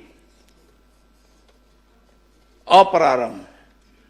प्रारंभ अभी 3 काम और बचे थे, उसका भी प्रारंभ कर दिया गया है। और जो अप्रारंभ है उसमें कुछ स्थानीय स्तर पे पंचायतों का कुछ था तो उसके आधार पे वो भी शॉर्ट लिस्ट कर लिया गया है, वो भी पूरा हो जाएगा। जहां तक आपने प्रश्न इससे हट करके एक और प्रश्न किया है एकलव्य मॉडल स्कूल के संबंध में, तो कर्म कार्यों की सूची में है, ये सूची में है, आपके जो जवाब आए हैं उसमें है। इसमें अध्यक्ष महोदय बहुत सारे, एक तो जो ट्राइबल एरियाज है, आपको भी मालूम है माननीय भूपेश बघेल जी की आपके समय में भी जो हॉस्टल आश्रम जो स्वीकृत किए जाते थे या अन्य संस्थान जो स्वीकृत होते हैं तो जमीनों की बहुत बड़ी समस्या होती है और जमीनें हमें आज ले दे करके कुल मिलाकर के फॉरेस्ट वन विभाग पर ही आश्रित हम रहते हैं। अगर गांव में ग्रामीण क्षेत्रों में देखते हैं तो वहां पे वन भूमि होता है और वन भूमि की एक बड़ी समस्या है, उसकी स्वीकृति इतना आसानी से नहीं मिल पाता है। वो प्रक्रिया में काफी विलंब हुआ है और तब जाकर के, और भारत सरकार का इसमें एकलव्य विद्यालय का जो स्वीकृत भवन होते हैं उनमें ये रहता है कि उन्हें 100% उन्हें क्लियरेंस चाहिए और क्लियरेंस मिलने के बाद ही कोई भी काम हम शुरू कर पाते हैं। मंत्री जी, और इसलिए इसमें कुछ विलंब हुआ है। मैं सदन को आपके माध्यम से सभापति महोदय ये भी अवगत करा देना चाहूंगा कि जो जहां हमारे एकलव्य विद्यालय जो स्वीकृत हुए थे उसे लगातार हमारी मॉनिटरिंग विभाग कर रहा है, मैं स्वयं कर रहा हूं। माननीय मुख्यमंत्री जी के समक्ष भी हम लोगों ने इसमें चर्चा किया है और अलग अलग विभाग के, वन विभाग के वरिष्ठ अधिकारियों के साथ और वहां के संबंधित कलेक्टरों के साथ हम लोगों ने वर्चुअल मीटिंग भी किया है और यहां भी बुला करके मीटिंग किया है और तब जाकर के इसमें काफी शॉर्ट लिस्ट हुआ है और अनुमति अब भारत सरकार से बाकी जगह से मिल गया। टेंडर की प्रक्रिया में काफी विलंब हुआ है। टेंडर के लिए भी हमने भारत सरकार के जो एजेंसियां हैं, बहुत सारे राष्ट्रीय स्तर की जो एजेंसियां हैं उनको हमने हायर किया है, उनको हमने दिया है कि आप जैसा भी है डीपीआर आप बनाएंगे, बाकी चीज आप बनाएंगे, क्योंकि ये बड़े काम है, कहीं ऐसा ना हो इसमें शिकायत हो। इसलिए उनकी एजेंसियां की प्रक्रिया है, उस प्रक्रिया के तहत टेंडरिंग प्रक्रिया उन्होंने पूरा किया है और टेंडर प्रोसेस पूरा करने के बाद अब फाइनल हो गया है और निश्चित ही इसमें अब गति पकड़ लेगा, बहुत जल्दी उसका शुरुआत हो रहा है। माननीय सभापति महोदय, इसी से संबंधित प्रश्न है। एक मिनट। मेरा केवल सुझाव है मंत्री जी, इसमें कोई प्रश्न नहीं है, क्योंकि सरकार ने खासकर अनुसूचित क्षेत्रों में 5 एकड़ तक के कलेक्टर को अधिकार दिया हुआ था कि जो भी निर्माण कार्य है, जो स्कूल है, छात्रावास है, हॉस्पिटल है, इसके बनाने के लिए कलेक्टर दे सकता है एक जिले में 5 हेक्टेयर तक के। लेकिन वो समयावधि बीत गए। 2021-22 में मैंने पहल की थी, लेकिन उसको माना नहीं था। अभी फिर से पहल कर दी। जो आप जमीन की जो समस्या बता रहे हैं, राज्य सरकार की ओर से भारत सरकार से फिर से आग्रह कर ले, क्योंकि हमारे यहाँ वनाच्छादित है और इस प्रकार जमीन मिलना मुश्किल हो रहा है। तो इसलिए भारत सरकार से अनुरोध करके वो फिर से अनुमति ले ली जाए कि कलेक्टर को 5 हेक्टेयर तक के निर्माण कार्य के लिए वो जमीन दे सकता है वन विभाग का। पत्राचार कर लें। माननीय सभापति महोदय, हमारे यहाँ 3 बार उद्घाटन हो गए। सभापति महोदय, पहले उनको हाथ उठाए थे। माननीय सभापति महोदय, माननीय सदस्य जी ने प्रश्न 275 एक जो उठाया था। मेरे विधानसभा बहुत ही संवेदनशील क्षेत्र है। नक्सली क्षेत्र होने के कारण उन्हें कई ऐसे जगहों में जाने का अवसर नहीं मिलता, और इस मत का पैसा परियोजना का पिछले 2 सालों में एक भी बैठक नहीं हुई है और हमें कोई भी जानकारी नहीं बताया गया है। मैं क्षेत्र के भ्रमण में पता चला कि ऐसे जगह बंदर बांट कर दिया राशि को। मैं मध्य क्षेत्र प्राधिकरण के बैठक में माननीय मुख्यमंत्री की अध्यक्षता में कोरबा भी गया था। इस बात को मैं वहां पे भी बताया कि 37 कामों में 3 काम प्रारंभ बताया गया है, और आज तक ऐसे जगह काम किया है जहां पे हमें जनप्रतिनिधि कोई जा नहीं सकते। संवेदनशील क्षेत्र है, पहाड़ी क्षेत्र में बना दिया, जमीन में मात्र नींव भर बनाए हैं। तो मैं चाहूंगा आपके माध्यम से कि मंत्री जी से कि उसकी जांच कराएंगे क्या। अब क्या है, प्रश्न आपका अलग है, प्रश्न माननीय का अलग है। आप सुझाव दे दीजिए, मंत्री जी उसको देख लेंगे। माननीय सभापति महोदय, ट्राइबल मैं तो सभापति महोदय आपके माध्यम से पूरे सदन के माननीय सदस्यों से यही आग्रह करूंगा कि देखिए, इस तरह की जो भी संस्था किसी भी विभाग का कोई भी स्वीकृत अगर होता है या कोई भी योजना स्वीकृत होती है, तो हम सब का दायित्व बनता है कि हम उसके लिए जगह कैसे भी हो, जैसे भी हो, हम लोग को प्राथमिकता के आधार पे तय करके दिलाना चाहिए। क्योंकि आपके विधानसभा क्षेत्र में जो चीज बनने वाला है, ये तो आप तय करेंगे कि कहाँ बनेगा, किस हिसाब से कहाँ पर हमें देना ठीक रहेगा। और अगर इसमें कहीं पर दिक्कत आ रही, विभाग अगर नहीं कर पा रहा है, तो इसमें आगे बढ़ चढ़ करके हमें हिस्सा लेकर के उसे पूरा करना चाहिए। श्रीमती संगीता सिन्हा, माननीय आप लोग लिख करके दे दीजिए। इसी में 1 लाख का ही मामला है, क्वेश्चन करेंगे ना, मामला है। सभापति महोदय, 1 लाख स्कूल का ही मामला है। बस 1 मिनट सर, 1 मिनट। मानपुर में 3 बार उद्घाटन हो गए सभापति महोदय। उसका माननीय प्रधानमंत्री जी ने किया, माननीय मुख्यमंत्री जी ने किया, माननीय। लेकिन मानपुर का कैसे बताएंगे? आपके प्रश्न में बताएंगे मंत्री जी। 1 लाख का मामला है। नहीं, वो मैं समझ गया, लेकिन आप प्रश्न करेंगे उसमें जवाब देंगे ना। पूरे प्रदेश का जवाब तो केवल सुझाव के रूप में आप दे सकते हो। तो मेरा कहना, आप लिख करके मंत्री जी को दे दीजिए यहीं पर। दूसरा, उसी में सभापति महोदय, वो एकलव्य स्कूल में 3 बच्चियां वहां पे अपना फिनाइल पी के। माननीय सभापति महोदय, माननीय सभापति महोदय, सबका अलग अलग। माननीय सभापति महोदय, मैं आपके माध्यम से माननीय मंत्री जी जानना चाहूंगा कि आदिवासी उपयोजना की राशि क्या अन्य मद परिवर्तित किया जा सकता है? यदि हाँ, तो नियम शर्तें क्या है? जिला का मामला है भाई। माननीय मंत्री जी, बता दीजिए, कुछ बताना है तो। आदिवासी उपयोजना की राशि को क्या अन्य मद परिवर्तन किया जा सकता है? देखिए, इस तरह का कोई राशि जिस मद से स्वीकृत हुआ, उसी मद से ही खर्च करने का होता है। फिर भी अगर किसी, मान लीजिए कि अतिरिक्त कमरे का स्वीकृत हुआ, अतिरिक्त कमरा वहां बन गया है, तो परियोजना वहां का प्रशासनिक अधिकारियों का ये जिम्मेदारी बनता है कि उसको परिवर्तन करा के, वो भी यहाँ मुख्यालय की अनुमति से वो ले करके कहीं दूसरे यहाँ भी उसका उपयोग किया जा सकता है। श्रीमती संगीता सिन्हा, माननीय सभापति महोदय, छोटा सा इसी में से मेरा प्रश्न भी है। माननीय सभापति, माननीय मंत्री जी से मैं जानना चाहता हूं कि परियोजना सलाहकार मंडल का गठन कब हुआ, अगर हुआ है तो कौन कौन अध्यक्ष है पूरे उसमें? अब आप प्रश्न करेंगे तो जवाब आएगा। अब सभापति महोदय, वो परियोजना सलाहकार मंडल का जो गठन हुआ है, अब उसका प्रश्न तो नहीं है, लेकिन आपने किया है तो मैं अवगत करा दूंगा भाई। श्रीमती संगीता सिन्हा, आप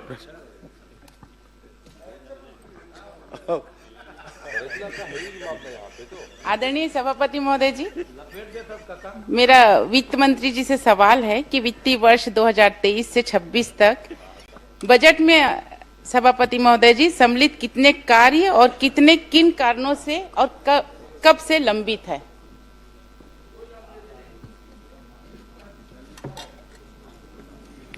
माननीय सभापति महोदय, जो माननीय सदस्य का जो प्रश्न है उसमें मैं बताना चाहूंगा कि कोई भी कार्य वित्त विभाग में लंबित नहीं है।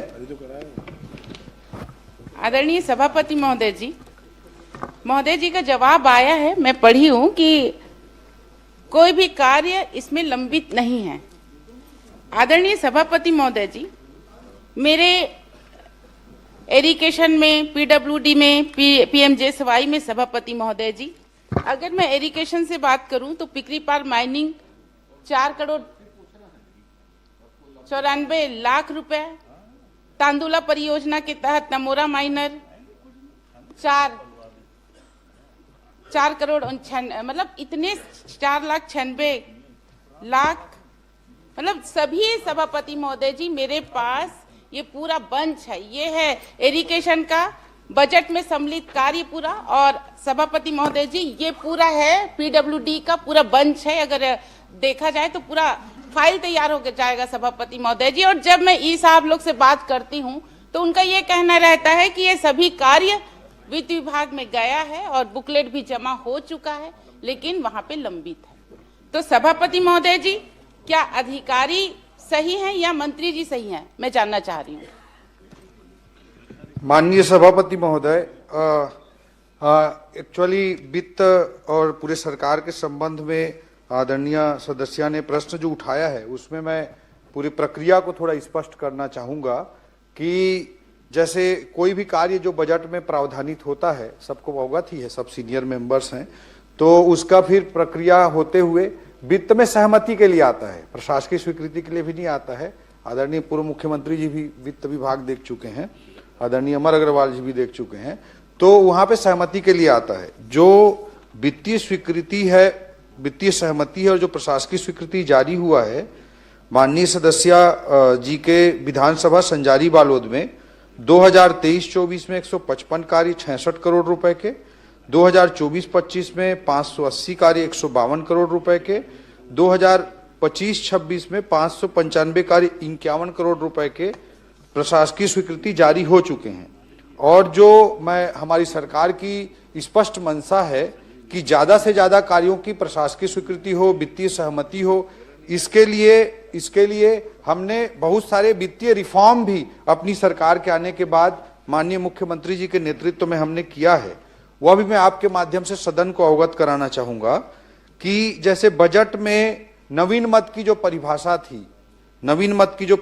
थी वो 1995 में उसका गाइडलाइन जारी किया गया था और पहला संशोधन उसके बाद 2011 में हुआ था, और उसके बाद हम लोगों ने 2024 में फिर से उसमें संशोधन किया है और इसमें जो नवीन मद की परिभाषा अंतर्गत जो राशि है उसको बढ़ा दिया गया है, ताकि माननीय सभापति कृपया पूरी प्रक्रिया सुन लें सभापति महोदय।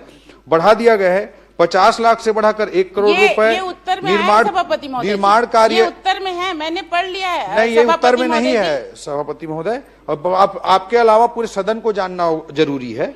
1 करोड़ रुपए जो निर्माण कार्य, उसमें 2 करोड़ रुपए मशीन उपकरण जो 50 लाख से बढ़ाकर 1 करोड़ रुपया किया गया है। इसी तरह से जो प्रशासकीय स्वीकृति दिया जाता था उसकी सीमा को 3 करोड़ से बढ़ाकर 5 करोड़ कर दिया गया है 2024 में, जो उसके पहले 2012 में था, उसको बढ़ा करके 5 करोड़ कर दिया गया है। तो मैं आपके माध्यम से सदन को अवगत कराना चाहूंगा कि पूरी सरकार की मंशा है कि ज्यादा से ज्यादा कार्यों की प्रशासकीय स्वीकृति हो, इसलिए ये वित्तीय रिफॉर्म 2012 के बाद 2024 में, 2011 के बाद 2024 में किए गए हैं, तो ज्यादा से ज्यादा हो, ये है। दूसरा चीज मैं कहना चाहूंगा, माननीय सदस्य का जो बिंदु है कि बजट को जो लिस्ट या उनका पूरी जो उनकी सूची है उसके बारे में बताना चाहूंगा कि बजट में जो प्रावधान होता है वो वर्षों से चला रहा है, चाहे भारतीय जनता पार्टी की सरकार हो चाहे कांग्रेस की सरकार हो, वो जो वित्तीय प्रावधान होता है उससे बहुत ज्यादा होता है। जैसे मैं उदाहरण के तौर पे बताना चाहूंगा 2023-24 में 302 करोड़ का नवीन मद में प्रावधान था, 302 करोड़ का प्रावधान था, जबकि नवीन मद में कार्य 14,257 करोड़ रुपए के शामिल थे। इसी तरह 2025-26 में या 24-25 में 452 के अगेंस्ट में 16,532 के, 25-26 में 734 करोड़ के अगेंस्ट में 19,000 करोड़ के। तो ये बजट में जो रहता है प्रावधान वो बहुत ज्यादा रहता है। तो उसके अनुरूप सिंचाई विभाग हो या पीडब्ल्यूडी विभाग हो, सभी में तो सरकार प्राथमिकता अनुसार उसमें प्रशासकीय स्वीकृति जारी करती है। जो विभाग प्राथमिकता तय करता है उसके अनुरूप वित्तीय सहमति के लिए आता है और उसमें प्रशासकीय स्वीकृति फिर विभाग द्वारा जारी की जाती है। तो ने पूरे प्रदेश की प्रक्रिया बता दी जी, वित्त विभाग की प्रक्रिया बता दी, लेकिन इनको तो जरूरत बालोद में है भाई जी। बालोद की स्वीकृति तो बताओ। आप 300 की जगह 14,000 करोड़ कर दिए, लेकिन बालोद में तो जीरो है। यहाँ कितना दे रहे हो ये बताओ जी। माननीय सभापति महोदय, जो बजट पे प्रावधान है संजारी बालोद में, उसमें से अभी फिलहाल वित्तीय स्वीकृति के लिए या वित्तीय सहमति के लिए वित्त विभाग में एक भी फाइल लंबित नहीं है। मैं सदन को स्पष्ट करना चाहूंगा और विभाग जो भी प्राथमिकता से भेजेगा उसमें निश्चित रूप से सरकार सकारात्मक पहल करेगी। माननीय सभापति महोदय, माननीय मंत्री जी, हाँ, ये बात आपने कह दी कि आपके पास कोई फाइल लंबित नहीं है। अब चूंकि माननीय सदस्य ने बात कही है और इस चूंकि सदन में आ गया है जी, तो क्या पीडब्ल्यूडी इरिगेशन विभाग से वो प्रस्ताव मंगा के स्वीकृत करेंगे क्या?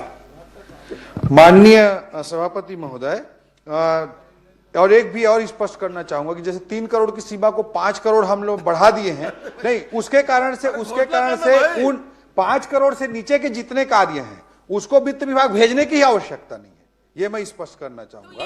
और दूसरा चीज, विभाग जो कौन सा कार्य को करना है ये विभाग की प्राथमिकता होती है, वो वित्त विभाग का क्षेत्राधिकार नहीं है। 18 करोड़ का है वो बता रहे हैं, 28 करोड़ 28 करोड़ का है वो, 3 करोड़ का मामला नहीं, वो आएगा तो आपके पास। एक ही प्रोजेक्ट 28 करोड़ का है भाई। देखिए इसमें है एक प्रोजेक्ट जो 5 करोड़ 4 करोड़, ये वाला आप बोल रहे हैं कि मंत्री जी देंगे।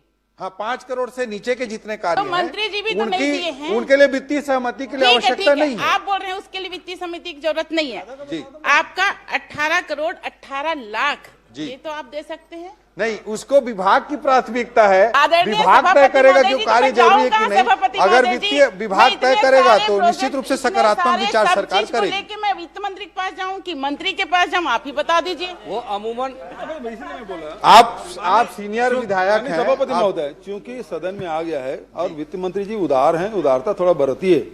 अब ये 18 करोड़ का मामला है, आप मंगा के स्वीकृत कर देंगे, इतना भर तो बोलना है आपको, क्योंकि हर प्रश्न सबका प्रश्न लगता नहीं, कोई प्रश्न लग जाता है। तो कम से कम इस माध्यम से पूरे प्रदेश को संदेश जाएगा कि ओपी चौधरी जी वित्त मंत्री के रूप में बड़े उदार हैं। 18 करोड़ की बात है, आप स्वीकृत कर दीजिए, करवा दीजिए, इतनी तो बात है। एक कार्य की मांग कर अरे भाई, बाकी स्वीकृत कर दीजिए, हम लोग भी मेज थपथपाएंगे, आपको स्वागत करेंगे। वैसे करो भाई, नहीं, वो बिल्कुल मैं वैसे वित्त मंत्री जी उदार हैं, वो कहने का विषय नहीं है। वित्त मंत्री जी उदार हैं और इसलिए बजट में आप देखे हैं कि बहुत घोषणा कर दीजिए जी। माननीय सभापति महोदय, वो विभागीय प्रक्रियाओं की दृष्टि से उचित नहीं होगा कि मैं यहाँ पे घोषणा करूं, मगर मैं आपके माध्यम से विपक्ष के सदस्यों के कोई कार्य स्वीकृत नहीं करने चाहते, मैं कारण से सदन का बहिर्गमन करते हैं। मैं आपको बताना चाहूंगा सभापति महोदय, आगे सुशांत शुक्ला, सकारात्मक सभापति महोदय, माननीय सभापति महोदय, बीजापुर में, सुकमा में 100 करोड़ के एजुकेशन सिटी हम स्वीकृत कर रहे हैं। सुशांत शुक्ला, जगरगुंडा क्षेत्र सुकमा अंतर्गत आता है, जहां हमारा विधायक नहीं है, वहां 100 करोड़ का हम एजुकेशन सिटी बजट में लेकर के आए हैं। कैसे बोल सकते हैं कि विपक्ष पे हम स्वीकृत नहीं कर रहे हैं? हमारे मुख्यमंत्री जी उदार हैं, हमारी सरकार उदार है, और ये सकारात्मक अगर रोल में रहते तो इस कार्य में भी हम सकारात्मकता के साथ उदार निर्णय लेते। सभापति महोदय, मेरा प्रश्न एक मिनट, वित्त मंत्री जी, वो प्रश्न अब समाप्त हो गया है। जब वो सरकार में यहाँ थे ना जी, मंडी बोर्ड का कागज देते थे तो उसको कचरे में फेंक देते थे। आप टेंशन सुशांत शुक्ला जी प्रश्न करें। सभापति महोदय, करिए जैसा मेरा प्रश्न बिलासपुर जिले में कॉलोनाइजर द्वारा नियमित आवासीय कॉलोनी ऑब्लिक व्यावसायिक परिसर के संबंध में था। जवाब माननीय मंत्री जी ने दिया है, जिसका पूरक प्रश्न मैं पूछने जा रहा हूं कि प्रपत्र क्रमांक 1 के सरल क्रमांक के 16, सरल क्रमांक 15, सरल क्रमांक 24, सरल क्रमांक 26, सरल क्रमांक 28, सरल क्रमांक 65, सरल क्रमांक 73, सरल क्रमांक 77, 99, 100, 103 में एक ही बिल्डर द्वारा या उसी बिल्डर एक अलग अलग संस्थान बनाकर एक ही व्यक्ति द्वारा लगातार टाउनशिप एक्ट, एक सारे लेआउट एक ही बिल्डर द्वारा कुछ समय के अंतराल में 22-23 यानी पूर्ववर्ती सरकार के कार्यकाल में छत्तीसगढ़ नगर एवं ग्राम निवेश की एकीकृत उप योजना, जिसे हम टाउनशिप एक्ट कहते हैं, जो 8 हेक्टेयर के ऊपर लागू होती है, सीधा सीधा उल्लंघन किया गया है। यह कॉलोनी एक ही बिल्डर द्वारा लगभग 100 एकड़ के आसपास निर्मित कर ली गई है, जिसमें मूलभूत सुविधाओं की कमी है, पूर्ण नहीं किए गए, और विभाग के अधिकारियों के मिली भगत करते हुए तत्कालीन समय में टुकड़ों में अलग अलग तौर पर पास कराकर नियमों का सीधा उल्लंघन किया गया है। और जो सबसे महत्वपूर्ण विषय यह है कि जो ईडब्ल्यूएस की पात्रता होती है लेआउट के लिए, उसमें कोटवारी जमीन यानी सेवा भूमि को ईडब्ल्यूएस की जमीन दिखाकर ये लेआउट पास कराए गए हैं। मैं आपके माध्यम से माननीय मंत्री जी से पूछना चाहता हूं कि क्या ऐसे लेआउट को स्थगित करते हुए परीक्षण कराकर इनकी बिक्री पर रोक लगाएंगे ताकि आम जन ठगे ना जाए? माननीय सभापति महोदय, सम्माननीय सदस्य का जो सवाल है वो काफी महत्वपूर्ण है, और इस संबंध में मैं आपके माध्यम से सदन को और सम्माननीय सदस्य को अवगत कराना चाहूंगा कि इस विषय पर एक जांच समिति का ऑलरेडी गठन किया गया है। पहले उन्होंने शिकायत की थी विभागीय रूप से, तो उस पर ऑलरेडी जांच समिति का गठन किया गया है। अनुविभागीय अधिकारी भी उसमें सम्मिलित हैं, टाउन कंट्री प्लानिंग के अधिकारी भी उसमें सम्मिलित हैं, और नगर निगम के भी अधिकारी सम्मिलित हैं। तो जांच की कार्रवाई चल रही है, और कोई भी गलत हुआ होगा तो उस पर निश्चित रूप से कार्रवाई की जाएगी। सभापति महोदय, मेरा दूसरा प्रश्न जो था व्यावसायिक परिसर पर है।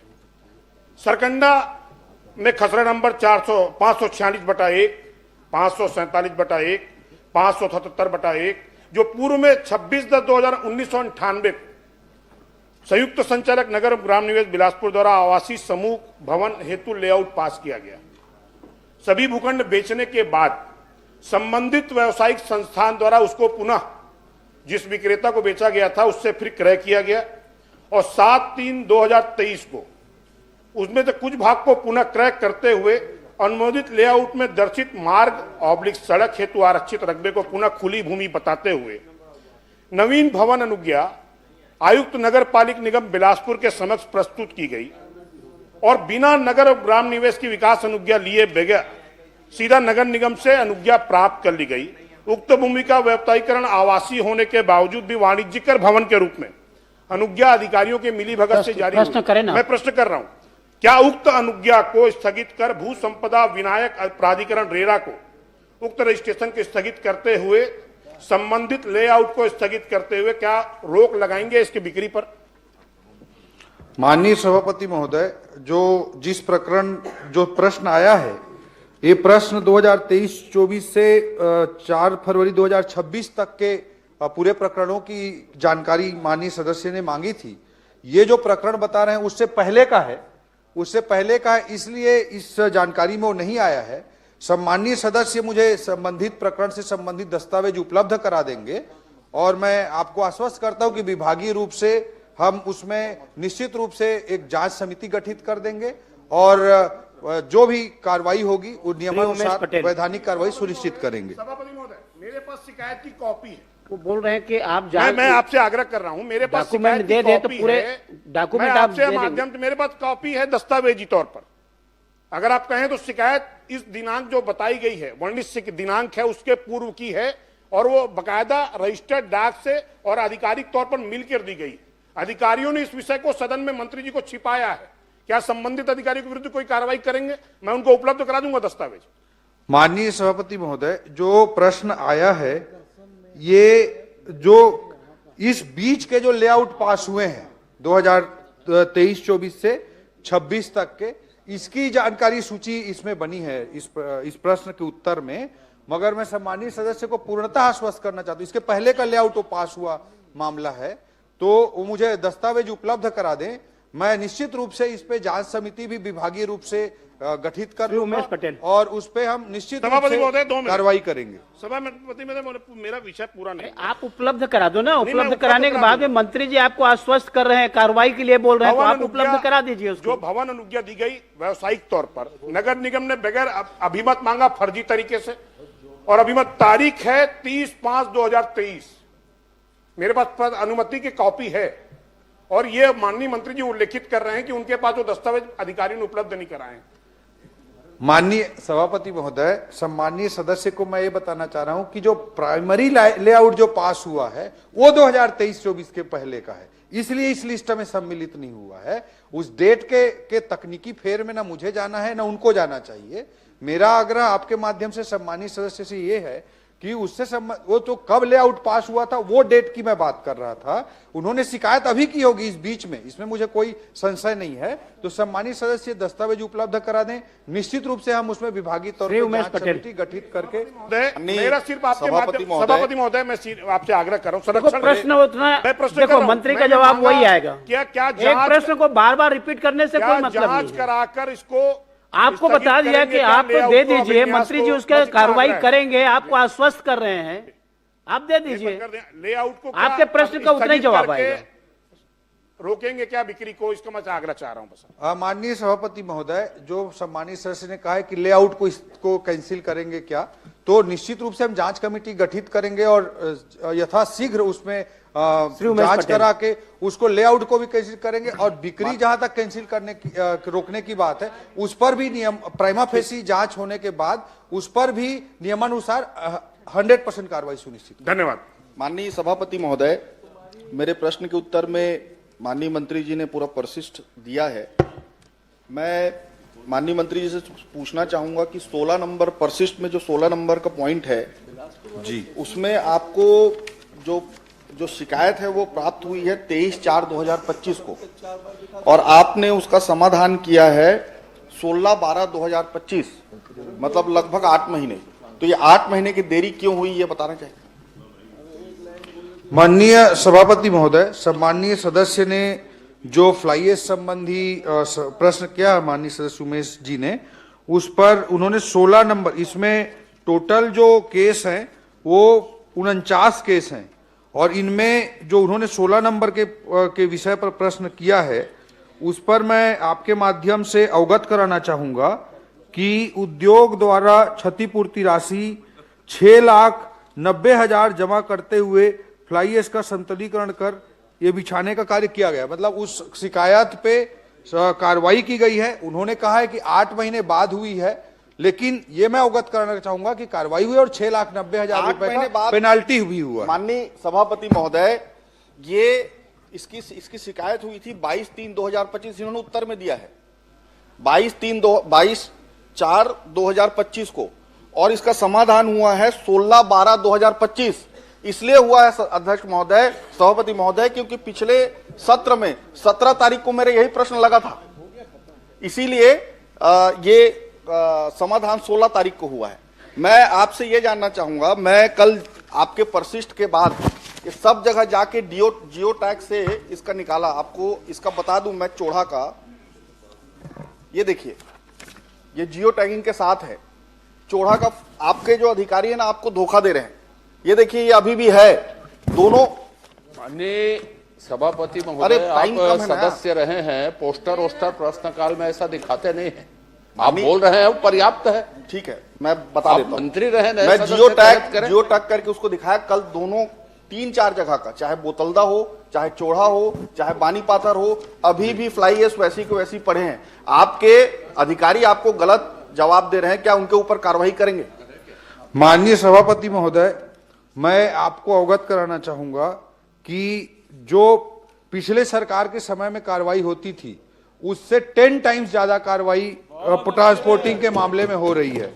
मैं आपके माध्यम से सदन में दस्तावेज भी प्रस्तुत कर सकता हूं, बताना भी चाहूंगा कि जो माननीय सभापति महोदय, मेरा बहुत स्पेसिफिक प्रश्न है। मैं सभापति महोदय का और माननीय सभापति महोदय, आप मुझे 2021-22 में इनकी सरकार के समय में एक भी कार्रवाई नहीं हुई, जीरो कार्रवाई हुई है। 2022-23 में जीरो कार्रवाई हुई है।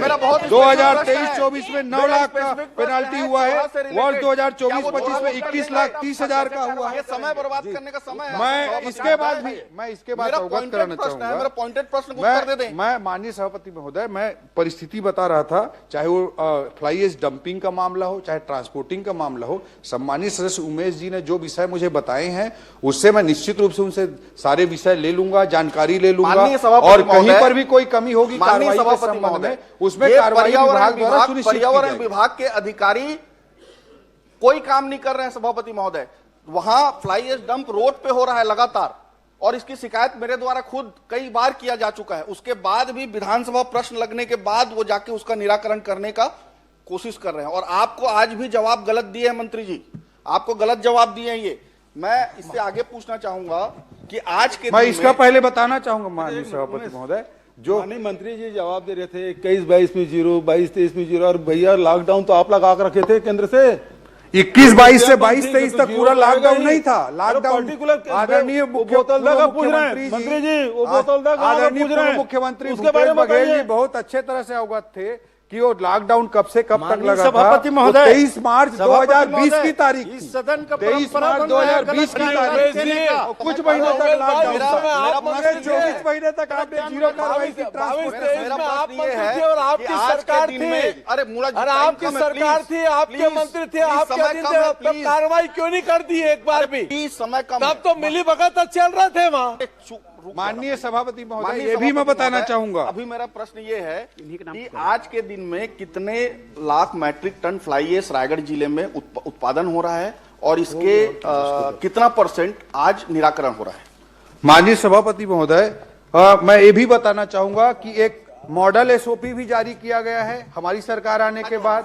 इंटीग्रेटेड सिस्टम भी बताया गया है। जो सम्मानित सदस्य ने प्रश्न किया है उसमें बताना चाहूंगा 2024-25 में जो फ्लाई ऐश जो है उत्पन्न हुआ है उसकी भी जानकारी मैं उपलब्ध कराना चाहता हूं। 25-26 में जो हुआ है उसकी भी मैं जानकारी उपलब्ध कराना चाहता हूं। और जो उपयोग की गई मात्रा है, जनित फ्लाई ऐश के से ज्यादा उसका डिस्पोजल भी किया गया है। और हमारी सरकार नया एसओपी लेकर भी आई है, इंटीग्रेटेड वेस्ट मैनेजमेंट लेकर भी आई है। ये अनावश्यक अनर्गल राजनीति कर रहे हैं।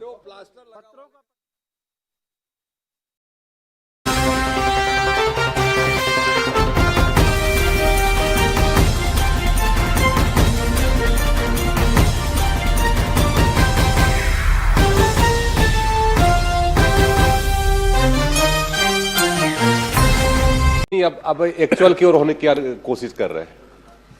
माननीय सभापति महोदय, माननीय मंत्री जी से मैंने पूछा था कि औद्योगिक फसल प्रणाली कृषकों के लिए और आधारित प्रदर्शनी फसल नई किस्म हाइब्रिड प्रमाणित बीजों का वितरण एवं पोषक तत्व, इस विषय पे माननीय मंत्री जी से मैं जानना चाहूँगा आपके माध्यम से कि हाइब्रिड क्या किसानों को और प्रदर्शनी हेतु नई फसल किस्म का लोगों को दिया जाए, क्योंकि 900 किसानों ने प्रशिक्षण प्राप्त किया और इससे किसानों को लाभ क्या मिला, इसे बताने का कष्ट करें।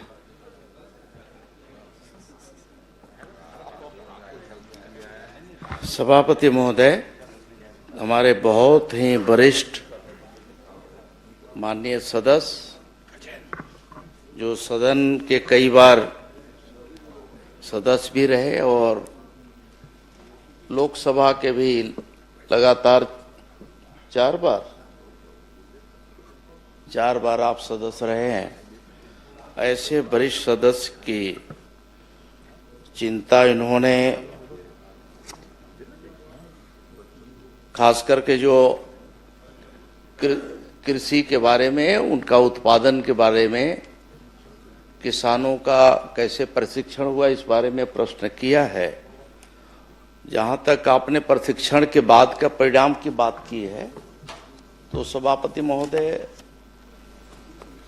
माननीय सदस्य को बताना चाहूंगा कि प्रशिक्षण इसीलिए दिया जाता है कि अनेकानेक योजना जो चलते हैं, उस योजना के तहत किसानों को किस तरह से अधिक उत्पादन अपने खेत में लेना चाहिए, इस लिहाज से विभाग की अनेक योजनाएं हैं। और इस प्रशिक्षण के बाद उनका स्वाभाविक है कि उनका जो उत्पादन है वो बढ़ता भी है, और जब उनका उत्पादन बढ़ेगा तो स्वाभाविक है कि किसानों का आर्थिक उन्नयन होगा। ऐसा सोच करके इस तरह की योजना चलते हैं महोदय। नहीं, मेरा उत्तर नहीं आया माननीय जी।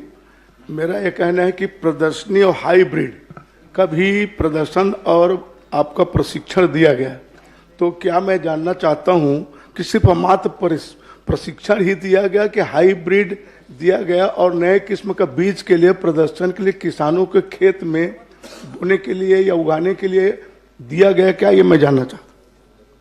अरे आप तो पुराने बीज वाले हैं, नया बीज में कहां से आ गए आप? अध्यक्ष महोदय, इसमें मैंने बताया कि कृषि विभाग के अनेक योजना चलते, उस योजना के तहत जो प्रशिक्षण दिए जाते हैं, आत्मा योजना है, बीज ग्राम योजना है, राष्ट्रीय खाद्य सुरक्षा पोषण है, दलहन का है कि दलहन के खेती को हमें कैसे बढ़ावा देना है, खाद्य सुरक्षा की दृष्टि से जो हमारे यहाँ मिशन चावल की जो योजना है, और रेन फेड एरिया डेवलपमेंट के लिए जो हमारे यहाँ प्रशिक्षण चलता है कि इन क्षेत्रों में कैसे हम बढ़ावा दे सकें, उनका उत्पादन कैसे बढ़ाया जा सके। तो एक तरह से हमारे यहाँ जो आधार बीज होते हैं, उसी से हमारे जो उत्पादन कैसे हम अधिक बढ़ा सकते हैं, कैसे ले सकते हैं, इसी का हम लोग प्रशिक्षण विभाग के द्वारा देते हैं। देते हैं कि नहीं, प्रदर्शन होती है हर समय, किसानों को बीज दिया जाता है निःशुल्क, उन बातों को मेरे बताने कष्ट करें। दूसरा, यह प्रशिक्षण देने वाले अधिकारी कौन कौन थे, कितने अधिकारी प्रशिक्षण दिए, ये बताने कष्ट करें, किन किन पद वाले। निश्चित ही जो प्रदर्शन होते हैं सभापति महोदय, वहाँ मिनी किट उन्हें दिया जाता है, जिससे कि उससे उत्पादन जो लेते हैं उनके उत्पादन को बढ़ाने की दृष्टि से भी लिया जाता है। और दूसरा एक होता है प्रदर्शनी में कि उसी उनका बीज लेकर उनसे फिर हम बीज ले लेते हैं, जिससे कि बाकी किसानों में वितरण किया जा सके अगले साल के लिए। इस तरह के भी योजना होती है। और जहां तक आपने प्रशिक्षण के बारे में पूछा है, तो प्रशिक्षण में भी अध्यक्ष महोदय अलग अलग जो संख्या है, संख्या के हिसाब से जो व्यय राशि है हमने बताया है, और जो प्रशिक्षण देने वाले अधिकारी हैं उसके बारे में कहेंगे तो बहुत लंबी सूची है, मैं एक एक करके बताऊंगा। आप अगर जानना चाहेंगे तो बहुत सारे हैं, जैसे उन्नत कृषि के लिए खाद्य सुरक्षा मिशन तिलहन योजना के तहत जो प्रशिक्षण हुआ, इस प्रशिक्षण में श्रीमती नेहा लहरे, डॉक्टर एस.के. लहरे, फसल प्रणाली आधारित जो प्रदर्शनी है आप उनको उपलब्ध करा देंगे ना। और मंत्री जी, माननीय मंत्री जी, आप उपलब्ध करा दीजिए, समय बहुत लगेगा उसमें पढ़ने में। हाँ, बहुत है, लंबा है, इसीलिए अगर आप उपलब्ध करा दीजिए, पूरी माननीय सूची सदस्य दे दूंगा, उसमें है ना। एक प्रश्न और कर लीजिए, अंतिम प्रश्न। हाँ, आप क्या ये प्रशिक्षण के बाद और लोगों को प्रदर्शनी में बीज देने के बाद खाद भी दिया जाता है निःशुल्क, उसका मूल्यांकन किया जाता है क्या? मूल्यांकन के बाद किसी अधिकारी के द्वारा किया जाता है कि बस बीज दे दिए चल दिए? लोगों को कितना फिर उसको लाभ मिला, ये बताने कष्ट करेंगे। सभापति महोदय, एक ये संख्या बहुत बड़ी होती है, इसलिए मिनीकेट जितना वितरण करते हैं, जो नाम नीचे से चयनित होकर के एक तरह से आता है किसानों को, उसको जब हम देते हैं तो ये अपेक्षा से देते हैं कि इसका सही उपयोग करेगा, और अधिकांश किसान जो है उसका सही उपयोग करते हैं। ये बात सही है कि जिनको हम देते हैं उनका 100% हम उनका मूल्यांकन हम नहीं कर पाते हैं। इस तरह की अभी हमारे यहाँ कोई प्रणाली अभी नहीं विकसित हुई है। फिर भी आपके जो इस ओर आपने ध्यान दिलाया है, अगर कोई शिकायत हो, किसी प्रकार की कोई और बात हो तो आप बताइए, सुझाव दीजिएगा, तो निश्चित हम उसे जमीनी स्तर पे उसे लागू करेंगे। श्री कुंवर सिंह निषाद। माननीय सभापति महोदय, मैं माननीय आदिम जाति विकास मंत्री से ये सवाल कर रहा हूँ कि घुमंतु पशु के संरक्षण और रख रखाव पर कौन कौन से योजना सरकार संचालित करत है, और वर्तमान में पूरा प्रदेश में पशु की संख्या कतका है? उत्तर में मैं करीब करीब मैं सभी जानकारी दिया हूं। जहां तक आपने संख्या के बारे में बात किया है, तो संख्या भी इसमें हमने बताया है कि कुल घुमंतु पशुओं की कुल संख्या 1,84,993 है, और जिलेवार भी विवरण उसमें दिया हुआ है। परिशिष्ट को आप निकालेंगे तो मिलेगा। माननीय सभापति महोदय, मैं माननीय मंत्री जी से यही बात करूं कि घुमंतु पशु के संरक्षण और रख रखाव पर पशुधन विभाग द्वारा का योजना चलत है, और कर रहे की व्यवस्था कौन प्रकार से सरकार करे?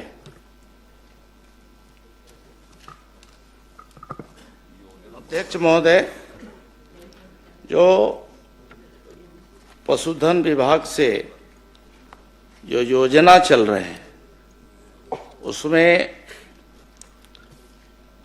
हमारे एक तो आदर्श गौधाम गोकुल ग्राम गौ अभयारण्य योजना है, और गौशाला है। इस तरह से ये योजना अभी प्रदेश में चल रहे हैं। अध्यक्ष महोदय, मैं संख्या पूछा माननीय सभापति महोदय, कतका कन गोधाम योजना के माध्यम से संचालित होते, और कतका पशु के रख रखाव वो योजना के माध्यम से वो गोधान में चलत है?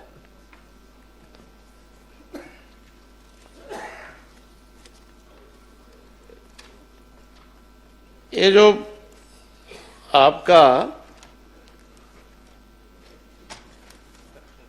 अब जहां तक हमारे यहाँ गौधाम योजना है, ये योजना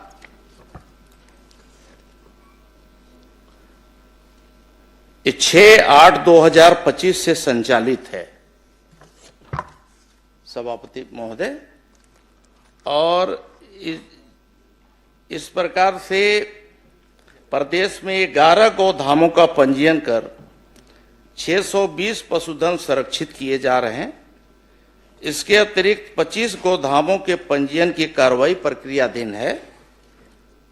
जहां तक हमने बताया कि गौधाम में, तो अध्यक्ष महोदय इसमें तमाम सारी उनके लिए संरक्षण के लिए, उनके रखरखाव के लिए पूरी व्यवस्था वहां पे की गई है।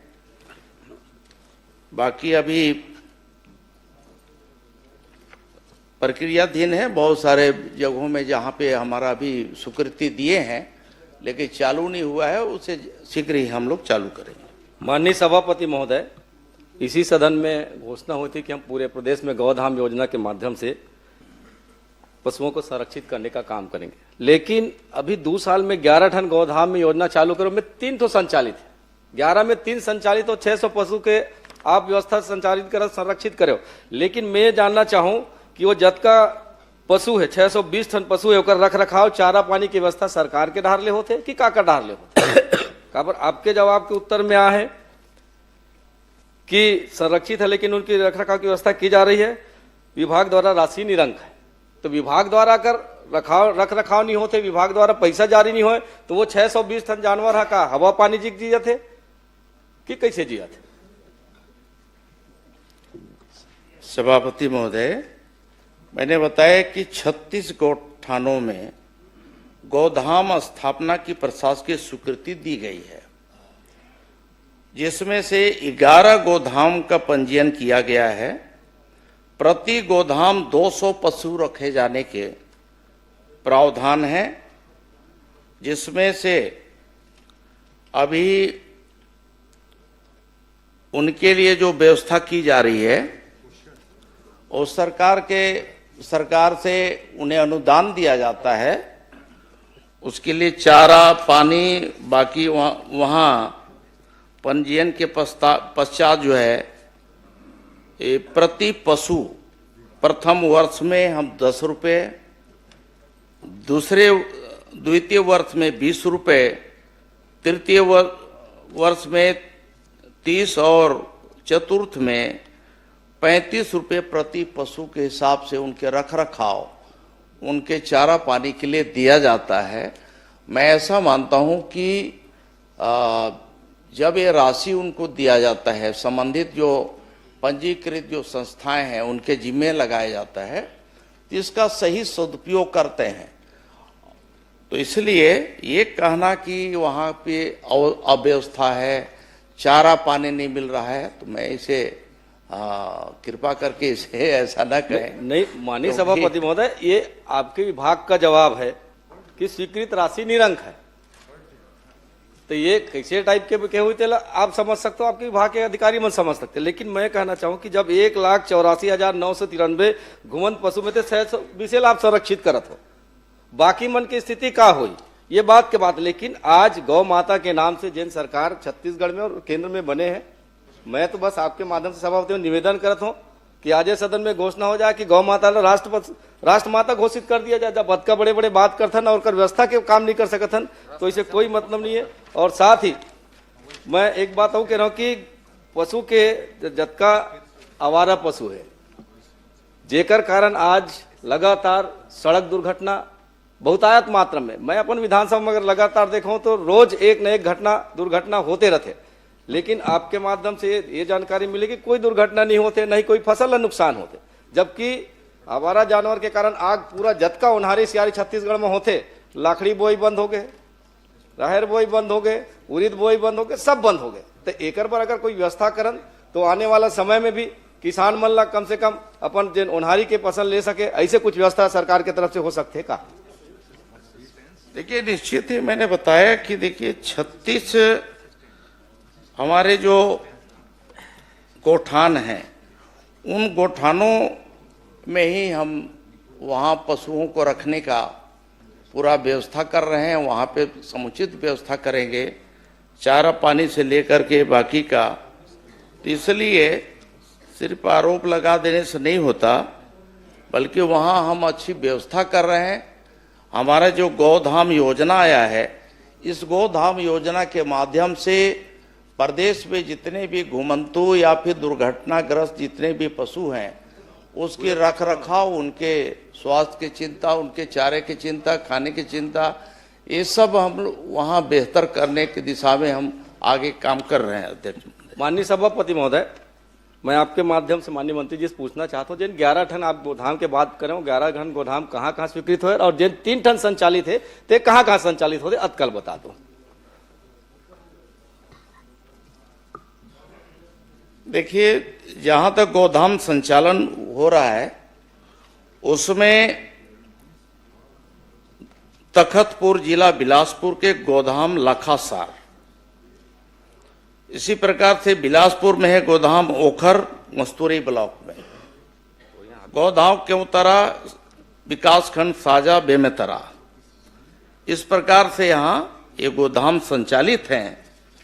और इसके अलावे जो हमारे बताए कि पंजीकृत जो हमारे गौशाला हैं उसे भी इसका हम दर्जा दे करके वहाँ काम कर रहे हैं, जिसमें कि बालोद जिले का 4 है, बालोद है, गुरूर है, डोंडी है, लोहारा है। गोदाम में एक प्रस्तावित है डोंडी, और इसी प्रकार से बाकी जो 11 आपने जानकारी मांगा है, 11 का सूची भी है, हम कहिए तो हम पूरे हम पढ़ देते हैं। जी जी।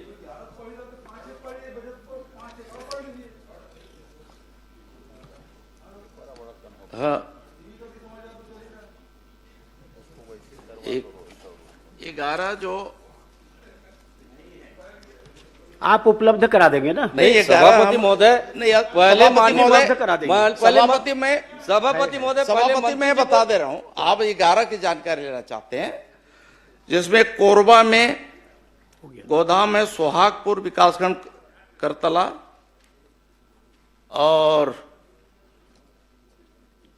यहाँ है दूसरा में सरायडी है, ग्राम पंचायत कोरबा, और तीसरा है महोरा में पौड़ी उपरोड़ा, चौथा है लखासार क्या है भगतपुर, प्रश्न? पांचवा में ओखर। सूची तो वैसे उपलब्ध करा दीजिए, अंतिम प्रश्न कर लीजिए ना, जो आप चाहते हो पूछ लीजिए। मरवाही में है, वो है 11 का सूची। मरवाही में तरई गांव है, पड़वनिया है, गोरेला, बैठ जाए। रायपुर में धनेली, धरसीवा, महासमुंद, सरायपाली, कुम्हारी है, पिथौरा, बेमेतरा, केवतरा, साजा, इस तरह से अंतिम 11 है। और आप कहेंगे आप क्या चाहते हैं वो तो पूछ कर रहे लीजिए हैं। कि भविष्य में और बढ़ाने की मैं संभावना है, उसको बढ़ाएंगे क्या, ऐसा पूछो ना। माननीय सभापति महोदय, मैं तो यही चाहता हूँ माननीय मंत्री जी से कि 2 साल में हमन 11 ठन खोल पाए और 3 ठन संचालित करत है, आज ठन के ठिकाना नहीं है। मैं तो ये कहना चाहूँ, पूर्व के सरकार के द्वारा जिन गोठान योजना संचालित होती है लगभग सब गांव में, राजनीति से परे सवाल कर माननीय सभापति महोदय, कि सब गांव इंफ्रास्ट्रक्चर बने तैयार है, सरकार के पैसा लगे है। मैं कहता हूँ कुछ नहीं करना है, यदि हम निर्देश कर दें चरवाहा मल्ला, चल तो मैं इंफ्रास्ट्रक्चर दिखाऊं पूर्व तोला उत्कृष्ट गोदान के वो उद्घाटन कर रही चल मोर सन जावे, मैं चल मैं तोल दिखाऊं, तो मैं मोर सन चल मैं तोला दिखाऊं, अरौद गांव गरी से है। मैं सभापति महोदय, मैं यही कहना चाहता हूँ कि अगर बन के तैयार है तो जैसे पहली स्व सहायता समूह की बहनी मन, महिला मन काम करती से, पशुपालक मन काम करती से, चरवाहा मन काम करते, वैसे एक व्यवस्था दे दिया जाए तो वो कोनो प्रकार के गांव में जतका घूमत थे नहीं घूम सके। और साथ ही मैं ये कहना चाहूँ आपसे कि आपके पास संचालित करे के कोई ठोस अभी कार्य योजना नहीं है।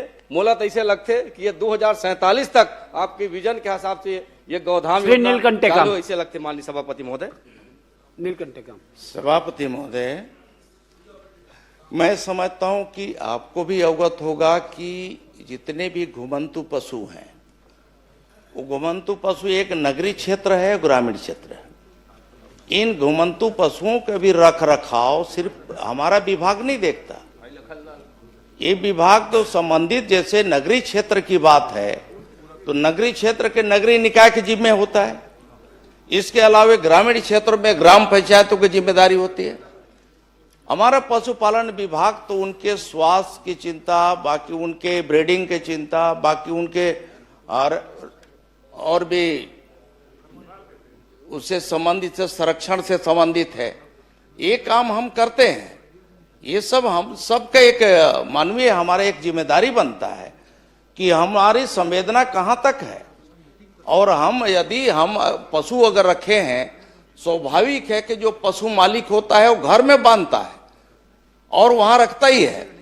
तो कुछ इस तरह से घुमंतु जो पशु हैं, कुछ लोग वो बाकी जगह जो घर में भी जो पाले हुए हैं और घुमंतु वो करीब करीब मिक्सअप हो जो करके सड़क किनारे आ जाते हैं।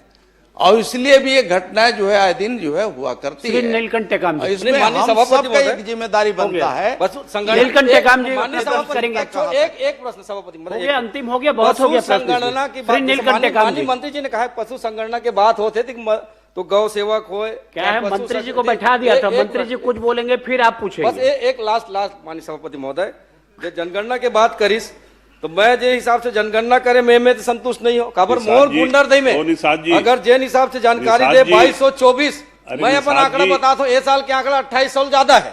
तो कर विभाग के कर्मचारी गलत आंकड़ा प्रस्तुत करे, मैं बताता हूँ। एक मिनट मंत्री जी आए पूरा आंकड़ा दे, आंकड़ा दे ना पूरा दे। मैं बता दूं संतुष्ट नहीं मैं मंत्री जी के जवाब से कि आप 2224 पे गुंडरदी के आंकड़ा आवारा पशु मैं बताता 2800 ज्यादा है मोर जानकारी के हिसाब से। तो कहीं न कहीं आपके अधिकारी जवाब गलत दे आपला होकर पर कार्रवाई करूँ का। एक मिनट निषाद जी गौठान के चक्कर में उधर पहुंच गए, अभी भी गौठान का नहीं, अभी तो आप मन यहाँ गौ माता के नाम से जन वोट मांगे राष्ट्र माता घोषित करें, बड़े बड़े बात करते संरक्षित करें। माननीय अध्यक्ष महोदय, मैंने हमारे वरिष्ठ मंत्री आदिम जाति कल्याण विभाग से मैंने प्रश्न किया था और उसकी संपूर्ण जानकारी तो मुझे प्राप्त हो गई है, लेकिन ये बड़ा ही संवेदनशील प्रश्न है। भारत के संविधान के 275(1) और इसमें भारत सरकार के संचित निधि से आदिवासी क्षेत्रों के लिए राशि जारी होता है, आवंटन जारी होता है। और जो जानकारी आज मांगने पर मिली है, अगर ये जानकारी हमको स्वतः ही मिल जाती जिलों से और सारे परियोजना प्रशासकों से, तो आज इसको प्रश्न के माध्यम से यहां पर समय लेने की आवश्यकता नहीं थी। लेकिन मैं और मेरे साथ 29 विधायक और 4 सांसद आते हैं आदिवासी क्षेत्रों से, और मेरे विधानसभा में खास करके कोंडागांव जिले में आज तक परियोजना सलाहकार मंडल की एक भी बैठक आयोजित नहीं हुई। और मैं समझता हूं कि बाकी जगह पर हो रहा होगा, और अगर नहीं हो रहा है तो माननीय मंत्री जी, नहीं हो रहा है। मैं माननीय अध्यक्ष महोदय के माध्यम से आपसे मैं निवेदन करना चाहता हूं कि ये बड़ा ही संवेदनशील मुद्दा है। आदिवासियों के मतदान करने पर हम उनके प्रतिनिधि बनकर के आए हुए हैं और हमारी जिम्मेदारी बनती है कि हम लगातार उन क्षेत्रों में हो रहे कार्यक्रमों की, गतिविधियों की और योजनाओं की समीक्षा करें। मैं बहुत सारे मामलों पर नहीं जाना चाहता हूं, लेकिन एकलव्य विद्यालय मेरे विधानसभा के 3 2023 के पहले के स्वीकृत है। अब 2023 के पहले का चाहे जल जीवन मिशन हो, चाहे आदिवासी विभाग के काम हो, एकलव्य के नहीं किए, उनकी तो हालत हम देख रहे हैं, उधर चले गए हैं। लेकिन 2023 के बाद इन 2 सालों में हमने क्या किया? आज हम ईज ऑफ डूइंग बिजनेस की बात कर रहे हैं, सिंगल विंडो सिस्टम की बात कर रहे हैं। मेरा प्रश्न है, आप प्रश्न ये तीनों मेरे जो एकलव्य के विद्यालय हैं, जिसमें 600 बच्चों को दूसरे भवनों में रह करके बड़े ही असुविधाजनक जगह पे पढ़ाई कराने का काम कर रहे हैं। एक आध जो है आत्महत्या भी हुआ है इसमें। फरसगांव के मॉडल कैंपस में सारे बच्चे रह रहे हैं, बहुत ही हालत खराब है। तो ये भवनों का तीनों जो भारत सरकार से स्वीकृत है और इसके पीछे बहुत बड़ा लॉजिक है। तो ये भवनों का निर्माण मेरा कहना है आप प्रश्न करके मंत्री जी से जवाब लीजिए। ये भवन का निर्माण कार्य कब तक प्रारंभ हो जाएगा? बस मैं ये अप्रारंभ कामों में की सूची में से है, तो मेरा प्रश्न है कि ये काम कब तक चालू हो जाएंगे? माननीय सभापति जी, एक अच्छा पहले मूल प्रश्न करने दीजिए ना, इनका उत्तर दे दूं, इसके बाद सभापति महोदय, हमारे माननीय सदस्य के द्वारा जो प्रश्न किया गया है वो प्रश्न वैसे माननीय सभापति जी, राम विचार जी का लगातार तीसरा प्रश्न है। नियमतः तीसरा प्रश्न लगातार नहीं आना चाहिए। आपको संरक्षण दीजिए। सीनियर मंत्री है, सीनियर मंत्री है, अनुभवी मंत्री है, जवाबदार मंत्री है, आप चिंता मत करें अजय जी। नहीं, सीनियर मंत्री है, जवाबदार मंत्री। आपकी प्रिंटिंग में भी लगातार 3 प्रश्न नहीं आना चाहिए, दूसरी सलाह निकलनी चाहिए। चल, मैं सभापति महोदय, माननीय सदस्य की जो चिंता है और इस चिंता से मैं निश्चित ही विभाग को अवगत कराऊंगा और इसमें अभी तक क्यों नहीं हुआ इसको मैं दिखवाता हूं और आपके सम्मान का पूरा हम ध्यान रखेंगे। आपको इस तरह से और सदन के बाकी सदस्यों को भी जो परियोजना सलाहकार में जो हमारे अध्यक्ष बने हैं उनकी अध्यक्षता में हमारे परियोजना सलाहकार की बैठकें निश्चित तौर पे साल में 2 बार कम से कम तो होना ही चाहिए, लेकिन नहीं हुई है उसको हम देखेंगे। बाकी सदन के भी बाकी सदस्य की भी चिंता है। जहाँ तक आपने प्रश्न किया है तो इस प्रश्न में सिर्फ जो अगर प्रश्न को देखा जाए तो आवंटन के बारे में आपने पूछा 2023-24 से 24-25 तक, साथ ही साथ आपने प्रश्न किया कि कितने स्वीकृत जो कार्य थे, कितना प्रारंभ है, कितना अप्रारंभ है, कितना पूर्ण है अपूर्ण है, उसकी पूरा विस्तृत जानकारी हमने दिया है। जहां तक आपने अपूर्ण की जानकारी है उसमें भी हमने बताया है कि इसमें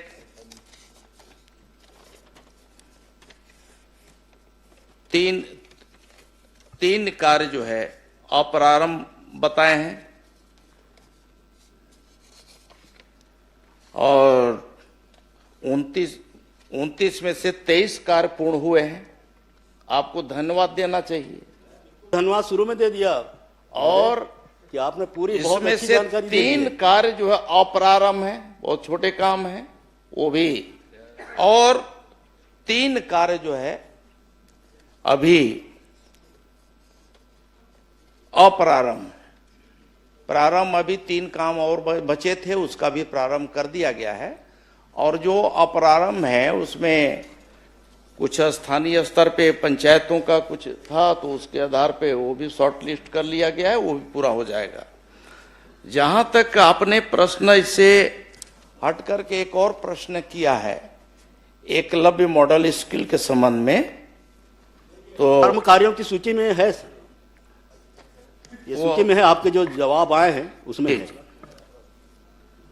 इसमें अध्यक्ष महोदय बहुत सारे, एक तो जो ट्राइबल एरियाज है, आपको भी मालूम है माननीय भूपेश बघेल जी की आपके समय में भी जो हॉस्टल आश्रम जो स्वीकृत किए जाते थे या अन्य संस्थान जो स्वीकृत होते हैं तो जमीनों की बहुत बड़ी समस्या होती है और जमीनें हमें आज ले दे करके कुल मिलाकर के फॉरेस्ट वन विभाग पर ही आश्रित हम रहते हैं। अगर गांव में ग्रामीण क्षेत्रों में देखते हैं तो वहां पे वन भूमि होता है और वन भूमि की एक बड़ी समस्या है, उसकी स्वीकृति इतना आसानी से नहीं मिल पाता है। वो प्रक्रिया में काफी विलंब हुआ है और तब जाकर के, और भारत सरकार का इसमें एकलव्य विद्यालय का जो स्वीकृत भवन होते हैं उनमें ये रहता है कि उन्हें 100% उन्हें क्लियरेंस चाहिए और क्लियरेंस मिलने के बाद ही कोई भी काम हम शुरू कर पाते हैं। मंत्री जी, और इसलिए इसमें कुछ विलंब हुआ है। मैं सदन को आपके माध्यम से सभापति महोदय ये भी अवगत करा देना चाहूंगा कि जो जहां हमारे एकलव्य विद्यालय जो स्वीकृत हुए थे उसे लगातार हमारी मॉनिटरिंग विभाग कर रहा है, मैं स्वयं कर रहा हूं। माननीय मुख्यमंत्री जी के समक्ष भी हम लोगों ने इसमें चर्चा किया है और अलग अलग विभाग के, वन विभाग के वरिष्ठ अधिकारियों के साथ और वहां के संबंधित कलेक्टरों के साथ हम लोगों ने वर्चुअल मीटिंग भी किया है और यहां भी बुला करके मीटिंग किया है और तब जाकर के इसमें काफी शॉर्ट लिस्ट हुआ है और अनुमति अब भारत सरकार से बाकी जगह से मिल गया। टेंडर की प्रक्रिया में काफी विलंब हुआ है। टेंडर के लिए भी हमने भारत सरकार के जो एजेंसियां हैं, बहुत सारे राष्ट्रीय स्तर की जो एजेंसियां हैं उनको हमने हायर किया है, उनको हमने दिया है कि आप जैसा भी है डीपीआर आप बनाएंगे, बाकी चीज आप बनाएंगे, क्योंकि ये बड़े काम है, कहीं ऐसा ना हो इसमें शिकायत हो। इसलिए उनकी एजेंसियां की प्रक्रिया है, उस प्रक्रिया के तहत टेंडरिंग प्रक्रिया उन्होंने पूरा किया है और टेंडर प्रोसेस पूरा करने के बाद अब फाइनल हो गया है और निश्चित ही इसमें अब गति पकड़ लेगा, बहुत जल्दी उसका शुरुआत हो रहा है। माननीय सभापति महोदय, इसी से संबंधित प्रश्न है। एक मिनट। मेरा केवल सुझाव है मंत्री जी, इसमें कोई प्रश्न नहीं है, क्योंकि सरकार ने खासकर अनुसूचित क्षेत्रों में 5 एकड़ तक के कलेक्टर को अधिकार दिया हुआ था कि जो भी निर्माण कार्य है, जो स्कूल है, छात्रावास है, हॉस्पिटल है, इसके बनाने के लिए कलेक्टर दे सकता है एक जिले में 5 हेक्टेयर तक के। लेकिन वो समयावधि बीत गए। 2021-22 में मैंने पहल की थी, लेकिन उसको माना नहीं था। अभी फिर से पहल कर दी। जो आप जमीन की जो समस्या बता रहे हैं, राज्य सरकार की ओर से भारत सरकार से फिर से आग्रह कर ले, क्योंकि हमारे यहाँ वनाच्छादित है और इस प्रकार जमीन मिलना मुश्किल हो रहा है। तो इसलिए भारत सरकार से अनुरोध करके वो फिर से अनुमति ले ली जाए कि कलेक्टर को 5 हेक्टेयर तक के निर्माण कार्य के लिए वो जमीन दे सकता है वन विभाग का। पत्राचार कर लें। माननीय सभापति महोदय, हमारे यहाँ 3 बार उद्घाटन हो गए। सभापति महोदय, पहले उनको हाथ उठाए थे। माननीय सभापति महोदय, माननीय सदस्य जी ने प्रश्न 275 एक जो उठाया था। मेरे विधानसभा बहुत ही संवेदनशील क्षेत्र है। नक्सली क्षेत्र होने के कारण उन्हें कई ऐसे जगहों में जाने का अवसर नहीं मिलता, और इस मत का पैसा परियोजना का पिछले 2 सालों में एक भी बैठक नहीं हुई है और हमें कोई भी जानकारी नहीं बताया गया है। मैं क्षेत्र के भ्रमण में पता चला कि ऐसे जगह बंदर बांट कर दिया राशि को। मैं मध्य क्षेत्र प्राधिकरण के बैठक में माननीय मुख्यमंत्री की अध्यक्षता में कोरबा भी गया था। इस बात को मैं वहां पे भी बताया कि 37 कामों में 3 काम प्रारंभ बताया गया है, और आज तक ऐसे जगह काम किया है जहां पे हमें जनप्रतिनिधि कोई जा नहीं सकते। संवेदनशील क्षेत्र है, पहाड़ी क्षेत्र में बना दिया, जमीन में मात्र नींव भर बनाए हैं। तो मैं चाहूंगा आपके माध्यम से कि मंत्री जी से कि उसकी जांच कराएंगे क्या। अब क्या है, प्रश्न आपका अलग है, प्रश्न माननीय का अलग है। आप सुझाव दे दीजिए, मंत्री जी उसको देख लेंगे। माननीय सभापति महोदय, ट्राइबल मैं तो सभापति महोदय आपके माध्यम से पूरे सदन के माननीय सदस्यों से यही आग्रह करूंगा कि देखिए, इस तरह की जो भी संस्था किसी भी विभाग का कोई भी स्वीकृत अगर होता है या कोई भी योजना स्वीकृत होती है, तो हम सब का दायित्व बनता है कि हम उसके लिए जगह कैसे भी हो, जैसे भी हो, हम लोग को प्राथमिकता के आधार पे तय करके दिलाना चाहिए। क्योंकि आपके विधानसभा क्षेत्र में जो चीज बनने वाला है, ये तो आप तय करेंगे कि कहाँ बनेगा, किस हिसाब से कहाँ पर हमें देना ठीक रहेगा। और अगर इसमें कहीं पर दिक्कत आ रही, विभाग अगर नहीं कर पा रहा है, तो इसमें आगे बढ़ चढ़ करके हमें हिस्सा लेकर के उसे पूरा करना चाहिए। श्रीमती संगीता सिन्हा, माननीय आप लोग लिख करके दे दीजिए। इसी में 1 लाख का ही मामला है, क्वेश्चन करेंगे ना, कई मामला है। प्रश्न सभापति महोदय, इसी में 1 लाख स्कूल का ही मामला है। बस एक मिनट सर, एक मिनट। मानपुर में 3 बार उद्घाटन हो गए सभापति महोदय। उसका माननीय प्रधानमंत्री जी ने किया, माननीय मुख्यमंत्री जी ने किया, माननीय। लेकिन मानपुर का कैसे बताएंगे? आपके प्रश्न में बताएंगे मंत्री जी। 1 लाख का मामला है। नहीं, वो मैं समझ गया, लेकिन आप प्रश्न करेंगे उसमें जवाब देंगे ना। पूरे प्रदेश का जवाब तो केवल सुझाव के रूप में आप दे सकते हो। तो मेरा कहना, आप लिख करके मंत्री जी को दे दीजिए यहीं पर। दूसरा, उसी में सभापति महोदय, वो एकलव्य स्कूल में 3 बच्चियां वहां पे अपना फिनाइल पी के। माननीय सभापति महोदय, माननीय सभापति महोदय, सबका अलग अलग। माननीय सभापति महोदय, मैं आपके माध्यम से माननीय मंत्री जानना चाहूंगा कि आदिवासी उपयोजना की राशि क्या अन्य मद परिवर्तित किया जा सकता है? यदि हाँ, तो नियम शर्तें क्या है? जिला का मामला है भाई। माननीय मंत्री बता दीजिए, कुछ बताना है तो। आदिवासी उपयोजना की राशि को क्या अन्य मद परिवर्तन किया जा सकता है? देखिए, इस तरह का कोई राशि जिस मद से स्वीकृत हुआ, उसी मद से ही खर्च करने का होता है।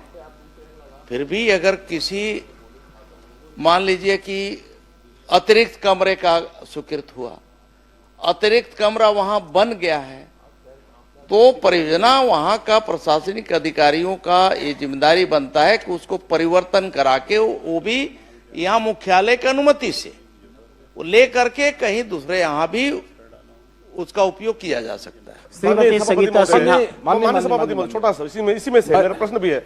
माननीय सभापति, माननीय मंत्री जी से मैं जानना चाहता हूं कि परियोजना सलाहकार मंडल का गठन कब हुआ, अगर हुआ है तो कौन कौन अध्यक्ष है पूरे उसमें?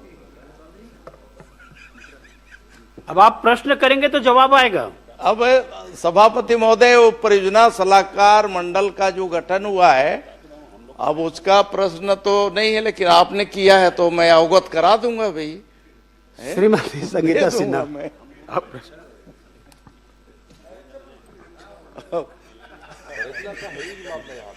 आदरणीय सभापति महोदय जी, मेरा वित्त मंत्री जी से सवाल है कि वित्तीय वर्ष 2023 से 26 तक बजट में सभापति महोदय जी सम्मिलित कितने कार्य और कितने किन कारणों से और कब से लंबित है?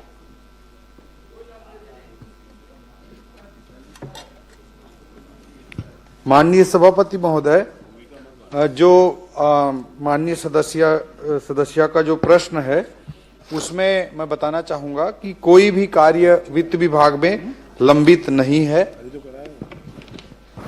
आदरणीय सभापति महोदय जी का जवाब आया है, मैं पढ़ी हूं कि कोई भी कार्य इसमें लंबित नहीं है।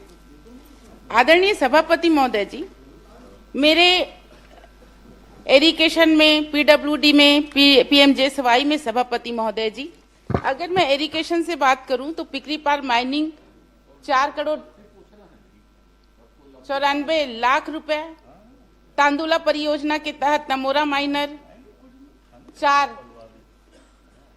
4 करोड़ मतलब इतने 4,96,00,000, मतलब सभी सभापति महोदय जी मेरे पास ये पूरा बंच है। ये है एरिगेशन का बजट में सम्मिलित कार्य पूरा, और सभापति महोदय जी ये पूरा है पीडब्ल्यूडी का पूरा बंच है। अगर देखा जाए तो पूरा फाइल तैयार हो जाएगा सभापति महोदय जी। और जब मैं ई साहब लोग से बात करती हूँ तो उनका ये कहना रहता है कि ये सभी कार्य वित्त विभाग में गया है और बुकलेट भी जमा हो चुका है, लेकिन वहां पे लंबित है। तो सभापति महोदय जी, क्या अधिकारी सही हैं या मंत्री जी सही हैं, मैं जानना चाह रही हूँ। माननीय सभापति महोदय, एक्चुअली वित्त और पूरे सरकार के संबंध में आदरणीय सदस्य ने प्रश्न जो उठाया है उसमें मैं पूरी प्रक्रिया को थोड़ा स्पष्ट करना चाहूंगा कि जैसे कोई भी कार्य जो बजट में प्रावधानित होता है, सबको अवगत ही है, सब सीनियर मेंबर्स हैं, तो उसका फिर प्रक्रिया होते हुए वित्त में सहमति के लिए आता है, प्रशासकीय स्वीकृति के लिए भी नहीं आता है। आदरणीय पूर्व मुख्यमंत्री जी भी वित्त विभाग देख चुके हैं, आदरणीय अमर अग्रवाल जी भी देख चुके हैं, तो वहां पे सहमति के लिए आता है। जो वित्तीय स्वीकृति है, वित्तीय सहमति है और जो प्रशासकीय स्वीकृति जारी हुआ है, माननीय सदस्य जी के विधानसभा संजारी बालोद में 2023-24 में 155 कार्य 66 करोड़ रुपए के, 2024-25 में 580 कार्य 152 करोड़ रुपए के, 2025-26 में 595 कार्य 51 करोड़ रुपए के प्रशासकीय स्वीकृति जारी हो चुके हैं। और जो हमारी सरकार की स्पष्ट मंशा है कि ज्यादा से ज्यादा कार्यों की प्रशासकीय स्वीकृति हो, वित्तीय सहमति हो, इसके लिए हमने बहुत सारे वित्तीय रिफॉर्म भी अपनी सरकार के आने के बाद माननीय मुख्यमंत्री जी के नेतृत्व में हमने किया है। वह भी मैं आपके माध्यम से सदन को अवगत कराना चाहूंगा कि जैसे बजट में नवीन मद की जो परिभाषा थी वो 1995 में उसका गाइडलाइन जारी किया गया था और पहला संशोधन उसके बाद 2011 में हुआ था, और उसके बाद हम लोगों ने 2024 में फिर से उसमें संशोधन किया है और इसमें जो नवीन मद की परिभाषा अंतर्गत जो राशि है उसको बढ़ा दिया गया है, ताकि माननीय सभापति कृपया पूरी प्रक्रिया सुन लें सभापति महोदय। बढ़ा दिया गया है 50 लाख से बढ़ाकर 1 करोड़ रुपए। ये उत्तर में निर्माण कार्य उत्तर में है, मैंने पढ़ लिया है। नहीं, ये उत्तर में नहीं है सभापति महोदय। अब आपके अलावा पूरे सदन को जानना जरूरी है। 1 करोड़ रुपए जो निर्माण कार्य, उसमें 2 करोड़ रुपए मशीन उपकरण जो 50 लाख से बढ़ाकर 1 करोड़ रुपया किया गया है। इसी तरह से जो प्रशासकीय स्वीकृति दिया जाता था उसकी सीमा को 3 करोड़ से बढ़ाकर 5 करोड़ कर दिया गया है 2024 में, जो उसके पहले 2012 में था, जो 2012 में था उसको बढ़ा करके 5 करोड़ कर दिया गया है। तो मैं आपके माध्यम से सदन को अवगत कराना चाहूंगा कि पूरी सरकार की मंशा है कि ज्यादा से ज्यादा कार्यों की प्रशासकीय स्वीकृति हो, इसलिए ये वित्तीय रिफॉर्म 2012 के बाद 2024 में, 2011 के बाद 2024 में किए गए हैं, तो ज्यादा से ज्यादा हो, ये है। दूसरा चीज मैं कहना चाहूंगा, माननीय सदस्य का जो बिंदु है कि बजट को जो लिस्ट या उनका पूरी जो उनकी सूची है उसके बारे में बताना चाहूंगा कि बजट में जो प्रावधान होता है वो वर्षों से चला रहा है, चाहे भारतीय जनता पार्टी की सरकार हो चाहे कांग्रेस की सरकार हो, वो जो वित्तीय प्रावधान होता है उससे बहुत ज्यादा होता है। जैसे मैं उदाहरण के तौर पे बताना चाहूंगा 2023-24 में 302 करोड़ का नवीन मद में प्रावधान था, 302 करोड़ का प्रावधान था, जबकि नवीन मद में कार्य 14,257 करोड़ रुपए के शामिल थे। इसी तरह 2025-26 में या 24-25 में 452 के अगेंस्ट में 16,532 के, 25-26 में 734 करोड़ के अगेंस्ट में 19,000 करोड़ के। तो ये बजट में जो रहता है प्रावधान वो बहुत ज्यादा रहता है। तो उसके अनुरूप सिंचाई विभाग हो या पीडब्ल्यूडी विभाग हो, सभी में तो सरकार प्राथमिकता अनुसार उसमें प्रशासकीय स्वीकृति जारी करती है। जो विभाग प्राथमिकता तय करता है उसके अनुरूप वित्तीय सहमति के लिए आता है और उसमें प्रशासकीय स्वीकृति फिर विभाग द्वारा जारी की जाती है। तो ने पूरे प्रदेश की प्रक्रिया बता दी जी, वित्त विभाग की प्रक्रिया बता दी, लेकिन इनको तो जरूरत बालोद में है भाई जी। बालोद की स्वीकृति तो बताओ, आप 300 की जगह 14,000 करोड़ कर दिए, लेकिन बालोद में तो जीरो है। यहाँ कितना दे रहे हो ये बताओ। जी, माननीय सभापति महोदय, जो बजट पे प्रावधान है संजारी बालोद में, उसमें से अभी फिलहाल वित्तीय स्वीकृति के लिए या वित्तीय सहमति के लिए वित्त विभाग में एक भी फाइल लंबित नहीं है। मैं सदन को स्पष्ट करना चाहूंगा और विभाग जो भी प्राथमिकता से भेजेगा उसमें निश्चित रूप से सरकार सकारात्मक पहल करेगी। माननीय सभापति महोदय, माननीय मंत्री जी, हाँ, ये बात आपने कह दी कि आपके पास कोई फाइल लंबित नहीं है। अब चूंकि माननीय सदस्य ने बात कही है और इस चूंकि सदन में आ गया है जी, तो क्या पीडब्ल्यूडी इरिगेशन विभाग से वो प्रस्ताव मंगा के स्वीकृत करेंगे क्या? माननीय सभापति महोदय, और एक भी और स्पष्ट करना चाहूंगा कि जैसे 3 करोड़ की सीमा को 5 करोड़ हम लोग बढ़ा दिए हैं, नहीं, उसके कारण से उन 5 करोड़ से नीचे के जितने कार्य हैं उसको वित्त विभाग भेजने की आवश्यकता नहीं है, ये मैं स्पष्ट करना चाहूंगा। और दूसरा चीज, विभाग जो कौन सा कार्य को करना है ये विभाग की प्राथमिकता होती है, वो वित्त विभाग का क्षेत्राधिकार नहीं है। 18 करोड़ का है, वो बता रहे हैं 28 करोड़ 28 करोड़ का है, वो 3 करोड़ का मामला नहीं, वो आएगा तो आपके पास। एक ही प्रोजेक्ट 28 करोड़ का है भाई। देखिए इसमें है एक प्रोजेक्ट जो 5 करोड़ 4 करोड़, ये वाला आप बोल रहे हैं कि मंत्री जी देंगे। हाँ, 5 करोड़ से नीचे के जितने कार्य तो मंत्री जी भी तो नहीं दिए हैं, उनके लिए वित्तीय सहमति के लिए आवश्यकता नहीं है। आप बोल रहे हैं उसके लिए वित्तीय समिति की जरूरत नहीं है जी। आपका 18 करोड़ 18 लाख जी, ये तो आप दे सकते हैं। नहीं, उसको विभाग की प्राथमिकता है, आदरणीय विभाग तय सभापति करेगा महोदय जो जी, कार्य तो जरूरी है कि जाऊं नहीं। कहां सभापति अगर महोदय वित्तीय जी? विभाग मैं तय इतने करेगा सारे तो निश्चित रूप से प्रोजेक्ट, सकारात्मक इतने विचार सारे सरकार सब चीज को करेगी। लेके मैं वित्त मंत्री के पास जाऊं कि मंत्री के पास जाऊं, आप ही बता दीजिए। वो अमूमन आप सीनियर विधायक हैं। सभापति महोदय, चूंकि सदन में आ गया है और वित्त मंत्री जी उदार हैं, उदारता थोड़ा बरतिए। अब ये 18 करोड़ का मामला है, आप मंगा के स्वीकृत कर देंगे, इतना भर तो बोलना है आपको, क्योंकि हर प्रश्न सबका प्रश्न लगता नहीं, कोई प्रश्न लग जाता है। तो कम से कम इस माध्यम से पूरे प्रदेश को संदेश जाएगा कि ओपी चौधरी जी वित्त मंत्री के रूप में बड़े उदार हैं। 18 करोड़ की बात है, आप स्वीकृत कर दीजिए, करवा दीजिए, इतनी तो बात है। एक कार्य की मांग कर अरे भाई, बाकी स्वीकृत कर दीजिए, हम लोग भी मेज तब छपाएंगे, आपको स्वागत करेंगे। वैसे करो भाई, नहीं, वो बिल्कुल मैं इससे वित्त मंत्री जी उदार हैं, वो कहने का विषय नहीं है। वित्त मंत्री जी उदार हैं और इसलिए बजट में आप देखे हैं कि बहुत घोषणा कर दीजिए। माननीय सभापति महोदय, वो विभागीय प्रक्रियाओं की दृष्टि से उचित नहीं होगा कि मैं यहाँ पे घोषणा करूं, मगर मैं आपके माध्यम से विपक्ष के सदस्यों के कोई कार्य स्वीकृत नहीं करने चाहते, मैं कारण से सदन का बहिर्गमन करते हैं। मैं आपको बताना चाहूंगा सभापति महोदय, आगे सुशांत शुक्ला, सकारात्मक सभापति महोदय, माननीय सभापति महोदय, बीजापुर में, सुकमा में 100 करोड़ के एजुकेशन सिटी हम स्वीकृत कर रहे हैं। सुशांत शुक्ला, जगरगुंडा क्षेत्र सुकमा अंतर्गत आता है, जहां हमारा बिलासपुर विधायक नहीं है, वहां 100 करोड़ का हम एजुकेशन सिटी बजट में लेकर के आए हैं। कैसे बोल सकते हैं कि विपक्ष पे हम स्वीकृत नहीं कर रहे हैं? हमारे मुख्यमंत्री जी उदार हैं, हमारी सरकार उदार है, और ये सकारात्मक अगर रोल में रहते तो इस कार्य में भी हम सकारात्मकता के साथ उदार निर्णय लेते।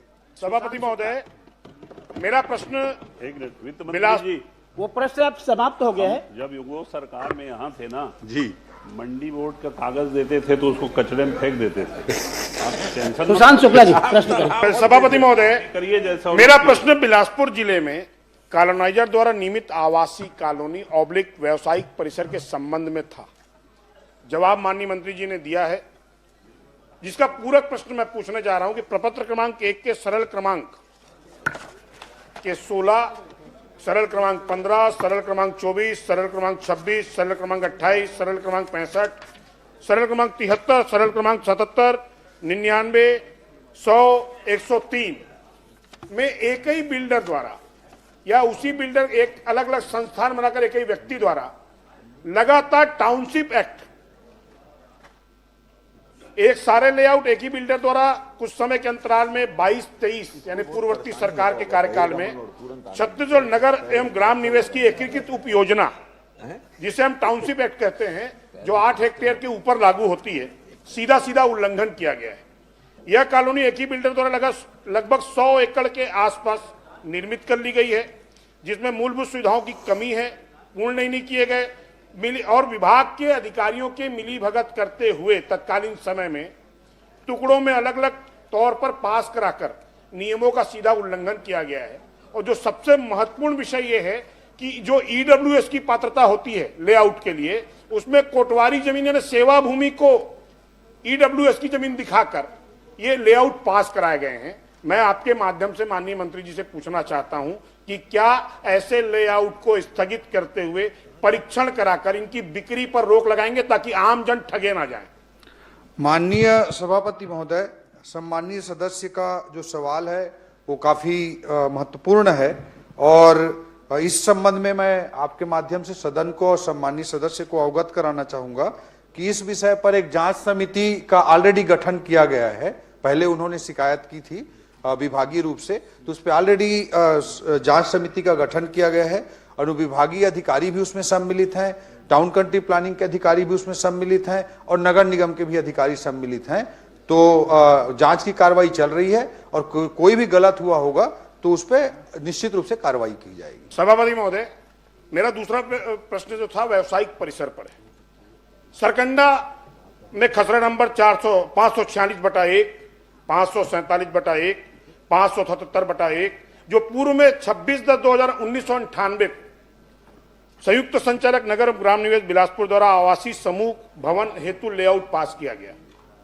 सभी भूखंड बेचने के बाद संबंधित व्यावसायिक संस्थान द्वारा उसको पुनः जिस विक्रेता को बेचा गया था उससे फिर क्रय किया गया, और 7/3/2023 को उसमें से कुछ भाग को पुनः क्रय करते हुए अनुमोदित लेआउट में दर्शित मार्ग ऑब्लिक सड़क हेतु आरक्षित रकबे को पुनः खुली भूमि बताते हुए नवीन भवन अनुज्ञा आयुक्त नगर पालिक निगम बिलासपुर के समक्ष प्रस्तुत की गई, और बिना नगर ग्राम निवेश की विकास अनुज्ञा लिए बगैर सीधा नगर निगम से अनुज्ञा प्राप्त कर ली गई। उक्त भूमि का व्यवसायीकरण आवासीय होने के बावजूद भी वाणिज्यिक भवन के रूप में अनुज्ञा अधिकारियों के मिली भगत से जारी हुई। मैं प्रश्न कर रहा हूं, क्या उक्त अनुज्ञा को स्थगित कर भू संपदा विनायक प्राधिकरण रेरा को उक्त रजिस्ट्रेशन को स्थगित करते हुए संबंधित लेआउट को स्थगित करते हुए क्या रोक लगाएंगे इसकी बिक्री पर? माननीय सभापति महोदय, जिस प्रश्न आया है, ये प्रश्न 2023-24 से 4 फरवरी 2026 तक के पूरे प्रकरणों की जानकारी माननीय सदस्य ने मांगी थी। ये जो प्रकरण बता रहे हैं उससे पहले का है, इसलिए इस जानकारी में वो नहीं आया है।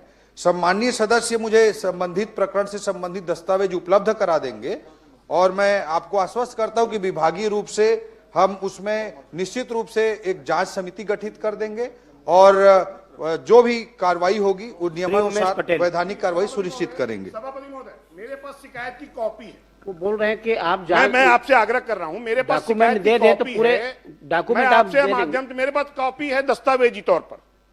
अगर आप कहें तो शिकायत इस दिनांक जो बताई गई है, वर्णित दिनांक है, उसके पूर्व की है और वो बकायदा रजिस्टर्ड डाक से और आधिकारिक तौर पर मिलकर दी गई। अधिकारियों ने इस विषय को सदन में मंत्री जी को छिपाया है। क्या संबंधित अधिकारियों के विरुद्ध कोई कार्रवाई करेंगे? मैं उनको उपलब्ध करा दूंगा दस्तावेज। माननीय सभापति महोदय, जो प्रश्न आया है, ये जो इस बीच के जो लेआउट पास हुए हैं 2023-24 से 26 तक के, इसकी जानकारी सूची इसमें बनी है इस प्रश्न के उत्तर में। मगर मैं सम्मानीय सदस्य को पूर्णतः आश्वस्त करना चाहता हूं, इसके पहले का लेआउट वो पास हुआ मामला है, तो वो मुझे दस्तावेज उपलब्ध करा दें। मैं निश्चित रूप से इस पे जांच समिति भी विभागीय रूप से गठित कर उमेश पटेल, और उस पे हम निश्चित रूप से कार्रवाई करेंगे। सभापति मेरा विषय पूरा नहीं, आप उपलब्ध करा दो ना। उपलब्ध कराने के बाद में मंत्री जी आपको आश्वस्त कर रहे हैं, कार्रवाई के लिए बोल रहे हैं, तो आप उपलब्ध करा दीजिए उसको। जो भवन अनुज्ञा दी गई व्यावसायिक तौर पर, नगर निगम ने बगैर अभिमत मांगा फर्जी तरीके से, और अभिमत तारीख है 30/5/2023। मेरे पास अनुमति की कॉपी है और ये माननीय मंत्री जी उल्लेखित कर रहे हैं कि उनके पास वो दस्तावेज अधिकारियों ने उपलब्ध नहीं कराए। माननीय सभापति महोदय, सम्मानीय सदस्य को मैं ये बताना चाह रहा हूं कि जो प्राइमरी लेआउट जो पास हुआ है वो 2023-24 के पहले का है, इसलिए इस लिस्ट में सम्मिलित नहीं हुआ है। उस डेट के तकनीकी फेर में ना मुझे जाना है ना उनको जाना चाहिए। मेरा आग्रह आपके माध्यम से सम्मानीय सदस्य से ये है कि उससे वो तो कब लेआउट पास हुआ था वो डेट की मैं बात कर रहा था। उन्होंने शिकायत अभी की होगी इस बीच में, इसमें मुझे कोई संशय नहीं है। तो सम्मानीय सदस्य दस्तावेज उपलब्ध करा दें, निश्चित रूप से हम उसमें विभागीय तौर पर जांच समिति गठित करके। मेरा सिर्फ आपके माध्यम, सभापति महोदय, मैं आपसे आग्रह कर रहा हूँ, प्रश्न उतना देखो, मंत्री का जवाब वही आएगा। क्या एक प्रश्न को बार बार रिपीट करने से कोई मतलब नहीं। जांच कराकर इसको आपको बता दिया कि आप दे दीजिए, मंत्री जी उसके कार्रवाई करेंगे, आपको आश्वस्त कर रहे हैं, आप दे दीजिए। लेआउट को आपके प्रश्न का उतना ही जवाब आएगा। रोकेंगे क्या बिक्री को, इसका मैं आग्रह चाह रहा हूं बस। माननीय सभापति महोदय, जो सम्मानीय सदस्य ने कहा है कि लेआउट को इसको कैंसिल करेंगे क्या, तो निश्चित रूप से हम जांच कमेटी गठित करेंगे और यथाशीघ्र उसमें जांच करा के उसको लेआउट को भी कैंसिल करेंगे। और बिक्री जहां तक कैंसिल करने की रोकने की बात है, उस पर भी नियम प्राइमा फेसी जांच होने के बाद उस पर भी नियमानुसार 100% कार्रवाई सुनिश्चित। धन्यवाद। माननीय सभापति महोदय, मेरे प्रश्न के उत्तर में माननीय मंत्री जी ने पूरा परिशिष्ट दिया है। मैं माननीय मंत्री जी से पूछना चाहूंगा कि 16 नंबर परिशिष्ट में जो 16 नंबर का पॉइंट है जी, उसमें आपको जो शिकायत है वो प्राप्त हुई है 23/4/2025 को, और आपने उसका समाधान किया है 16/12/2025, मतलब लगभग 8 महीने। तो ये 8 महीने की देरी क्यों हुई, ये बताना चाहिए। माननीय सभापति महोदय, सम्मानीय सदस्य ने जो फ्लाई ऐश संबंधी प्रश्न किया माननीय सदस्य उमेश जी ने, उस पर उन्होंने 16 नंबर, इसमें टोटल जो केस हैं वो 49 केस हैं, और इनमें जो उन्होंने 16 नंबर के विषय पर प्रश्न किया है उस पर मैं आपके माध्यम से अवगत कराना चाहूंगा कि उद्योग द्वारा क्षतिपूर्ति राशि 6,90,000 जमा करते हुए फ्लाई ऐश का संतुलीकरण कर ये बिछाने का कार्य किया गया। मतलब उस शिकायत पे कार्रवाई की गई है। उन्होंने कहा है कि 8 महीने बाद हुई है, लेकिन ये मैं अवगत कराना चाहूंगा कि कार्रवाई हुई और 6,90,000 रुपए का पेनाल्टी भी हुआ। माननीय सभापति महोदय, ये इसकी शिकायत हुई थी 22/3/2025, इन्होंने उत्तर में दिया है 22/4/2025 को, और इसका समाधान हुआ है 16/12/2025। इसलिए हुआ है अध्यक्ष महोदय, सभापति महोदय, क्योंकि पिछले सत्र में 17 तारीख को मेरे यही प्रश्न लगा था, इसीलिए ये समाधान 16 तारीख को हुआ है। मैं आपसे ये जानना चाहूंगा, मैं कल आपके परिशिष्ट के बाद ये सब जगह जाके जियो टैग से इसका निकाला, आपको इसका बता दूं मैं, चोड़ा का ये देखिए, ये जियो टैगिंग के साथ है चोड़ा का। आपके जो अधिकारी है ना, आपको धोखा दे रहे हैं। ये देखिए, ये अभी भी है दोनों। माननीय सभापति महोदय, आप सदस्य रहे हैं, पोस्टर वोस्टर प्रश्नकाल में ऐसा दिखाते नहीं है। आप बोल रहे हैं वो पर्याप्त है। ठीक है, मैं बता देता हूं। मंत्री रहे, मैं जियो टैग करके उसको दिखाया। कल दोनों 3-4 जगह का, चाहे बोतलदा हो, चाहे चोड़ा हो, चाहे बानी पाथर हो, अभी भी फ्लाई ऐश वैसी को वैसी पड़े हैं। आपके अधिकारी आपको गलत जवाब दे रहे हैं, क्या उनके ऊपर कार्रवाई करेंगे? माननीय सभापति महोदय, मैं आपको अवगत कराना चाहूंगा कि जो पिछले सरकार के समय में कार्रवाई होती थी उससे 10 टाइम्स ज्यादा कार्रवाई ट्रांसपोर्टिंग के मामले में हो रही है। मैं आपके माध्यम से सदन में दस्तावेज भी प्रस्तुत कर सकता हूं, बताना भी चाहूंगा कि जो माननीय सभापति महोदय, मेरा बहुत स्पेसिफिक प्रश्न है। मैं सभापति महोदय का और माननीय सभापति महोदय, आप मुझे 2021-22 में इनकी सरकार के समय में एक भी कार्रवाई नहीं हुई, जीरो कार्रवाई हुई है। 2022-23 में जीरो कार्रवाई हुई है। 2023-24 में 9 लाख का पेनाल्टी हुआ है। वर्ष 2024-25 में 21,30,000 का हुआ है। समय बर्बाद करने का समय है। मैं इसके बाद अवगत कराना चाहूंगा। मेरा पॉइंटेड प्रश्न को उत्तर दे दें। मैं माननीय सभापति महोदय, मैं परिस्थिति बता रहा था, चाहे वो फ्लाई ऐश डंपिंग का मामला हो, चाहे ट्रांसपोर्टिंग का मामला हो। सम्मानित सदस्य उमेश जी ने जो विषय मुझे बताए हैं उससे मैं निश्चित रूप से उनसे सारे विषय ले लूंगा, जानकारी ले लूंगा, और कहीं पर भी कोई कमी होगी कार्रवाई के संबंध में उसमें कार्रवाई विभाग द्वारा सुनिश्चित की जाएगी। पर्यावरण विभाग के अधिकारी कोई काम नहीं कर रहे हैं सभापति महोदय। वहां फ्लाई ऐश डंप रोड पे हो रहा है लगातार, और इसकी शिकायत मेरे द्वारा खुद कई बार किया जा चुका है। उसके बाद भी विधानसभा प्रश्न लगने के बाद वो जाके उसका निराकरण करने का कोशिश कर रहे हैं, और आपको आज भी जवाब गलत दिए हैं मंत्री जी, आपको गलत जवाब दिए हैं। ये मैं इससे आगे पूछना चाहूंगा कि आज के मैं इसका पहले बताना चाहूंगा माननीय सभापति महोदय, जो माननीय मंत्री जी जवाब दे रहे थे 21-22 में 0, 22-23 में 0, और भैया लॉकडाउन तो आप लगा कर रखे थे केंद्र से। 21-22 से 22-23 तक पूरा लॉकडाउन नहीं था। लॉकडाउन आदरणीय मंत्री जी, वो बोतल आदरणीय मुख्यमंत्री भूपेश बघेल जी बहुत अच्छे तरह से अवगत थे कि वो लॉकडाउन कब से कब तक लगा था। सभापति महोदय, 23 मार्च 2020 की तारीख, इस सदन का 23 मार्च 2020 की तारीख, कुछ महीनों तक लॉकडाउन था। 24 महीने तक आपने जीरो कार्रवाई की। आपकी सरकार थी, आपके मंत्री थे, आपके कार्रवाई क्यों नहीं कर दी एक बार भी? समय कम, तब तो मिली भगत चल रहे थे वहाँ। माननीय सभापति महोदय, ये भी मैं बताना चाहूंगा। अभी मेरा प्रश्न ये है कि आज के दिन में कितने lakh metric ton fly ash Raigarh जिले में उत्पादन हो रहा है, और इसके कितना % आज निराकरण हो रहा है? माननीय सभापति महोदय, मैं ये भी बताना चाहूंगा कि एक मॉडल एसओपी भी जारी किया गया है हमारी सरकार आने के बाद। इंटीग्रेटेड सिस्टम भी बताया गया है। जो सम्मानित सदस्य ने प्रश्न किया है उसमें बताना चाहूंगा 2024-25 में जो फ्लाई ऐश जो है उत्पन्न हुआ है उसकी भी जानकारी मैं उपलब्ध कराना चाहता हूं। 25-26 में जो हुआ है उसकी भी मैं जानकारी उपलब्ध कराना चाहता हूं। और जो उपयोग की गई मात्रा है, जनित फ्लाई ऐश के से ज्यादा उसका डिस्पोजल भी किया गया है। और हमारी सरकार नया एसओपी लेकर भी आई है, इंटीग्रेटेड वेस्ट मैनेजमेंट लेकर भी आई है। ये अनावश्यक अनर्गल राजनीति कर रहे हैं।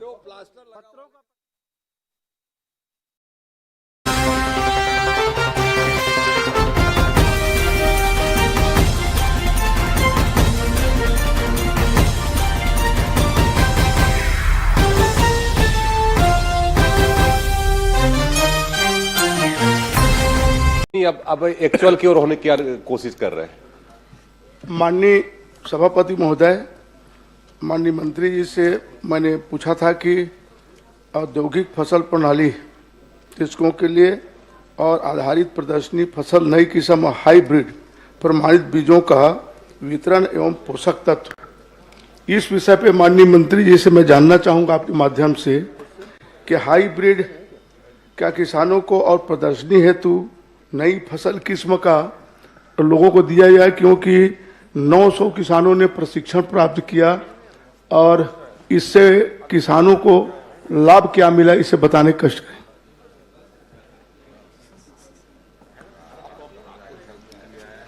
सभापति महोदय, हमारे बहुत ही वरिष्ठ माननीय सदस्य जो सदन के कई बार सदस्य भी रहे और लोकसभा के भी लगातार 4 बार आप सदस्य रहे हैं। ऐसे वरिष्ठ सदस्य की चिंता इन्होंने खास करके जो कृषि के बारे में, उनका उत्पादन के बारे में, किसानों का कैसे प्रशिक्षण हुआ, इस बारे में प्रश्न किया है। जहां तक आपने प्रशिक्षण के बाद का परिणाम की बात की है, तो सभापति महोदय, माननीय सदस्य को बताना चाहूंगा कि प्रशिक्षण इसीलिए दिया जाता है कि अनेकानेक योजना जो चलते हैं, उस योजना के तहत किसानों को किस तरह से अधिक उत्पादन अपने खेत में लेना चाहिए, इस लिहाज से विभाग की अनेकानेक योजनाएं हैं। और इस प्रशिक्षण के बाद उनका स्वाभाविक है कि उनका जो उत्पादन है वो बढ़ता भी है, और जब उनका उत्पादन बढ़ेगा तो स्वाभाविक है कि किसानों का आर्थिक उन्नयन होगा। ऐसा सोच करके इस तरह की योजना चलते हैं महोदय। नहीं, मेरा उत्तर नहीं आया माननीय जी। मेरा ये कहना है कि प्रदर्शनी और हाइब्रिड का भी प्रदर्शन और आपका प्रशिक्षण दिया गया, तो क्या मैं जानना चाहता हूं कि सिर्फ मात्र प्रशिक्षण ही दिया गया कि हाइब्रिड दिया गया और नए किस्म का बीज के लिए प्रदर्शन के लिए किसानों के खेत में बोने के लिए या उगाने के लिए दिया गया, क्या ये मैं जानना चाहता हूं। अरे आप तो पुराने बीज वाले हैं, नया बीज में कहां से आ गए आप? अध्यक्ष महोदय, इसमें मैंने बताया कि कृषि विभाग के अनेक योजना चलते, उस योजना के तहत जो प्रशिक्षण दिए जाते हैं, आत्मा योजना है, बीज ग्राम योजना है, राष्ट्रीय खाद्य सुरक्षा पोषण है, दलहन का है कि दलहन के खेती को हमें कैसे बढ़ावा देना है, खाद्य सुरक्षा की दृष्टि से जो हमारे यहाँ मिशन चावल की जो योजना है, और रेन फेड एरिया डेवलपमेंट के लिए जो हमारे यहाँ प्रशिक्षण चलता है कि इन क्षेत्रों में कैसे हम बढ़ावा दे सकें, उनका उत्पादन कैसे बढ़ाया जा सके। तो एक तरह से हमारे यहाँ जो आधार बीज होते हैं, उसी से हमारे जो उत्पादन कैसे हम अधिक बढ़ा सकते हैं, कैसे ले सकते हैं, इसी का हम लोग प्रशिक्षण विभाग के द्वारा देते हैं। देते हैं कि नहीं, प्रदर्शन होती है हर समय, किसानों को बीज दिया जाता है निशुल्क, उन बातों को मेरे बताने कष्ट करें। दूसरा, यह प्रशिक्षण देने वाले अधिकारी कौन कौन थे, कितने अधिकारी प्रशिक्षण दिए, ये बताने कष्ट करें, किन किन पद वाले। निश्चित ही जो प्रदर्शन होते हैं सभापति महोदय, वहाँ मिनी किट उन्हें दिया जाता है, जिससे कि उससे उत्पादन जो लेते हैं, उनके उत्पादन को बढ़ाने की दृष्टि से भी लिया जाता है। और दूसरा एक होता है प्रदर्शनी में कि उसी उनका बीज लेकर उनसे फिर हम बीज ले लेते हैं, जिससे कि बाकी किसानों में वितरण किया जा सके अगले साल के लिए। इस तरह के भी योजना होती है।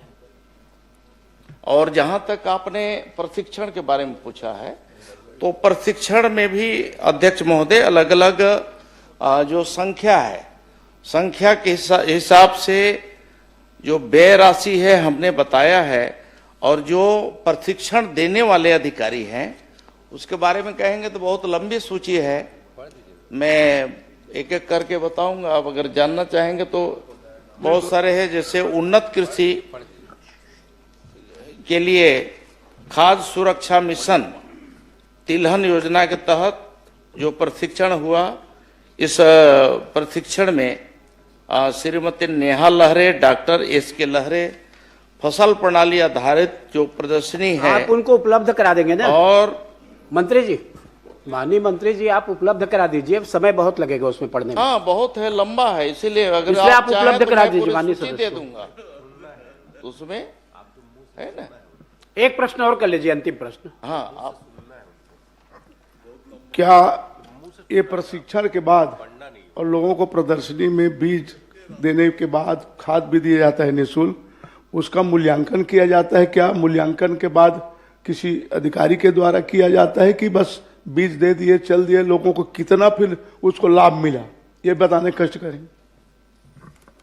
सभापति महोदय, एक ये संख्या बहुत बड़ी होती है, इसलिए मिनीकेट जितना वितरण करते हैं, जो नाम नीचे से चयनित होकर के एक तरह से आता है किसानों को, उसको जब हम देते हैं तो ये अपेक्षा से देते हैं कि इसका सही उपयोग करेगा, और अधिकांश किसान जो है उसका सही उपयोग करते हैं।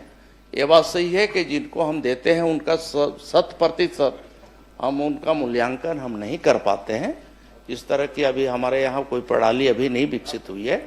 फिर भी आपके जो इस ओर आपने ध्यान दिलाया है, अगर कोई शिकायत हो, किसी प्रकार की कोई और बात हो तो आप बताइए, सुझाव दीजिएगा, तो निश्चित हम उसे जमीनी स्तर पे उसे लागू करेंगे। श्री कुंवर सिंह निषाद। माननीय सभापति महोदय, मैं माननीय आदिम जाति विकास मंत्री से ये सवाल कर रहा हूँ कि घुमंतू पशु के संरक्षण और रख रखाव पर कौन कौन से योजना सरकार संचालित करत है, और वर्तमान में पूरा प्रदेश में पशु की संख्या कतका है? उत्तर में मैं करीब करीब मैं सभी जानकारी दिया हूँ। जहाँ तक आपने संख्या के बारे में बात किया है, तो संख्या भी इसमें हमने बताया है कि कुल घुमंतू पशुओं की कुल संख्या 1,84,993 है, और जिलेवार भी विवरण उसमें दिया हुआ है। परिशिष्ट को आप निकालेंगे तो मिलेगा। माननीय सभापति महोदय, मैं माननीय मंत्री जी से यही बात करूं कि घुमंतू पशु के संरक्षण और रख रखाव पर पशुधन विभाग द्वारा का योजना चलत है, और कर रहे की व्यवस्था कौन प्रकार से सरकार करे?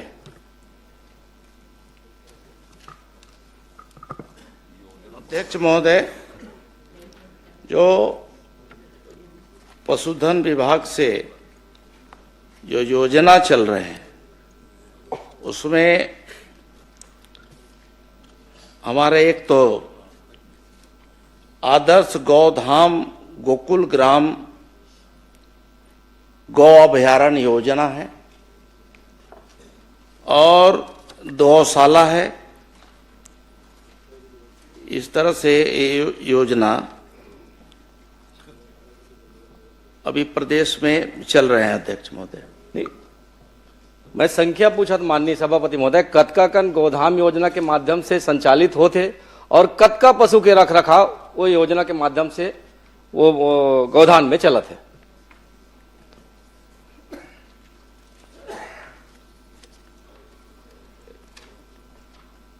ये जो आपका अब जहां तक हमारे यहाँ गौधाम योजना है, ये योजना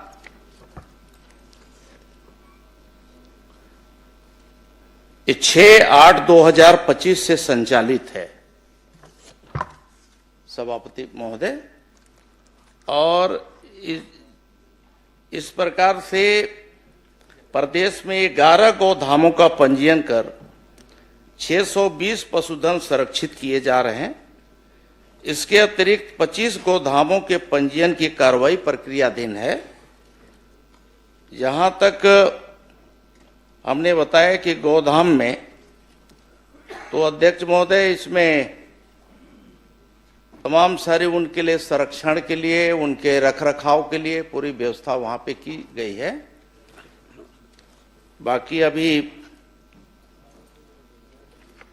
प्रक्रियाधीन है, बहुत सारे जगहों में जहां पे हमारा अभी स्वीकृति दिए हैं लेकिन चालू नहीं हुआ है, उसे शीघ्र ही हम लोग चालू करेंगे। माननीय सभापति महोदय, इसी सदन में घोषणा हुई थी कि हम पूरे प्रदेश में गौधाम योजना के माध्यम से पशुओं को संरक्षित करने का काम करेंगे। लेकिन अभी 2 साल में 11 टन गोधाम में योजना चालू करो, में 3 तो संचालित है, 11 में 3 संचालित और 600 पशु के आप व्यवस्था संचालित करो, संरक्षित करो। लेकिन मैं जानना चाहूं कि वो जतका पशु है 620 टन पशु है, ओकर रख रखाव चारा पानी की व्यवस्था सरकार के ढार ले होते कि का ढार ले होते? काबर आपके जवाब के उत्तर में आ है कि संरक्षित है लेकिन उनकी रख रखाव की व्यवस्था की जा रही है, विभाग द्वारा राशि निरंक है। तो विभाग द्वारा अगर रख रखाव नहीं होते, विभाग द्वारा पैसा जारी नहीं हो, तो वो 620 टन जानवर है का हवा पानी जिया थे कि कैसे जिया थे? सभापति महोदय, मैंने बताया कि 36 गौठानों में गोधाम स्थापना की प्रशासकीय स्वीकृति दी गई है, जिसमें से 11 गोधाम का पंजीयन किया गया है। प्रति गोधाम 200 पशु रखे जाने के प्रावधान है, जिसमें से अभी उनके लिए जो व्यवस्था की जा रही है और सरकार से उन्हें अनुदान दिया जाता है, उसके लिए चारा पानी, बाकी वहाँ पंजीयन के पश्चात जो है प्रति पशु प्रथम वर्ष में हम 10 रुपये,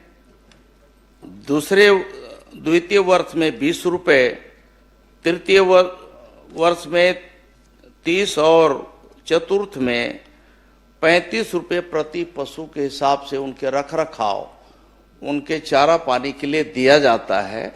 मैं ऐसा मानता हूं कि जब ये राशि उनको दिया जाता है, संबंधित जो पंजीकृत जो संस्थाएं हैं उनके जिम्मे लगाया जाता है, तो इसका सही सदुपयोग करते हैं।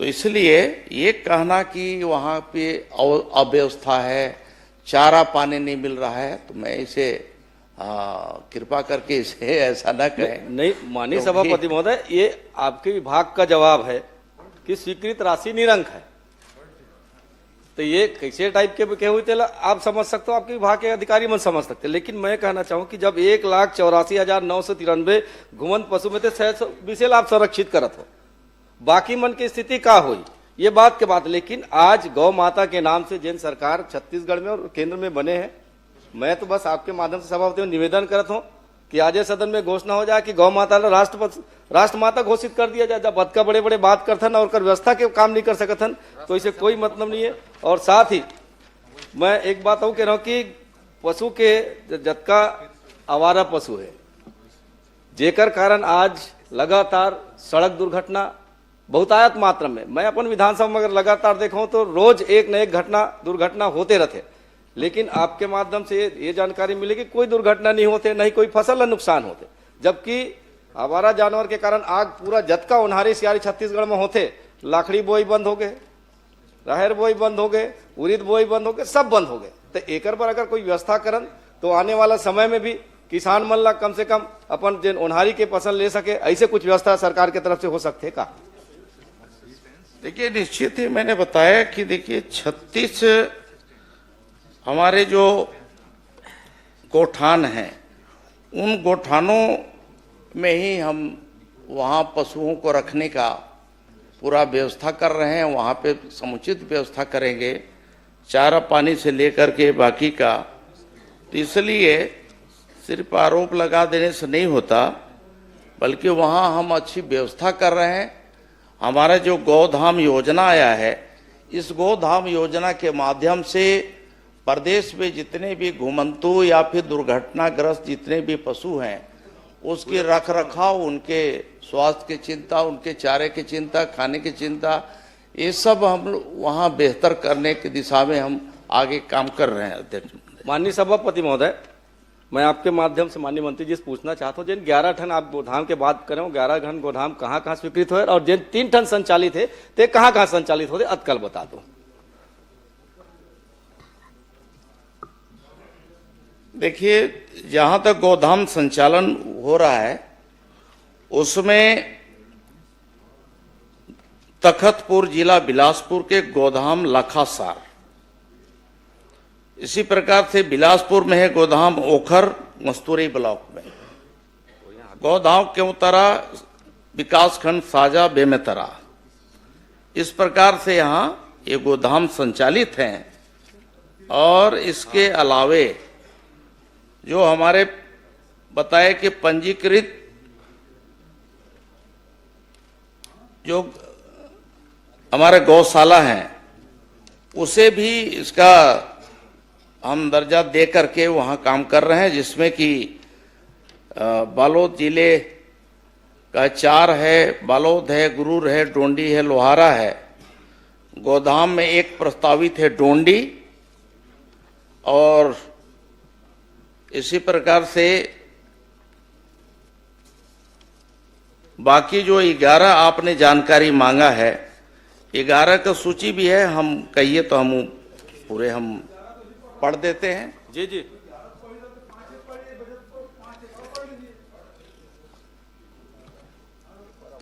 हाँ,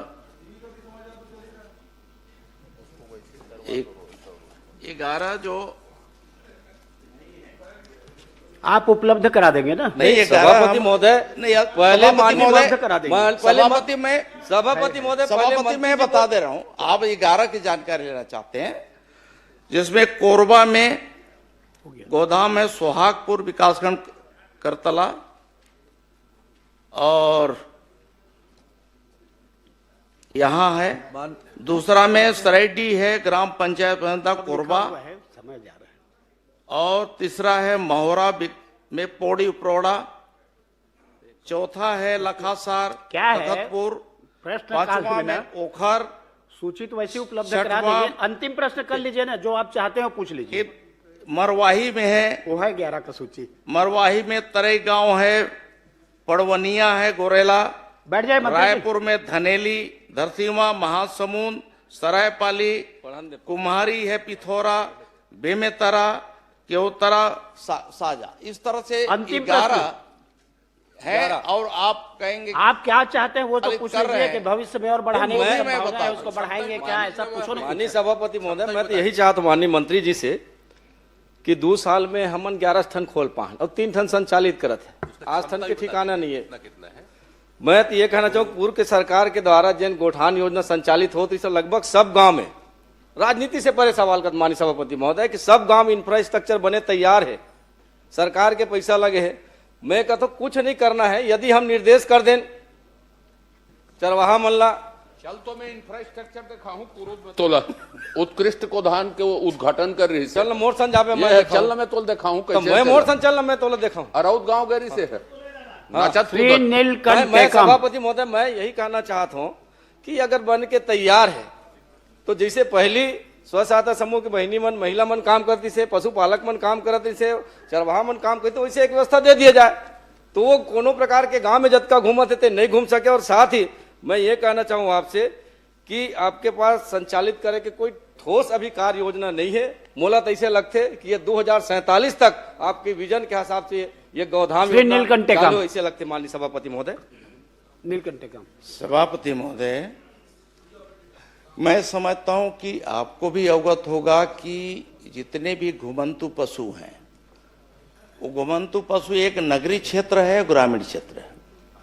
इन घुमंतु पशुओं का भी रख रखाव सिर्फ हमारा विभाग नहीं देखता, ये विभाग तो संबंधित, जैसे नगरीय क्षेत्र की बात है तो नगरीय क्षेत्र के नगरीय निकाय के जिम्मे होता है, इसके अलावा ग्रामीण क्षेत्र में ग्राम पंचायतों की जिम्मेदारी होती है।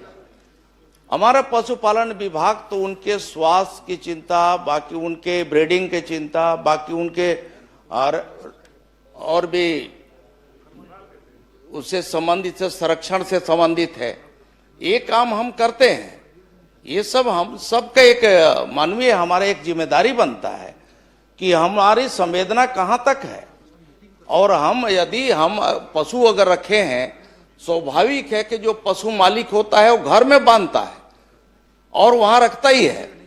तो कुछ इस तरह से घुमंतु जो पशु हैं, कुछ लोग वो बाकी जगह जो घर में भी जो पाले हुए हैं और घुमंतु वो करीब करीब मिक्सअप हो जो करके सड़क किनारे आ जाते हैं।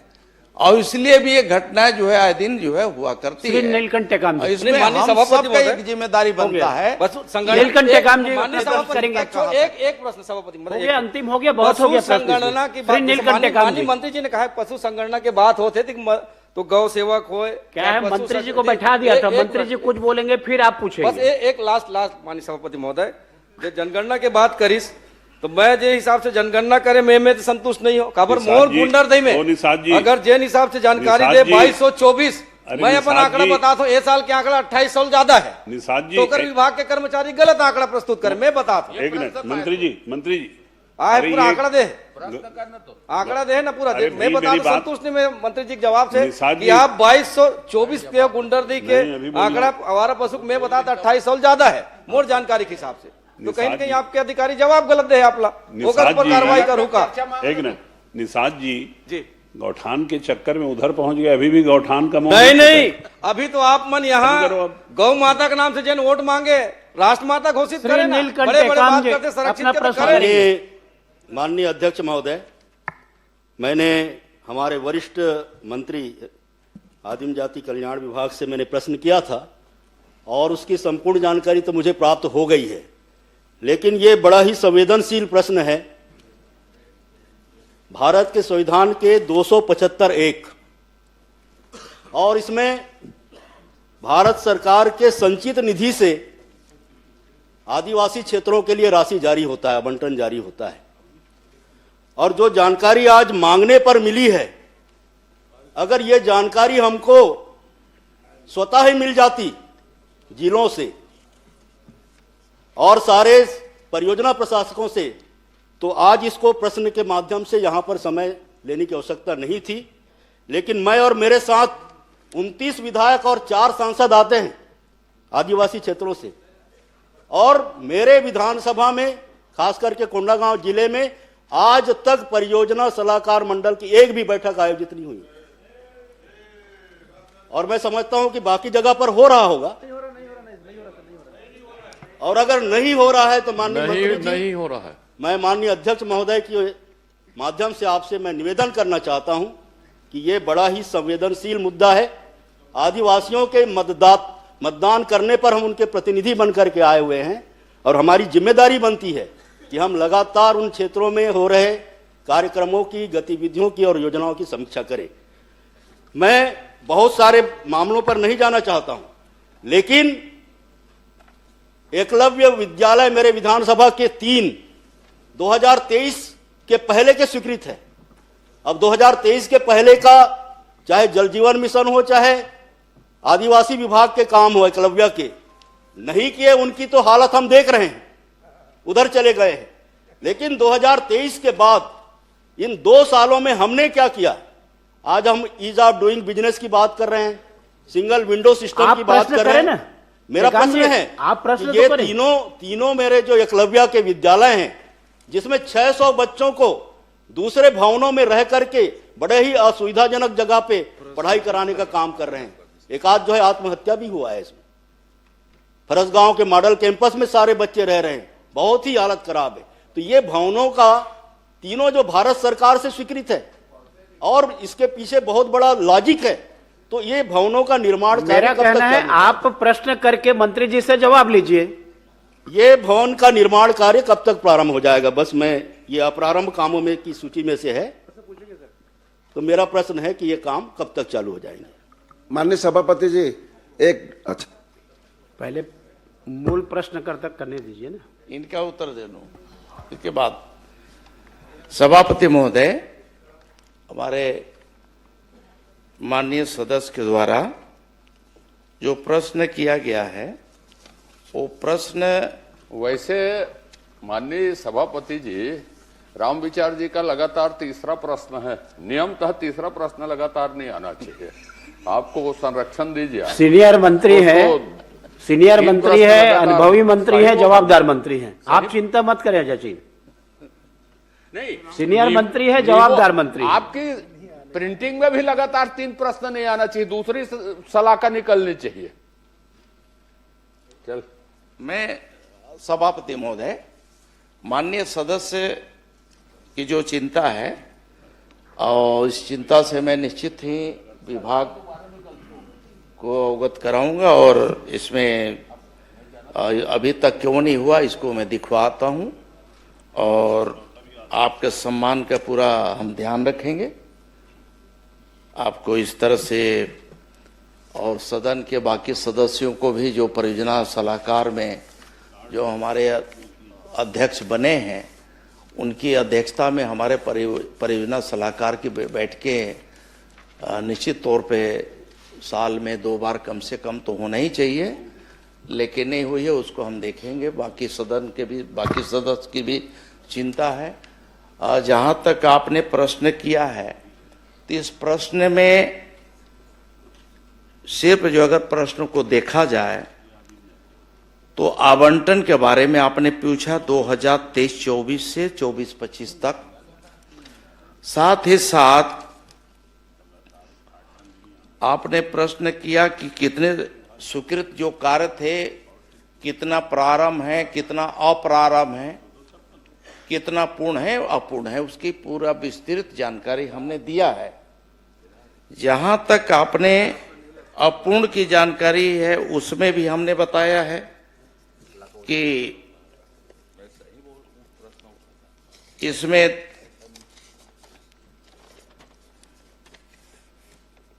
तीन कार्य जो है अप्रारंभ बताए हैं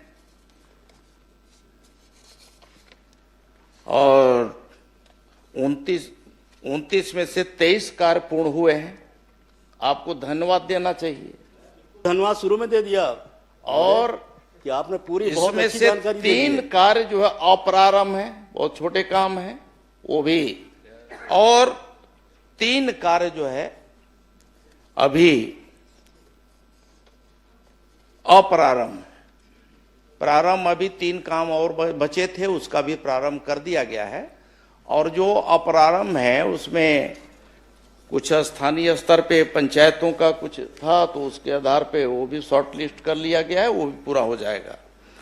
जहां तक आपने प्रश्न इससे हट करके एक और प्रश्न किया है एकलव्य मॉडल स्कूल के संबंध में, तो कर्म कार्यों की सूची में है, ये सूची में है, आपके जो जवाब आए हैं उसमें है।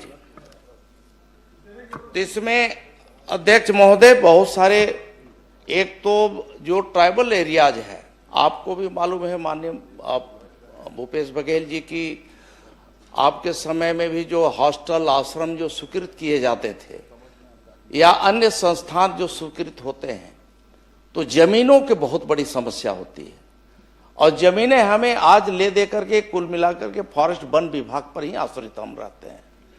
अगर गांव में ग्रामीण क्षेत्रों में देखते हैं तो वहां पे वन भूमि होता है और वन भूमि की एक बड़ी समस्या है, उसकी स्वीकृति इतना आसानी से नहीं मिल पाता है।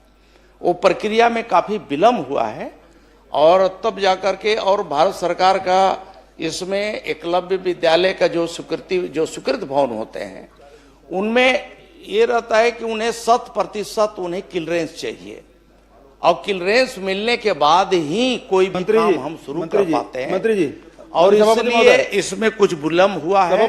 मैं सदन को आपके माध्यम से सभापति महोदय ये भी अवगत करा देना चाहूंगा कि जो जहां हमारे एकलव्य विद्यालय जो स्वीकृत हुए थे उसे लगातार हमारी मॉनिटरिंग विभाग कर रहा है, मैं स्वयं कर रहा हूं। माननीय मुख्यमंत्री जी के समक्ष भी हम लोगों ने इसमें चर्चा किया है और अलग अलग विभाग के, वन विभाग के वरिष्ठ अधिकारियों के साथ और वहां के संबंधित कलेक्टरों के साथ हम लोगों ने वर्चुअल मीटिंग भी किया है और यहां भी बुला करके मीटिंग किया है और तब जाकर के इसमें काफी शॉर्ट लिस्ट हुआ है और अनुमति अब भारत सरकार से बाकी जगह से मिल गया।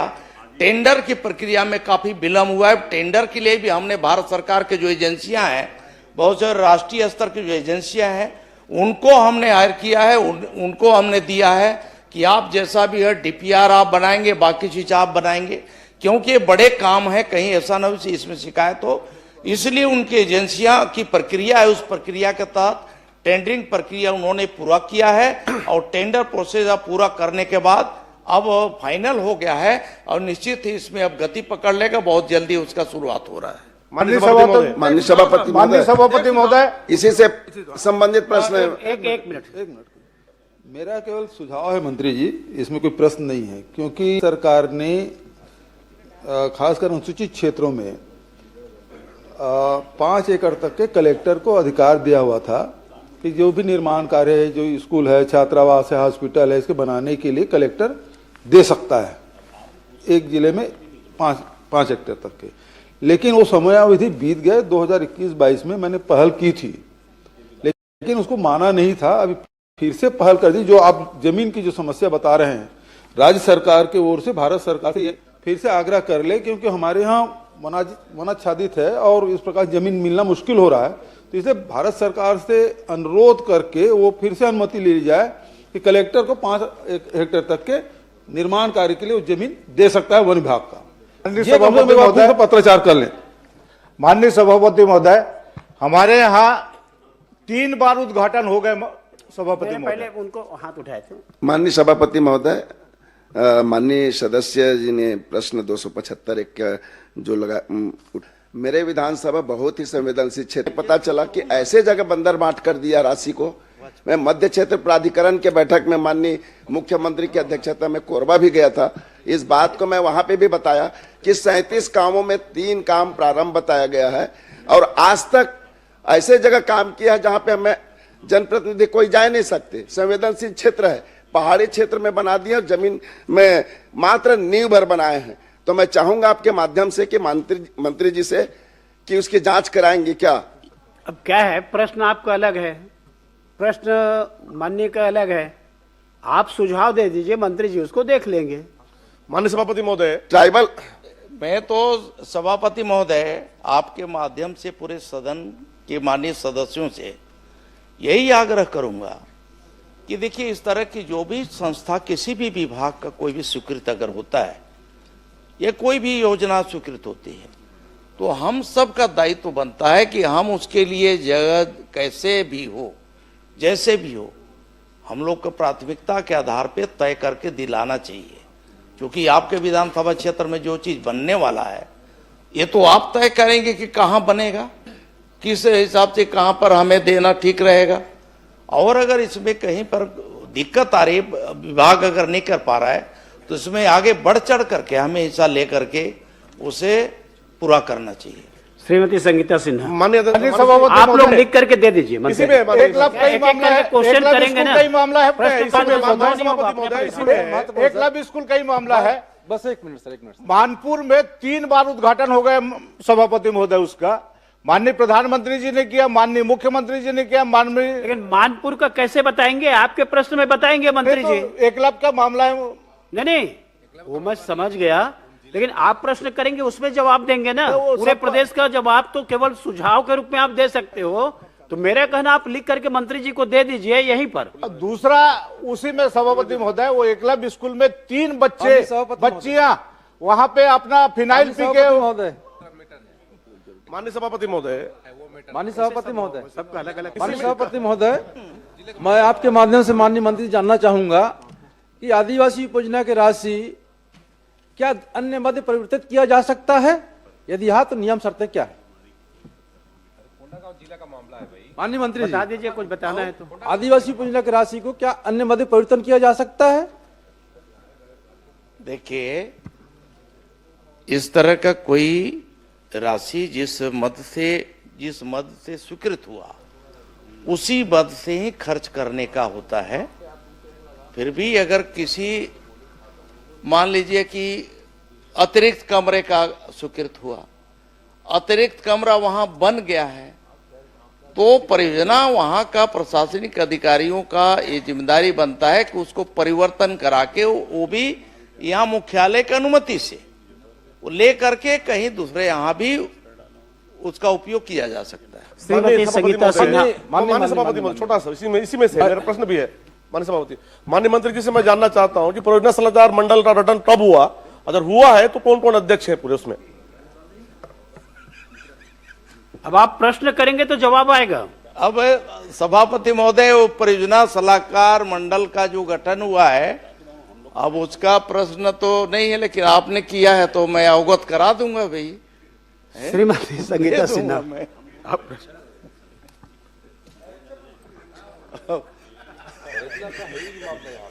आदरणीय सभापति महोदय जी, मेरा वित्त मंत्री जी से सवाल है कि वित्तीय वर्ष 2023 से 26 तक बजट में सभापति महोदय जी सम्मिलित कितने कार्य और कितने किन कारणों से और कब से लंबित है?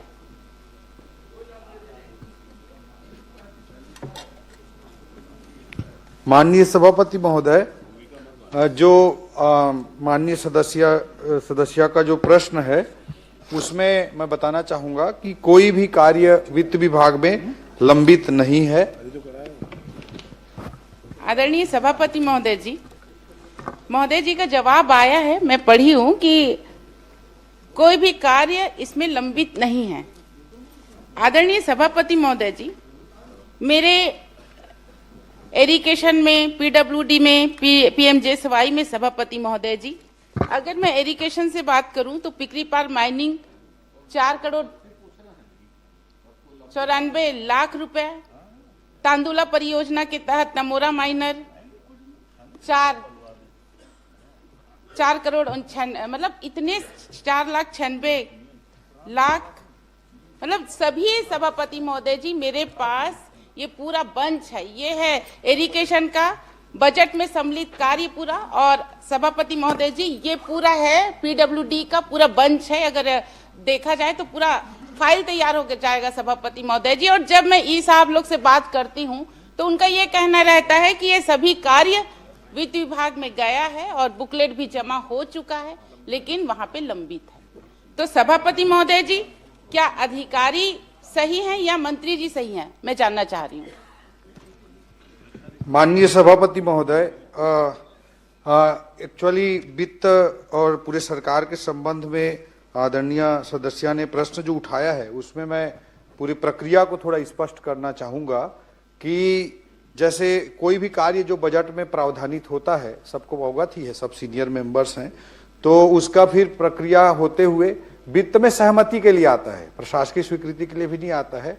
आदरणीय पूर्व मुख्यमंत्री जी भी वित्त विभाग देख चुके हैं, आदरणीय अमर अग्रवाल जी भी देख चुके हैं, तो वहां पे सहमति के लिए आता है। जो वित्तीय स्वीकृति है, वित्तीय सहमति है और जो प्रशासकीय स्वीकृति जारी हुआ है माननीय सदस्य जी के विधानसभा संजारी बालोद में 2023-24 में 155 कार्य 66 करोड़ रुपए के, 2024-25 में 580 कार्य 152 करोड़ रुपए के, 2025-26 में 595 कार्य 51 करोड़ रुपए के प्रशासकीय स्वीकृति जारी हो चुके हैं।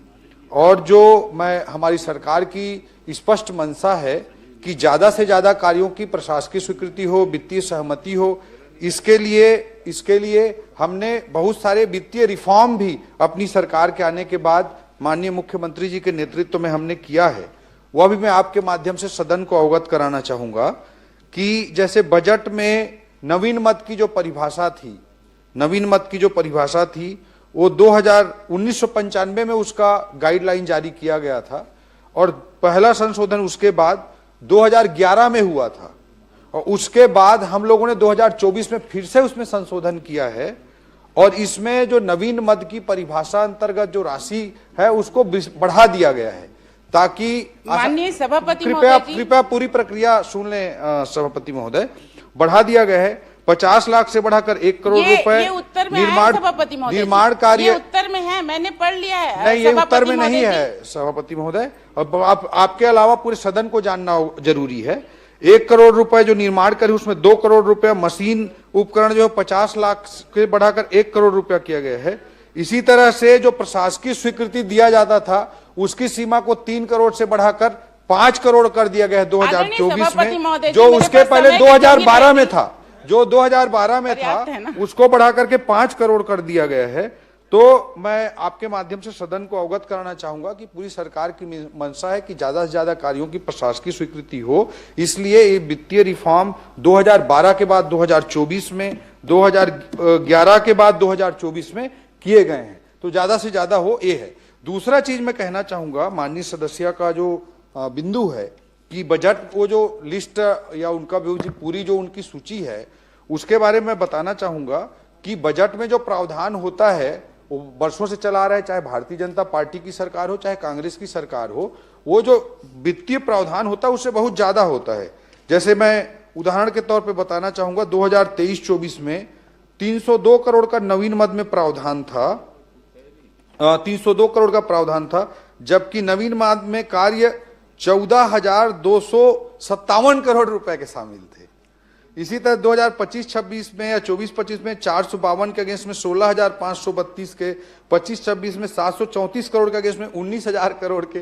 तो ये बजट में जो रहता है प्रावधान वो बहुत ज्यादा रहता है। तो उसके अनुरूप सिंचाई विभाग हो या पीडब्ल्यूडी विभाग हो, सभी में तो सरकार प्राथमिकता अनुसार उसमें प्रशासकीय स्वीकृति जारी करती है। जो विभाग प्राथमिकता तय करता है उसके अनुरूप वित्तीय सहमति के लिए आता है और उसमें प्रशासकीय स्वीकृति फिर विभाग द्वारा जारी की जाती है। तो ने पूरे प्रदेश की प्रक्रिया बता दी जी, वित्त विभाग की प्रक्रिया बता दी, लेकिन इनको तो जरूरत बालोद में है भाई जी। बालोद की स्वीकृति तो बताओ। आप 300 की जगह 14,000 करोड़ कर दिए, लेकिन बालोद में तो जीरो है।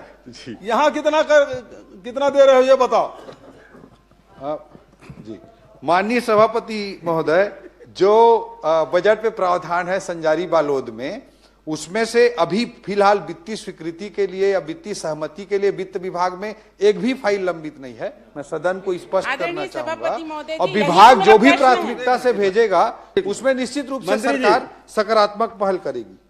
माननीय सभापति महोदय, माननीय मंत्री जी, हाँ, ये बात आपने कह दी कि आपके पास कोई फाइल लंबित नहीं है। अब चूंकि माननीय सदस्य ने बात कही है और इस चूंकि सदन में आ गया है जी, तो क्या पीडब्ल्यूडी इरिगेशन विभाग से वो प्रस्ताव मंगा के स्वीकृत करेंगे क्या? माननीय सभापति महोदय, और एक भी और स्पष्ट करना चाहूंगा कि जैसे 3 करोड़ की सीमा को 5 करोड़ हम लोग बढ़ा दिए हैं, नहीं, उसके कारण से उन 5 करोड़ से नीचे के जितने कार्य हैं उसको वित्त विभाग भेजने की आवश्यकता नहीं है, ये मैं स्पष्ट करना चाहूंगा। और दूसरा चीज, विभाग जो कौन सा कार्य को करना है ये विभाग की प्राथमिकता होती है, वो वित्त विभाग का क्षेत्राधिकार नहीं है। 18 करोड़ का है वो बता रहे हैं। 28 करोड़ 28 करोड़ का है, वो 3 करोड़ का मामला नहीं, वो आएगा तो आपके पास। एक ही प्रोजेक्ट 28 करोड़ का है भाई। देखिए इसमें है एक प्रोजेक्ट जो 5 करोड़ 4 करोड़ ये वाला आप बोल रहे हैं कि मंत्री जी देंगे। हाँ, 5 करोड़ से नीचे के जितने कार्य तो मंत्री जी भी तो नहीं दिए हैं, उनके लिए वित्तीय सहमति के लिए आवश्यकता नहीं है। आप बोल रहे हैं उसके लिए वित्तीय समिति की जरूरत नहीं है जी। आपका 18 करोड़ 18 लाख जी, ये तो आप दे सकते हैं। नहीं, उसको विभाग की प्राथमिकता है, आदरणीय विभाग तय सभापति करेगा महोदय जो जी, कार्य तो जरूरी है कि मैं नहीं। सभापति अगर महोदय वित्तीय जी, विभाग मैं तय इतने करेगा सारे तो निश्चित रूप से प्रोजेक्ट, सकारात्मक इतने विचार सारे सरकार सब चीज को करेगी। लेके मैं वित्त मंत्री के पास जाऊं कि मंत्री के पास जाऊं, आप ही बता दीजिए। वो अमूमन आप सीनियर विधायक हैं। सभापति महोदय, चूंकि सदन में आ गया है और वित्त मंत्री जी उदार हैं, उदारता थोड़ा बरतिए।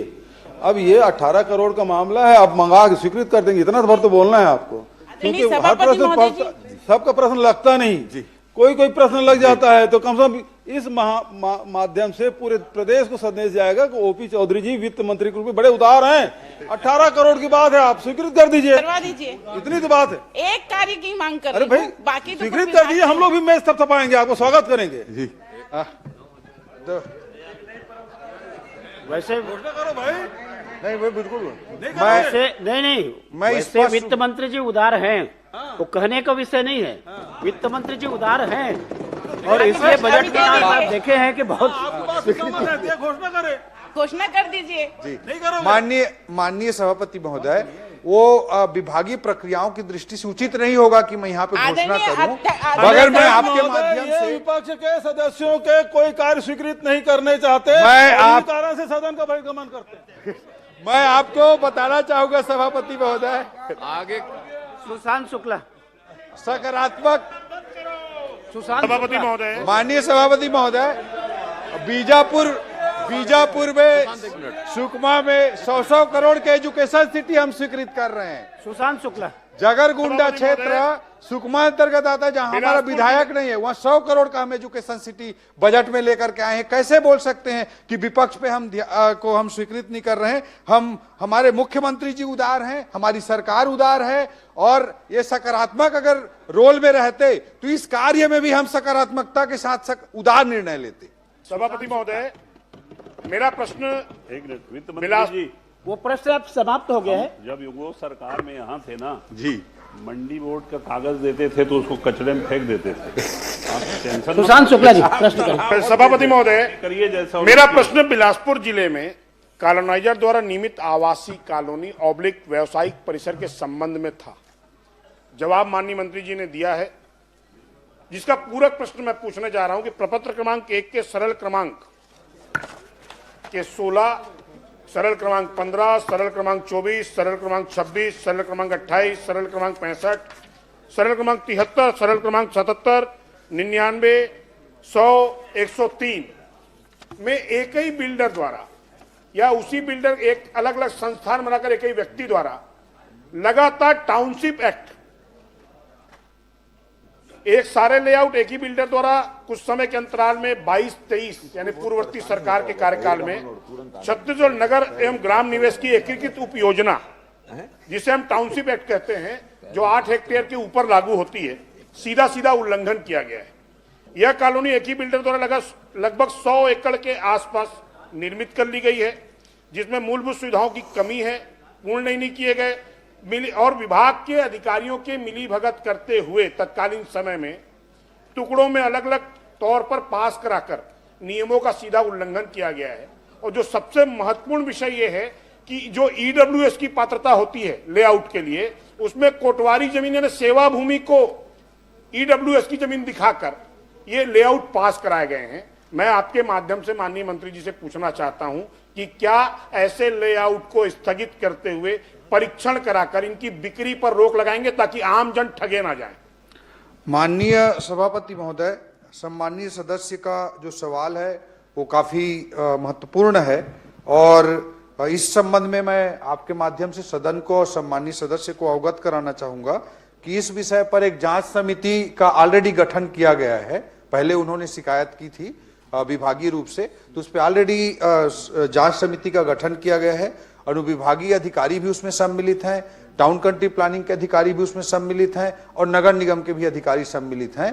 तो जांच की कार्रवाई चल रही है और कोई भी गलत हुआ होगा तो उस पर निश्चित रूप से कार्रवाई की जाएगी। सभापति महोदय, मेरा दूसरा प्रश्न जो था व्यावसायिक परिसर पर है।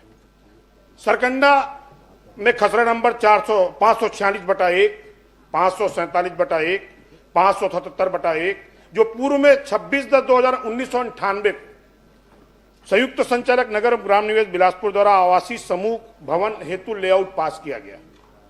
सभी भूखंड बेचने के बाद संबंधित व्यावसायिक संस्थान द्वारा उसको पुनः जिस विक्रेता को बेचा गया था उससे फिर क्रय किया गया और 7/3/2023 को उसमें से कुछ भाग को पुनः क्रय करते हुए अनुमोदित लेआउट में दर्शित मार्ग ऑब्लिक सड़क हेतु आरक्षित रकबे को पुनः खुली भूमि बताते हुए नवीन भवन अनुज्ञा आयुक्त नगर पालिक निगम बिलासपुर के समक्ष प्रस्तुत की गई और बिना नगर और ग्राम निवेश की विकास अनुज्ञा लिए बगैर सीधा नगर निगम से अनुज्ञा प्राप्त कर ली गई।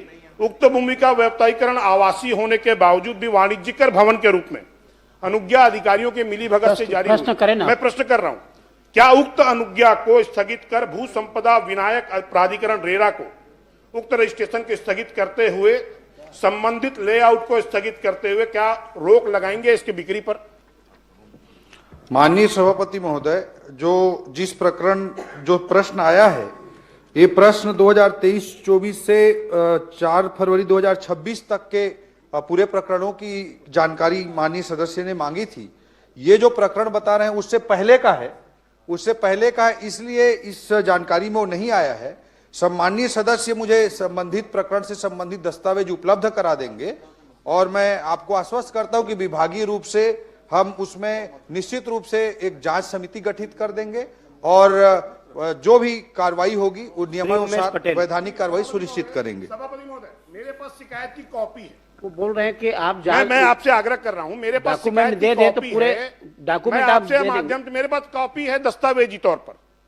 अगर आप कहें तो शिकायत इस दिनांक जो बताई गई है, वर्णित दिनांक है, उसके पूर्व की है और वो बकायदा रजिस्टर्ड डाक से और आधिकारिक तौर पर मिलकर दी गई। अधिकारियों ने इस विषय को सदन में मंत्री जी को छिपाया है। क्या संबंधित अधिकारियों के विरुद्ध कोई कार्रवाई करेंगे? मैं उनको उपलब्ध करा दूंगा दस्तावेज। माननीय सभापति महोदय, जो प्रश्न आया है, ये जो इस बीच के जो लेआउट पास हुए हैं 2023-24 से 26 तक के, इसकी जानकारी सूची इसमें बनी है इस प्रश्न के उत्तर में। मगर मैं सम्मानीय सदस्य को पूर्णतः आश्वस्त करना चाहता हूं, इसके पहले का लेआउट वो पास हुआ मामला है, तो वो मुझे दस्तावेज उपलब्ध करा दें। मैं निश्चित रूप से इस पे जांच समिति भी विभागीय रूप से गठित कर लूंगा उमेश पटेल, और उस पे हम निश्चित रूप से कार्रवाई करेंगे। सभापति महोदय, मेरा विषय पूरा नहीं, आप उपलब्ध करा दो ना। उपलब्ध कराने के बाद में मंत्री जी आपको आश्वस्त कर रहे हैं, कार्रवाई के लिए बोल रहे हैं, तो आप उपलब्ध करा दीजिए उसको। जो भवन अनुज्ञा दी गई व्यावसायिक तौर पर, नगर निगम ने बगैर अभिमत मांगा फर्जी तरीके से, और अभिमत तारीख है 30/5/2023। मेरे पास अनुमति की कॉपी है, और ये माननीय मंत्री जी उल्लेखित कर रहे हैं कि उनके पास वो दस्तावेज अधिकारी ने उपलब्ध नहीं कराए। माननीय सभापति महोदय, सम्मानीय सदस्य को मैं ये बताना चाह रहा हूं कि जो प्राइमरी लेआउट जो पास हुआ है वो 2023-24 के पहले का है, इसलिए इस लिस्ट में सम्मिलित नहीं हुआ है। उस डेट के तकनीकी फेर में ना मुझे जाना है ना उनको जाना चाहिए।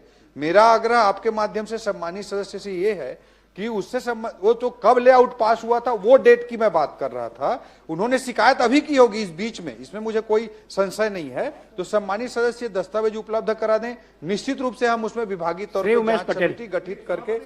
मेरा सिर्फ आपके माध्यम, सभापति महोदय, मैं आपसे आग्रह कर रहा हूँ, प्रश्न उतना देखो, मंत्री का जवाब वही आएगा। क्या एक प्रश्न को बार बार रिपीट करने से कोई मतलब नहीं है। कराकर इसको आपको बता दिया कि आप दे दीजिए, मंत्री जी उसके कार्रवाई करेंगे, आपको आश्वस्त कर रहे हैं, आप दे दीजिए।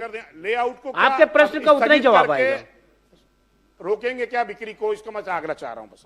माननीय सभापति महोदय, जो सम्मानीय सदस्य ने कहा है कि लेआउट को इसको कैंसिल करेंगे क्या, तो निश्चित रूप से हम जांच कमेटी गठित करेंगे और यथाशीघ्र उसमें जांच करा के उसको लेआउट को भी कैंसिल करेंगे, और बिक्री जहां तक कैंसिल करने की रोकने की बात है उस पर भी नियम प्राइमा फेसी जांच होने के बाद उस पर भी नियमानुसार 100% कार्रवाई सुनिश्चित। धन्यवाद।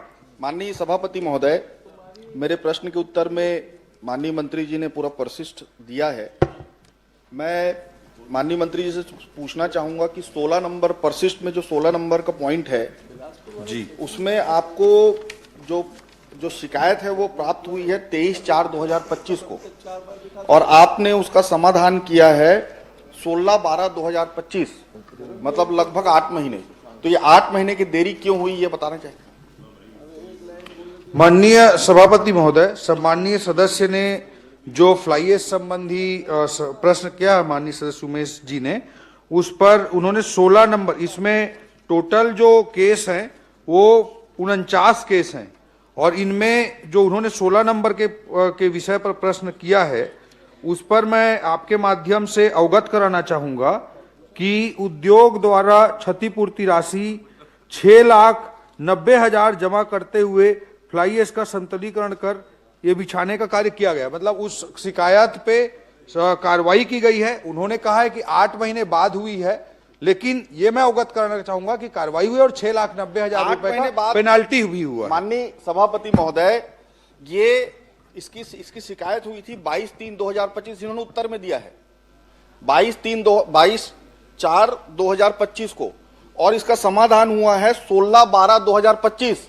इसलिए हुआ है अध्यक्ष महोदय, सभापति महोदय, क्योंकि पिछले सत्र में 17 तारीख को मेरे यही प्रश्न लगा था, इसीलिए ये समाधान 16 तारीख को हुआ है।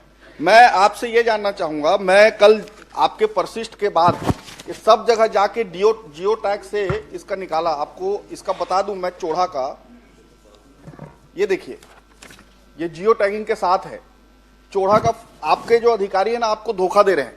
ये देखिए, ये अभी भी है दोनों। माननीय सभापति महोदय, आप सदस्य रहे हैं, पोस्टर वोस्टर प्रश्नकाल में ऐसा दिखाते नहीं है, आप बोल रहे हैं वो पर्याप्त है। ठीक है, मैं बता देता हूं। मंत्री रहे, मैं जियो टैग करके उसको दिखाया कल, दोनों 3-4 जगह का, चाहे बोतलदा हो, चाहे चोड़ा हो, चाहे बानी पाथर हो, अभी भी फ्लाई ऐश वैसी को वैसी पड़े हैं। आपके अधिकारी आपको गलत जवाब दे रहे हैं, क्या उनके ऊपर कार्रवाई करेंगे? माननीय सभापति महोदय, मैं आपको अवगत कराना चाहूंगा कि जो पिछले सरकार के समय में कार्रवाई होती थी उससे 10 टाइम्स ज्यादा कार्रवाई ट्रांसपोर्टिंग के मामले में हो रही है।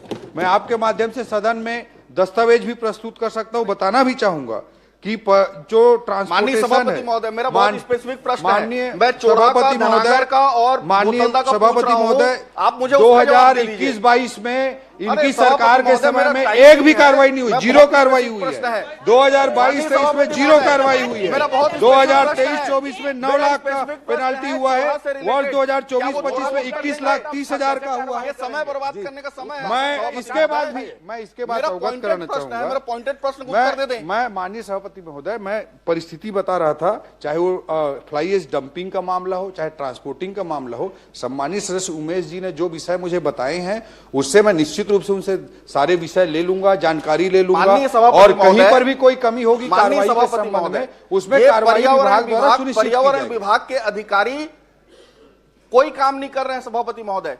वहां फ्लाई एश डंप रोड पे हो रहा है लगातार, और इसकी शिकायत मेरे द्वारा खुद कई बार किया जा चुका है। उसके बाद भी विधानसभा प्रश्न लगने के बाद वो जाके उसका निराकरण करने का कोशिश कर रहे हैं, और आपको आज भी जवाब गलत दिए हैं मंत्री जी, आपको गलत जवाब दिए हैं। ये मैं इससे आगे पूछना चाहूंगा कि आज के मैं दिन इसका में- पहले बताना चाहूंगा माननीय सभापति महोदय, जो माननीय मंत्री जी जवाब दे रहे थे 21-22 में 0, 22-23 में 0, और भैया लॉकडाउन तो आप लगा के रखे थे केंद्र से।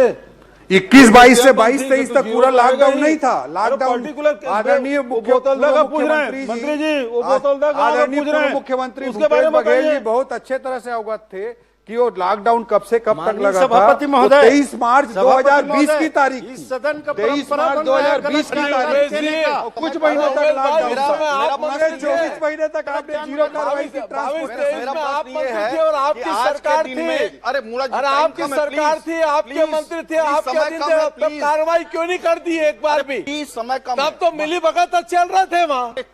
माननीय सभापति महोदय, माननीय ये भी मैं सभापति बताना महोदय, चाहूंगा। अभी मेरा प्रश्न ये है कि आज के दिन में कितने lakh metric ton fly ash Raigarh जिले में उत्पादन हो रहा है, और इसके कितना % आज निराकरण हो रहा है?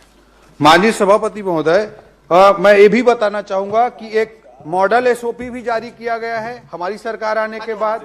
इंटीग्रेटेड सिस्टम भी बताया गया है। जो सम्मानित सदस्य ने प्रश्न किया है, जी गुमराह उसमें कर बताना रहे हैं चाहूंगा, सदन को। 2024-25 में जो फ्लाई एश जो है उत्पन्न हुआ है, उसकी भी जानकारी मैं उपलब्ध कराना चाहता हूँ। 25-26 में जो हुआ है, उसकी भी मैं जानकारी उपलब्ध कराना चाहता हूँ। और जो उपयोग की गई मात्रा है, जो उपयोग की गई मात्रा है, जनित फ्लाई एश के से ज्यादा उसका डिस्पोजल भी किया गया है। और हमारी सरकार नया एसओपी लेकर भी आई है, इंटीग्रेटेड वेस्ट मैनेजमेंट लेकर भी आई है। ये अनावश्यक अनर्गल राजनीति कर रहे हैं।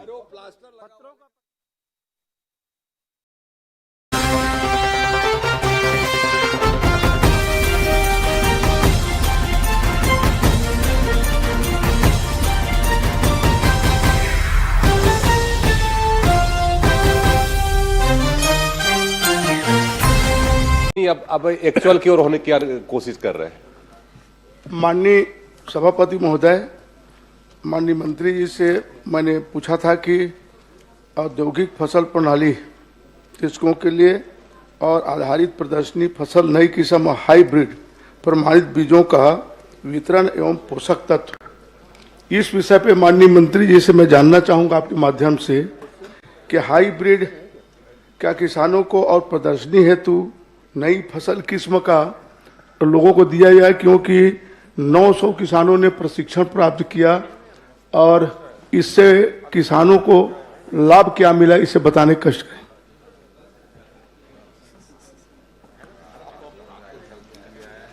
सभापति महोदय, हमारे बहुत ही वरिष्ठ माननीय सदस्य, जो सदन के कई बार सदस्य भी रहे और लोकसभा के भी लगातार 4 बार आप सदस्य रहे हैं, ऐसे वरिष्ठ सदस्य की चिंता इन्होंने खास करके जो कृषि के बारे में, उनका उत्पादन के बारे में, किसानों का कैसे प्रशिक्षण हुआ, इस बारे में प्रश्न किया है। जहां तक आपने प्रशिक्षण के बाद का परिणाम की बात की है, तो सभापति महोदय, माननीय सदस्य को बताना चाहूंगा कि प्रशिक्षण इसीलिए दिया जाता है कि अनेकानेक योजना जो चलते हैं उस योजना के तहत किसानों को किस तरह से अधिक उत्पादन अपने खेत में लेना चाहिए, इस लिहाज से विभाग की अनेकानेक योजनाएं हैं। और इस प्रशिक्षण के बाद उनका स्वाभाविक है कि उनका जो उत्पादन है वो बढ़ता भी है, और जब उनका उत्पादन बढ़ेगा तो स्वाभाविक है कि किसानों का आर्थिक उन्नयन होगा। ऐसा सोच करके इस तरह की योजना चलते हैं महोदय। नहीं, मेरा उत्तर नहीं आया माननीय जी। मेरा ये कहना है कि प्रदर्शनी और हाइब्रिड का भी प्रदर्शन और आपका प्रशिक्षण दिया गया, तो क्या मैं जानना चाहता हूं कि सिर्फ मात्र प्रशिक्षण ही दिया गया कि हाइब्रिड दिया गया और नए किस्म का बीज के लिए प्रदर्शन के लिए किसानों के खेत में बोने के लिए या उगाने के लिए दिया गया, क्या ये मैं जानना चाहता हूं। अरे आप तो पुराने बीज वाले हैं, नया बीज में कहां से आ गए आप?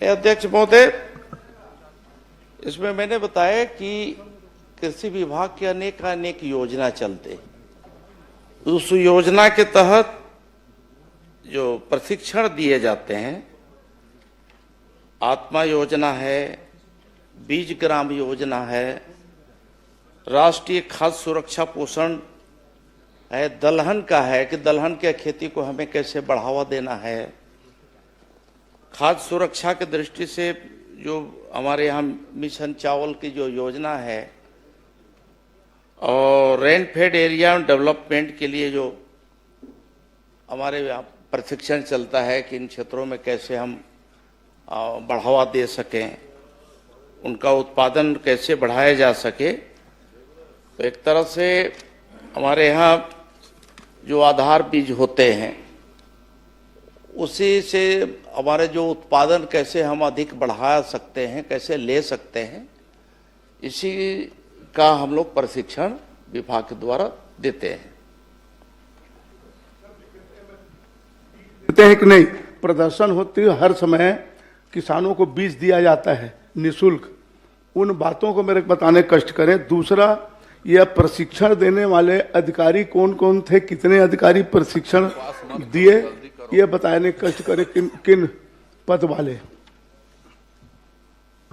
निश्चित ही जो प्रदर्शन होते हैं सभापति महोदय, वहाँ मिनी किट उन्हें दिया जाता है, जिससे कि उससे उत्पादन जो लेते हैं उनके उत्पादन को बढ़ाने की दृष्टि से भी लिया जाता है। और दूसरा एक होता है प्रदर्शनी में कि उसी उनका बीज लेकर उनसे फिर हम बीज ले लेते हैं, जिससे कि बाकी किसानों में वितरण किया जा सके अगले साल के लिए। इस तरह के भी योजना होती है। और जहाँ तक आपने प्रशिक्षण के बारे में पूछा है, तो प्रशिक्षण में भी अध्यक्ष महोदय अलग अलग जो संख्या है, संख्या के हिसाब से जो व्यय राशि है हमने बताया है, और जो प्रशिक्षण देने वाले अधिकारी हैं उसके बारे में कहेंगे तो बहुत लंबी सूची है, मैं एक एक करके बताऊंगा। आप अगर जानना चाहेंगे तो बहुत सारे हैं, जैसे उन्नत कृषि के लिए खाद्य सुरक्षा मिशन तिलहन योजना के तहत जो प्रशिक्षण हुआ, इस प्रशिक्षण में श्रीमती नेहा लहरे, डॉक्टर एस.के. लहरे, फसल प्रणाली आधारित जो प्रदर्शनी है आप उनको उपलब्ध करा देंगे ना। और मंत्री जी, माननीय मंत्री जी, आप उपलब्ध करा दीजिए, समय बहुत लगेगा उसमें पढ़ने में। हाँ, बहुत है, लंबा है, इसीलिए अगर आप चाहें उपलब्ध तो करा मैं दीजिए पूरी माननीय सूची दे दूंगा, उसमें है ना। एक प्रश्न और कर लीजिए, अंतिम प्रश्न। हाँ, आप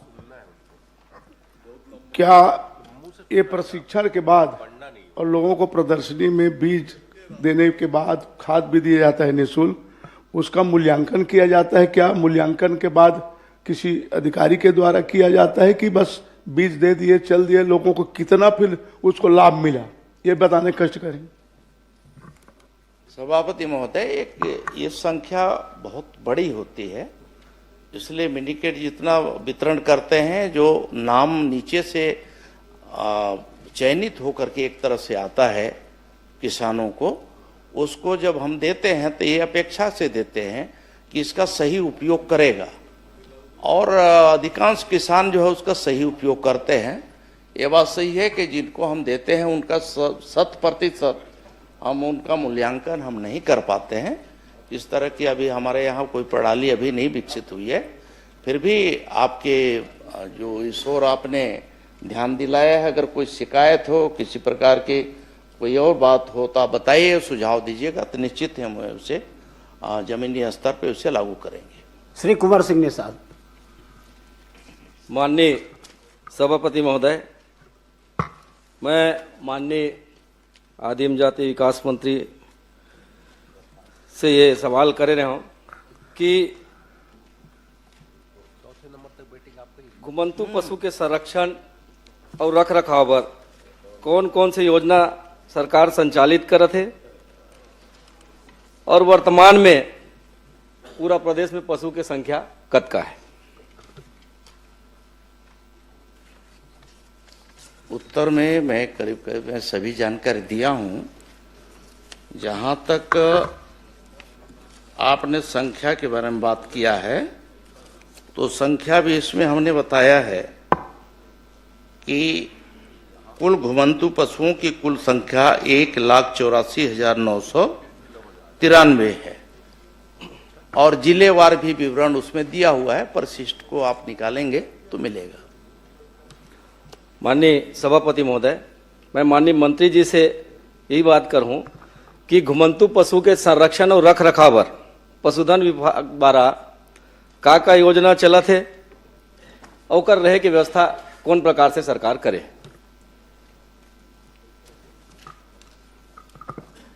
अध्यक्ष महोदय, जो पशुधन विभाग से जो योजना चल रहे हैं उसमें हमारे एक तो आदर्श गौधाम गोकुल ग्राम गौ अभयारण्य योजना है, और गौशाला है। इस तरह से ये योजना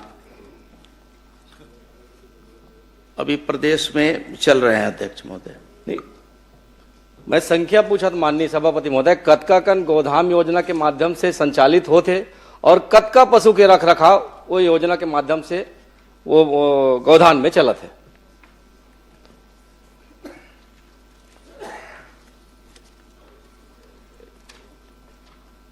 ये जो आपका अब जहां तक हमारे यहाँ गौधाम योजना है, ये योजना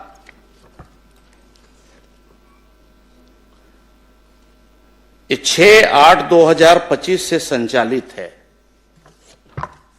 सभापति महोदय, और इस प्रकार से प्रदेश में 11 गौधामों का पंजीयन कर 620 पशुधन संरक्षित किए जा रहे हैं। इसके अतिरिक्त 25 गौधामों के पंजीयन की कार्रवाई प्रक्रियाधीन है। जहां तक हमने बताया कि गौधाम में, तो अध्यक्ष महोदय इसमें तमाम सारे उनके लिए संरक्षण के लिए, उनके रखरखाव के लिए पूरी व्यवस्था वहां पे की गई है। बाकी अभी प्रक्रियाधीन है, बहुत सारे जगहों में जहां पे हमारा अभी स्वीकृति दिए हैं लेकिन चालू नहीं हुआ है, उसे शीघ्र ही हम लोग चालू करेंगे। माननीय सभापति महोदय, इसी सदन में घोषणा हुई थी कि हम पूरे प्रदेश में गौधाम योजना के माध्यम से पशुओं को संरक्षित करने का काम करेंगे, लेकिन अभी 2 साल में 11 टन गौधाम में योजना चालू करो, में 3 तो संचालित है, 11 में 3 संचालित और 600 पशु के आप व्यवस्था संचालित कर संरक्षित करो। लेकिन मैं जानना चाहूं कि वो जत का पशु है 620 टन पशु है, ओकर रख रखाव चारा पानी की व्यवस्था सरकार के ढार ले होते कि का ढार ले होते? काबर आपके जवाब के उत्तर में आ है कि संरक्षित है लेकिन उनकी रख रखाव की व्यवस्था की जा रही है, विभाग द्वारा राशि निरंक है, तो विभाग द्वारा अगर रख रखाव नहीं होते, विभाग द्वारा पैसा जारी नहीं हो, तो वो 620 टन जानवर है का हवा पानी जिया थे कि कैसे जिया थे? सभापति महोदय, मैंने बताया कि 36 गौठानों में गौधाम स्थापना की प्रशासकीय स्वीकृति दी गई है, जिसमें से 11 गोधाम का पंजीयन किया गया है। प्रति गोधाम 200 पशु रखे जाने के प्रावधान है, जिसमें से अभी उनके लिए जो व्यवस्था की जा रही है और सरकार से उन्हें अनुदान दिया जाता है, उसके लिए चारा पानी, बाकी वहाँ पंजीयन के पश्चात जो है प्रति पशु प्रथम वर्ष में हम 10 रुपये, द्वितीय वर्ष में 20 रुपये, तृतीय वर्ष में 30 और चतुर्थ में 35 रुपये प्रति पशु के हिसाब से उनके रख रखाव, उनके चारा पानी के लिए दिया जाता है।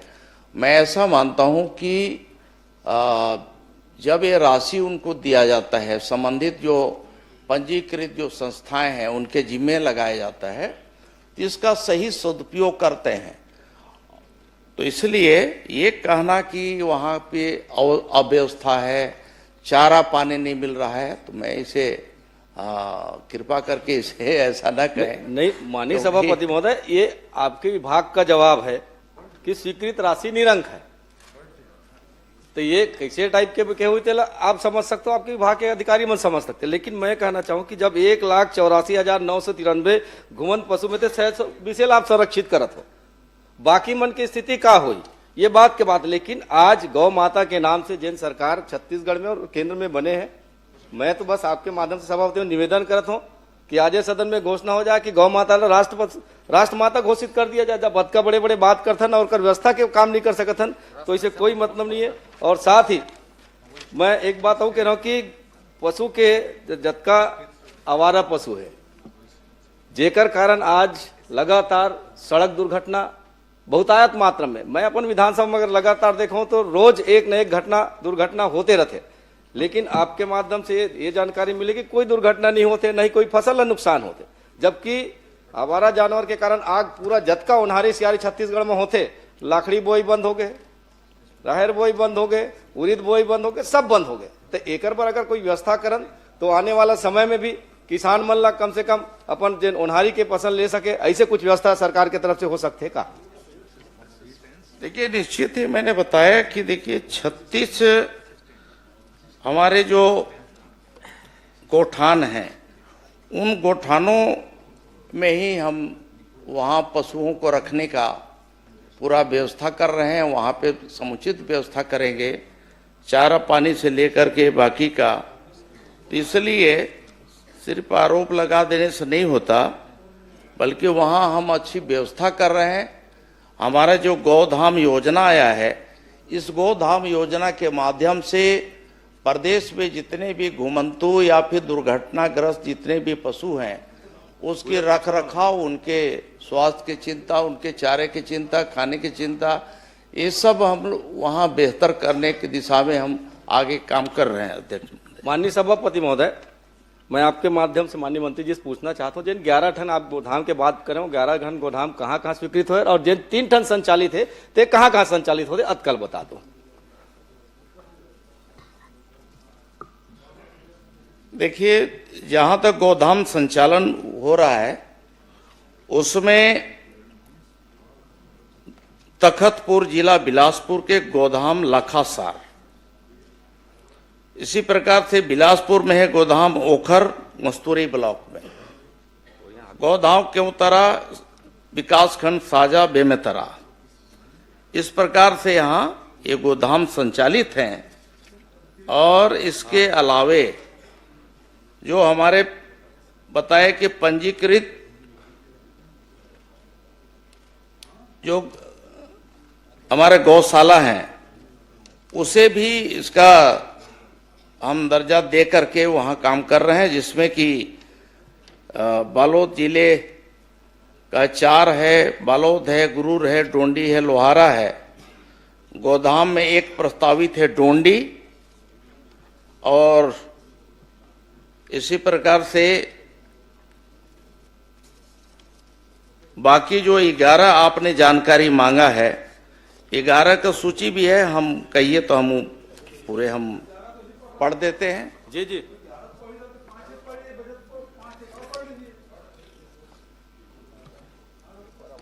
हाँ, 11 जो आप उपलब्ध करा देंगे ना? नहीं, सभापति महोदय, नहीं, पहले माननीय सभापति मैं बता दे रहा हूं। आप 11 की जानकारी लेना चाहते हैं, जिसमें कोरबा में गोदाम है, सुहागपुर विकासखंड करतला, और यहाँ है।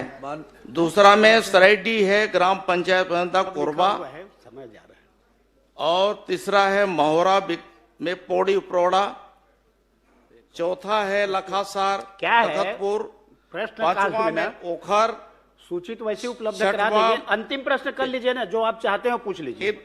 मरवाही में है, वो है 11 का सूची। मरवाही में तरई गांव है, पड़वनिया है, गोरेला, बैठ जाए मंत्री जी। रायपुर में धनेली, धरसीवा, महासमुंद, सरायपाली, कुम्हारी है, पिथौरा, बेमेतरा, केवतरा, साजा। इस तरह से अंतिम 11 है। और आप कहेंगे आप क्या चाहते हैं वो तो अरे पूछ कर रहे लीजिए हैं। कि भविष्य में और बढ़ाने की मैं संभावना बता है, दूं। उसको बढ़ाएंगे क्या, ऐसा पूछो ना। माननीय सभापति महोदय, मैं तो यही चाहता हूँ माननीय मंत्री जी से कि 2 साल में हमन 11 ठन खोल पाए और 3 ठन संचालित करत है, आज ठन के ठिकाना नहीं है।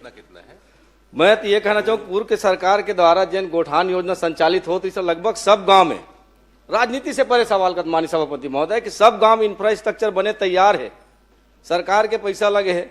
मैं कहता हूँ कुछ नहीं करना है, यदि हम निर्देश कर दें चरवाहा मल्ला। चल तो मैं इंफ्रास्ट्रक्चर दिखाऊं पूर्व में तोला उत्कृष्ट गोधान के वो उद्घाटन कर रही चल मोर सन जाबे, मैं चल मैं तोल दिखाऊं तो मैं मोर सन चल मैं तोला दिखाऊं। अरौद गांव गरी से है। मैं सभापति महोदय, मैं यही कहना चाहता हूँ कि अगर बन के तैयार है तो जैसे पहली स्व सहायता समूह की बहनी मन, महिला मन काम करती से, पशुपालक मन काम करती से, चरवाहा मन काम करते, वैसे एक व्यवस्था दे दिया जाए तो वो कोनो प्रकार के गांव में जतका घूमते थे नहीं घूम सके। और साथ ही मैं ये कहना चाहूँ आपसे कि आपके पास संचालित करे कि कोई ठोस अभी कार्य योजना नहीं है। मोला तो ऐसे लगते कि ये 2047 तक आपके विजन के हिसाब से ये गोधाम ऐसे लगते। माननीय सभापति महोदय, नीलकंठे काम। सभापति महोदय, मैं समझता हूं कि आपको भी अवगत होगा कि जितने भी घुमंतु पशु हैं, वो घुमंतु पशु एक नगरीय क्षेत्र है, ग्रामीण क्षेत्र है। इन घुमंतु पशुओं का भी रख रखाव सिर्फ हमारा विभाग नहीं देखता, ये विभाग तो संबंधित, जैसे नगरीय क्षेत्र की बात है तो नगरीय क्षेत्र के नगरीय निकाय के जिम्मे होता है। इसके अलावा ग्रामीण क्षेत्र में ग्राम पंचायतों की जिम्मेदारी होती है। हमारा पशुपालन विभाग तो उनके स्वास्थ्य की चिंता, बाकी उनके ब्रीडिंग की चिंता, बाकी उनके और भी उससे संबंधित से संरक्षण से संबंधित है। ये काम हम करते हैं। ये सब हम सबका एक मानवीय हमारा एक जिम्मेदारी बनता है कि हमारी संवेदना कहाँ तक है। और हम यदि हम पशु अगर रखे हैं, स्वाभाविक है कि जो पशु मालिक होता है वो घर में बांधता है और वहां रखता ही है। तो कुछ इस तरह से घुमंतु जो पशु हैं, कुछ लोग वो बाकी जगह जो घर में भी जो पाले हुए हैं और घुमंतु करीब करीब मिक्सअप हो जो करके सड़क किनारे आ जाते हैं। और इसलिए भी ये घटनाएं जो है आए दिन जो है हुआ करती है। नीलकंठे काम जी, इसमें हम सबका एक जिम्मेदारी बनता है। नीलकंठे काम जी करेंगे। एक प्रश्न सभापति महोदय, अंतिम हो गया, बहुत हो गया। संगणना की बात नीलकंठे काम जी, मंत्री जी ने कहा पशु संगणना की बात होते तो गौ सेवक हो क्या है, मंत्री जी को बैठा दिया था, मंत्री जी कुछ बोलेंगे फिर आप पूछेंगे। बस एक लास्ट माननीय सभापति महोदय, जब जनगणना की बात करीस तो मैं जे हिसाब से जनगणना करे मैं तो संतुष्ट नहीं हो। खबर मोर गुंडर दई में अगर जिन हिसाब से जानकारी दे 2224 अरे मैं अपन निषाद आंकड़ा जी- बताता हूँ, इस साल के आंकड़ा 2800 ज्यादा है। निषाद जी टोकर विभाग के कर्मचारी गलत आंकड़ा प्रस्तुत करें, मैं बताता हूँ। एक मिनट मंत्री जी आए अरे पूरा ये- आंकड़ा दे, आंकड़ा दे ना पूरा दे। अरे मैं भाई, बता मेरी दूं बात- संतुष्ट नहीं मैं मंत्री जी के जवाब से निषाद कि जी- आप 2224 पे गुंडरदी के नहीं, अभी बोलिए। आंकड़ा आवारा पशु मैं बताता 2800 ज्यादा है मोर जानकारी के हिसाब से। तो कहीं न कहीं आपके अधिकारी जवाब गलत दे आपला, होकर ऊपर कार्रवाई करूँ का। एक मिनट निषाद जी जी गौठान के चक्कर में उधर पहुंच गए, अभी भी गौठान का नहीं, अभी तो आप मन अभी यहाँ करो अब। गौ माता के नाम से जन वोट मांगे, राष्ट्र माता घोषित श्री करें ना। नीलकंठ बड़े बड़े टेकाम बात जी, करते संरक्षित अपना के तो प्रश्न करें। माननीय अध्यक्ष महोदय, मैंने हमारे वरिष्ठ मंत्री आदिम जाति कल्याण विभाग से मैंने प्रश्न किया था और उसकी संपूर्ण जानकारी तो मुझे प्राप्त हो गई है, लेकिन ये बड़ा ही संवेदनशील प्रश्न है। भारत के संविधान के 275(1) और इसमें भारत सरकार के संचित निधि से आदिवासी क्षेत्रों के लिए राशि जारी होता है, आवंटन जारी होता है। और जो जानकारी आज मांगने पर मिली है, अगर ये जानकारी हमको स्वतः ही मिल जाती जिलों से और सारे परियोजना प्रशासकों से, तो आज इसको प्रश्न के माध्यम से यहां पर समय लेने की आवश्यकता नहीं थी। लेकिन मैं और मेरे साथ 29 विधायक और 4 सांसद आते हैं आदिवासी क्षेत्रों से, और मेरे विधानसभा में खास करके कोंडागांव जिले में आज तक परियोजना सलाहकार मंडल की एक भी बैठक आयोजित नहीं हुई। और मैं समझता हूं कि बाकी जगह पर हो रहा होगा, और अगर नहीं हो रहा है तो माननीय मंत्री जी, नहीं हो रहा है। मैं माननीय अध्यक्ष महोदय के माध्यम से आपसे मैं निवेदन करना चाहता हूं कि ये बड़ा ही संवेदनशील मुद्दा है। आदिवासियों के मतदान करने पर हम उनके प्रतिनिधि बनकर के आए हुए हैं, और हमारी जिम्मेदारी बनती है कि हम लगातार उन क्षेत्रों में हो रहे कार्यक्रमों की, गतिविधियों की और योजनाओं की समीक्षा करें। मैं बहुत सारे मामलों पर नहीं जाना चाहता हूं, लेकिन एकलव्य विद्यालय मेरे विधानसभा के 3 2023 के पहले के स्वीकृत है। अब 2023 के पहले का चाहे जल जीवन मिशन हो, चाहे आदिवासी विभाग के काम हो, एकलव्य के नहीं किए, उनकी तो हालत हम देख रहे हैं, उधर चले गए हैं। लेकिन 2023 के बाद इन 2 सालों में हमने क्या किया? आज हम ईज ऑफ डूइंग बिजनेस की बात कर रहे हैं, सिंगल विंडो सिस्टम की बात कर रहे हैं। मेरा प्रश्न है, आप प्रश्न ये तो करें। तीनों मेरे जो एकलव्य के विद्यालय हैं, जिसमें 600 बच्चों को दूसरे भवनों में रह करके बड़े ही असुविधाजनक जगह पे पढ़ाई कराने का काम कर रहे हैं। एक आध जो है आत्महत्या भी हुआ है इसमें। फरसगांव के मॉडल कैंपस में सारे बच्चे रह रहे हैं, बहुत ही हालत खराब है। तो ये भवनों का तीनों जो भारत सरकार से स्वीकृत है, और इसके पीछे बहुत बड़ा लॉजिक है। तो ये भवनों का निर्माण मेरा कहना है आप प्रश्न करके मंत्री जी से जवाब लीजिए।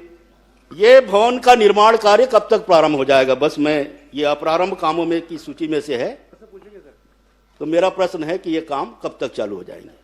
माननीय सभापति जी, एक अच्छा पहले मूल प्रश्न करने दीजिए ना, इनका उत्तर दे दूं, इसके बाद सभापति महोदय, हमारे माननीय सदस्य के द्वारा जो प्रश्न किया गया है, वो प्रश्न वैसे माननीय सभापति जी, राम विचार जी का लगातार तीसरा प्रश्न है। नियमतः तीसरा प्रश्न लगातार नहीं आना चाहिए।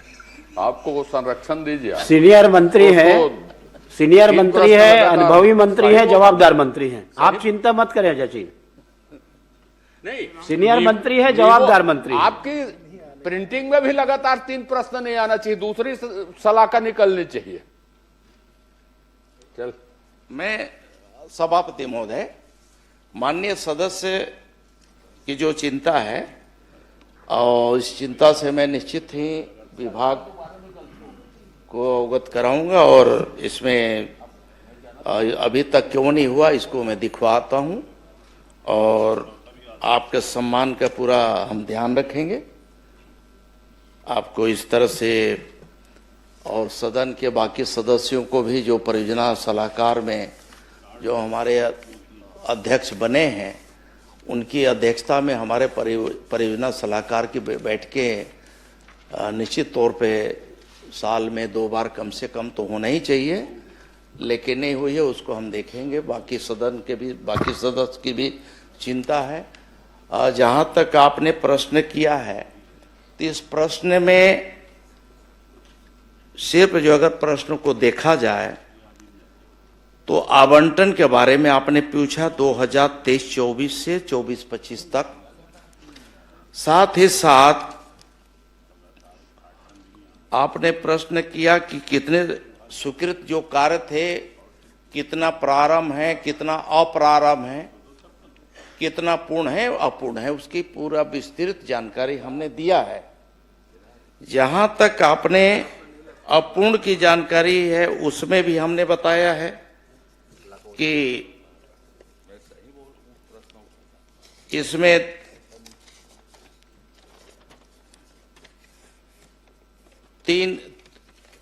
तीन कार्य जो है अप्रारंभ बताए हैं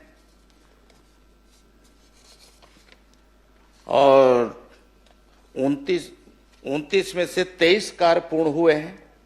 आपको धन्यवाद देना चाहिए। धन्यवाद शुरू में दे दिया और कि आपने पूरी बहुत इसमें अच्छी से जानकारी दी है। 3 कार्य जो है अप्रारंभ है, बहुत छोटे काम है वो भी, और 3 कार्य जो है अभी अप्रारंभ है। प्रारंभ अभी 3 काम और बचे थे, उसका भी प्रारंभ कर दिया गया है। और जो अप्रारंभ है उसमें कुछ स्थानीय स्तर पे पंचायतों का कुछ था, तो उसके आधार पे वो भी शॉर्ट लिस्ट कर लिया गया है, वो भी पूरा हो जाएगा। जहां तक आपने प्रश्न इससे हट करके एक और प्रश्न किया है एकलव्य मॉडल स्कूल के संबंध में, तो कर्मकारियों की सूची में है, ये सूची में है, आपके जो जवाब आए हैं उसमें है। तो इसमें अध्यक्ष महोदय बहुत सारे, एक तो जो ट्राइबल एरियाज है, आपको भी मालूम है माननीय भूपेश बघेल जी की, आपके समय में भी जो हॉस्टल आश्रम जो स्वीकृत किए जाते थे या अन्य संस्थान जो स्वीकृत होते हैं, तो जमीनों की बहुत बड़ी समस्या होती है। और जमीनें हमें आज ले दे करके कुल मिलाकर के फॉरेस्ट वन विभाग पर ही आश्रित हम रहते हैं। अगर गांव में, ग्रामीण क्षेत्रों में देखते हैं तो वहां पे वन भूमि होता है, और वन भूमि की एक बड़ी समस्या है, उसकी स्वीकृति इतना आसानी से नहीं मिल पाता है। वो प्रक्रिया में काफी विलंब हुआ है, और तब जाकर के, और भारत सरकार का इसमें एकलव्य विद्यालय का जो स्वीकृत भवन होते हैं उनमें ये रहता है कि उन्हें 100% उन्हें क्लियरेंस चाहिए, और क्लियरेंस मिलने के बाद ही कोई भी काम हम शुरू कर पाते हैं। मंत्री जी, और इसलिए इसमें कुछ विलंब हुआ है। मैं सदन को आपके माध्यम से सभापति महोदय ये भी अवगत करा देना चाहूंगा कि जो जहां जहां हमारे एकलव्य विद्यालय जो स्वीकृत हुए थे उसे लगातार हमारी मॉनिटरिंग विभाग कर रहा है, मैं स्वयं कर रहा हूं। माननीय मुख्यमंत्री जी के समक्ष भी हम लोगों ने इसमें चर्चा किया है, और अलग अलग विभाग के, वन विभाग के वरिष्ठ अधिकारियों के साथ और वहां के संबंधित कलेक्टरों के साथ हम लोगों ने वर्चुअल मीटिंग भी किया है, और यहाँ भी बुला करके मीटिंग किया है, और तब जाकर के इसमें काफी शॉर्ट लिस्ट हुआ है, और अनुमति अब भारत सरकार से बाकी जगह से मिल गया।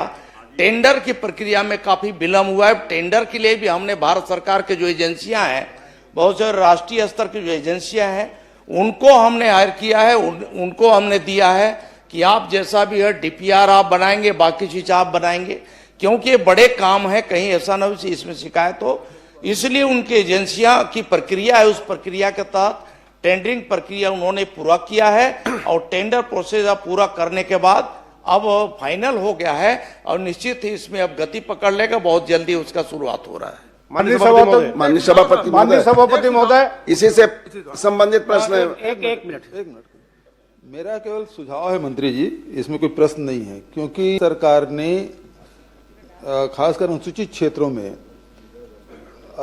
5 एकड़ तक के कलेक्टर को अधिकार दिया हुआ था कि जो भी निर्माण कार्य है, जो स्कूल है, छात्रावास है, हॉस्पिटल है, इसके बनाने के लिए कलेक्टर दे सकता है एक जिले में 5 हेक्टेयर तक के। लेकिन वो समयावधि बीत गए। 2021-22 में मैंने पहल की थी, लेकिन उसको माना नहीं था। अभी फिर से पहल कर दी। जो आप जमीन की जो समस्या बता रहे हैं, राज्य सरकार की ओर से भारत सरकार से फिर से आग्रह कर ले, क्योंकि हमारे यहाँ वनाच्छादित है और इस प्रकार जमीन मिलना मुश्किल हो रहा है। तो इसे भारत सरकार से अनुरोध करके वो फिर से अनुमति ले ली जाए कि कलेक्टर को 5 हेक्टेयर तक के निर्माण कार्य के लिए वो जमीन दे सकता है वन विभाग का। माननीय सभापति महोदय, पत्राचार कर लें। माननीय सभापति महोदय, हमारे यहाँ 3 बार उद्घाटन हो गए सभापति पहले महोदय। उनको हाथ उठाए थे। माननीय सभापति महोदय, माननीय सदस्य जी ने प्रश्न 275 एक जो उठाया था, मेरे विधानसभा बहुत ही संवेदनशील क्षेत्र है। नक्सली क्षेत्र होने के कारण उन्हें कई ऐसे जगहों में जाने का अवसर नहीं मिलता और इस मत का पैसा परियोजना का पिछले 2 सालों में एक भी बैठक नहीं हुई है और हमें कोई भी जानकारी नहीं बताया गया है। मैं क्षेत्र के भ्रमण में पता चला कि ऐसे जगह बंदर बांट कर दिया राशि को। मैं मध्य क्षेत्र प्राधिकरण के बैठक में माननीय मुख्यमंत्री की अध्यक्षता में कोरबा भी गया था। इस बात को मैं वहां पे भी बताया कि 37 कामों में 3 काम प्रारंभ बताया गया है और आज तक ऐसे जगह काम किया है जहां पे हमें जनप्रतिनिधि कोई जा नहीं सकते। संवेदनशील क्षेत्र है, पहाड़ी क्षेत्र में बना दिया और जमीन में मात्र नींव भर बनाए हैं। तो मैं चाहूंगा आपके माध्यम से कि मंत्री जी से कि उसकी जांच कराएंगे क्या। अब क्या है, प्रश्न आपका अलग है, प्रश्न माननीय का अलग है। आप सुझाव दे दीजिए, मंत्री जी उसको देख लेंगे।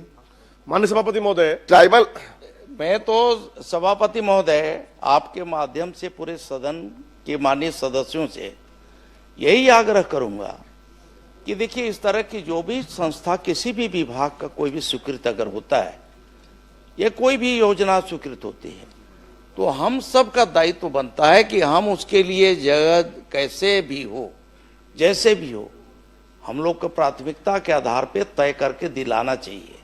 क्योंकि आपके विधानसभा क्षेत्र में जो चीज बनने वाला है ये तो आप तय करेंगे कि कहाँ बनेगा, किस हिसाब से कहाँ पर हमें देना ठीक रहेगा। और अगर इसमें कहीं पर दिक्कत आ रही, विभाग अगर नहीं कर पा रहा है तो इसमें आगे बढ़ चढ़ करके हमें हिस्सा लेकर के उसे पूरा करना चाहिए।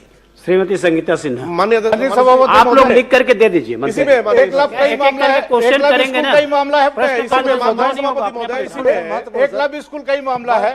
बस 1 मिनट सर, 1 मिनट। मानपुर में 3 बार उद्घाटन हो गए सभापति महोदय। उसका माननीय प्रधानमंत्री जी ने किया, माननीय मुख्यमंत्री जी ने किया, माननीय। लेकिन मानपुर का कैसे बताएंगे? आपके प्रश्न में बताएंगे मंत्री जी। 1 लाख का मामला है। नहीं, वो मैं समझ गया, लेकिन आप प्रश्न करेंगे उसमें जवाब देंगे ना। पूरे प्रदेश का जवाब तो केवल सुझाव के रूप में आप दे सकते हो। तो मेरा कहना, आप लिख करके मंत्री जी को दे दीजिए यहीं पर। दूसरा उसी में सभापति महोदय, वो एकलव्य स्कूल में 3 बच्चियां वहां पे अपना फिनाइल पी के। माननीय सभापति महोदय, माननीय सभापति महोदय, सबका अलग अलग। माननीय सभापति महोदय, मैं आपके माध्यम से माननीय मंत्री जानना चाहूंगा कि आदिवासी उपयोजना की राशि क्या अन्य मद परिवर्तित किया जा सकता है? यदि हाँ तो नियम शर्तें क्या है? जिला का मामला है भाई। माननीय मंत्री बता दीजिए, कुछ बताना है तो। आदिवासी उपयोजना की राशि को क्या अन्य मद परिवर्तन किया जा सकता है? देखिए, इस तरह का कोई राशि जिस मद से स्वीकृत हुआ उसी मद से ही खर्च करने का होता है।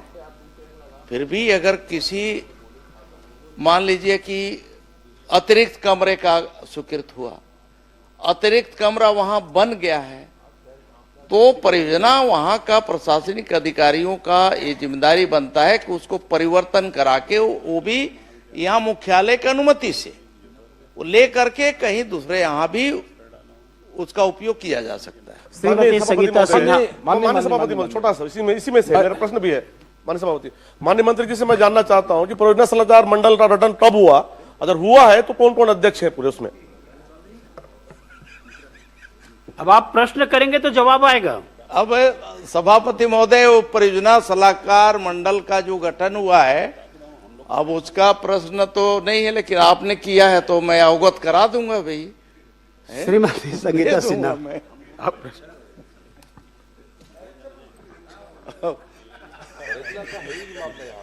आदरणीय सभापति महोदय जी, मेरा वित्त मंत्री जी से सवाल है कि वित्तीय वर्ष 2023 से 26 तक बजट में सभापति महोदय जी, सम्मिलित कितने कार्य और कितने किन कारणों से और कब से लंबित है?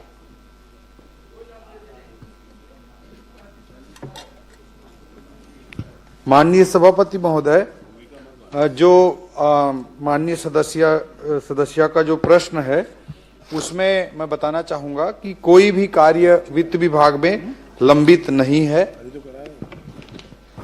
आदरणीय सभापति महोदय जी का जवाब आया है, मैं पढ़ी हूं कि कोई भी कार्य इसमें लंबित नहीं है। आदरणीय सभापति महोदय जी, मेरे एरिगेशन में, पीडब्ल्यूडी में, पीएमजेएसवाई में सभापति महोदय जी, अगर मैं एरिगेशन से बात करूं तो पिकरीपार माइनिंग 4,94,00,000 रुपए, तांदुला परियोजना के तहत नमोरा माइनर 4 करोड़ मतलब इतने 4,96,00,000, मतलब सभी सभापति महोदय जी मेरे पास ये पूरा बंच है। ये है एरिगेशन का बजट में सम्मिलित कार्य पूरा, और सभापति महोदय जी ये पूरा है पीडब्ल्यूडी का पूरा बंच है। अगर देखा जाए तो पूरा फाइल तैयार हो जाएगा सभापति महोदय जी। और जब मैं ई साहब लोग से बात करती हूँ तो उनका ये कहना रहता है कि ये सभी कार्य वित्त विभाग में गया है और बुकलेट भी जमा हो चुका है, लेकिन वहां पे लंबित है। तो सभापति महोदय जी, क्या अधिकारी सही हैं या मंत्री जी सही हैं, मैं जानना चाह रही हूँ। माननीय सभापति महोदय, एक्चुअली वित्त और पूरे सरकार के संबंध में आदरणीय सदस्य ने प्रश्न जो उठाया है उसमें मैं पूरी प्रक्रिया को थोड़ा स्पष्ट करना चाहूंगा कि जैसे कोई भी कार्य जो बजट में प्रावधानित होता है, सबको अवगत ही है, सब सीनियर मेंबर्स हैं, तो उसका फिर प्रक्रिया होते हुए वित्त में सहमति के लिए आता है, प्रशासकीय स्वीकृति के लिए भी नहीं आता है।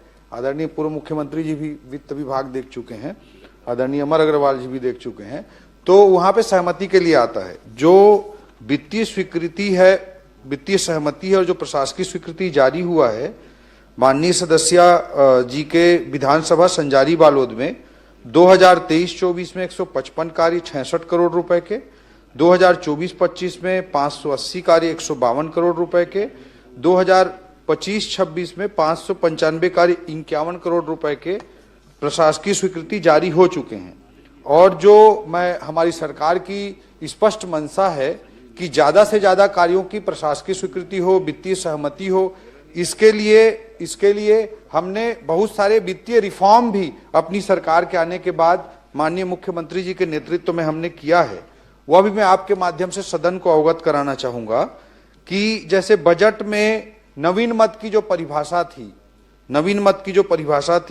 वो 1995 में उसका गाइडलाइन जारी किया गया था और पहला संशोधन उसके बाद 2011 में हुआ था और उसके बाद हम लोगों ने 2024 में फिर से उसमें संशोधन किया है और इसमें जो नवीन मद की परिभाषा अंतर्गत जो राशि है उसको बढ़ा दिया गया है ताकि माननीय सभापति कृपया पूरी प्रक्रिया सुन लें सभापति महोदय।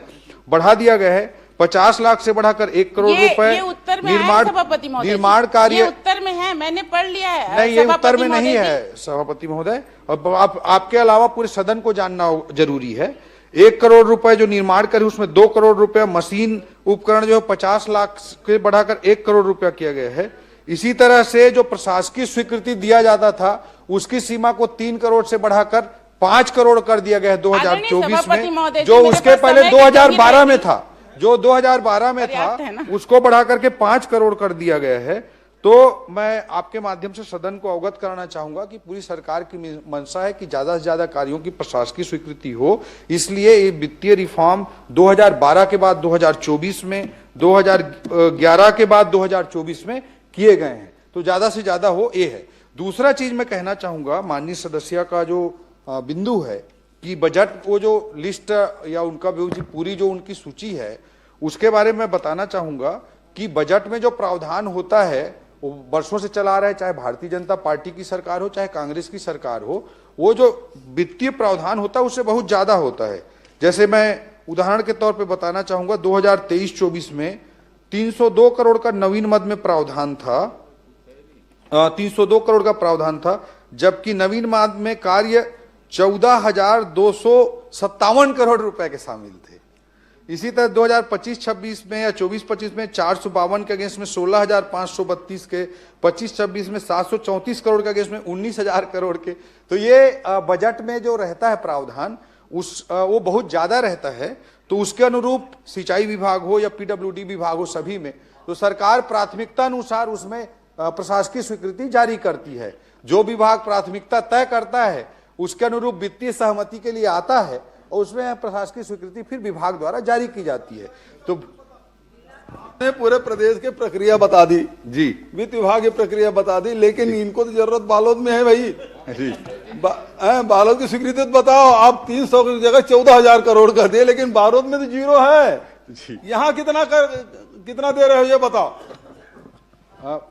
जी, माननीय सभापति महोदय, जो बजट पे प्रावधान है संजारी बालोद में, उसमें से अभी फिलहाल वित्तीय स्वीकृति के लिए या वित्तीय सहमति के लिए वित्त विभाग में एक भी फाइल लंबित नहीं है। मैं सदन को स्पष्ट करना चाहूंगा। और विभाग जो भी प्राथमिकता से भेजेगा उसमें निश्चित रूप से सरकार सकारात्मक पहल करेगी। माननीय सभापति महोदय, माननीय मंत्री जी, हाँ, ये बात आपने कह दी कि आपके पास कोई फाइल लंबित नहीं है। अब चूंकि माननीय सदस्य ने बात कही है और इस चूंकि सदन में आ गया है जी, तो क्या पीडब्ल्यूडी इरिगेशन विभाग से वो प्रस्ताव मंगा के स्वीकृत करेंगे क्या? माननीय सभापति महोदय, और एक भी और स्पष्ट करना चाहूंगा कि जैसे 3 करोड़ की सीमा को 5 करोड़ हम लोग बढ़ा दिए हैं, नहीं, उसके कारण से उन 5 करोड़ से नीचे के जितने कार्य हैं उसको वित्त विभाग भेजने की आवश्यकता नहीं है, ये मैं स्पष्ट करना चाहूंगा। और दूसरा चीज, विभाग जो कौन सा कार्य को करना है ये विभाग की प्राथमिकता होती है, वो वित्त विभाग का क्षेत्राधिकार नहीं है। 18 करोड़ का है, वो बता रहे हैं। 28 करोड़ 28 करोड़ का है, वो 3 करोड़ का मामला नहीं, वो आएगा तो आपके पास। एक ही प्रोजेक्ट 28 करोड़ का है भाई। देखिए इसमें है एक प्रोजेक्ट जो 5 करोड़ तक के, ये वाला आप बोल रहे हैं कि मंत्री जी देंगे।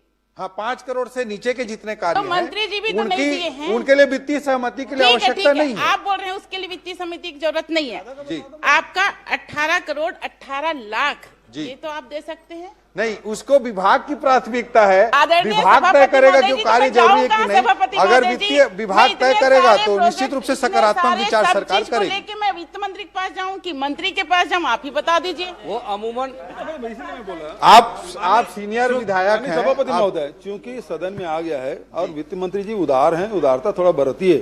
अब ये 18 करोड़ का मामला है, आप मंगा के स्वीकृत कर देंगे, इतना भर तो बोलना है आपको, क्योंकि हर प्रश्न सबका प्रश्न लगता नहीं, कोई प्रश्न लग जाता है। तो कम से कम इस माध्यम से पूरे प्रदेश को संदेश जाएगा कि ओपी चौधरी जी वित्त मंत्री के रूप में बड़े उदार हैं। 18 करोड़ की बात है, आप स्वीकृत कर दीजिए, करवा दीजिए, इतनी तो बात है। एक कार्य की मांग कर अरे भाई, बाकी तो स्वीकृत कर दीजिए, हम लोग भी मेज थपथपाएंगे, आपको स्वागत करेंगे जी। वैसे घोषणा करो भाई। नहीं, वो बिल्कुल मैं वैसे वित्त मंत्री जी उदार हैं, तो कहने का विषय नहीं है।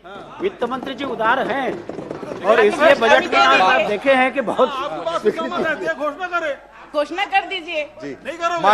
माननीय सभापति महोदय, वो विभागीय प्रक्रियाओं की दृष्टि से उचित नहीं होगा कि मैं यहाँ पे घोषणा करूं, मगर मैं आपके माध्यम से विपक्ष के सदस्यों के कोई कार्य स्वीकृत नहीं करने चाहते, मैं कारण से सदन का बहिर्गमन करते हैं।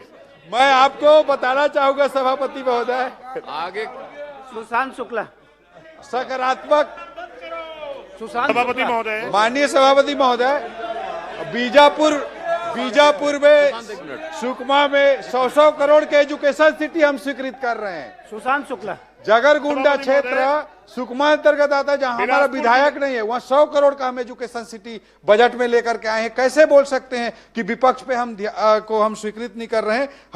हमारे मुख्यमंत्री जी उदार हैं, हमारी सरकार उदार है, और ये सकारात्मक अगर रोल में रहते तो इस कार्य में भी हम सकारात्मकता के साथ उदार निर्णय लेते। सभापति महोदय, मेरा प्रश्न वित्त मंत्री जी, वो प्रश्न अब समाप्त हो गया है। जब वो सरकार में यहाँ थे ना जी, मंडी बोर्ड का कागज देते थे तो उसको कचरे में फेंक देते थे।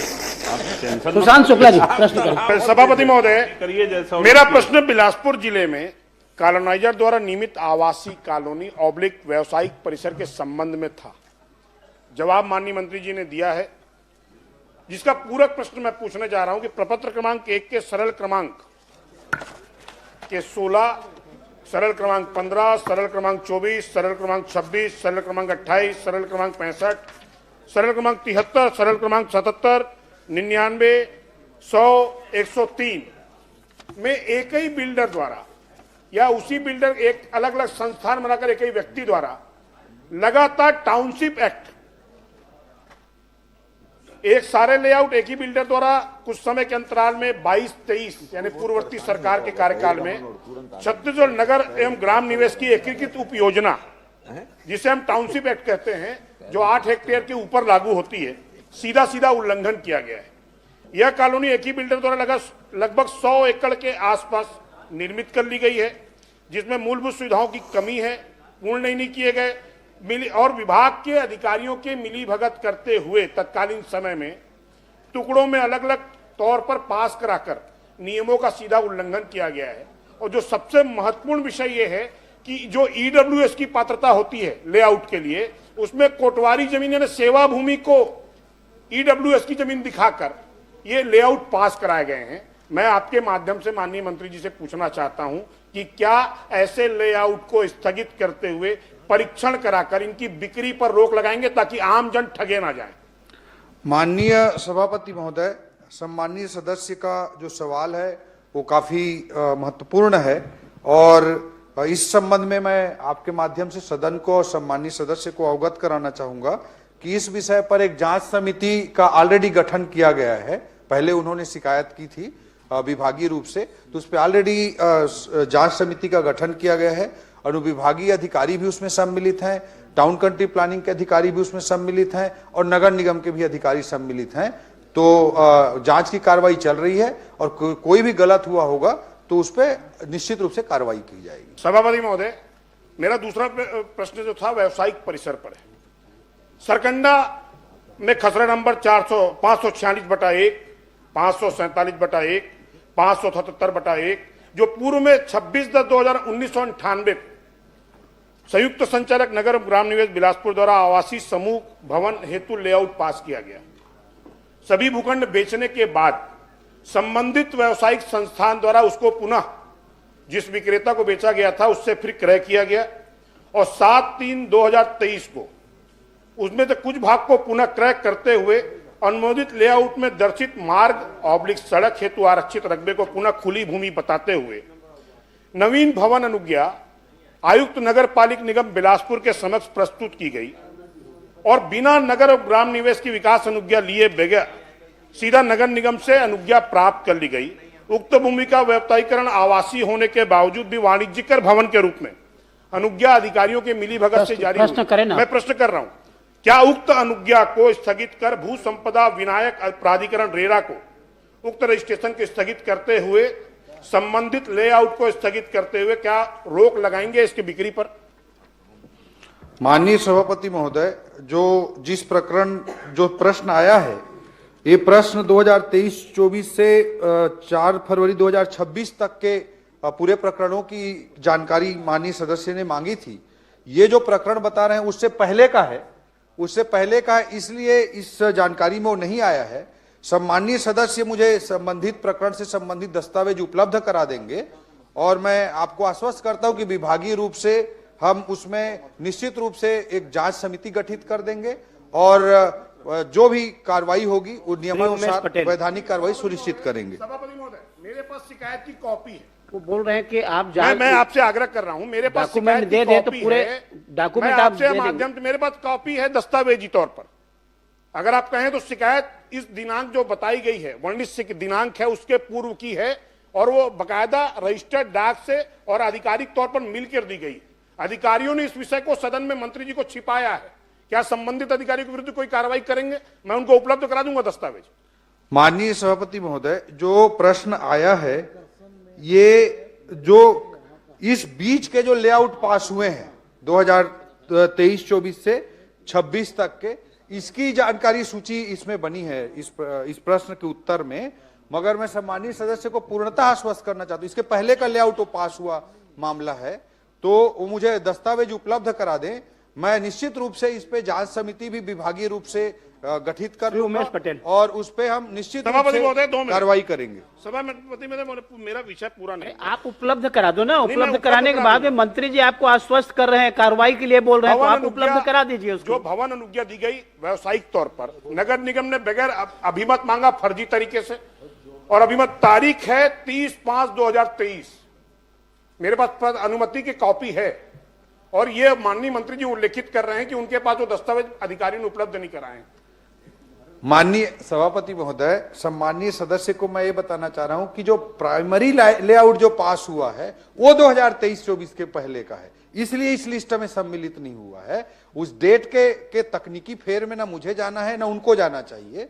मेरा आग्रह आपके माध्यम से सम्मानीय सदस्य से ये है कि उससे वो तो कब लेआउट पास हुआ था वो डेट की मैं बात कर रहा था। उन्होंने शिकायत अभी की होगी इस बीच में, इसमें मुझे कोई संशय नहीं है। तो सम्मानित सदस्य दस्तावेज उपलब्ध करा दें, निश्चित रूप से हम उसमें विभागीय तौर श्री पर उमेश जांच पटेल। कमेटी गठित करके मेरा सिर्फ आपके माध्यम सभापति महोदय मैं आपसे आग्रह कर रहा हूँ, देखो प्रश्न उतना, मैं प्रश्न कर देखो रहा हूं। मंत्री का मैंने जवाब मांगा वही आएगा। क्या एक जांच प्रश्न को बार बार रिपीट करने से कोई मतलब जांच नहीं है। कराकर इसको आपको स्थगित बता दिया करेंगे, कि क्या आप लेआउट दे को, दीजिए, अभिन्यास मंत्री जी को? उसका बस इतना कार्रवाई आग्रह है। करेंगे, आपको आश्वस्त कर रहे हैं, आप दे दीजिए। लेआउट को आपके प्रश्न का उतना ही जवाब आएगा। रोकेंगे क्या बिक्री को, इसका मैं आग्रह चाह रहा हूं बस। माननीय सभापति महोदय, जो सम्मानित सदस्य ने कहा है कि लेआउट को इसको कैंसिल करेंगे क्या, तो निश्चित रूप से हम जांच कमेटी गठित करेंगे और यथाशीघ्र उसमें जांच करा के उसको लेआउट को भी कैंसिल करेंगे, और बिक्री जहां तक कैंसिल करने की रोकने की बात है उस पर भी नियम प्राइमा फेसी जांच होने के बाद उस पर भी नियमानुसार 100% कार्रवाई सुनिश्चित। धन्यवाद। माननीय सभापति महोदय, मेरे प्रश्न के उत्तर में माननीय मंत्री जी ने पूरा परिशिष्ट दिया है। मैं माननीय मंत्री जी से पूछना चाहूंगा कि 16 नंबर परिशिष्ट में जो 16 नंबर का पॉइंट है जी, उसमें आपको जो शिकायत है वो प्राप्त हुई है 23/4/2025 को, और आपने उसका समाधान किया है 16/12/2025, मतलब लगभग 8 महीने। तो ये 8 महीने की देरी क्यों हुई, ये बताना चाहिए।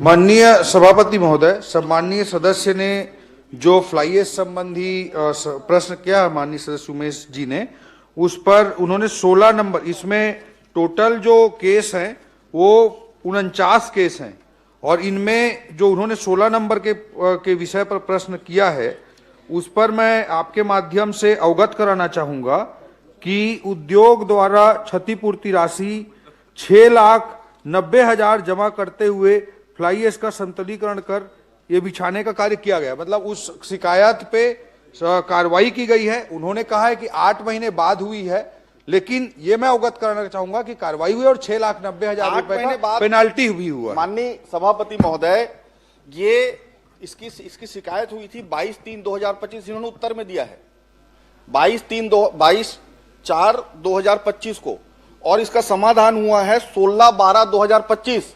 इसलिए हुआ है अध्यक्ष महोदय, सभापति महोदय, क्योंकि पिछले सत्र में 17 तारीख को मेरे यही प्रश्न लगा था, इसीलिए ये समाधान 16 तारीख को हुआ है। मैं आपसे ये जानना चाहूंगा, मैं कल आपके परिशिष्ट के बाद ये सब जगह जाके जियो टैग से इसका निकाला, आपको इसका बता दूं मैं, चोड़ा का ये देखिए, ये जियो टैगिंग के साथ है चोड़ा का। आपके जो अधिकारी है ना, आपको धोखा दे रहे हैं। ये देखिए, ये अभी भी है दोनों। माननीय सभापति महोदय, आप सदस्य रहे हैं, पोस्टर वोस्टर प्रश्नकाल में ऐसा दिखाते नहीं है।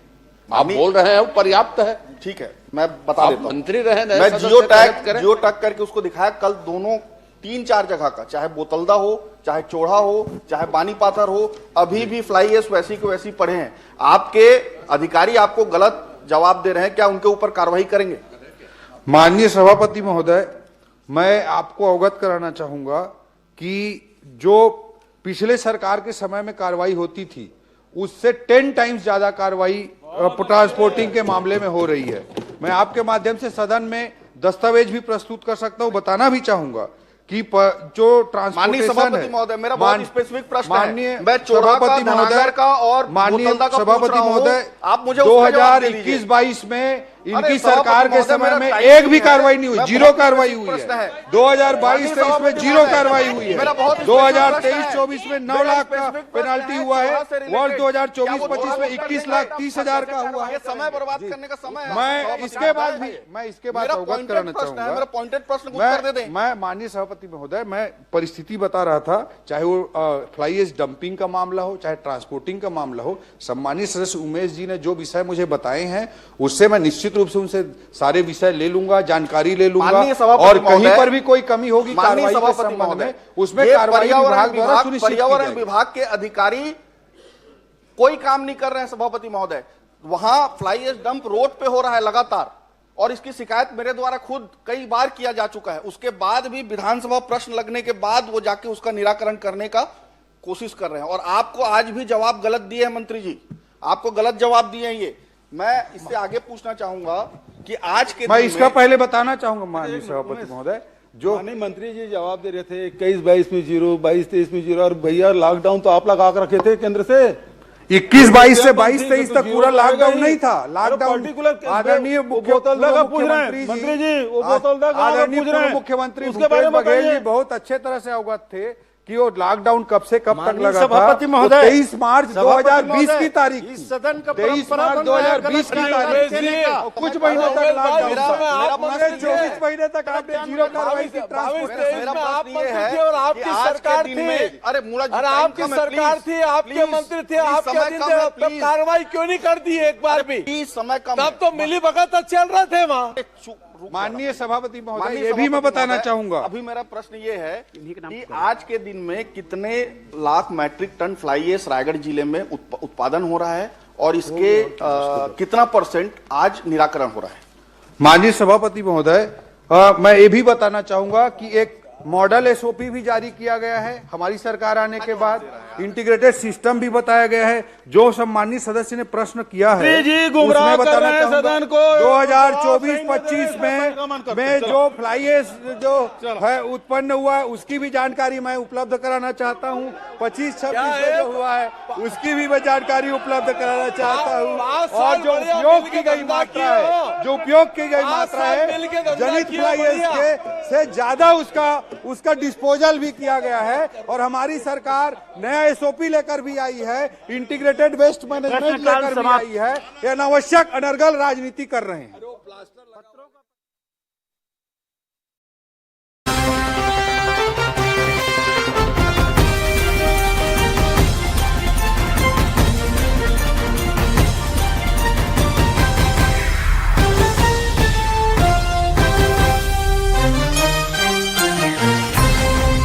अब एक्चुअल की ओर होने की कोशिश कर रहे हैं।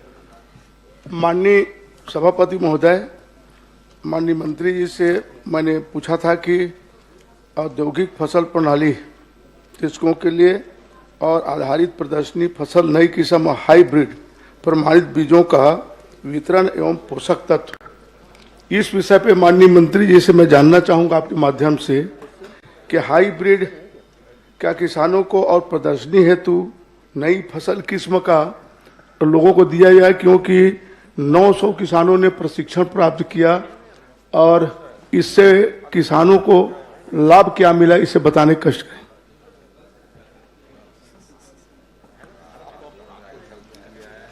सभापति महोदय, हमारे बहुत ही वरिष्ठ माननीय सदस्य, जो सदन के कई बार सदस्य भी रहे और लोकसभा के भी लगातार 4 बार आप सदस्य रहे हैं, ऐसे वरिष्ठ सदस्य की चिंता इन्होंने खास करके जो कृषि के बारे में, उनका उत्पादन के बारे में, किसानों का कैसे प्रशिक्षण हुआ, इस बारे में प्रश्न किया है। जहां तक आपने प्रशिक्षण के बाद का परिणाम की बात की है, तो सभापति महोदय, माननीय सदस्य को बताना चाहूंगा कि प्रशिक्षण इसीलिए दिया जाता है कि अनेकानेक योजना जो चलते हैं, उस योजना के तहत किसानों को किस तरह से अधिक उत्पादन अपने खेत में लेना चाहिए।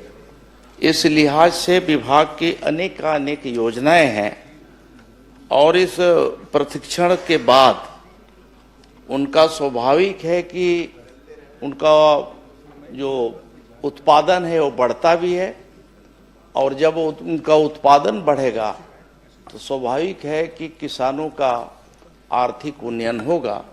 ऐसा सोच करके इस तरह की योजना चलते हैं महोदय। नहीं, मेरा उत्तर नहीं आया माननीय जी। मेरा ये कहना है कि प्रदर्शनी और हाइब्रिड का भी प्रदर्शन और आपका प्रशिक्षण दिया गया, तो क्या मैं जानना चाहता हूं कि सिर्फ मात्र प्रशिक्षण ही दिया गया कि हाइब्रिड दिया गया और नए किस्म का बीज के लिए प्रदर्शन के लिए किसानों के खेत में बोने के लिए या उगाने के लिए दिया गया, क्या ये मैं जानना चाहता हूं। अरे आप तो पुराने बीज वाले हैं, नया बीज में कहां से आ गए आप? अध्यक्ष महोदय, इसमें मैंने बताया कि कृषि विभाग की अनेक योजना चलते, उस योजना के तहत जो प्रशिक्षण दिए जाते हैं, आत्मा योजना है, बीज ग्राम योजना है, राष्ट्रीय खाद्य सुरक्षा पोषण है, दलहन का है कि दलहन के खेती को हमें कैसे बढ़ावा देना है, खाद्य सुरक्षा की दृष्टि से जो हमारे यहाँ मिशन चावल की जो योजना है, और रेन फेड एरिया डेवलपमेंट के लिए जो हमारे यहाँ प्रशिक्षण चलता है कि इन क्षेत्रों में कैसे हम बढ़ावा दे सकें, उनका उत्पादन कैसे बढ़ाया जा सके। तो एक तरह से हमारे यहाँ जो आधार बीज होते हैं उसी से हमारे जो उत्पादन कैसे हम अधिक बढ़ा सकते हैं, कैसे ले सकते हैं, इसी का हम लोग प्रशिक्षण विभाग के द्वारा देते हैं। देते हैं कि नहीं, प्रदर्शन होती है हर समय, किसानों को बीज दिया जाता है निःशुल्क, उन बातों को मेरे बताने कष्ट करें। दूसरा, यह प्रशिक्षण देने वाले अधिकारी कौन कौन थे, कितने अधिकारी प्रशिक्षण दिए, ये बताने कष्ट करें, किन पद वाले। निश्चित ही जो प्रदर्शन होते हैं सभापति महोदय, वहाँ मिनी किट उन्हें दिया जाता है, जिससे कि उससे उत्पादन जो लेते हैं उनके उत्पादन को बढ़ाने की दृष्टि से भी लिया जाता है। और दूसरा एक होता है प्रदर्शनी में कि उसी उनका बीज लेकर उनसे फिर हम बीज ले लेते हैं, जिससे कि बाकी किसानों में वितरण किया जा सके अगले साल के लिए। इस तरह के भी योजना होती है। और जहाँ तक आपने प्रशिक्षण के बारे में पूछा है, तो प्रशिक्षण में भी अध्यक्ष महोदय अलग अलग जो संख्या है, संख्या के हिसाब से जो व्यय राशि है हमने बताया है, और जो प्रशिक्षण देने वाले अधिकारी हैं उसके बारे में कहेंगे तो बहुत लंबी सूची है, मैं एक एक करके बताऊंगा। आप अगर जानना चाहेंगे तो बहुत सारे हैं, जैसे उन्नत कृषि के लिए खाद्य सुरक्षा मिशन तिलहन योजना के तहत जो प्रशिक्षण हुआ, इस प्रशिक्षण में श्रीमती नेहा लहरे, डॉक्टर एस.के. लहरे, फसल प्रणाली आधारित जो प्रदर्शनी है आप उनको उपलब्ध करा देंगे ना। और मंत्री जी, माननीय मंत्री जी, आप उपलब्ध करा दीजिए, अब समय बहुत लगेगा उसमें पढ़ने में। हाँ, बहुत है, लंबा है, इसीलिए अगर आप उपलब्ध करा दीजिए माननीय सूची दे दूंगा तो उसमें है ना।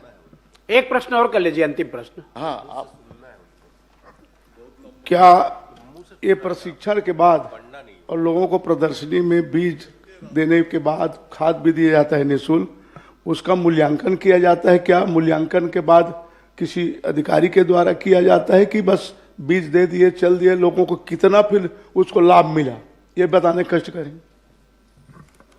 सभापति महोदय, एक ये संख्या बहुत बड़ी होती है, इसलिए मिनिकेट जितना वितरण करते हैं, जो नाम नीचे से चयनित होकर के एक तरह से आता है किसानों को, उसको जब हम देते हैं तो ये अपेक्षा से देते हैं कि इसका सही उपयोग करेगा, और अधिकांश किसान जो है उसका सही उपयोग करते हैं।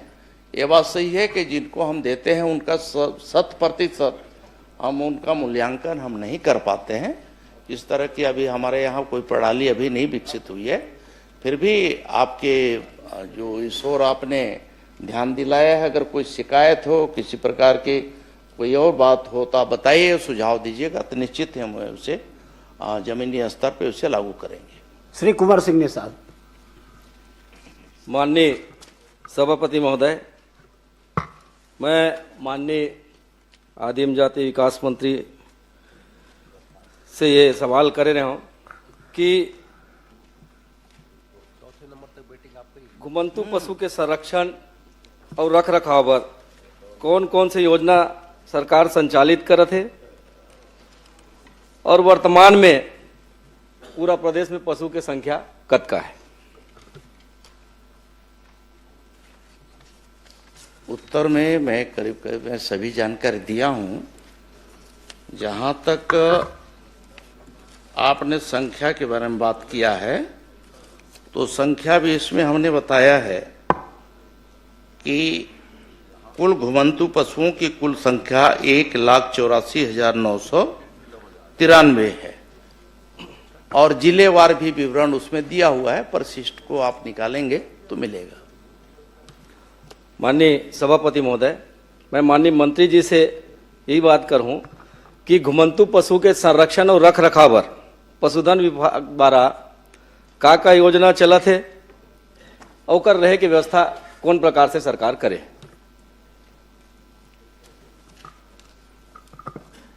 अध्यक्ष महोदय, जो पशुधन विभाग से जो योजना चल रहे हैं उसमें हमारे एक तो आदर्श गौधाम गोकुल ग्राम गौ अभयारण्य योजना है, और गौशाला है। इस तरह से ये योजना अभी प्रदेश में चल रहे हैं। अध्यक्ष महोदय, नहीं, मैं संख्या पूछा था माननीय सभापति महोदय, कतका कन गोधाम योजना के माध्यम से संचालित होते, और कतका पशु के रख रखाव वो योजना के माध्यम से वो गोधान में चलत है?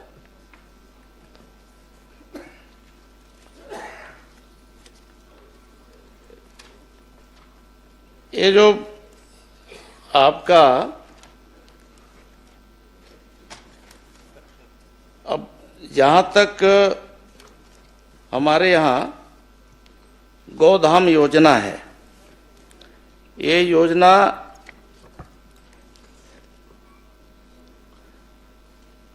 ये 6/8/2025 से संचालित है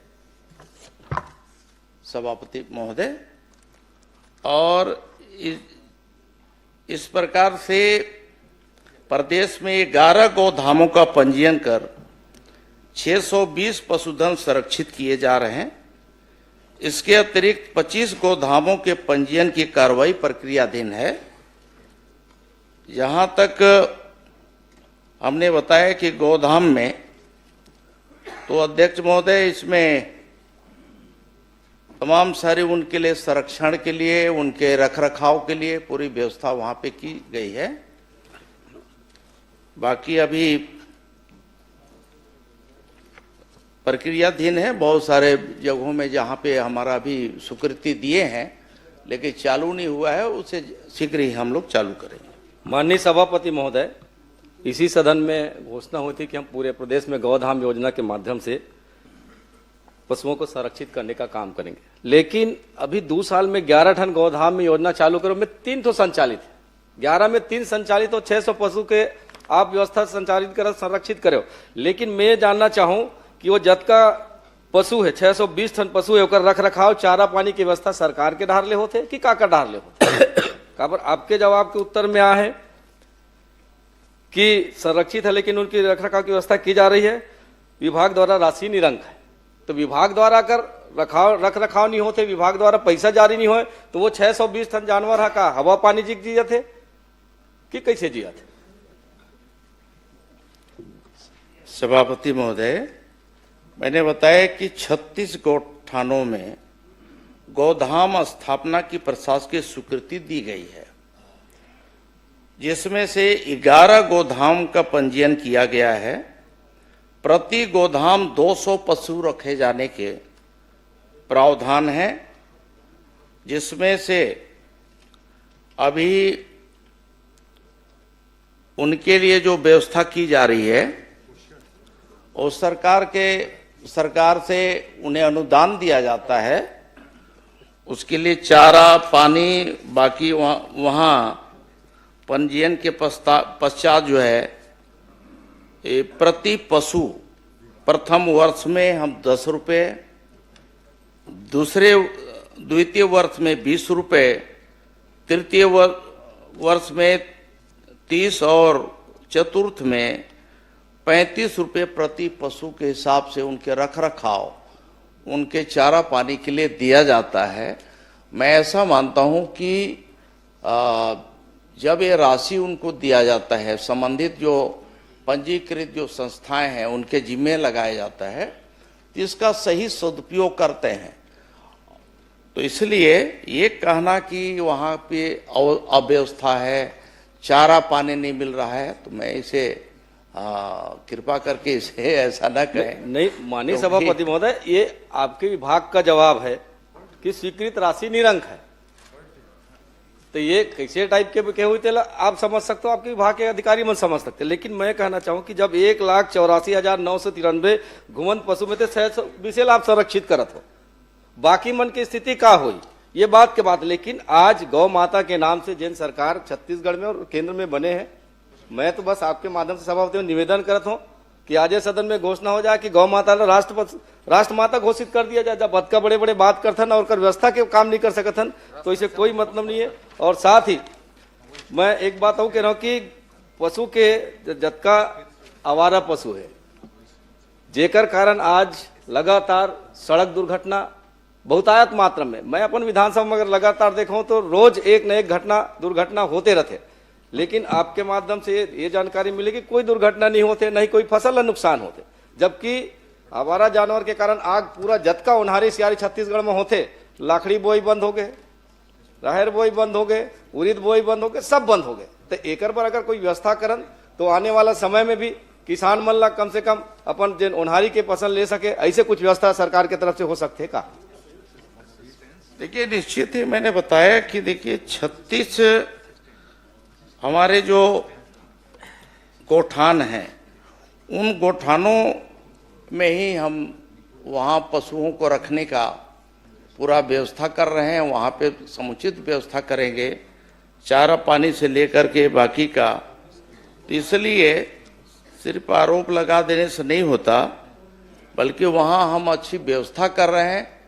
हमारा जो गौधाम योजना आया है, इस गौधाम योजना के माध्यम से प्रदेश में जितने भी घुमंतु या फिर दुर्घटनाग्रस्त जितने भी पशु हैं, उसकी रख रखाव, उनके स्वास्थ्य की चिंता, उनके चारे की चिंता, खाने की चिंता, ये सब हम वहाँ बेहतर करने की दिशा में हम आगे काम कर रहे हैं। अध्यक्ष माननीय सभापति महोदय, मैं आपके माध्यम से माननीय मंत्री जी से पूछना चाहता हूँ, जिन 11 टन आप गोधाम के बात करें, 11 टन गोधाम कहाँ कहाँ स्वीकृत हुए और जिन 3 टन संचालित है ते कहाँ कहाँ संचालित होते, अतकल बता दो।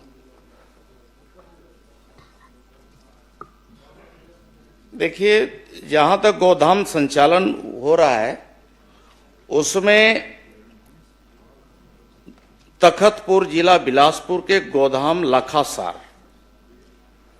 इसी प्रकार से बिलासपुर में है गोधाम ओखर मस्तूरी ब्लॉक में, गोधाम केवतरा विकासखंड साजा बेमेतरा, इस प्रकार से यहाँ ये गोधाम संचालित हैं।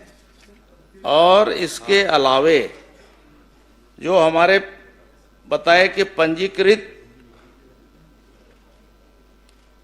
जो हमारे गौशाला हैं, उसे भी इसका हम दर्जा दे करके वहाँ काम कर रहे हैं, जिसमें कि बालोद जिले का 4 है, बालोद है, गुरूर है, डोंडी है, लोहारा है।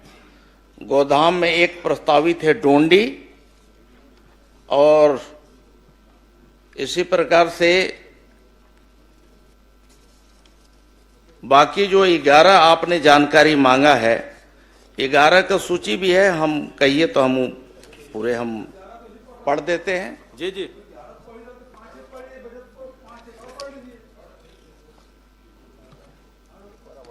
हाँ,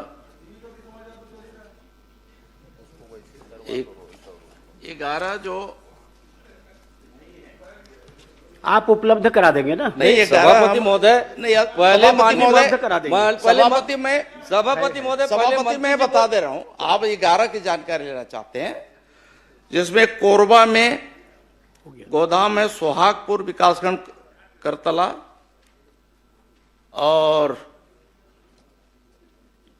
यहाँ है दूसरा में सरायडी है, ग्राम पंचायत कोरबा, समय जा रहा है। और तीसरा है महोरा में पौड़ी उपरोड़ा, चौथा है लखासार क्या है? तखतपुर, प्रश्न पांचवा काल में में ओखर, सूची तो वैसे उपलब्ध करा छठवां- देंगे। अंतिम प्रश्न कर लीजिए ना, जो आप चाहते हो पूछ लीजिए। मरवाही में है, वो है 11 का सूची। मरवाही में तरई गांव है, पड़वनिया है, गोरेला, बैठ जाए मंत्री जी। रायपुर में धनेली, धरसीवा, महासमुंद, सरायपाली, कुम्हारी है, पिथौरा, बेमेतरा, केवतरा, साजा, इस तरह से अंतिम 11 है। और आप कहेंगे आप क्या चाहते हैं वो तो अरे पूछ कर रहे लीजिए हैं। कि भविष्य में और बढ़ाने की मैं संभावना है, बता उसको बढ़ाएंगे क्या, ऐसा पूछो ना। माननीय सभापति महोदय, मैं तो यही चाहता हूँ माननीय मंत्री जी से कि 2 साल में हमन 11 ठन खोल पाए और 3 ठन संचालित करत है, आज ठन के ठिकाना नहीं है। मैं तो ये कहना चाहूँ, पूर्व के सरकार के द्वारा जिन गोठान योजना संचालित होती है, लगभग सब गांव में, राजनीति से परे सवाल कर माननीय सभापति महोदय, कि सब गांव इंफ्रास्ट्रक्चर बने तैयार है, सरकार के पैसा लगे है।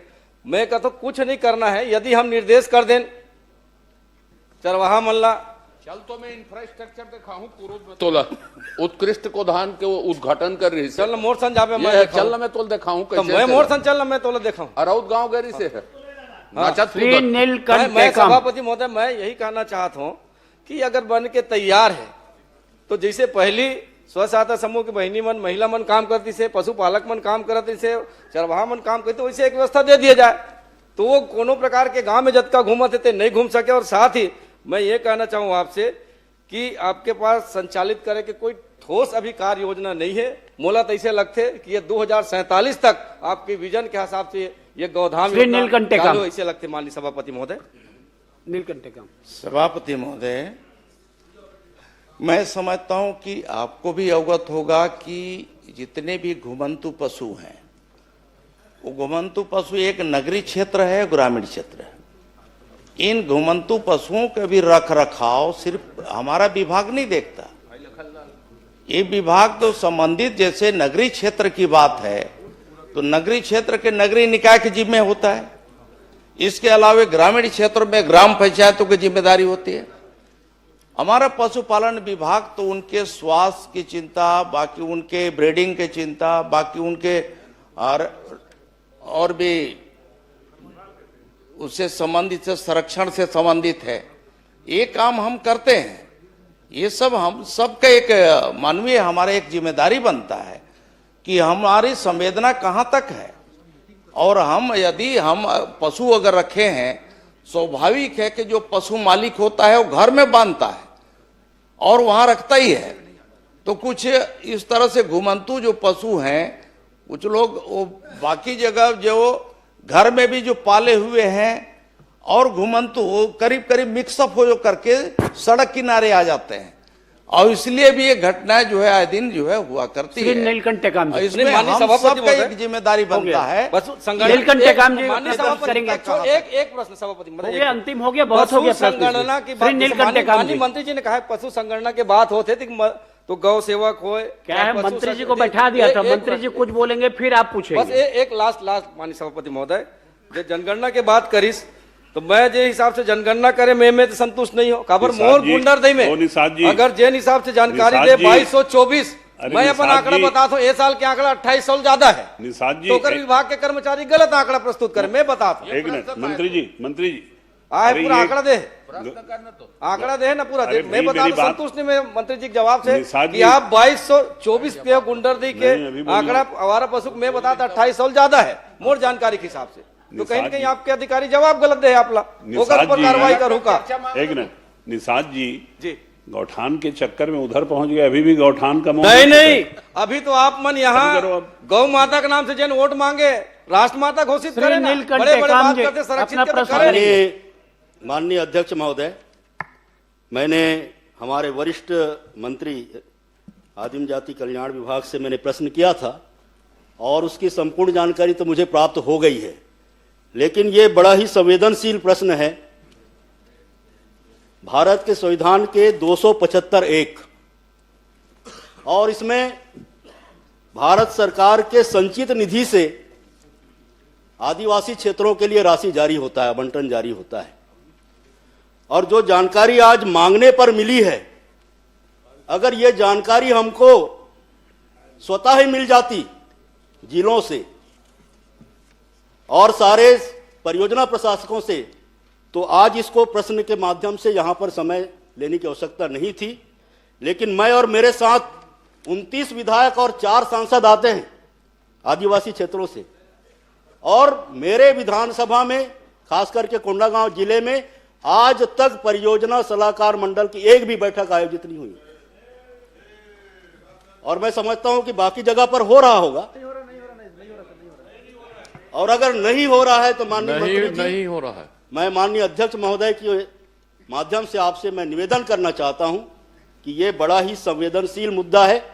आदिवासियों के मतदान करने पर हम उनके प्रतिनिधि बनकर के आए हुए हैं, और हमारी जिम्मेदारी बनती है कि हम लगातार उन क्षेत्रों में हो रहे कार्यक्रमों की, गतिविधियों की और योजनाओं की समीक्षा करें। मैं बहुत सारे मामलों पर नहीं जाना चाहता हूं, लेकिन एकलव्य विद्यालय मेरे विधानसभा के 3 2023 के पहले के स्वीकृत है। अब 2023 के पहले का चाहे जल जीवन मिशन हो, चाहे आदिवासी विभाग के काम हो, एकलव्य के नहीं किए, उनकी तो हालत हम देख रहे हैं, उधर चले गए हैं। लेकिन 2023 के बाद इन 2 सालों में हमने क्या किया? आज हम ईज ऑफ डूइंग बिजनेस की बात कर रहे हैं, सिंगल विंडो सिस्टम की बात कर रहे हैं। मेरा प्रश्न है, आप प्रश्न ये तीनों मेरे जो एकलव्य के विद्यालय हैं, जिसमें 600 बच्चों को दूसरे भवनों में रह करके बड़े ही असुविधाजनक जगह पे पढ़ाई कराने का काम कर रहे हैं। एक आध जो है आत्महत्या भी हुआ है इसमें। फरसगांव के मॉडल कैंपस में सारे बच्चे रह रहे हैं, बहुत ही हालत खराब है। तो ये भवनों का तीनों जो भारत सरकार से स्वीकृत है, और इसके पीछे बहुत बड़ा लॉजिक है। तो ये भवनों का निर्माण मेरा कहना है आप प्रश्न करके मंत्री जी से जवाब लीजिए। ये भवन का निर्माण कार्य कब तक प्रारंभ हो जाएगा? बस मैं ये अप्रारंभ कामों में की सूची में से है, तो मेरा प्रश्न है कि ये काम कब तक चालू हो जाएंगे?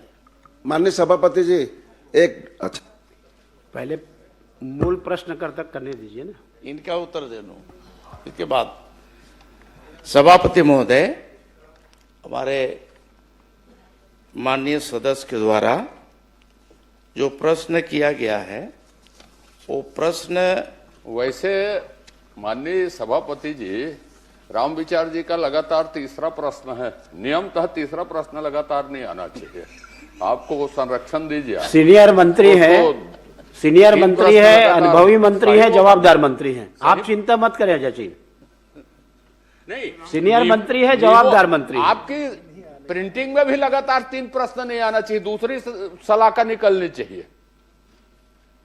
चल, मैं सभापति महोदय, माननीय सदस्य की जो चिंता है, और इस चिंता से मैं निश्चित ही विभाग को अवगत कराऊंगा, और इसमें अभी तक क्यों नहीं हुआ इसको मैं दिखवाता हूं, और आपके सम्मान का पूरा हम ध्यान रखेंगे।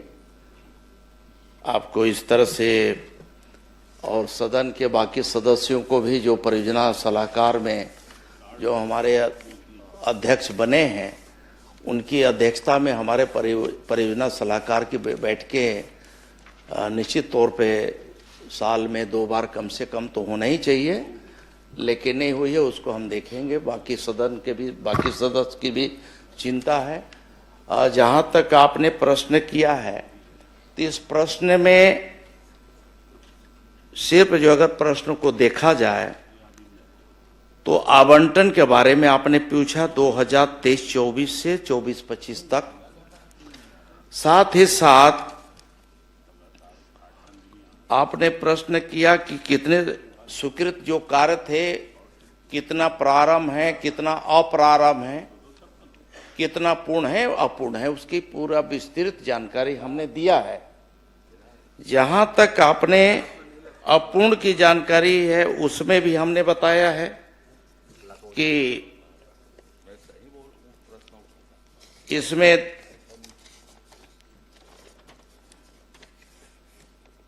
तीन कार्य जो है अप्रारंभ बताए हैं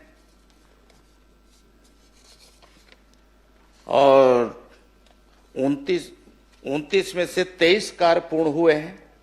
आपको धन्यवाद देना चाहिए। धन्यवाद शुरू में दे दिया और कि आपने पूरी बहुत इसमें अच्छी से जानकारी दी है। 3 कार्य जो है अप्रारंभ है, बहुत छोटे काम है वो भी, और 3 कार्य जो है अभी अप्रारंभ है। प्रारंभ अभी 3 काम और बचे थे, उसका भी प्रारंभ कर दिया गया है। और जो अप्रारंभ है उसमें कुछ स्थानीय स्तर पे पंचायतों का कुछ था, तो उसके आधार पे वो भी शॉर्ट लिस्ट कर लिया गया है, वो भी पूरा हो जाएगा। जहां तक आपने प्रश्न इससे हट करके एक और प्रश्न किया है एकलव्य मॉडल स्कूल के संबंध में, तो कर्मकारियों की सूची में है, ये सूची में है, आपके जो जवाब आए हैं उसमें है। तो इसमें अध्यक्ष महोदय बहुत सारे, एक तो जो ट्राइबल एरियाज है, आपको भी मालूम है माननीय भूपेश बघेल जी की आपके समय में भी जो हॉस्टल आश्रम जो स्वीकृत किए जाते थे या अन्य संस्थान जो स्वीकृत होते हैं, तो जमीनों की बहुत बड़ी समस्या होती है। और जमीनें हमें आज ले दे करके कुल मिलाकर के फॉरेस्ट वन विभाग पर ही आश्रित हम रहते हैं। अगर गांव में ग्रामीण क्षेत्रों में देखते हैं तो वहां पे वन भूमि होता है, और वन भूमि की एक बड़ी समस्या है, उसकी स्वीकृति इतना आसानी से नहीं मिल पाता है। वो प्रक्रिया में काफी विलम्ब हुआ है, और तब जाकर के, और भारत सरकार का इसमें एकलव्य विद्यालय का जो स्वीकृत भवन होते हैं उनमें ये रहता है कि उन्हें 100% उन्हें क्लियरेंस चाहिए, और क्लियरेंस मिलने के बाद ही कोई भी काम हम शुरू कर पाते हैं। मंत्री जी, और इसलिए इसमें कुछ विलम्ब हुआ है। मैं सदन को आपके माध्यम से सभापति महोदय ये भी अवगत करा देना चाहूंगा कि जो जहां हमारे एकलव्य विद्यालय जो स्वीकृत हुए थे उसे लगातार हमारी मॉनिटरिंग विभाग कर रहा है, मैं स्वयं कर रहा हूं। माननीय मुख्यमंत्री जी के समक्ष भी हम लोगों ने इसमें चर्चा किया है, और अलग अलग विभाग के, वन विभाग के वरिष्ठ अधिकारियों के साथ और वहां के संबंधित कलेक्टरों के साथ हम लोगों ने वर्चुअल मीटिंग भी किया है, और यहाँ भी बुला करके मीटिंग किया है, और तब जाकर के इसमें काफी शॉर्ट लिस्ट हुआ है, और अनुमति अब भारत सरकार से बाकी जगह से मिल गया। टेंडर की प्रक्रिया में काफी विलम्ब हुआ है। टेंडर के लिए भी हमने भारत सरकार के जो एजेंसियां हैं, बहुत सारे राष्ट्रीय स्तर की जो एजेंसियां हैं, उनको हमने हायर किया है, उनको हमने दिया है कि आप जैसा भी है डीपीआर आप बनाएंगे, बाकी चीज आप बनाएंगे, क्योंकि ये बड़े काम है, कहीं ऐसा न हो इसमें शिकायत हो।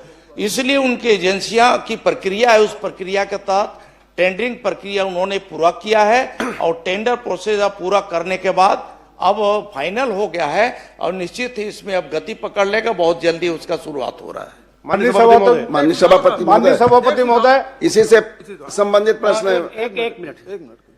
मेरा केवल सुझाव है मंत्री जी, इसमें कोई प्रश्न नहीं है, क्योंकि सरकार ने खासकर अनुसूचित क्षेत्रों में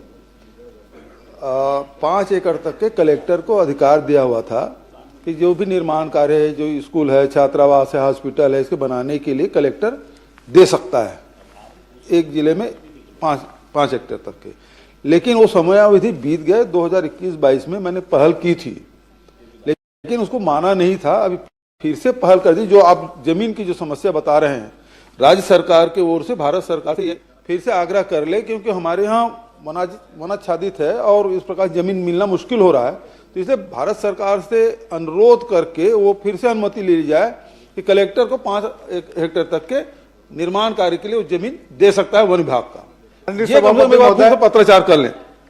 माननीय सभापति महोदय, हमारे यहाँ 3 बार उद्घाटन हो गए सभापति पहले महोदय। उनको हाथ उठाए थे। माननीय सभापति महोदय, माननीय सदस्य जी ने प्रश्न 275 एक जो उठाया था, मेरे विधानसभा बहुत ही संवेदनशील क्षेत्र है।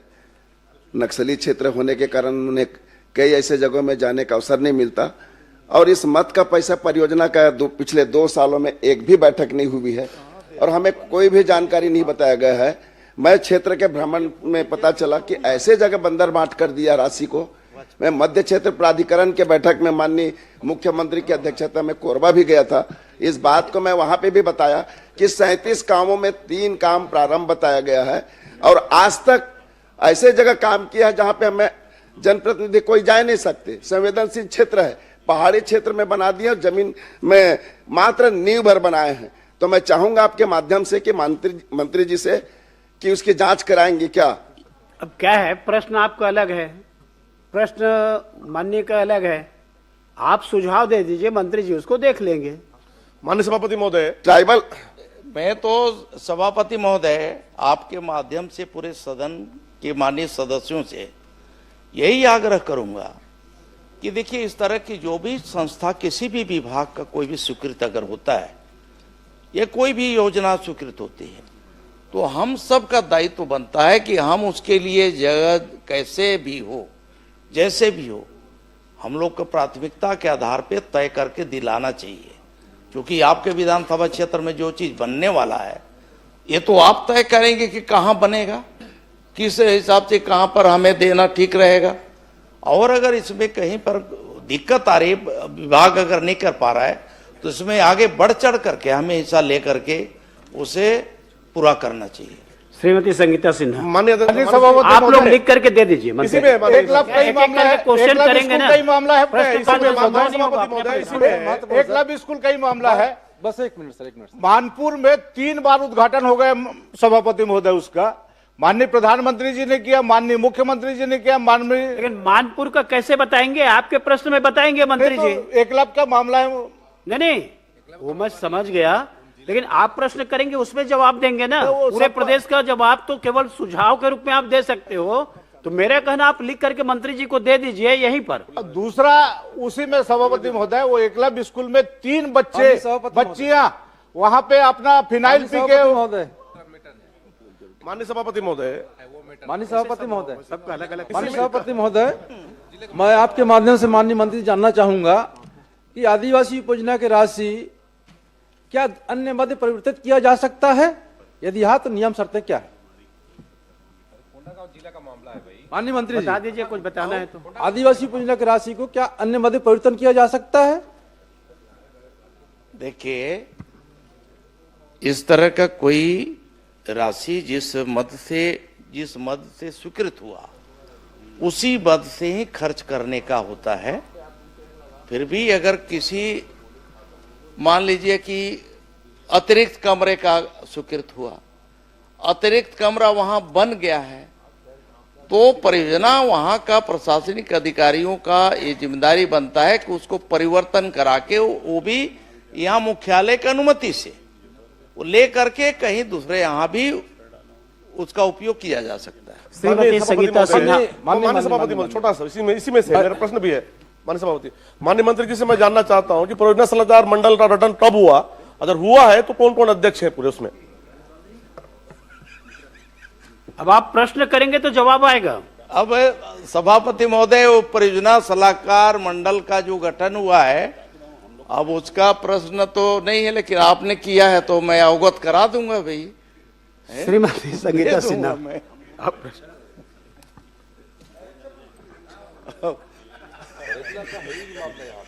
आदरणीय सभापति महोदय जी, मेरा वित्त मंत्री जी से सवाल है कि वित्तीय वर्ष 2023 से 26 तक बजट में सभापति महोदय जी सम्मिलित कितने कार्य और कितने किन कारणों से और कब से लंबित है?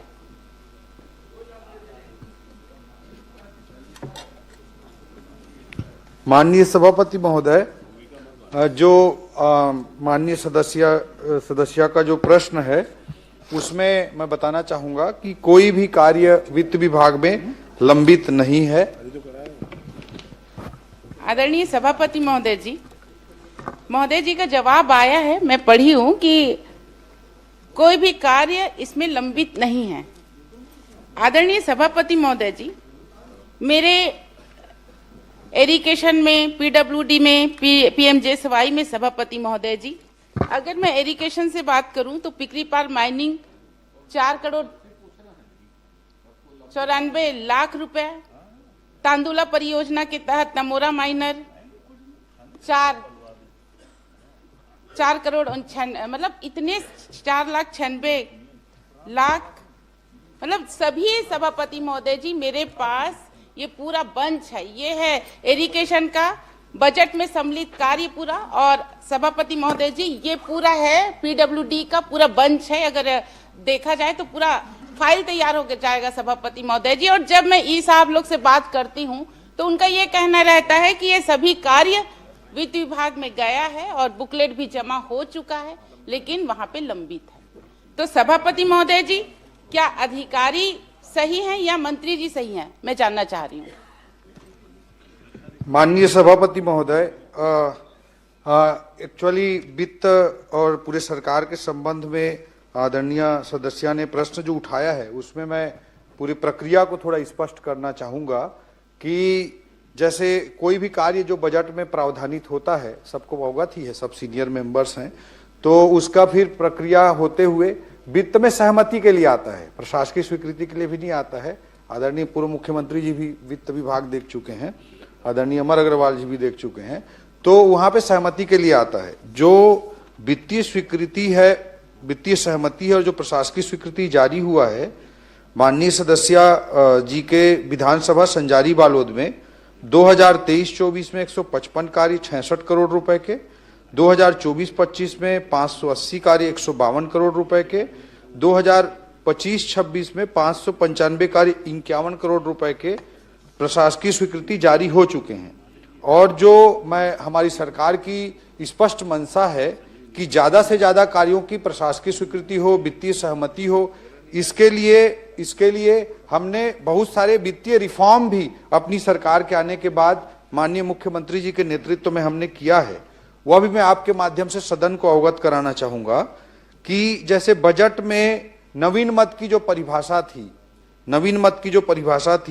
वो 1995 में उसका गाइडलाइन जारी किया गया था और पहला संशोधन उसके बाद 2011 में हुआ था और उसके बाद हम लोगों ने 2024 में फिर से उसमें संशोधन किया है और इसमें जो नवीन मद की परिभाषा अंतर्गत जो राशि है उसको बढ़ा दिया गया है ताकि माननीय सभापति कृपया पूरी प्रक्रिया सुन लें सभापति महोदय। बढ़ा दिया गया है 50 लाख से बढ़ाकर 1 करोड़ रुपए निर्माण कार्य उत्तर में है, मैंने पढ़ लिया है। नहीं, ये उत्तर में नहीं है सभापति महोदय। अब आपके अलावा पूरे सदन को जानना जरूरी है। 1 करोड़ रुपए जो निर्माण कार्य उसमें 2 करोड़ रुपए मशीन उपकरण जो 50 लाख से बढ़ाकर 1 करोड़ रुपया किया गया है।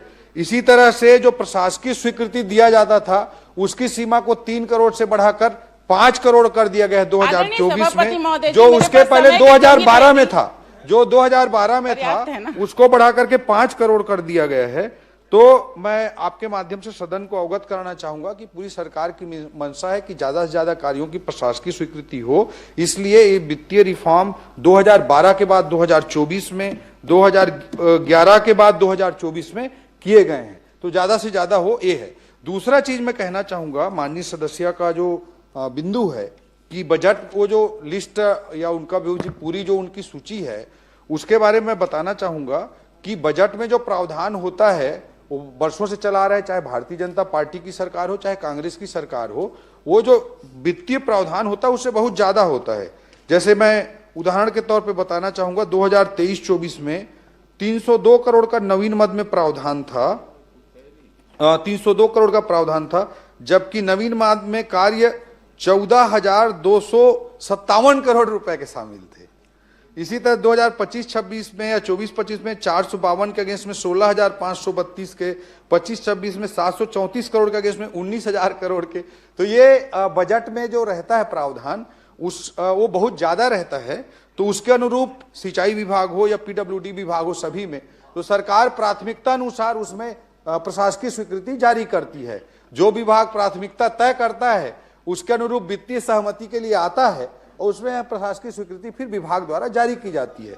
तो ने पूरे प्रदेश की प्रक्रिया बता दी जी, वित्त विभाग की प्रक्रिया बता दी, लेकिन इनको तो जरूरत बालोद में है भाई जी। बालोद की स्वीकृति तो बताओ, आप 300 की जगह 14,000 करोड़ कर दिए, लेकिन बालोद में तो जीरो है। यहाँ कितना दे रहे हो ये बताओ। जी, माननीय सभापति महोदय, जो बजट में प्रावधान है संजारी बालोद में, उसमें से अभी फिलहाल वित्तीय स्वीकृति के लिए या वित्तीय सहमति के लिए वित्त विभाग में एक भी फाइल लंबित नहीं है। मैं सदन को स्पष्ट करना चाहूंगा, और विभाग जो भी प्राथमिकता से भेजेगा उसमें निश्चित रूप से सरकार सकारात्मक पहल करेगी। माननीय सभापति महोदय, माननीय मंत्री जी, हाँ, ये बात आपने कह दी कि आपके पास कोई फाइल लंबित नहीं है। अब चूंकि माननीय सदस्य ने बात कही है और इस चूंकि सदन में आ गया है जी, तो क्या पीडब्ल्यूडी इरिगेशन विभाग से वो प्रस्ताव मंगा के स्वीकृत करेंगे क्या?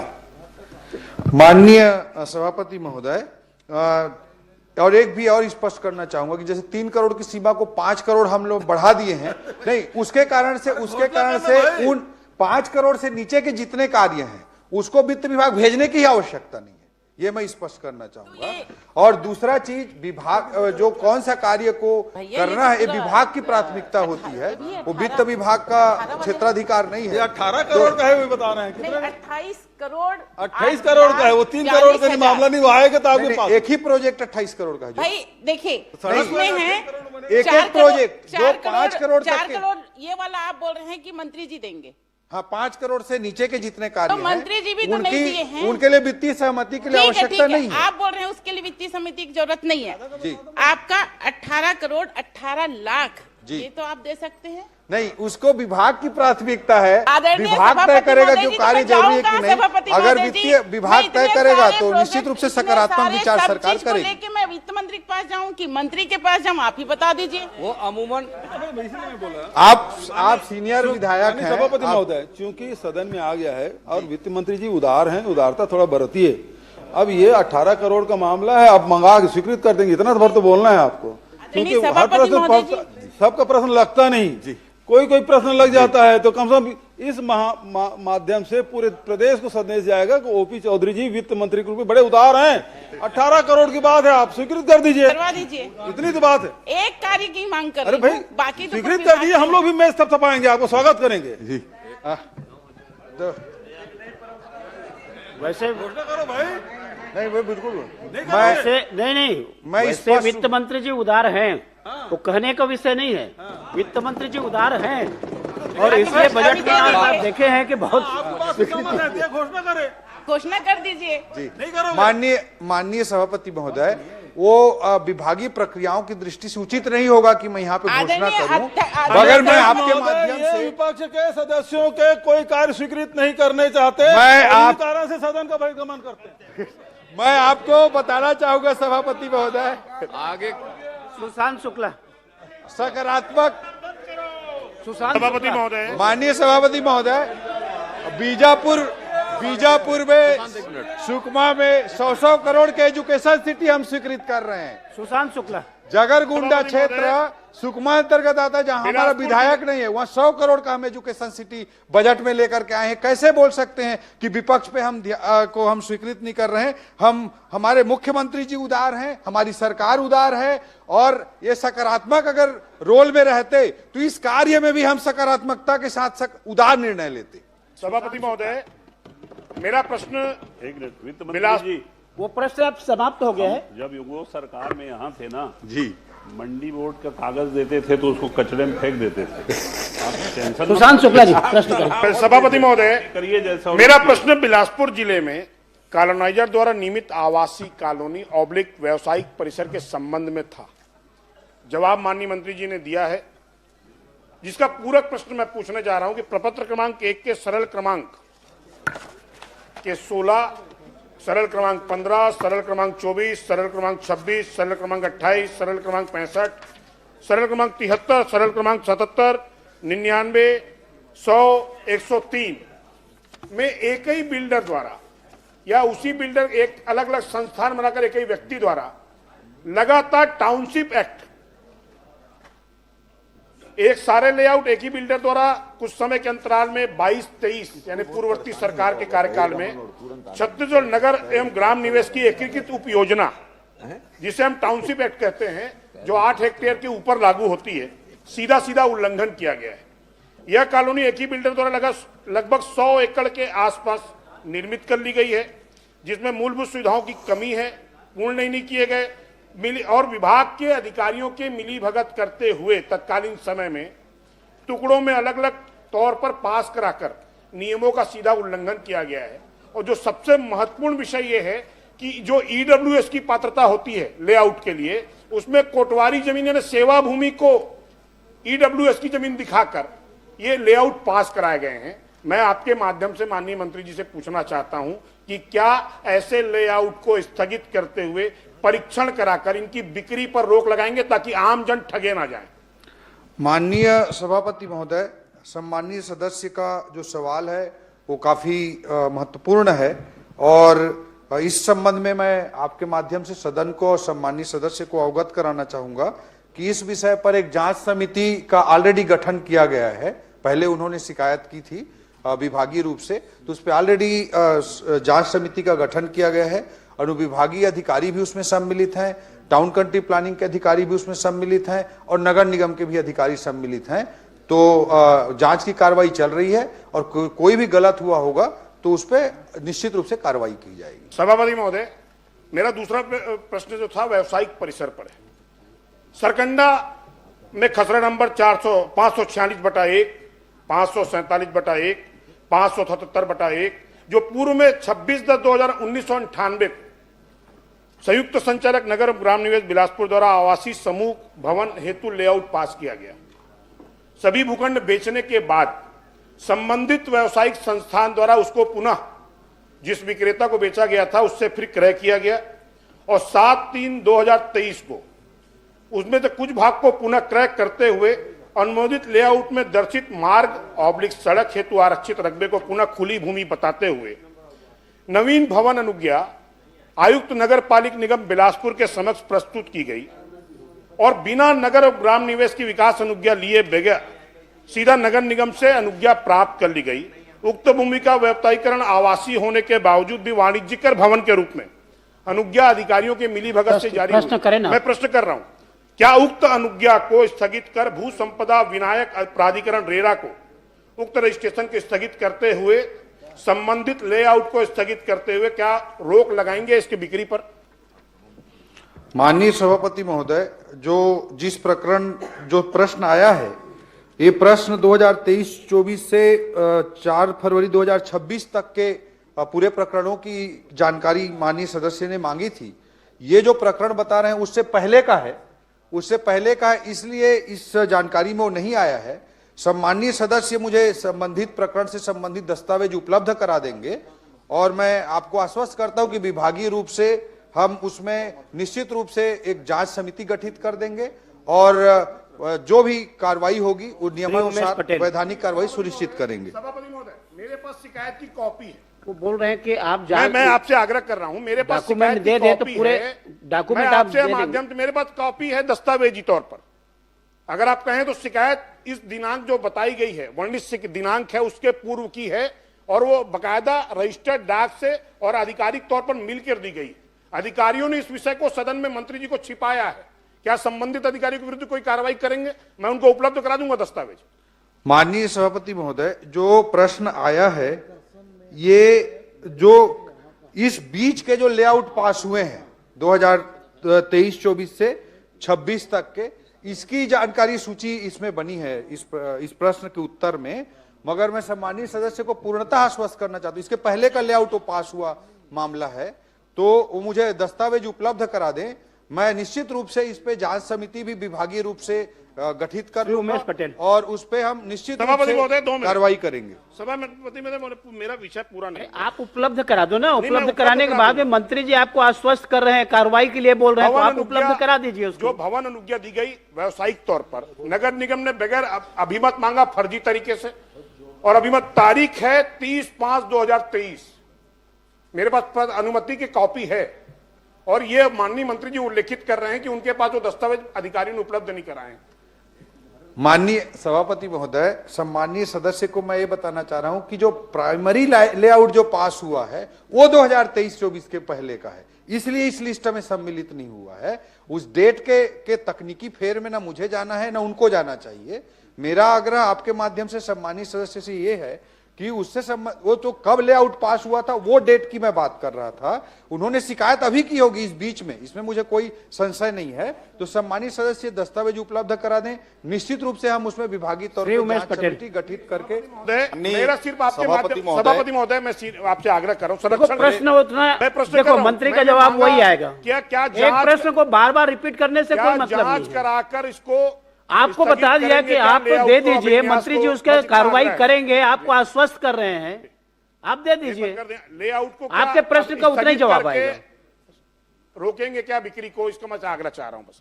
माननीय सभापति महोदय, जो सम्मानीय सदस्य ने कहा है कि लेआउट को इसको कैंसिल करेंगे क्या, तो निश्चित रूप से हम जांच कमेटी गठित करेंगे और यथाशीघ्र उसमें जांच करा के उसको लेआउट को भी कैंसिल करेंगे और बिक्री जहां तक कैंसिल करने की रोकने की बात है उस पर भी नियम प्राइमा फेसी जांच होने के बाद उस पर भी नियमानुसार 100% कार्रवाई सुनिश्चित। धन्यवाद। माननीय सभापति महोदय, मेरे प्रश्न के उत्तर में माननीय मंत्री जी ने पूरा परिशिष्ट दिया है। मैं माननीय मंत्री जी से पूछना चाहूंगा कि 16 नंबर परिशिष्ट में जो 16 नंबर का पॉइंट है जी, उसमें आपको जो शिकायत है वो प्राप्त हुई है 23/4/2025 को और आपने उसका समाधान किया है 16/12/2025, मतलब लगभग 8 महीने। तो ये 8 महीने की देरी क्यों हुई ये बताना चाहिए।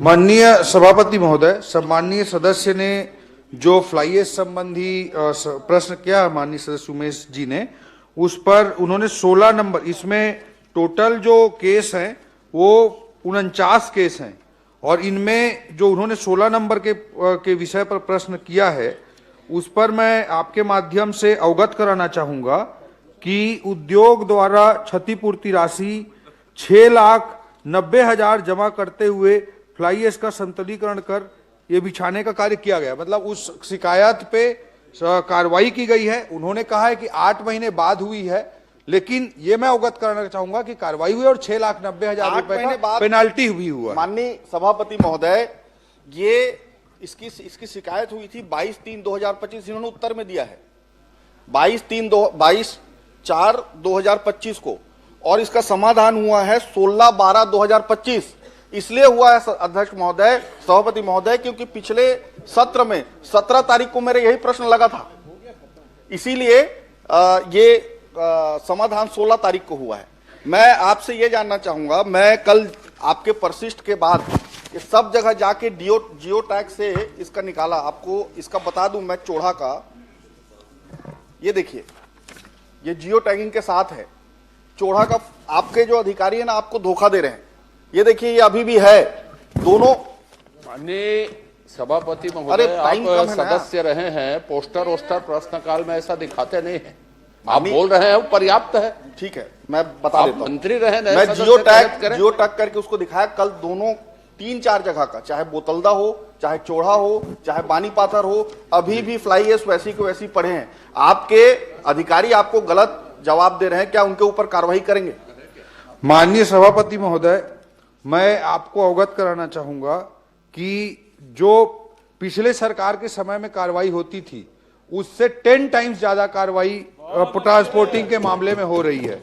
मैं आपके माध्यम से सदन में दस्तावेज भी प्रस्तुत कर सकता हूं। बताना भी चाहूंगा कि जो ट्रांसपोर्टेशन सभापति महोदय, मेरा बहुत स्पेसिफिक प्रश्न है। मैं सभापति महोदय का और माननीय सभापति महोदय, आप मुझे 2021-22 में इनकी सरकार के समय में एक भी कार्रवाई नहीं हुई, जीरो कार्रवाई हुई है। 2022-23 में जीरो कार्रवाई हुई है। 2023-24 में 9 लाख का पेनाल्टी हुआ है। वर्ष 2024-25 में 21,30,000 का हुआ है। समय बर्बाद करने का समय है। मैं इसके बाद अवगत कराना चाहूंगा। मेरा पॉइंटेड प्रश्न को उत्तर दे दें। मैं माननीय सभापति महोदय, मैं परिस्थिति बता रहा था, चाहे वो फ्लाई ऐश डंपिंग का मामला हो, चाहे ट्रांसपोर्टिंग का मामला हो। सम्मानित सदस्य उमेश जी ने जो विषय मुझे बताए हैं उससे मैं निश्चित रूप से उनसे सारे विषय ले लूंगा, जानकारी ले लूंगा, माननीय सभापति और कहीं महोदय, पर भी कोई कमी होगी माननीय कार्रवाई के सभापति संबंध महोदय, में, उसमें ये कार्रवाई विभाग द्वारा सुनिश्चित की पर्यावरण जाएगी। विभाग के अधिकारी कोई काम नहीं कर रहे हैं सभापति महोदय।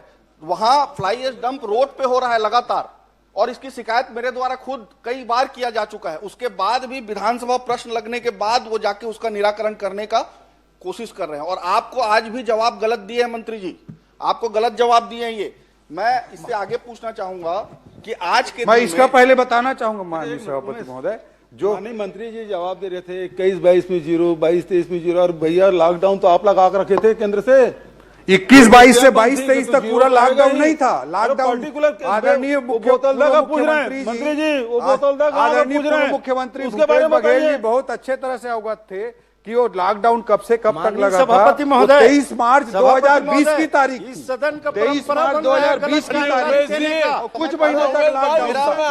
24 महीने तक आपने जीरो कार्रवाई की, और आपकी सरकार थी, अरे आपकी सरकार थी, आपके मंत्री थे, आपके अधीन थे, तब कार्रवाई क्यों नहीं कर दी एक बार भी? समय कम, तब तो मिली भगत चल रहे थे वहाँ। माननीय सभापति महोदय, ये भी मैं बताना चाहूंगा। अभी मेरा प्रश्न ये है कि आज के दिन में कितने lakh metric ton fly ash Raigarh जिले में उत्पादन हो रहा है, और इसके कितना % आज निराकरण हो रहा है?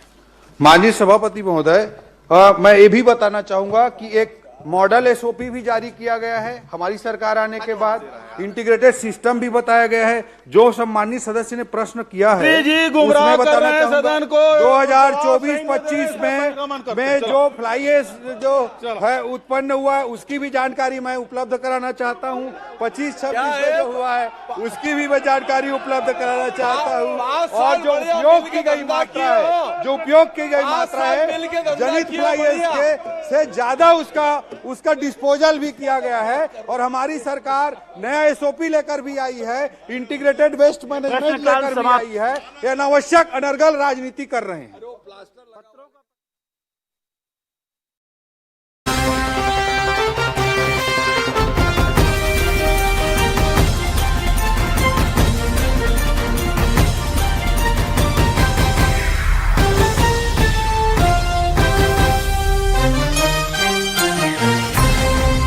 अब एक्चुअल की ओर होने की कोशिश कर रहे हैं।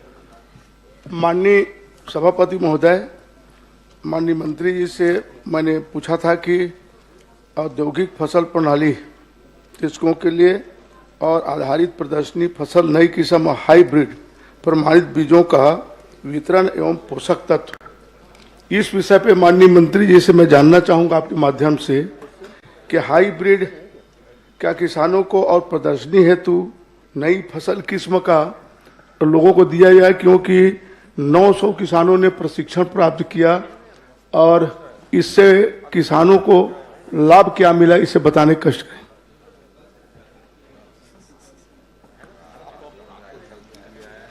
सभापति महोदय, हमारे बहुत ही वरिष्ठ माननीय सदस्य जो सदन के कई बार सदस्य भी रहे और लोकसभा के भी लगातार 4 बार आप सदस्य रहे हैं, ऐसे वरिष्ठ सदस्य की चिंता इन्होंने खास करके जो कृषि के बारे में, उनका उत्पादन के बारे में, किसानों का कैसे प्रशिक्षण हुआ इस बारे में प्रश्न किया है। जहां तक आपने प्रशिक्षण के बाद का परिणाम की बात की है, तो सभापति महोदय माननीय सदस्य को बताना चाहूंगा कि प्रशिक्षण इसीलिए दिया जाता है कि अनेकानेक योजना जो चलते हैं उस योजना के तहत किसानों को किस तरह से अधिक उत्पादन अपने खेत में लेना चाहिए, इस लिहाज से विभाग की अनेक योजनाएं हैं। और इस प्रशिक्षण के बाद उनका स्वाभाविक है कि उनका जो उत्पादन है वो बढ़ता भी है, और जब उनका उत्पादन बढ़ेगा तो स्वाभाविक है कि किसानों का आर्थिक उन्नयन होगा। ऐसा सोच करके इस तरह की योजना चलते हैं महोदय। नहीं, मेरा उत्तर नहीं आया माननीय जी। मेरा ये कहना है कि प्रदर्शनी और हाइब्रिड कभी प्रदर्शन और आपका प्रशिक्षण दिया गया, तो क्या मैं जानना चाहता हूं कि सिर्फ मात्र प्रशिक्षण ही दिया गया कि हाइब्रिड दिया गया और नए किस्म का बीज के लिए प्रदर्शन के लिए किसानों के खेत में बोने के लिए या उगाने के लिए दिया गया, क्या ये मैं जानना चाहता हूं। अरे आप तो पुराने बीज वाले हैं, नया बीज में कहां से आ गए आप? अध्यक्ष महोदय, इसमें मैंने बताया कि कृषि विभाग के अनेक योजना चलते, उस योजना के तहत जो प्रशिक्षण दिए जाते हैं, आत्मा योजना है, बीज ग्राम योजना है, राष्ट्रीय खाद्य सुरक्षा पोषण है, दलहन का है कि दलहन के खेती को हमें कैसे बढ़ावा देना है, खाद्य सुरक्षा की दृष्टि से जो हमारे यहाँ मिशन चावल की जो योजना है, और रेन फेड एरिया डेवलपमेंट के लिए जो हमारे यहाँ प्रशिक्षण चलता है कि इन क्षेत्रों में कैसे हम बढ़ावा दे सकें, उनका उत्पादन कैसे बढ़ाया जा सके। तो एक तरह से हमारे यहाँ जो आधार बीज होते हैं, उसी से हमारे जो उत्पादन कैसे हम अधिक बढ़ा सकते हैं, कैसे ले सकते हैं, इसी का हम लोग प्रशिक्षण विभाग के द्वारा देते हैं। देते हैं कि नहीं, प्रदर्शन होती है हर समय, किसानों को बीज दिया जाता है निःशुल्क, उन बातों को मेरे बताने कष्ट करें। दूसरा, यह प्रशिक्षण देने वाले अधिकारी कौन कौन थे, कितने अधिकारी प्रशिक्षण दिए, ये बताने कष्ट करें, किन किन पद वाले। निश्चित ही जो प्रदर्शन होते हैं सभापति महोदय, वहाँ मिनी किट उन्हें दिया जाता है, जिससे कि उससे उत्पादन जो लेते हैं उनके उत्पादन को बढ़ाने की दृष्टि से भी लिया जाता है। और दूसरा एक होता है प्रदर्शनी में कि उसी उनका बीज लेकर उनसे फिर हम बीज ले लेते हैं, जिससे कि बाकी किसानों में वितरण किया जा सके अगले साल के लिए। इस तरह के भी योजना होती है। और जहाँ तक आपने प्रशिक्षण के बारे में पूछा है, तो प्रशिक्षण में भी अध्यक्ष महोदय अलग अलग जो संख्या है, संख्या के हिसाब से जो व्यय राशि है हमने बताया है, और जो प्रशिक्षण देने वाले अधिकारी हैं उसके बारे में कहेंगे तो बहुत लंबी सूची है, मैं एक एक करके बताऊंगा। आप अगर जानना चाहेंगे तो बहुत सारे हैं, जैसे उन्नत कृषि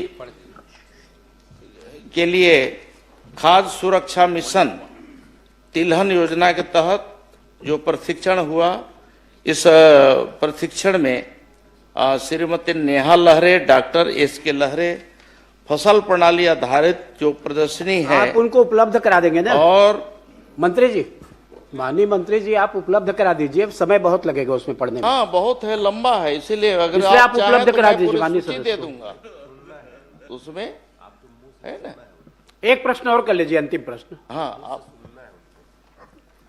क्या ये प्रशिक्षण के बाद और लोगों को प्रदर्शनी में बीज देने के बाद खाद भी दिया जाता है निःशुल्क, उसका मूल्यांकन किया जाता है? क्या मूल्यांकन के बाद किसी अधिकारी के द्वारा किया जाता है कि बस बीज दे दिए चल दिए, लोगों को कितना फिर उसको लाभ मिला, ये बताने कष्ट करेंगे। सभापति महोदय, एक ये संख्या बहुत बड़ी होती है, इसलिए मिनीकेट जितना वितरण करते हैं, जो नाम नीचे से चयनित होकर के एक तरह से आता है किसानों को, उसको जब हम देते हैं तो ये अपेक्षा से देते हैं कि इसका सही उपयोग करेगा, और अधिकांश किसान जो है उसका सही उपयोग करते हैं।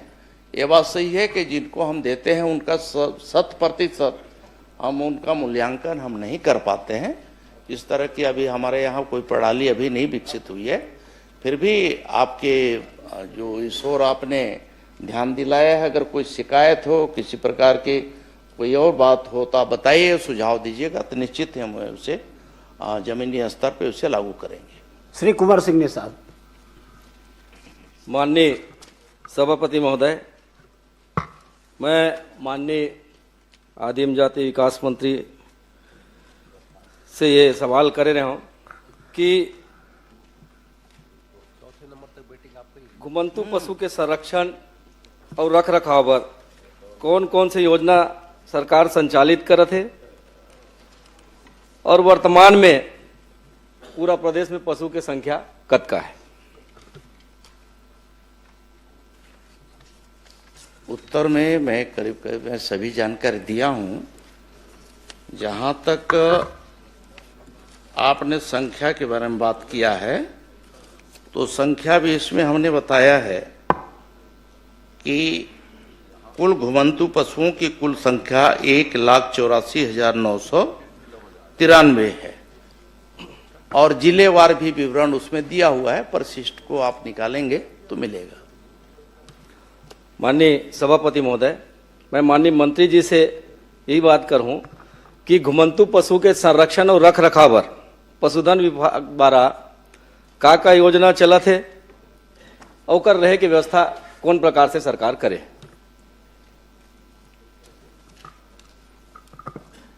अध्यक्ष महोदय, जो पशुधन विभाग से जो योजना चल रहे हैं उसमें हमारे एक तो आदर्श गौधाम गोकुल ग्राम गौ अभयारण्य योजना है और गौशाला है।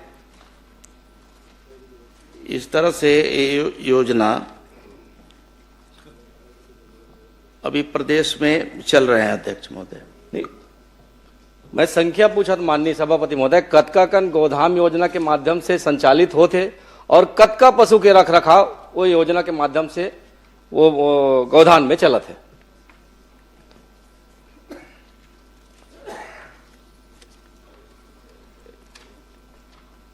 ये जो आपका अब जहां तक हमारे यहाँ गौधाम योजना है, ये योजना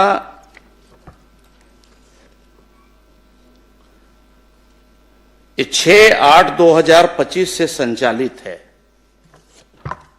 सभापति महोदय। और इस प्रकार से प्रदेश में 11 गौधामों का पंजीयन कर 620 पशुधन संरक्षित किए जा रहे हैं। इसके अतिरिक्त 25 गौधामों के पंजीयन की कार्रवाई प्रक्रियाधीन है।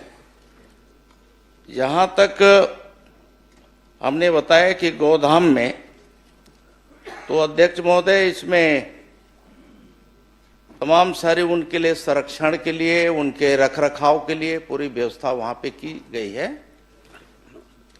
बाकी अभी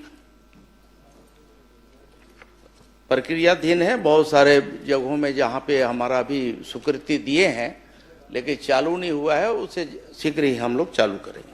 माननीय सभापति महोदय, इसी सदन में घोषणा हुई थी कि हम पूरे प्रदेश में गौधाम योजना के माध्यम से पशुओं को संरक्षित करने का काम करेंगे, लेकिन अभी 2 साल में 11 टन गौधाम में योजना चालू करो में 3 तो संचालित है, 11 में 3 संचालित और 600 पशु के आप व्यवस्था संचालित करो, संरक्षित करो। लेकिन मैं जानना चाहूं कि वो जत का पशु है 620 टन पशु है, ओकर रख रखाव चारा पानी की व्यवस्था सरकार के ढार ले होते कि का ढार ले होते? काबर आपके जवाब के उत्तर में आ है कि संरक्षित है लेकिन उनकी रख रखाव की व्यवस्था की जा रही है, विभाग द्वारा राशि निरंक है। तो विभाग द्वारा कर रख रखाव नहीं होते, विभाग द्वारा पैसा जारी नहीं हो, तो वो 620 टन जानवर है का हवा पानी जिया थे कि कैसे जिया थे? सभापति महोदय, मैंने बताया कि 36 गौठानों में गौधाम स्थापना की प्रशासकीय स्वीकृति दी गई है, जिसमें से 11 गौधाम का पंजीयन किया गया है। प्रति गोधाम 200 पशु रखे जाने के प्रावधान है, जिसमें से अभी उनके लिए जो व्यवस्था की जा रही है और सरकार से उन्हें अनुदान दिया जाता है, उसके लिए चारा पानी बाकी वहाँ पंजीयन के पश्चात जो है प्रति पशु प्रथम वर्ष में हम 10 रुपये,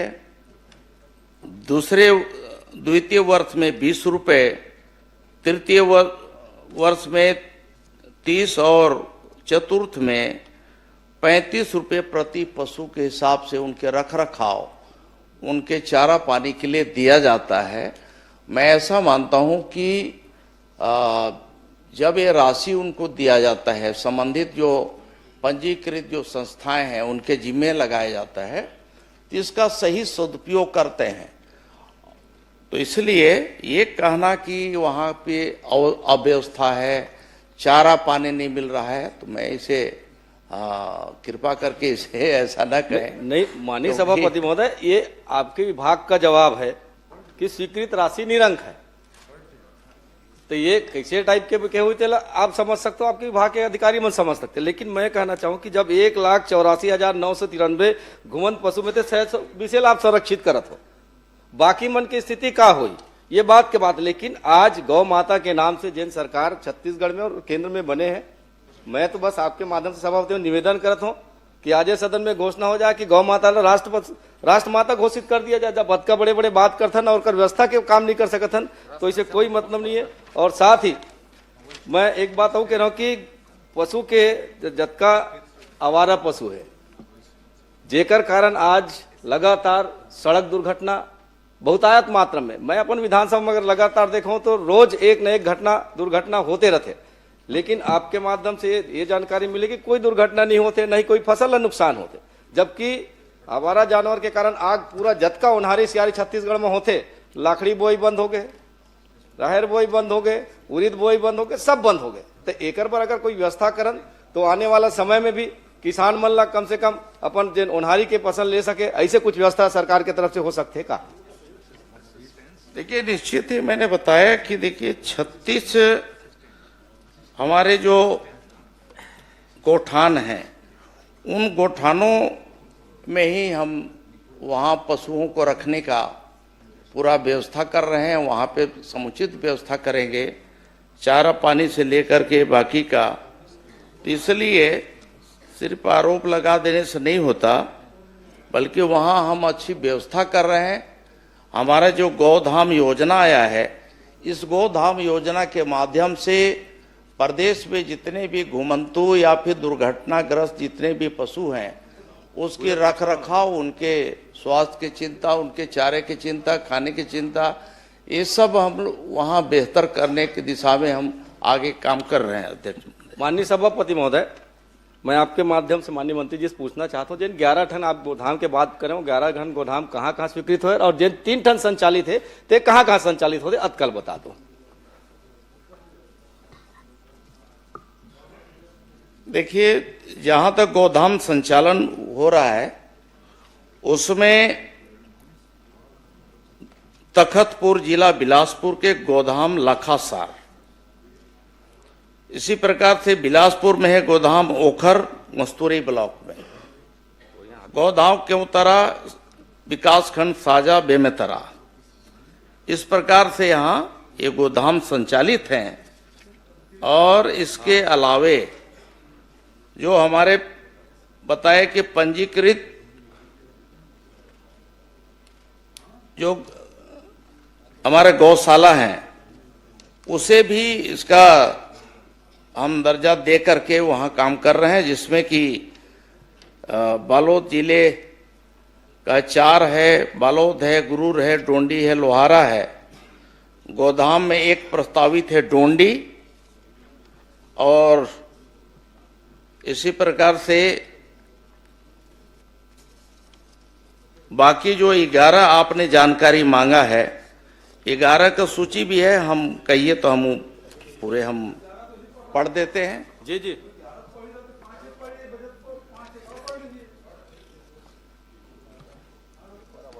हाँ, 11 जो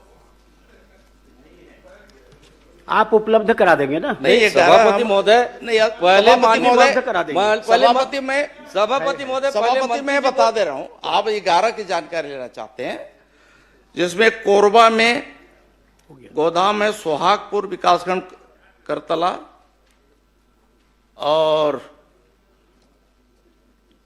यहाँ है दूसरा में सरायडी है, ग्राम पंचायत कोरबा, और तीसरा है महोरा में पौड़ी उपरोड़ा, चौथा है लखासार क्या है? तखतपुर, प्रश्न पांचवा काल में में ओखर, सूची तो वैसे उपलब्ध करा देंगे। अंतिम प्रश्न कर लीजिए ना, जो आप चाहते हो पूछ लीजिए।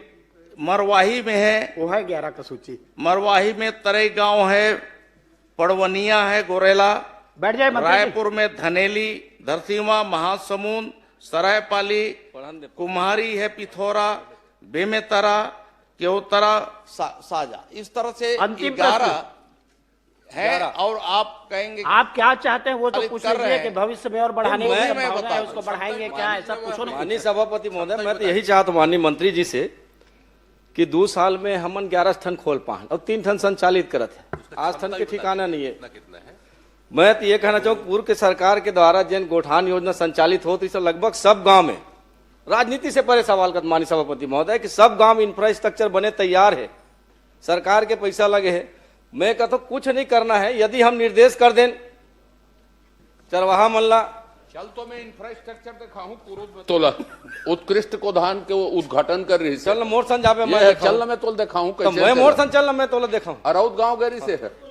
मैं सभापति महोदय मैं यही कहना चाहता हूँ कि अगर बन के तैयार है तो जैसे पहली स्व सहायता समूह की बहनी मन, महिला मन काम करती से, पशुपालक मन काम करती से, चरवाहा मन काम करते, वैसे एक व्यवस्था दे दिया जाए तो वो कोनो प्रकार के गांव में जतका घूमते थे नहीं घूम सके। और साथ ही मैं ये कहना चाहूँ आपसे कि आपके पास संचालित करे के कोई ठोस अभी कार्य योजना नहीं है। मोला तो ऐसे लगते कि ये 2047 तक आपके विजन के हिसाब से ये गोधाम ऐसे लगते माननीय सभापति महोदय। नीलकंठे काम सभापति महोदय, मैं समझता हूं कि आपको भी अवगत होगा कि जितने भी घुमंतु पशु हैं, वो घुमंतु पशु एक नगरीय क्षेत्र है, ग्रामीण क्षेत्र है। इन घुमंतु पशुओं का भी रख रखाव सिर्फ हमारा विभाग नहीं देखता, ये विभाग तो संबंधित, जैसे नगरीय क्षेत्र की बात है तो नगरीय क्षेत्र के नगरीय निकाय के जिम्मे होता है, इसके अलावा ग्रामीण क्षेत्र में ग्राम पंचायतों की जिम्मेदारी होती है। हमारा पशुपालन विभाग तो उनके स्वास्थ्य की चिंता, बाकी उनके ब्रीडिंग की चिंता, बाकी उनके और भी उससे संबंधित से संरक्षण से संबंधित है, ये काम हम करते हैं। ये सब हम सबका एक मानवीय हमारा एक जिम्मेदारी बनता है कि हमारी संवेदना कहाँ तक है। और हम यदि हम पशु अगर रखे हैं, स्वाभाविक है कि जो पशु मालिक होता है वो घर में बांधता है और वहां रखता ही है।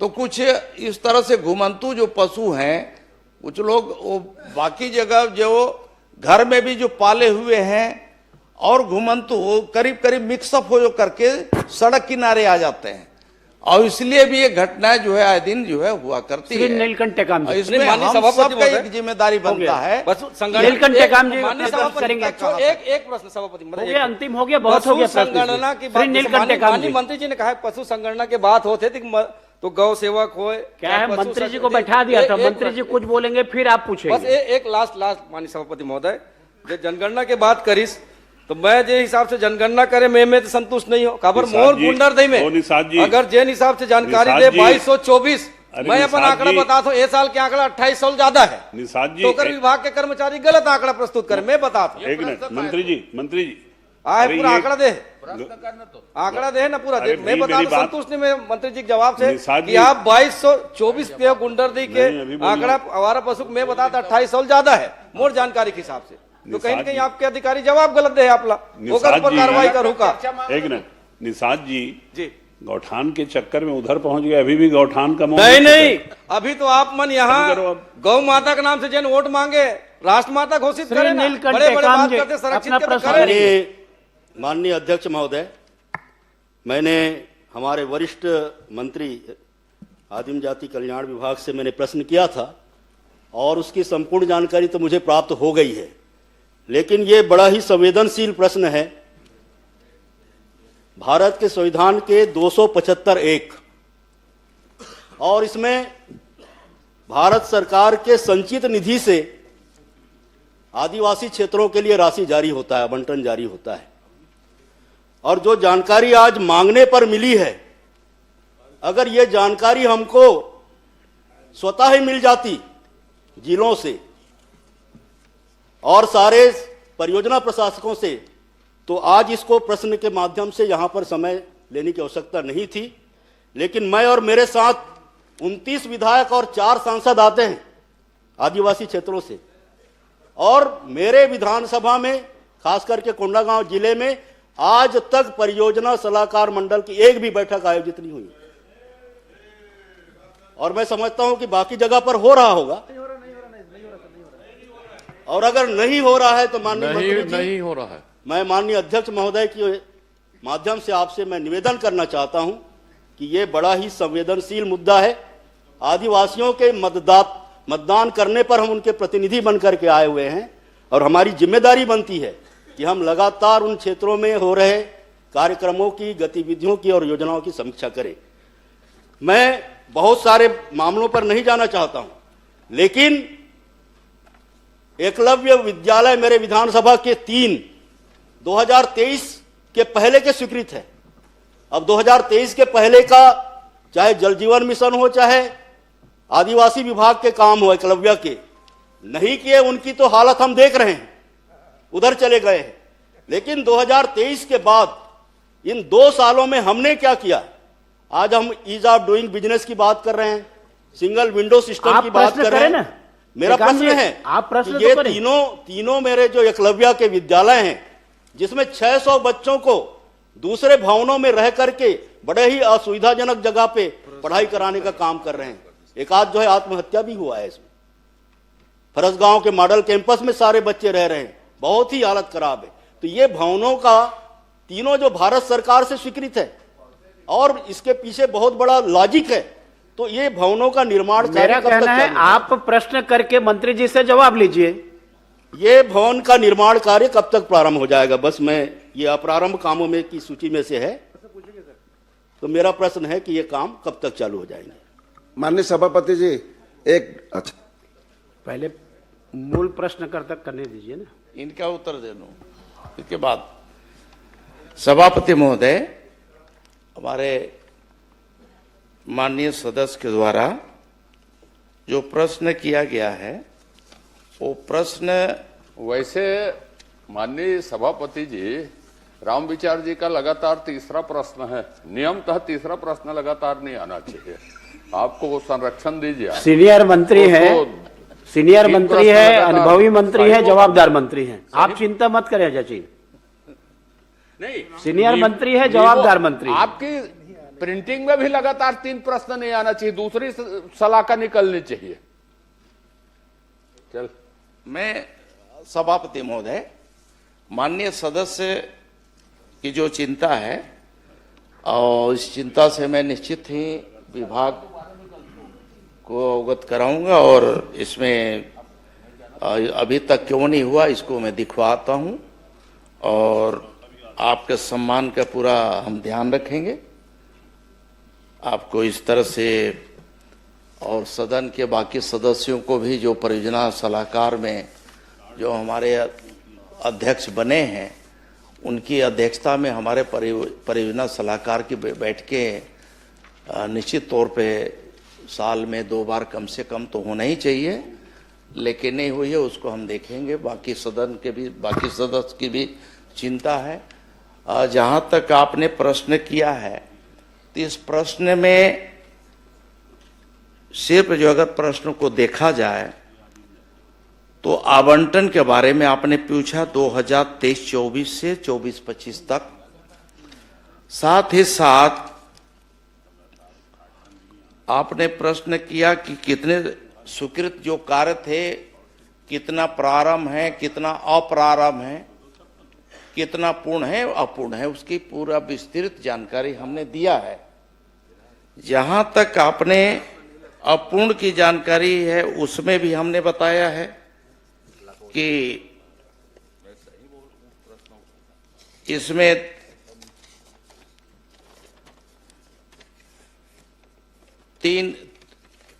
तीन कार्य जो है अप्रारंभ बताए हैं और 29 में से 23 कार्य पूर्ण हुए हैं। आपको धन्यवाद देना चाहिए। धन्यवाद शुरू में दे दिया और कि आपने पूरी बहुत इसमें अच्छी से जानकारी दी है। 3 कार्य जो है अप्रारंभ है, बहुत छोटे काम है वो भी, और 3 कार्य जो है अभी अप्रारंभ। प्रारंभ अभी 3 काम और बचे थे, उसका भी प्रारंभ कर दिया गया है। और जो अप्रारंभ है उसमें कुछ स्थानीय स्तर पे पंचायतों का कुछ था, तो उसके आधार पे वो भी शॉर्ट लिस्ट कर लिया गया है, वो भी पूरा हो जाएगा। जहां तक आपने प्रश्न इससे हट करके एक और प्रश्न किया है एकलव्य मॉडल स्कूल के संबंध में, तो कर्मकारियों की सूची में है, ये सूची में है, आपके जो जवाब आए हैं उसमें है। तो इसमें अध्यक्ष महोदय बहुत सारे, एक तो जो ट्राइबल एरियाज है, आपको भी मालूम है माननीय भूपेश बघेल जी की आपके समय में भी जो हॉस्टल आश्रम जो स्वीकृत किए जाते थे या अन्य संस्थान जो स्वीकृत होते हैं, तो जमीनों की बहुत बड़ी समस्या होती है। और जमीनें हमें आज ले दे करके कुल मिलाकर के फॉरेस्ट वन विभाग पर ही आश्रित हम रहते हैं। अगर गांव में ग्रामीण क्षेत्रों में देखते हैं तो वहां पे वन भूमि होता है, और वन भूमि की एक बड़ी समस्या है, उसकी स्वीकृति इतना आसानी से नहीं मिल पाता है। वो प्रक्रिया में काफी विलंब हुआ है, और तब जाकर के, और भारत सरकार का इसमें एकलव्य विद्यालय का जो स्वीकृत भवन होते हैं उनमें ये रहता है कि उन्हें 100% उन्हें क्लियरेंस चाहिए, और क्लियरेंस मिलने के बाद ही कोई भी काम हम शुरू कर पाते हैं। मंत्री जी, और इसलिए इसमें कुछ विलंब हुआ है। मैं सदन को आपके माध्यम से सभापति महोदय ये भी अवगत करा देना चाहूंगा कि जो जहां जहां हमारे एकलव्य विद्यालय जो स्वीकृत हुए थे उसे लगातार हमारी मॉनिटरिंग विभाग कर रहा है। मैं स्वयं कर रहा हूं। माननीय मुख्यमंत्री जी के समक्ष भी हम लोगों ने इसमें चर्चा किया है, और अलग अलग विभाग के, वन विभाग के वरिष्ठ अधिकारियों के साथ और वहां के संबंधित कलेक्टरों के साथ हम लोगों ने वर्चुअल मीटिंग भी किया है, और यहां भी बुला करके मीटिंग किया है, और तब जाकर के इसमें काफी शॉर्ट लिस्ट हुआ है, और अनुमति अब भारत सरकार से बाकी जगह से मिल गया। टेंडर की प्रक्रिया में काफी विलंब हुआ है। टेंडर के लिए भी हमने भारत सरकार के जो एजेंसियां हैं, बहुत सारे राष्ट्रीय स्तर की जो एजेंसियां हैं, उनको हमने हायर किया है, उनको हमने दिया है कि आप जैसा भी है डीपीआर आप बनाएंगे, बाकी चीज आप बनाएंगे, क्योंकि ये बड़े काम है, कहीं ऐसा न हो इसमें शिकायत हो। इसलिए उनकी एजेंसियां की प्रक्रिया है, उस प्रक्रिया के तहत टेंडरिंग प्रक्रिया उन्होंने पूरा किया है, और टेंडर प्रोसेस अब पूरा करने के बाद अब फाइनल हो गया है, और निश्चित ही इसमें अब गति पकड़ लेगा, बहुत जल्दी उसका शुरुआत हो रहा है। माननीय सभापति महोदय, इसी से संबंधित प्रश्न है। एक मिनट।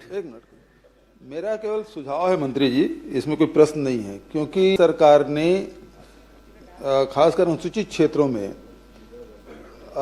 5 एकड़ तक के कलेक्टर को अधिकार दिया हुआ था कि जो भी निर्माण कार्य है, जो स्कूल है, छात्रावास है, हॉस्पिटल है, इसके बनाने के लिए कलेक्टर दे सकता है एक जिले में 5 हेक्टेयर तक के।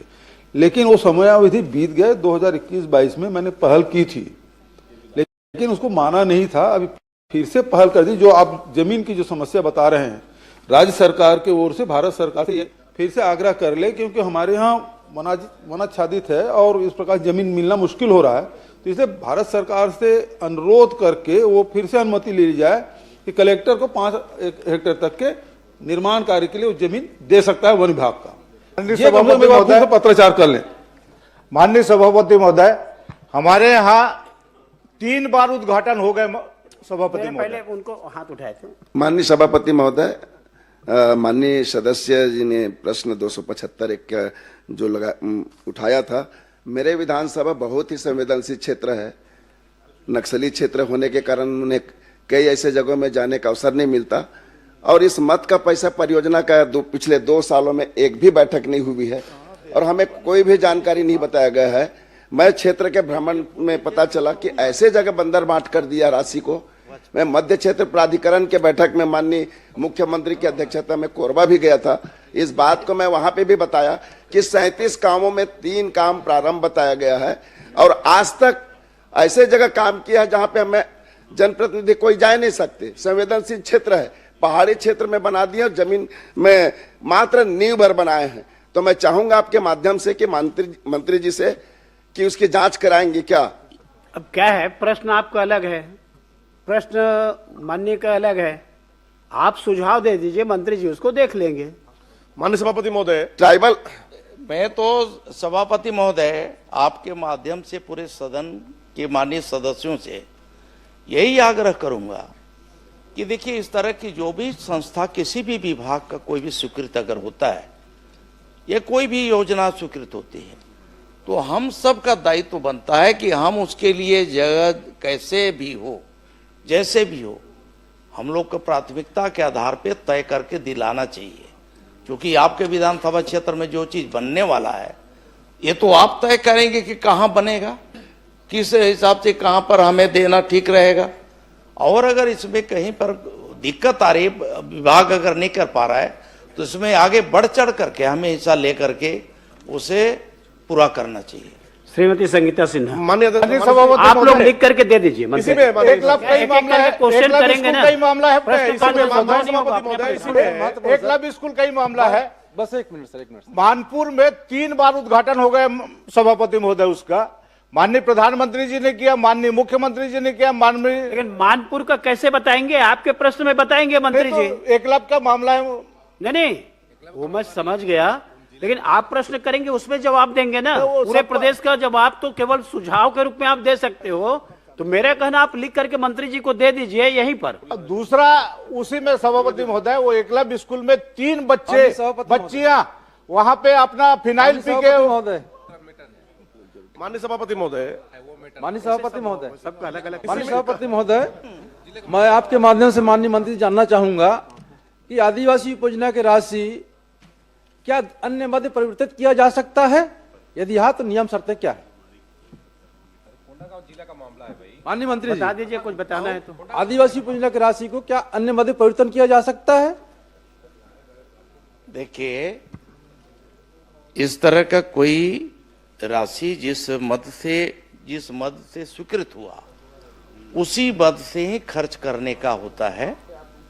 फिर भी अगर किसी, मान लीजिए कि अतिरिक्त कमरे का स्वीकृत हुआ, अतिरिक्त कमरा वहां बन गया है, तो परियोजना वहां का प्रशासनिक अधिकारियों का ये जिम्मेदारी बनता है कि उसको परिवर्तन करा के वो भी यहाँ मुख्यालय की अनुमति से वो ले करके कहीं दूसरे यहाँ भी उसका उपयोग किया जा सकता है। श्रीमती संगीता सिन्हा, माननीय सभापति, छोटा सा इसी में से मेरा प्रश्न भी है।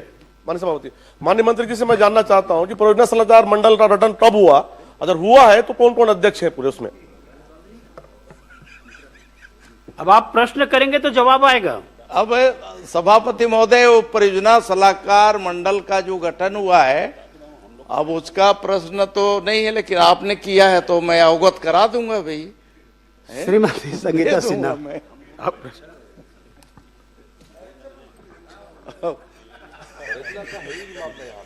आदरणीय सभापति महोदय जी, मेरा वित्त मंत्री जी से सवाल है कि वित्तीय वर्ष 2023 से 26 तक बजट में सभापति महोदय जी सम्मिलित कितने कार्य और कितने किन कारणों से और कब से लंबित है?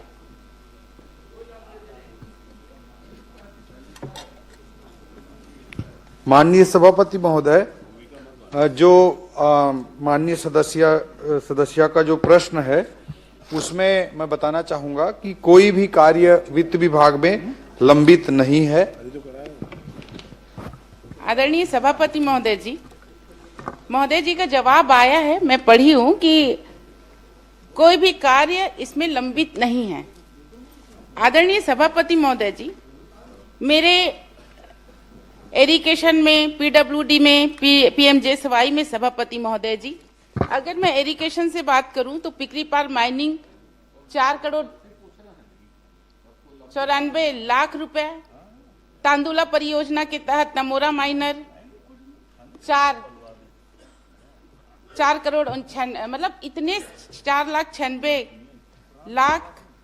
मतलब सभी सभापति महोदय जी, मेरे पास ये पूरा बंच है, ये है इरिगेशन का बजट में सम्मिलित कार्य पूरा, और सभापति महोदय जी ये पूरा है पीडब्ल्यूडी का पूरा बंच है। अगर देखा जाए तो पूरा फाइल तैयार हो जाएगा सभापति महोदय जी। और जब मैं ई साहब लोग से बात करती हूँ तो उनका ये कहना रहता है कि ये सभी कार्य वित्त विभाग में गया है और बुकलेट भी जमा हो चुका है, लेकिन वहां पे लंबित है।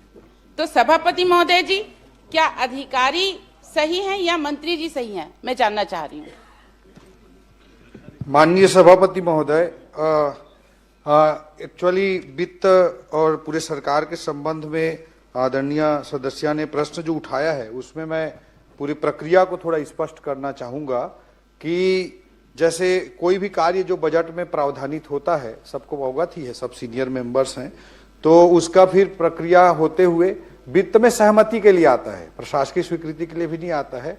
आदरणीय पूर्व मुख्यमंत्री जी भी वित्त विभाग देख चुके हैं, आदरणीय अमर अग्रवाल जी भी देख चुके हैं, तो वहां पे सहमति के लिए आता है। जो वित्तीय स्वीकृति है, वित्तीय सहमति है और जो प्रशासकीय स्वीकृति जारी हुआ है माननीय सदस्य जी के विधानसभा संजारी बालोद में 2023-24 में 155 कार्य 66 करोड़ रुपए के, 2024-25 में 580 कार्य 152 करोड़ रुपए के, 2025-26 में 595 कार्य 51 करोड़ रुपए के प्रशासकीय स्वीकृति जारी हो चुके हैं।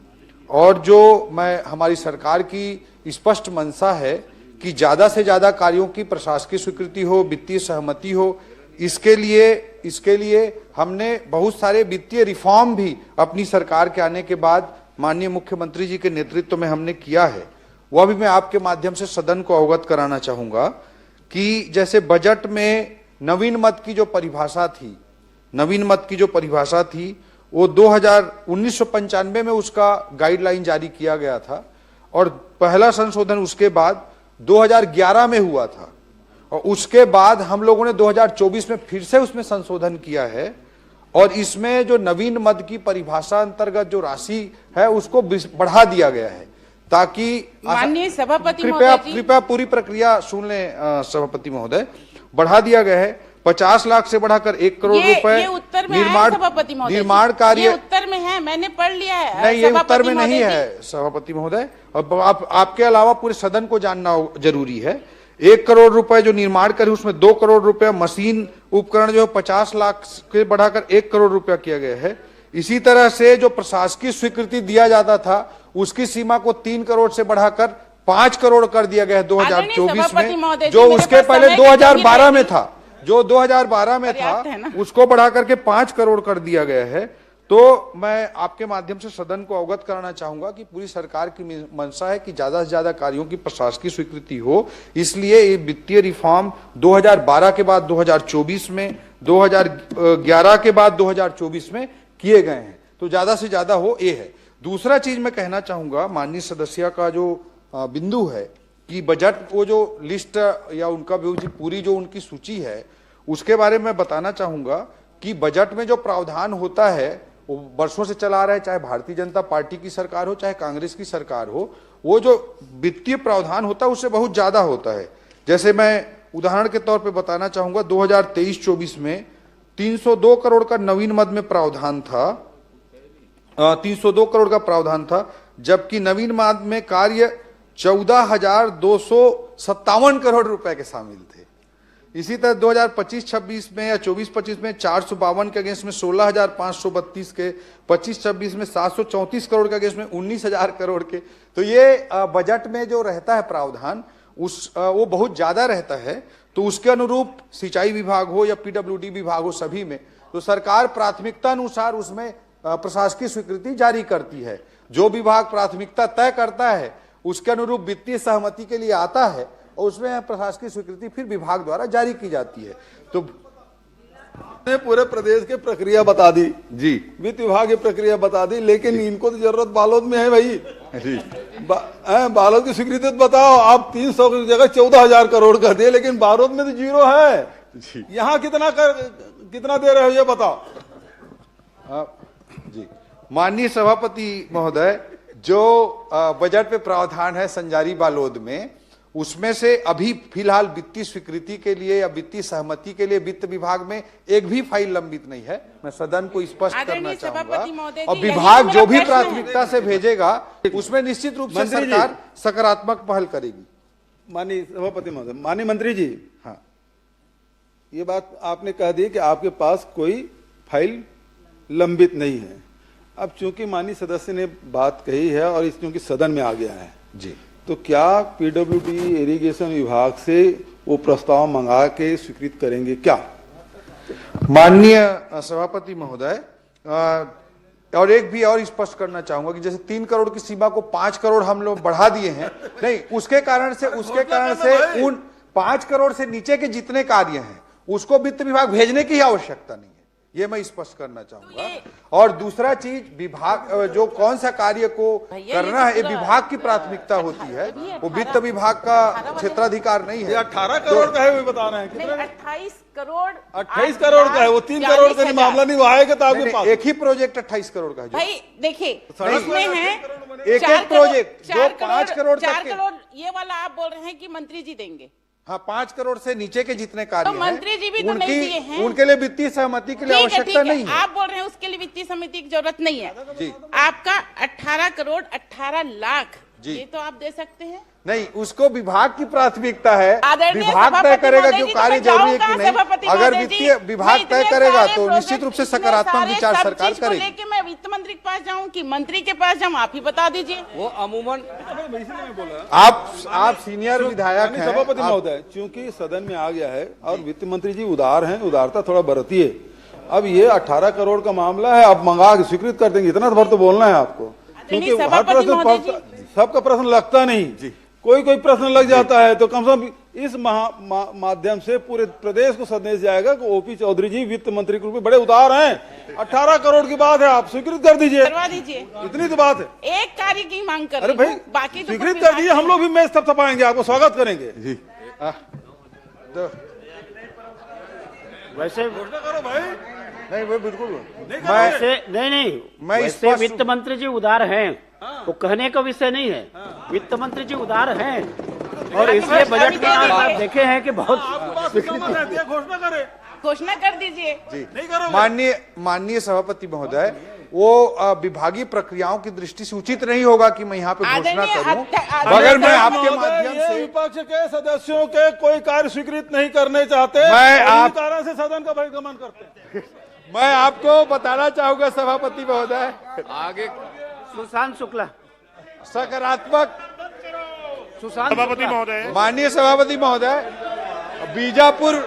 बीजापुर में, सुकमा में 100 करोड़ के एजुकेशन सिटी हम स्वीकृत कर रहे हैं। सुशांत शुक्ला, जगरगुंडा क्षेत्र सुकमा अंतर्गत आता है, जहां हमारा विधायक नहीं है, वहां 100 करोड़ का हम एजुकेशन सिटी बजट में लेकर के आए हैं। कैसे बोल सकते हैं कि विपक्ष पे हम स्वीकृत नहीं कर रहे हैं? हमारे मुख्यमंत्री जी उदार हैं, हमारी सरकार उदार है, और ये सकारात्मक अगर रोल में रहते तो इस कार्य में भी हम सकारात्मकता के साथ उदार निर्णय लेते। सभापति महोदय, मेरा प्रश्न वित्त मंत्री जी, वो प्रश्न अब समाप्त हो गया है। जब वो सरकार में यहाँ थे ना जी, मंडी बोर्ड का कागज देते थे तो उसको कचरे में फेंक देते थे। सुशांत शुक्ला जी प्रश्न करें। सभापति महोदय, करिए जैसा मेरा प्रश्न बिलासपुर जिले में कॉलोनाइजर द्वारा नियमित आवासीय कॉलोनी ऑब्लिक व्यवसायिक परिसर के संबंध में था। जवाब माननीय मंत्री जी ने दिया है, जिसका पूरक प्रश्न मैं पूछने जा रहा हूं कि प्रपत्र क्रमांक 1 के सरल क्रमांक के 16, सरल क्रमांक 15, सरल क्रमांक 24, सरल क्रमांक 26, सरल क्रमांक 28, सरल क्रमांक 65, सरल क्रमांक 73, सरल क्रमांक 77, 99, 100, 103 में एक ही बिल्डर द्वारा या उसी बिल्डर एक अलग अलग संस्थान बनाकर एक ही व्यक्ति द्वारा लगातार टाउनशिप एक्ट, एक सारे लेआउट एक ही बिल्डर द्वारा कुछ समय के अंतराल में 22-23 यानी पूर्ववर्ती सरकार के कार्यकाल में छत्तीसगढ़ नगर एवं ग्राम निवेश की एकीकृत उप योजना, जिसे हम टाउनशिप एक्ट कहते हैं, जो 8 हेक्टेयर के ऊपर लागू होती है, सीधा उल्लंघन किया गया है। यह कॉलोनी एक ही बिल्डर द्वारा लगभग 100 एकड़ के आसपास निर्मित कर ली गई है, जिसमें मूलभूत सुविधाओं की कमी है, पूर्ण नहीं किए गए और विभाग के अधिकारियों के मिलीभगत करते हुए तत्कालीन समय में टुकड़ों में अलग अलग तौर पर पास कराकर नियमों का सीधा उल्लंघन किया गया है। और जो सबसे महत्वपूर्ण विषय यह है कि जो ईडब्ल्यूएस की पात्रता होती है लेआउट के लिए, उसमें कोटवारी जमीन यानी सेवा भूमि को ईडब्ल्यूएस की जमीन दिखाकर ये लेआउट पास कराए गए हैं। मैं आपके माध्यम से माननीय मंत्री जी से पूछना चाहता हूं कि क्या ऐसे लेआउट को स्थगित करते हुए परीक्षण कराकर इनकी बिक्री पर रोक लगाएंगे ताकि आम जन ठगे ना जाए। माननीय सभापति महोदय, सम्मानीय सदस्य का जो सवाल है वो काफी महत्वपूर्ण है और इस संबंध में मैं आपके माध्यम से सदन को और सम्मानीय सदस्य को अवगत कराना चाहूंगा कि इस विषय पर एक जांच समिति का ऑलरेडी गठन किया गया है। पहले उन्होंने शिकायत की थी विभागीय रूप से, तो उस पर ऑलरेडी जांच समिति का गठन किया गया है। अनुविभागीय अधिकारी भी उसमें सम्मिलित हैं, टाउन कंट्री प्लानिंग के अधिकारी भी उसमें सम्मिलित हैं और नगर निगम के भी अधिकारी सम्मिलित हैं। तो जांच की कार्रवाई चल रही है और कोई भी गलत हुआ होगा तो उस पर निश्चित रूप से कार्रवाई की जाएगी। सभापति महोदय, मेरा दूसरा प्रश्न जो था व्यावसायिक परिसर पर है। सरकंडा में खसरा नंबर 546/1, 547/1, 577/1 जो पूर्व में 26/10/1998 संयुक्त संचालक नगर ग्राम निवेश बिलासपुर द्वारा आवासीय समूह भवन हेतु लेआउट पास किया गया। सभी भूखंड बेचने के बाद संबंधित व्यावसायिक संस्थान द्वारा उसको पुनः जिस विक्रेता को बेचा गया था उससे फिर क्रय किया गया और 7/3/2023 को उसमें से कुछ भाग को पुनः क्रय करते हुए अनुमोदित लेआउट में दर्शित मार्ग / सड़क हेतु आरक्षित रकबे को पुनः खुली भूमि बताते हुए नवीन भवन अनुज्ञा आयुक्त नगर पालिक निगम बिलासपुर के समक्ष प्रस्तुत की गई और बिना नगर ग्राम निवेश की विकास अनुज्ञा लिए बगैर सीधा नगर निगम से अनुज्ञा प्राप्त कर ली गई। उक्त भूमि का व्यापारीकरण आवासीय होने के बावजूद भी वाणिज्यिक भवन के रूप में अनुज्ञा अधिकारियों के मिलीभगत से जारी हुई। मैं प्रश्न कर रहा हूं, क्या उक्त अनुज्ञा को स्थगित कर भू संपदा विनायक प्राधिकरण रेरा को उक्त रजिस्ट्रेशन को स्थगित करते हुए संबंधित लेआउट को स्थगित करते हुए क्या रोक लगाएंगे इसकी बिक्री पर? माननीय सभापति महोदय, जो प्रश्न आया है, ये प्रश्न 2023-24 से 4 फरवरी 2026 तक के पूरे प्रकरणों की जानकारी माननीय सदस्य ने मांगी थी। ये जो प्रकरण बता रहे हैं उससे पहले का है, इसलिए इस जानकारी में वो नहीं आया है। सम्मानीय सदस्य मुझे संबंधित प्रकरण से संबंधित दस्तावेज उपलब्ध करा देंगे और मैं आपको आश्वस्त करता हूं कि विभागीय रूप से हम उसमें निश्चित रूप से एक जांच समिति गठित कर देंगे और जो भी कार्रवाई होगी वो नियमानुसार वैधानिक कार्रवाई सुनिश्चित करेंगे। सभापति महोदय, मेरे पास शिकायत की कॉपी है। वो बोल रहे हैं कि आप मैं आपसे आग्रह कर रहा हूं, मेरे पास डॉक्यूमेंट दे दे तो पूरे डॉक्यूमेंट आप दे देंगे। माध्यम से मेरे पास कॉपी है दस्तावेजी तौर पर। अगर आप कहें तो शिकायत इस दिनांक जो बताई गई है, वर्णित दिनांक है, उसके पूर्व की है और वो बकायदा रजिस्टर्ड डाक से और आधिकारिक तौर पर मिलकर दी गई। अधिकारियों ने इस विषय को सदन में मंत्री जी को छिपाया है। क्या संबंधित अधिकारी के विरुद्ध कोई कार्रवाई करेंगे? मैं उनको उपलब्ध करा दूंगा दस्तावेज। माननीय सभापति महोदय, जो प्रश्न आया है, ये जो इस बीच के जो लेआउट पास हुए हैं 2023-24 से 26 तक के, इसकी जानकारी सूची इसमें बनी है इस प्रश्न के उत्तर में, मगर मैं सम्मानीय सदस्य को पूर्णतः आश्वस्त करना चाहता हूं इसके पहले का लेआउट पास हुआ मामला है तो वो मुझे दस्तावेज उपलब्ध करा दें। मैं निश्चित रूप से इस पे जांच समिति भी विभागीय रूप से गठित कर लूंगा और उस पे हम निश्चित रूप से कार्रवाई करेंगे। सभापति मेरा विषय पूरा नहीं, आप उपलब्ध करा दो ना। उपलब्ध कराने के बाद में मंत्री जी आपको आश्वस्त कर रहे हैं, कार्रवाई के लिए बोल रहे हैं, तो आप उपलब्ध करा दीजिए उसको। जो भवन अनुज्ञा दी गई व्यावसायिक तौर पर, नगर निगम ने बगैर अभिमत मांगा फर्जी तरीके से और अभिमत तारीख है 30/5/2023। मेरे पास अनुमति की कॉपी है और ये माननीय मंत्री जी उल्लेखित कर रहे हैं कि उनके पास जो दस्तावेज अधिकारी ने उपलब्ध नहीं कराए। माननीय सभापति महोदय, सम्मानीय सदस्य को मैं ये बताना चाह रहा हूं कि जो प्राइमरी लेआउट जो पास हुआ है वो 2023-24 के पहले का है, इसलिए इस लिस्ट में सम्मिलित नहीं हुआ है। उस डेट के तकनीकी फेर में ना मुझे जाना है ना उनको जाना चाहिए। मेरा आग्रह आपके माध्यम से सम्मानीय सदस्य से ये है कि उससे वो तो कब लेआउट पास हुआ था वो डेट की मैं बात कर रहा था। उन्होंने शिकायत अभी की होगी इस बीच में, इसमें मुझे कोई संशय नहीं है। तो सम्मानित सदस्य दस्तावेज उपलब्ध करा दें, निश्चित रूप से हम उसमें विभागीय तौर पर जांच कमेटी गठित करके। मेरा सिर्फ आपके माध्यम सभापति महोदय मैं आपसे आग्रह कर रहा हूँ, संरक्षण प्रश्न उतना देखो मंत्री का जवाब वही आएगा। क्या एक प्रश्न को बार बार रिपीट करने से कोई मतलब नहीं जांच कराकर इसको आपको बता दिया कि आप दे दीजिए, मंत्री जी उसका कार्रवाई करेंगे, आपको आश्वस्त कर रहे हैं, आप दे दीजिए। लेआउट को आपके प्रश्न का उतना ही जवाब आएगा। रोकेंगे क्या बिक्री को, इसका मैं आग्रह चाह रहा हूं बस।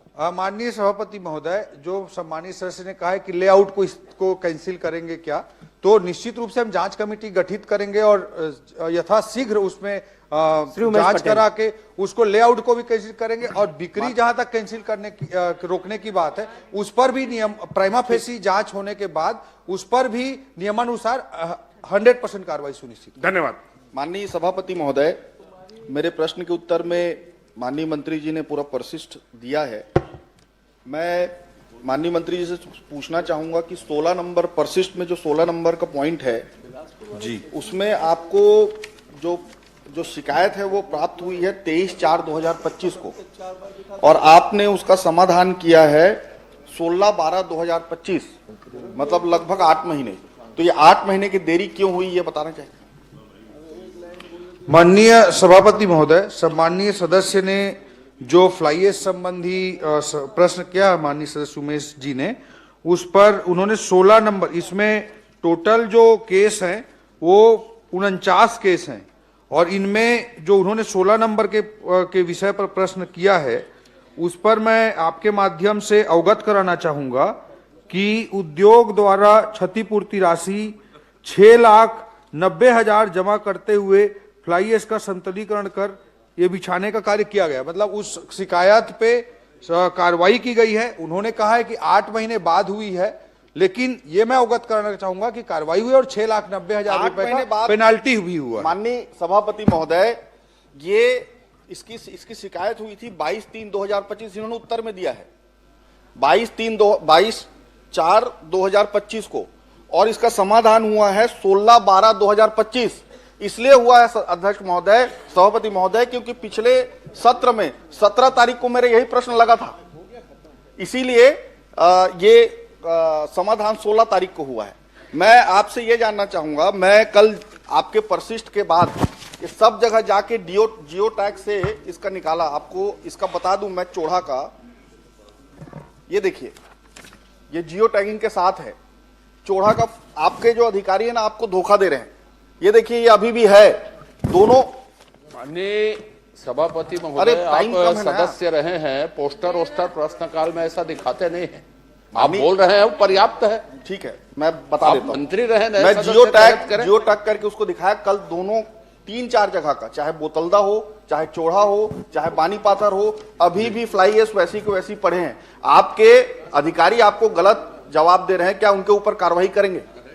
माननीय सभापति महोदय, मैं आपको अवगत कराना चाहूंगा कि जो पिछले सरकार के समय में कार्रवाई होती थी उससे 10 टाइम्स ज्यादा कार्रवाई ट्रांसपोर्टिंग के मामले में हो रही है। मैं आपके माध्यम से सदन में दस्तावेज भी प्रस्तुत कर सकता हूं। बताना भी चाहूंगा कि जो ट्रांसपोर्टेशन है, सभापति महोदय, मेरा बहुत स्पेसिफिक प्रश्न है। मैं सभापति महोदय का और माननीय सभापति महोदय, आप मुझे 2021-22 में इनकी सरकार के समय में एक भी कार्रवाई नहीं हुई, जीरो कार्रवाई हुई है। 2022-23 में जीरो कार्रवाई हुई है। 2023-24 में 9 लाख का पेनाल्टी हुआ है। वर्ष 2024-25 में 21,30,000 का हुआ है। समय बर्बाद करने का समय है। मैं इसके बाद अवगत कराना चाहूंगा। मेरा पॉइंटेड प्रश्न को उत्तर दे दें। मैं माननीय सभापति महोदय, मैं परिस्थिति बता रहा था, चाहे वो फ्लाई ऐश डंपिंग का मामला हो, चाहे ट्रांसपोर्टिंग का मामला हो। सम्मानित सदस्य उमेश जी ने जो विषय मुझे बताए हैं उससे मैं निश्चित रूप से उनसे सारे विषय ले लूंगा, जानकारी ले लूंगा, और कहीं पर भी कोई कमी होगी कार्रवाई के संबंध में, उसमें कार्रवाई विभाग द्वारा सुनिश्चित की जाएगी। पर्यावरण विभाग के अधिकारी कोई काम नहीं कर रहे हैं सभापति महोदय। वहां फ्लाई ऐश डंप रोड पे हो रहा है लगातार, और इसकी शिकायत मेरे द्वारा खुद कई बार किया जा चुका है। उसके बाद भी विधानसभा प्रश्न लगने के बाद वो जाके उसका निराकरण करने का कोशिश कर रहे हैं, और आपको आज भी जवाब गलत दिए हैं मंत्री जी, आपको गलत जवाब दिए हैं। ये मैं इससे आगे पूछना चाहूंगा कि आज के मैं दिन इसका में- पहले बताना चाहूंगा माननीय सभापति महोदय, जो माननीय मंत्री जी जवाब दे रहे थे 21-22 में 0, 22-23 में 0, और भैया लॉकडाउन तो आप लगा कर रखे थे केंद्र से। 21-22 से तो 22-23 तक पूरा लॉकडाउन नहीं था। लॉकडाउन आदरणीय बोतल का पूछ रहे हैं मंत्री जी, वो बोतल का आदरणीय पूछ रहे हैं मुख्यमंत्री उसके बारे भूपेश में बघेल जी बताइए। बहुत अच्छे तरह से अवगत थे कि वो लॉकडाउन कब से कब तक माननीय लगा था। सभापति महोदय, 23 मार्च 2020 की तारीख थी। इस सदन का 23 परंपरा मार्च बन रहा है 2020 की गलत तारीख देने का। और कुछ महीने तक लॉकडाउन मेरा था। प्रश्न पूरे 24 महीने तक आपने जीरो कार्रवाई की, ट्रांसपोर्ट मेरा में आप प्रश्न मंत्री ये है थे और कि आपकी आज के सरकार दिन थी। में- अरे मूला जी, अरे टाइम आपकी कम है, सरकार प्लीज, थी, आपके प्लीज, मंत्री थे, प्लीज, आपके समय दिन कम थे, है, तब प्लीज। कार्रवाई क्यों नहीं कर दी एक बार भी? प्लीज, समय कम तब तो मिली भगत चल रहे थे वहाँ। माननीय सभापति महोदय, माननीय ये भी मैं सभापति बताना महोदय, चाहूंगा। अभी मेरा प्रश्न ये है कि आज के दिन में कितने lakh metric ton fly ash Raigarh जिले में उत्पादन हो रहा है और इसके कितना % आज निराकरण हो रहा है? माननीय सभापति महोदय, मैं ये भी बताना चाहूंगा कि एक मॉडल एसओपी भी जारी किया गया है हमारी सरकार आने के बाद।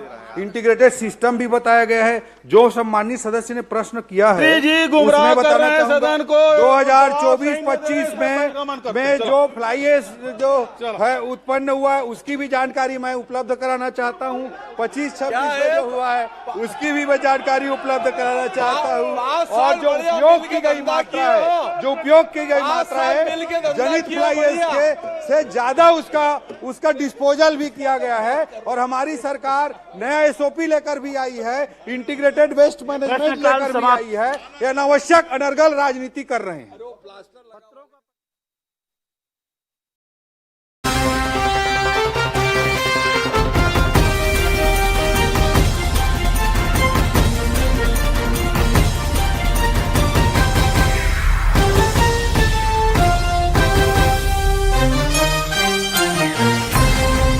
अब एक्चुअल की ओर होने की कोशिश कर रहे हैं।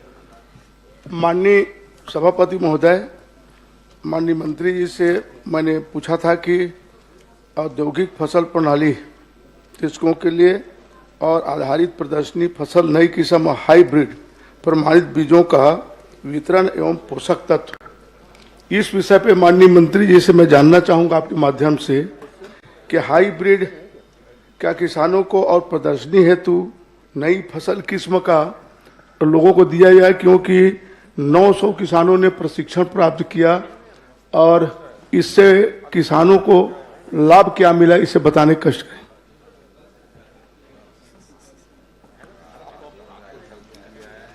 सभापति महोदय, हमारे बहुत ही वरिष्ठ माननीय सदस्य जो सदन के कई बार सदस्य भी रहे और लोकसभा के भी लगातार 4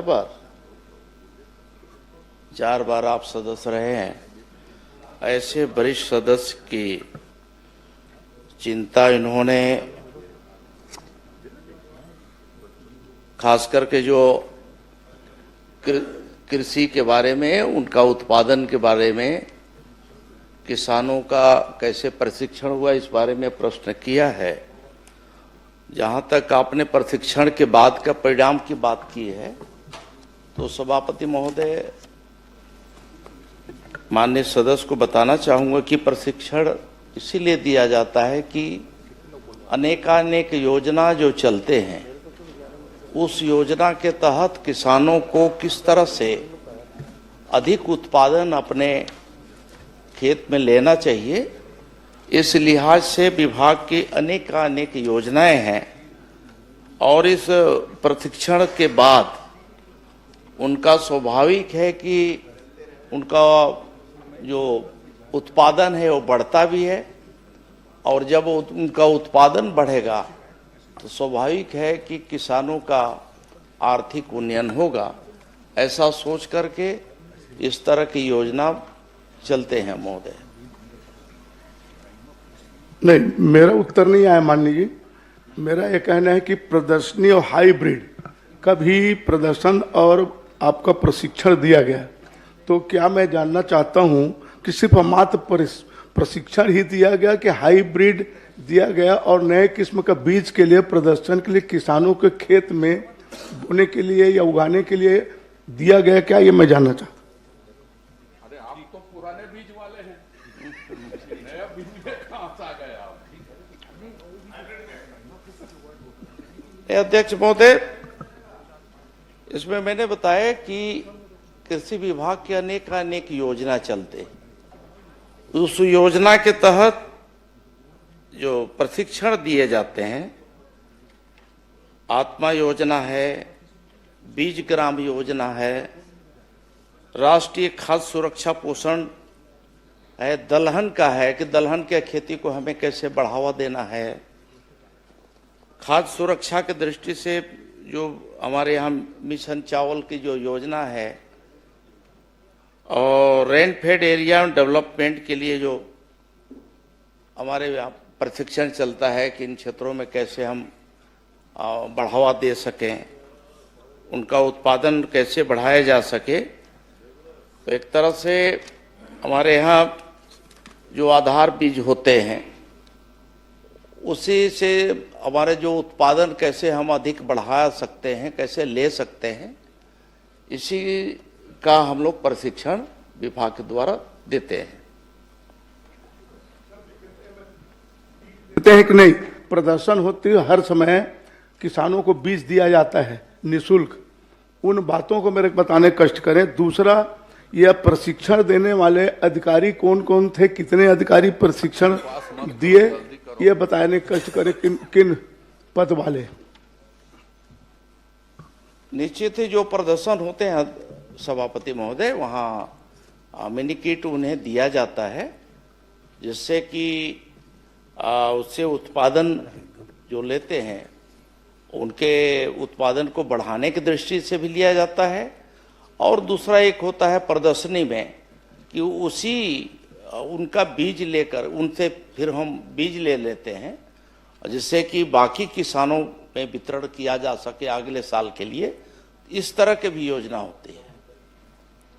और जहां तक आपने प्रशिक्षण के बारे में पूछा है, तो प्रशिक्षण में भी अध्यक्ष महोदय अलग अलग जो संख्या है, संख्या के हिसाब से जो व्यय राशि है हमने बताया है, और जो प्रशिक्षण देने वाले अधिकारी हैं उसके बारे में कहेंगे तो बहुत लंबी सूची है, मैं एक एक करके बताऊंगा। आप अगर जानना चाहेंगे तो बहुत सारे हैं, जैसे उन्नत कृषि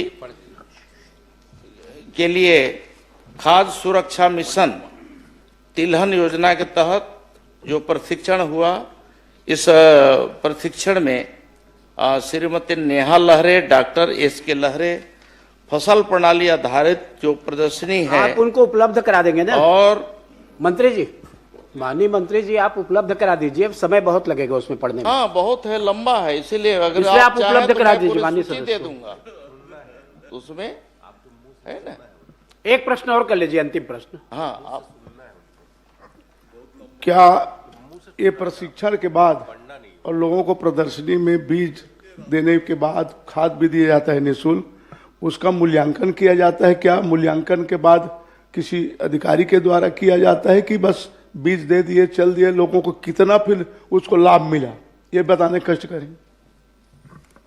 सभापति महोदय, एक ये संख्या बहुत बड़ी होती है, इसलिए मिनीकेट जितना वितरण करते हैं, जो नाम नीचे से चयनित होकर के एक तरह से आता है किसानों को, उसको जब हम देते हैं तो ये अपेक्षा से देते हैं कि इसका सही उपयोग करेगा, और अधिकांश किसान जो है उसका सही उपयोग करते हैं। ये बात सही है कि जिनको हम देते हैं उनका 100% हम उनका मूल्यांकन हम नहीं कर पाते हैं। इस तरह की अभी हमारे यहाँ कोई प्रणाली अभी नहीं विकसित हुई है। फिर भी आपके जो इस ओर आपने ध्यान दिलाया है, अगर कोई शिकायत हो, किसी प्रकार की कोई और बात हो तो आप बताइए, सुझाव दीजिएगा, तो निश्चित हम उसे जमीनी स्तर पे उसे लागू करेंगे। श्री कुंवर सिंह निषाद। माननीय सभापति महोदय, मैं माननीय आदिम जाति विकास मंत्री से ये सवाल कर रहा हूँ कि घुमंतु पशु के संरक्षण और रख रखाव पर कौन कौन से योजना सरकार संचालित करत है, और वर्तमान में पूरा प्रदेश में पशु की संख्या कद का है? उत्तर में मैं करीब करीब मैं सभी जानकारी दिया हूं। जहां तक आपने संख्या के बारे में बात किया है, तो संख्या भी इसमें हमने बताया है कि कुल घुमंतु पशुओं की कुल संख्या 1,84,993 है और जिलेवार भी विवरण उसमें दिया हुआ है। परिशिष्ट को आप निकालेंगे तो मिलेगा। माननीय सभापति महोदय, मैं माननीय मंत्री जी से यही बात करूं कि घुमंतु पशु के संरक्षण और रख रखाव पर पशुधन विभाग द्वारा का योजना चलत है और कर रहे की व्यवस्था कौन प्रकार से सरकार करे?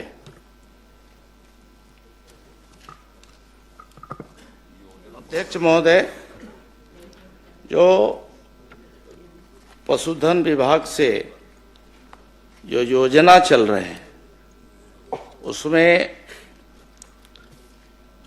हमारे एक तो आदर्श गौधाम गोकुल ग्राम गौ अभयारण्य योजना है और गौशाला है। इस तरह से ये योजना अभी प्रदेश में चल रहे हैं। अध्यक्ष महोदय, नहीं, मैं संख्या पूछा था माननीय सभापति महोदय। कतकाकन गोधाम योजना के माध्यम से संचालित होते और कतका पशु के रख रखाव वो योजना के माध्यम से वो गोधान में चलत है।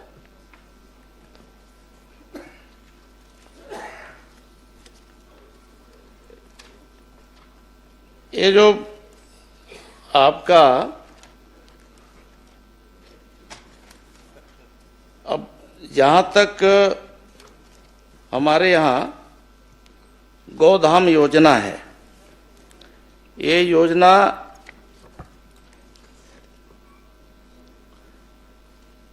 ये 6/8/2025 से संचालित है सभापति महोदय। और इस प्रकार से प्रदेश में 11 गौधामों का पंजीयन कर 620 पशुधन संरक्षित किए जा रहे हैं। इसके अतिरिक्त 25 गौधामों के पंजीयन की कार्रवाई प्रक्रियाधीन है। जहां तक हमने बताया कि गौधाम में, तो अध्यक्ष महोदय इसमें तमाम सारी उनके लिए संरक्षण के लिए, उनके रखरखाव के लिए पूरी व्यवस्था वहां पे की गई है। बाकी अभी प्रक्रियाधीन है। बहुत सारे जगहों में जहां पे हमारा भी स्वीकृति दिए हैं लेकिन चालू नहीं हुआ है, उसे शीघ्र ही हम लोग चालू करेंगे। माननीय सभापति महोदय, इसी सदन में घोषणा हुई थी कि हम पूरे प्रदेश में गौधाम योजना के माध्यम से पशुओं को संरक्षित करने का काम करेंगे। लेकिन अभी 2 साल में 11 टन गौधाम में योजना चालू करो में 3 तो संचालित है, 11 में 3 संचालित और 600 पशु के आप व्यवस्था संचालित करो, संरक्षित करो। लेकिन मैं जानना चाहूं कि वो जतका पशु है 620 टन पशु है, रख रखाव चारा पानी की व्यवस्था सरकार के ढार ले होते कि काकर ढार ले होते? काबर आपके जवाब के उत्तर में आ है कि संरक्षित है लेकिन उनकी रख रखाव की व्यवस्था की जा रही है, विभाग द्वारा राशि निरंक है। तो विभाग द्वारा अगर रख रखाव नहीं होते, विभाग द्वारा पैसा जारी नहीं हो, तो वो 620 टन जानवर है का हवा पानी जिया थे कि कैसे जिया थे? सभापति महोदय, मैंने बताया कि 36 गौठानों में गौधाम स्थापना की प्रशासकीय स्वीकृति दी गई है, जिसमें से 11 गौधाम का पंजीयन किया गया है। प्रति गोधाम 200 पशु रखे जाने के प्रावधान है, जिसमें से अभी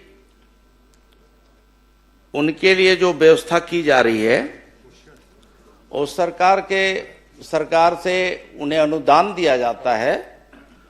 उसके लिए चारा पानी, बाकी वहाँ पंजीयन के पश्चात जो है प्रति पशु प्रथम वर्ष में हम 10 रुपये, द्वितीय वर्ष में 20 रुपये, तृतीय वर्ष में 30 और चतुर्थ में 35 रुपये प्रति पशु के हिसाब से उनके रख रखाव, उनके चारा पानी के लिए दिया जाता है। मैं ऐसा मानता हूं कि जब ये राशि उनको दिया जाता है, संबंधित जो पंजीकृत जो संस्थाएं हैं उनके जिम्मे लगाया जाता है, तो इसका सही सदुपयोग करते हैं।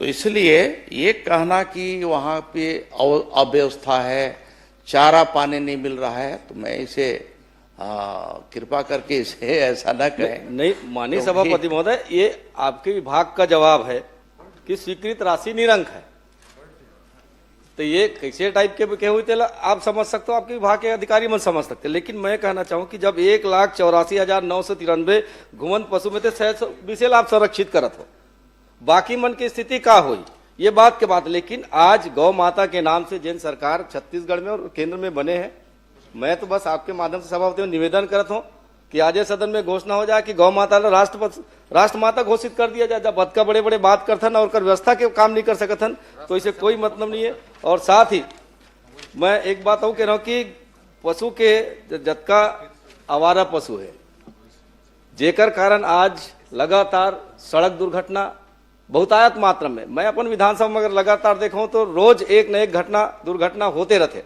लेकिन आपके माध्यम से ये जानकारी मिली कि कोई दुर्घटना नहीं होते, नहीं कोई फसल का नुकसान होते, जबकि आवारा जानवर के कारण आग पूरा जतका उन्हारी सियारी छत्तीसगढ़ में होते, लाखड़ी बोई बंद हो गए, राहर बोई बंद हो गए, उड़ीद बोई बंद हो गए, सब बंद हो गए। तो एक पर अगर कोई व्यवस्था करन तो आने वाला समय में भी किसान मन ला कम से कम अपन जिन उन्हारी के फसल ले सके, ऐसे कुछ व्यवस्था सरकार की तरफ से हो सकते का?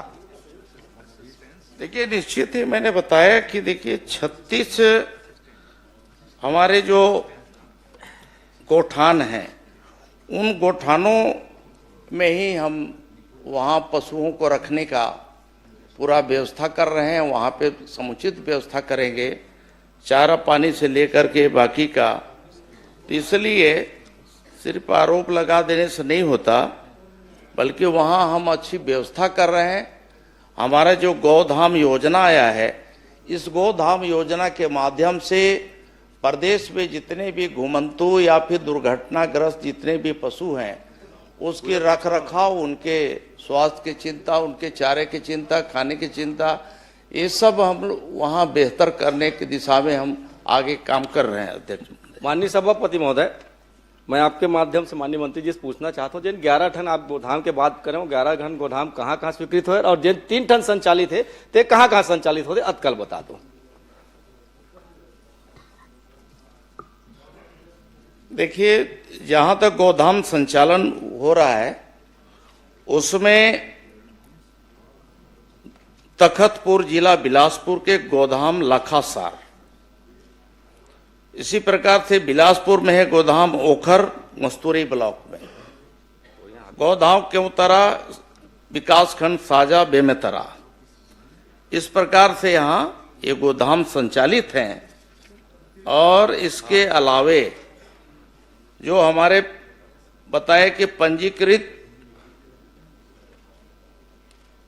जो हमारे गौशाला हैं, उसे भी इसका हम दर्जा दे करके वहाँ काम कर रहे हैं, जिसमें कि बालोद जिले का 4 है, बालोद है, गुरूर है, डोंडी है, लोहारा है।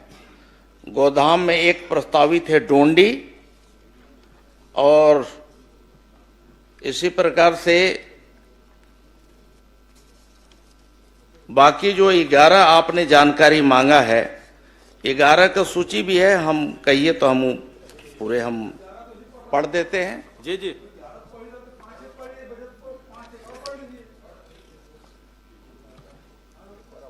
हाँ, 11 जो आप उपलब्ध करा देंगे ना? नहीं, सभापति महोदय, पहले सभापति मैं बता दे रहा हूं, आप 11 की जानकारी लेना चाहते हैं, जिसमें कोरबा में गोदाम है, सोहागपुर विकासखंड करतला, और यहाँ है दूसरा में सराइडी है, ग्राम पंचायत कोरबा, और तीसरा है महोरा में पौड़ी उपरोड़ा, चौथा है लखासार, क्या है? तखतपुर, प्रश्न पांचवा में ओखर, सूची तो वैसे उपलब्ध करा दीजिए, अंतिम प्रश्न कर लीजिए ना, जो आप चाहते हो पूछ लीजिए।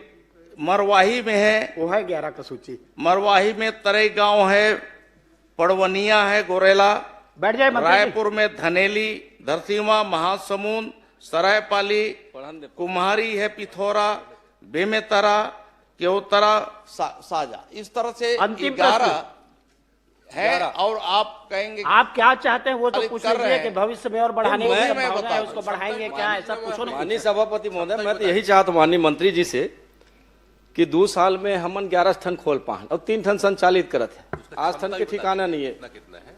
मैं तो ये कहना चाहूँ पूर्व के सरकार के द्वारा जिन गोठान योजना संचालित होती है लगभग सब गांव में, राजनीति से परे सवाल कर माननीय सभापति महोदय कि सब गांव इंफ्रास्ट्रक्चर बने तैयार है, सरकार के पैसा लगे है। मैं कहता हूँ कुछ नहीं करना है, यदि हम निर्देश कर दें चरवाहा मल्ला चल तो मैं इंफ्रास्ट्रक्चर दिखाऊं पूर्व में तोला उत्कृष्ट को धान के वो उद्घाटन कर रही चल मोर सन जावे मैं चल मैं तोल दिखाऊं तो मैं मोर सन चल मैं तोला दिखाऊं अरौद गांव गरी से है मैं सभापति महोदय मैं यही कहना चाहता हूँ कि अगर बन के तैयार है तो जैसे पहली स्व सहायता समूह की बहनी मन महिला मन काम करती से, पशुपालक मन काम करती से, चरवाहा मन काम करती, वैसे एक व्यवस्था दे दिया जाए तो वो कोनो प्रकार के गांव में जतका घूमत थे नहीं घूम सके। और साथ ही मैं ये कहना चाहूँ आपसे कि आपके पास संचालित करे के कोई ठोस अभी कार्य योजना नहीं है। मोला तो ऐसे लगते कि ये 2047 तक आपके विजन के हिसाब से ये गौधाम नीलकंठे ऐसे लगते माननीय सभापति महोदय। नीलकंठे काम सभापति महोदय, मैं समझता हूं कि आपको भी अवगत होगा कि जितने भी घुमंतु पशु हैं वो घुमंतु पशु एक नगरीय क्षेत्र है, ग्रामीण क्षेत्र है। इन घुमंतु पशुओं के भी रख रखाव सिर्फ हमारा विभाग नहीं देखता, ये विभाग तो संबंधित जैसे नगरीय क्षेत्र की बात है तो नगरीय क्षेत्र के नगरीय निकाय के जिम्मे होता है, इसके अलावा ग्रामीण क्षेत्र में ग्राम पंचायतों की जिम्मेदारी होती है। हमारा पशुपालन विभाग तो उनके स्वास्थ्य की चिंता, बाकी उनके ब्रीडिंग की चिंता, बाकी उनके और भी उससे संबंधित संरक्षण से संबंधित है, ये काम हम करते हैं। ये सब हम सबका एक मानवीय हमारा एक जिम्मेदारी बनता है कि हमारी संवेदना कहाँ तक है। और हम यदि हम पशु अगर रखे हैं, स्वाभाविक है कि जो पशु मालिक होता है वो घर में बांधता है और वहां रखता ही है। तो कुछ इस तरह से घुमंतु जो पशु हैं, कुछ लोग वो बाकी जगह जो घर में भी जो पाले हुए हैं और घुमंतु वो करीब करीब मिक्सअप हो जो करके सड़क किनारे आ जाते हैं और इसलिए भी ये घटनाएं जो है आए दिन जो है हुआ करती है। नीलकंठे काम इसमें हम सबका एक जिम्मेदारी बनता है। नीलकंठे काम जी करेंगे। एक प्रश्न सभापति अंतिम हो गया, बहुत हो गया। संगणना की बात माननीय मंत्री जी ने कहा पशु संगणना की बात होते तो गौ सेवक हो क्या है, मंत्री जी को बैठा दिया था, मंत्री जी कुछ बोलेंगे फिर आप पूछेंगे। बस एक लास्ट माननीय सभापति महोदय, जब जनगणना की बात करीस तो मैं जे हिसाब से जनगणना करे मैं तो संतुष्ट नहीं हो। खबर मोर गुंडर दई में अगर जिन हिसाब से जानकारी दे 2224 मैं अपन आंकड़ा बताता हूँ, ये साल के आंकड़ा 28 साल ज्यादा है तो कर विभाग के कर्मचारी गलत आंकड़ा प्रस्तुत करे। मैं बताता हूँ एक मिनट मंत्री जी आए पूरा आंकड़ा दे आंकड़ा दे ना पूरा दे। मैं बता दूं संतुष्ट नहीं मैं मंत्री जी के जवाब से कि आप 2224 पे गुंडरदी के आंकड़ा आवारा पशु मैं बताता 28 साल ज्यादा है मोर जानकारी के हिसाब से, तो कहीं न कहीं आपके अधिकारी जवाब गलत दे आपला होकर पर कार्रवाई करूँ का। एक मिनट निषाद जी गौठान के चक्कर में उधर पहुंच गए, अभी भी गौठान का नहीं अभी तो आप मन यहाँ गौ माता के नाम से जिन वोट मांगे राष्ट्र माता घोषित करें, बड़े बड़े बात करते संरक्षित। माननीय अध्यक्ष महोदय, मैंने हमारे वरिष्ठ मंत्री आदिम जाति कल्याण विभाग से मैंने प्रश्न किया था और उसकी संपूर्ण जानकारी तो मुझे प्राप्त हो गई है, लेकिन ये बड़ा ही संवेदनशील प्रश्न है। भारत के संविधान के 275(1) और इसमें भारत सरकार के संचित निधि से आदिवासी क्षेत्रों के लिए राशि जारी होता है, आवंटन जारी होता है।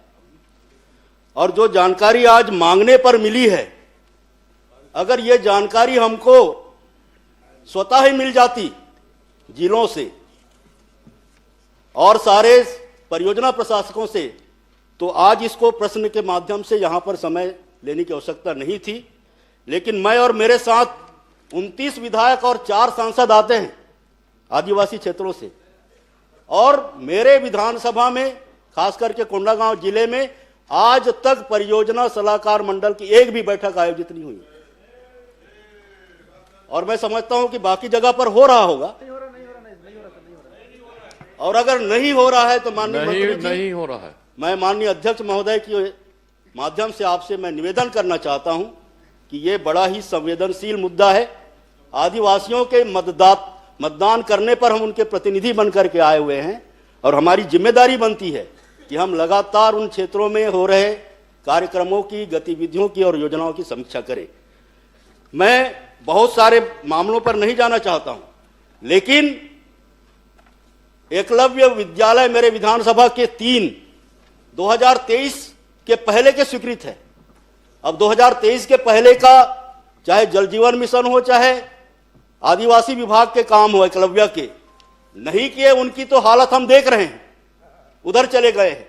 लेकिन 2023 के बाद इन 2 सालों में हमने क्या किया? आज हम ईज ऑफ डूइंग बिजनेस की बात कर रहे हैं, सिंगल विंडो सिस्टम की बात कर रहे हैं। मेरा प्रश्न है, आप प्रश्न ये तो तीनों मेरे जो एकलव्य के विद्यालय हैं, जिसमें 600 बच्चों को दूसरे भवनों में रह करके बड़े ही असुविधाजनक जगह पे पढ़ाई कराने का काम कर रहे हैं। एक आध जो है आत्महत्या भी हुआ है इसमें। फरसगांव के मॉडल कैंपस में सारे बच्चे रह रहे हैं, बहुत ही हालत खराब है। तो ये भवनों का तीनों जो भारत सरकार से स्वीकृत है, और इसके पीछे बहुत बड़ा लॉजिक है। तो ये भवनों का निर्माण मेरा कहना है आप प्रश्न करके मंत्री जी से जवाब लीजिए। ये भवन का निर्माण कार्य कब तक प्रारंभ हो जाएगा? बस मैं ये अप्रारंभ कामों में की सूची में से है, तो मेरा प्रश्न है कि ये काम कब तक चालू हो जाएंगे? माननीय सभापति जी, एक अच्छा पहले मूल प्रश्न करने दीजिए ना, इनका उत्तर दे दूं, इसके बाद सभापति महोदय, हमारे माननीय सदस्य के द्वारा जो प्रश्न किया गया है, वो प्रश्न वैसे माननीय सभापति जी, राम विचार जी का लगातार तीसरा प्रश्न है। नियमतः तीसरा प्रश्न लगातार नहीं आना चाहिए। आपको संरक्षण दीजिए। सीनियर मंत्री है, सीनियर मंत्री है, अनुभवी मंत्री है, जवाबदार मंत्री है, आप चिंता मत करें अजय जी। नहीं, सीनियर मंत्री है, जवाबदार मंत्री। आपकी प्रिंटिंग में भी लगातार 3 प्रश्न नहीं आना चाहिए, दूसरी सलाह निकलनी चाहिए। चल, मैं सभापति महोदय, माननीय सदस्य की जो चिंता है, और इस चिंता से मैं निश्चित ही विभाग को अवगत कराऊंगा, और इसमें अभी तक क्यों नहीं हुआ इसको मैं दिखवाता हूं, और आपके सम्मान का पूरा हम ध्यान रखेंगे।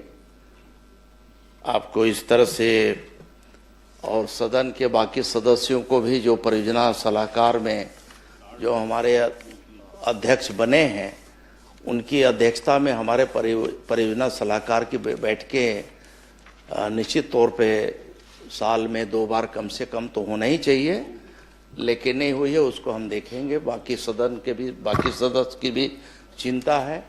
जहाँ तक आपने प्रश्न किया है, तो इस प्रश्न में सिर्फ जो अगर प्रश्न को देखा जाए तो आवंटन के बारे में आपने पूछा 2023-24 से 24-25 तक, साथ ही साथ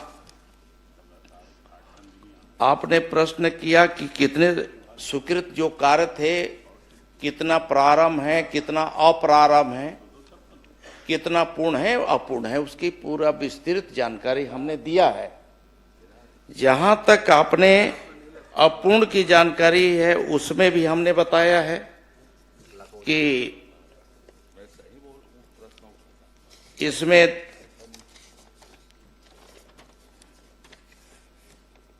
तीन कार्य जो है अप्रारंभ बताए हैं, और 29 में से 23 कार्य पूर्ण हुए हैं। आपको धन्यवाद देना चाहिए। धन्यवाद शुरू में दे दिया, और कि आपने पूरी बहुत इसमें अच्छी से जानकारी दी है। 3 कार्य जो है अप्रारंभ है, बहुत छोटे काम हैं वो भी, और 3 कार्य जो है अभी अप्रारंभ, प्रारंभ अभी 3 काम और बचे थे, उसका भी प्रारंभ कर दिया गया है। और जो अप्रारंभ है उसमें कुछ स्थानीय स्तर पे पंचायतों का कुछ था, तो उसके आधार पे वो भी शॉर्ट लिस्ट कर लिया गया है, वो भी पूरा हो जाएगा। जहां तक आपने प्रश्न इससे हट करके एक और प्रश्न किया है एकलव्य मॉडल स्कूल के संबंध में, तो कर्म कार्यों की सूची में है, ये सूची में है, आपके जो जवाब आए हैं उसमें है। तो इसमें अध्यक्ष महोदय बहुत सारे, एक तो जो ट्राइबल एरियाज है, आपको भी मालूम है माननीय भूपेश बघेल जी की, आपके समय में भी जो हॉस्टल आश्रम जो स्वीकृत किए जाते थे या अन्य संस्थान जो स्वीकृत होते हैं, तो जमीनों की बहुत बड़ी समस्या होती है। और जमीनें हमें आज ले दे करके कुल मिलाकर के फॉरेस्ट वन विभाग पर ही आश्रित हम रहते हैं। अगर गांव में ग्रामीण क्षेत्रों में देखते हैं तो वहां पे वन भूमि होता है, और वन भूमि की एक बड़ी समस्या है, उसकी स्वीकृति इतना आसानी से नहीं मिल पाता है। वो प्रक्रिया में काफी विलंब हुआ है, और तब जाकर के, और भारत सरकार का इसमें एकलव्य विद्यालय का जो स्वीकृत भवन होते हैं उनमें ये रहता है कि उन्हें 100% उन्हें क्लियरेंस चाहिए, और क्लियरेंस मिलने के बाद ही कोई भी काम हम शुरू कर पाते हैं। मंत्री जी, और इसलिए इसमें कुछ विलंब हुआ है। मैं सदन को आपके माध्यम से सभापति महोदय ये भी अवगत करा देना चाहूंगा कि जो जहां जहां हमारे एकलव्य विद्यालय जो स्वीकृत हुए थे उसे लगातार हमारी मॉनिटरिंग विभाग कर रहा है, मैं स्वयं कर रहा हूं। माननीय मुख्यमंत्री जी के समक्ष भी हम लोगों ने इसमें चर्चा किया है, और अलग अलग विभाग के, वन विभाग के वरिष्ठ अधिकारियों के साथ और वहां के संबंधित कलेक्टरों के साथ हम लोगों ने वर्चुअल मीटिंग भी किया है, और यहां भी बुला करके मीटिंग किया है, और तब जाकर के इसमें काफी शॉर्ट लिस्ट हुआ है, और अनुमति अब भारत सरकार से बाकी जगह से मिल गया। टेंडर की प्रक्रिया में काफी विलंब हुआ है। टेंडर के लिए भी हमने भारत सरकार के जो एजेंसियां हैं, बहुत से राष्ट्रीय स्तर की जो एजेंसियां हैं, उनको हमने हायर किया है, उनको हमने दिया है कि आप जैसा भी है डीपीआर आप बनाएंगे, बाकी चीज आप बनाएंगे, क्योंकि ये बड़े काम है, कहीं ऐसा ना हो इसमें शिकायत हो। इसलिए उनकी एजेंसियां की प्रक्रिया है, उस प्रक्रिया के तहत टेंडरिंग प्रक्रिया उन्होंने पूरा किया है, और टेंडर प्रोसेस पूरा करने के बाद अब फाइनल हो गया है, और निश्चित ही इसमें अब गति पकड़ लेगा, बहुत जल्दी उसका शुरुआत हो रहा है।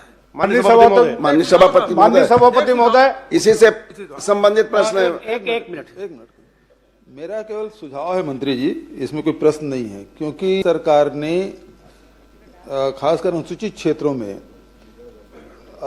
5 एकड़ तक के कलेक्टर को अधिकार दिया हुआ था कि जो भी निर्माण कार्य है, जो स्कूल है, छात्रावास है, हॉस्पिटल है, इसके बनाने के लिए कलेक्टर दे सकता है एक जिले में 5 हेक्टेयर तक के।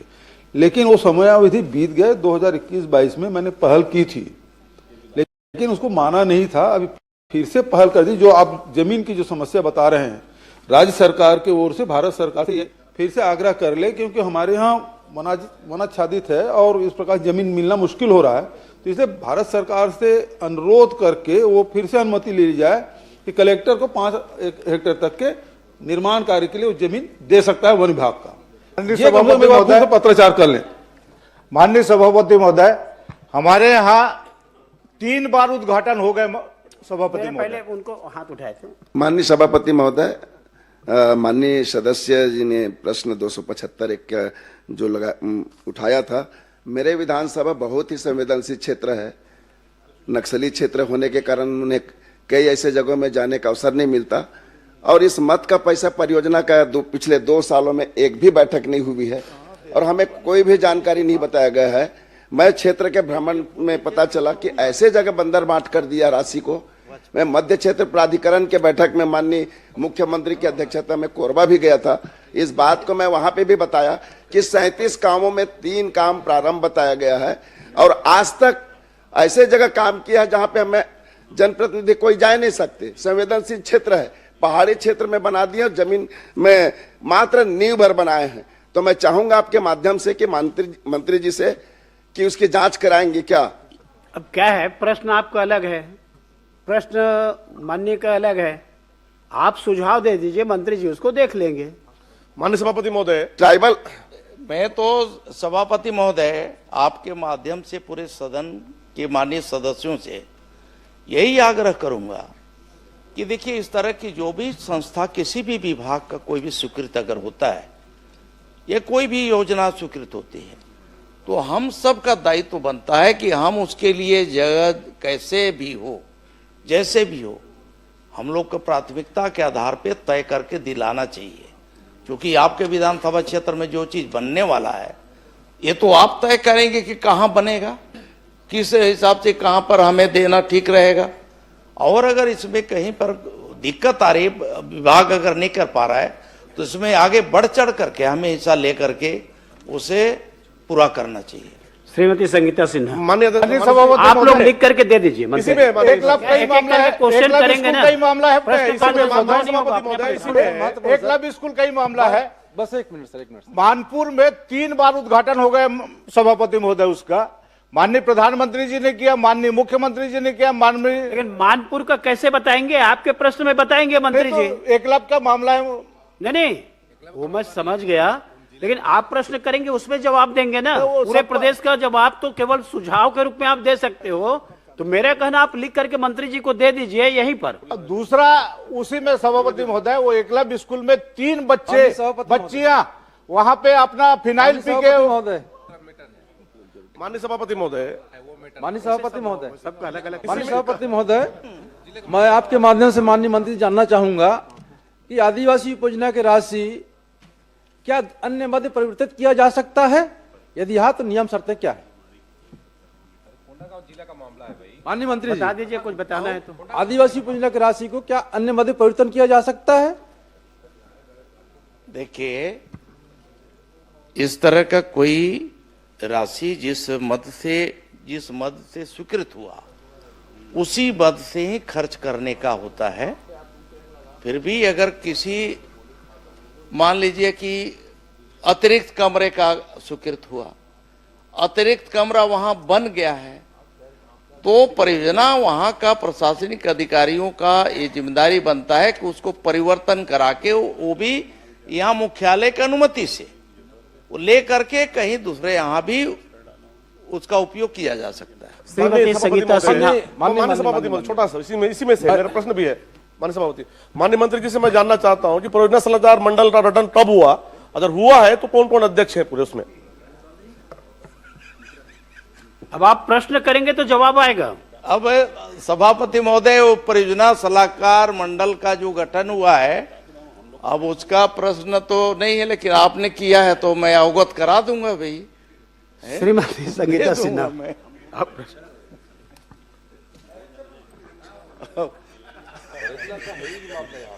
आदरणीय सभापति महोदय जी, मेरा वित्त मंत्री जी से सवाल है कि वित्तीय वर्ष 2023 से 26 तक बजट में सभापति महोदय जी सम्मिलित कितने कार्य और कितने किन कारणों से और कब से लंबित है?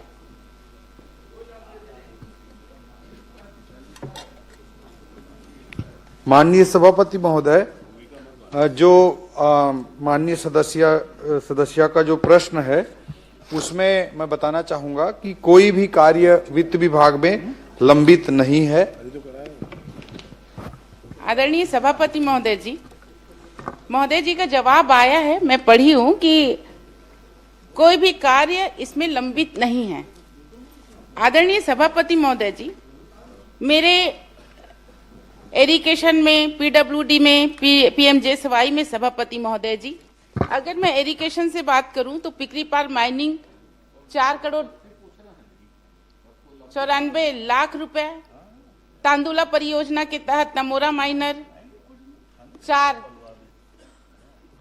करोड़ मतलब इतने 4,96,00,000, मतलब सभी सभापति महोदय जी मेरे पास ये पूरा बंच है। ये है एरिगेशन का बजट में सम्मिलित कार्य पूरा, और सभापति महोदय जी ये पूरा है पीडब्ल्यूडी का पूरा बंच है। अगर देखा जाए तो पूरा फाइल तैयार हो जाएगा सभापति महोदय जी। और जब मैं ई साहब लोग से बात करती हूँ तो उनका ये कहना रहता है कि ये सभी कार्य वित्त विभाग में गया है और बुकलेट भी जमा हो चुका है, लेकिन वहां पे लंबित है। तो सभापति महोदय जी, क्या अधिकारी सही हैं या मंत्री जी सही हैं, मैं जानना चाह रही हूँ। माननीय सभापति महोदय, एक्चुअली वित्त और पूरे सरकार के संबंध में आदरणीय सदस्य ने प्रश्न जो उठाया है उसमें मैं पूरी प्रक्रिया को थोड़ा स्पष्ट करना चाहूंगा कि जैसे कोई भी कार्य जो बजट में प्रावधानित होता है, सबको अवगत ही है, सब सीनियर मेंबर्स हैं, तो उसका फिर प्रक्रिया होते हुए वित्त में सहमति के लिए आता है, प्रशासकीय स्वीकृति के लिए भी नहीं आता है। आदरणीय पूर्व मुख्यमंत्री जी भी वित्त विभाग देख चुके हैं, आदरणीय अमर अग्रवाल जी भी देख चुके हैं, तो वहां पे सहमति के लिए आता है। जो वित्तीय स्वीकृति है, वित्तीय सहमति है और जो प्रशासकीय स्वीकृति जारी हुआ है माननीय सदस्य जी के विधानसभा संजारी बालोद में 2023-24 में 155 कार्य 66 करोड़ रुपए के, 2024-25 में 580 कार्य 152 करोड़ रुपए के, 2025-26 में 595 कार्य 51 करोड़ रुपए के प्रशासकीय स्वीकृति जारी हो चुके हैं। और जो हमारी सरकार की स्पष्ट मंशा है कि ज्यादा से ज्यादा कार्यों की प्रशासकीय स्वीकृति हो, वित्तीय सहमति हो, इसके लिए हमने बहुत सारे वित्तीय रिफॉर्म भी अपनी सरकार के आने के बाद माननीय मुख्यमंत्री जी के नेतृत्व में हमने किया है। वह भी मैं आपके माध्यम से सदन को अवगत कराना चाहूंगा कि जैसे बजट में नवीन मद की जो परिभाषा थी वो 1995 में उसका गाइडलाइन जारी किया गया था और पहला संशोधन उसके बाद 2011 में हुआ था और उसके बाद हम लोगों ने 2024 में फिर से उसमें संशोधन किया है और इसमें जो नवीन मद की परिभाषा अंतर्गत जो राशि है उसको बढ़ा दिया गया है ताकि माननीय सभापति कृपया पूरी प्रक्रिया सुन लें सभापति महोदय। बढ़ा दिया गया है 50 लाख से बढ़ाकर 1 करोड़ रुपए निर्माण कार्य उत्तर में है, मैंने पढ़ लिया है। नहीं, ये उत्तर में नहीं है सभापति महोदय, और आपके अलावा पूरे सदन को जानना जरूरी है। 1 करोड़ रुपए जो निर्माण कार्य उसमें 2 करोड़ रुपए मशीन उपकरण जो 50 लाख से बढ़ाकर 1 करोड़ रुपया किया गया है। इसी तरह से जो प्रशासकीय स्वीकृति दिया जाता था उसकी सीमा को 3 करोड़ से बढ़ाकर 5 करोड़ कर दिया गया है 2024 में, जो उसके पहले 2012 में था, जो 2012 में था उसको बढ़ा करके 5 करोड़ कर दिया गया है। तो मैं आपके माध्यम से सदन को अवगत कराना चाहूंगा कि पूरी सरकार की मंशा है कि ज्यादा से ज्यादा कार्यों की प्रशासकीय स्वीकृति हो, इसलिए ये वित्तीय रिफॉर्म 2012 के बाद 2024 में, 2011 के बाद 2024 में किए गए हैं, तो ज्यादा से ज्यादा हो, ये है। दूसरा चीज मैं कहना चाहूंगा, माननीय सदस्य का जो बिंदु है कि बजट वो जो लिस्ट या उनका पूरी जो उनकी सूची है उसके बारे में बताना चाहूंगा कि बजट में जो प्रावधान होता है वो वर्षों से चला रहा है, चाहे भारतीय जनता पार्टी की सरकार हो चाहे कांग्रेस की सरकार हो, वो जो वित्तीय प्रावधान होता है उससे बहुत ज्यादा होता है। जैसे मैं उदाहरण के तौर पे बताना चाहूंगा 2023-24 में 302 करोड़ का नवीन मद में प्रावधान था, 302 करोड़ का प्रावधान था, जबकि नवीन मद में कार्य 14,257 करोड़ रुपए के शामिल थे। इसी तरह 2025-26 में या 24-25 में 452 के अगेंस्ट में 16,532 के, 25-26 में 734 करोड़ के अगेंस्ट में 19,000 करोड़ के। तो ये बजट में जो रहता है प्रावधान वो बहुत ज्यादा रहता है, तो उसके अनुरूप सिंचाई विभाग हो या पीडब्ल्यूडी विभाग हो, सभी में तो सरकार प्राथमिकता अनुसार उसमें प्रशासकीय स्वीकृति जारी करती है। जो विभाग प्राथमिकता तय करता है उसके अनुरूप वित्तीय सहमति के लिए आता है और उसमें प्रशासकीय स्वीकृति फिर विभाग द्वारा जारी की जाती है। तो पूरे प्रदेश की प्रक्रिया बता दी जी, वित्त विभाग की प्रक्रिया बता दी, लेकिन इनको तो जरूरत बालोद में है भाई जी। बालोद की स्वीकृति तो बताओ, आप 300 की जगह 14,000 करोड़ कर दिए, लेकिन बालोद में तो 0 है। यहाँ कितना दे रहे हो ये बताओ जी। माननीय सभापति महोदय, जो बजट पे प्रावधान है संजारी बालोद में, उसमें से अभी फिलहाल वित्तीय स्वीकृति के लिए या वित्तीय सहमति के लिए वित्त विभाग में एक भी फाइल लंबित नहीं है। मैं सदन को स्पष्ट करना चाहूंगा, और विभाग जो भी प्राथमिकता से भेजेगा उसमें निश्चित रूप से सरकार सकारात्मक पहल करेगी। माननीय सभापति महोदय, माननीय मंत्री जी, हाँ, ये बात आपने कह दी कि आपके पास कोई फाइल लंबित नहीं है, अब चूंकि माननीय सदस्य ने बात कही है और इस चूंकि सदन में आ गया है जी, तो क्या पीडब्ल्यूडी इरिगेशन विभाग से वो प्रस्ताव मंगा के स्वीकृत करेंगे क्या? माननीय सभापति महोदय, और एक भी और स्पष्ट करना चाहूंगा कि जैसे 3 करोड़ की सीमा को 5 करोड़ हम लोग बढ़ा दिए हैं, नहीं उसके कारण से उन 5 करोड़ से नीचे के जितने कार्य हैं उसको वित्त विभाग भेजने की ही आवश्यकता नहीं है, ये मैं स्पष्ट करना चाहूंगा। और दूसरा चीज, विभाग जो कौन सा कार्य को करना है ये विभाग की प्राथमिकता होती है, वो वित्त विभाग का क्षेत्राधिकार नहीं है। 18 करोड़ का है, वो बता रहे हैं 28 करोड़ 28 करोड़ का है, वो 3 करोड़ का मामला नहीं, वो आएगा तो आपके पास। एक ही प्रोजेक्ट 28 करोड़ का है भाई, देखिए इसमें है एक प्रोजेक्ट जो 5 करोड़ 4 करोड़ ये वाला आप बोल रहे हैं कि मंत्री जी देंगे।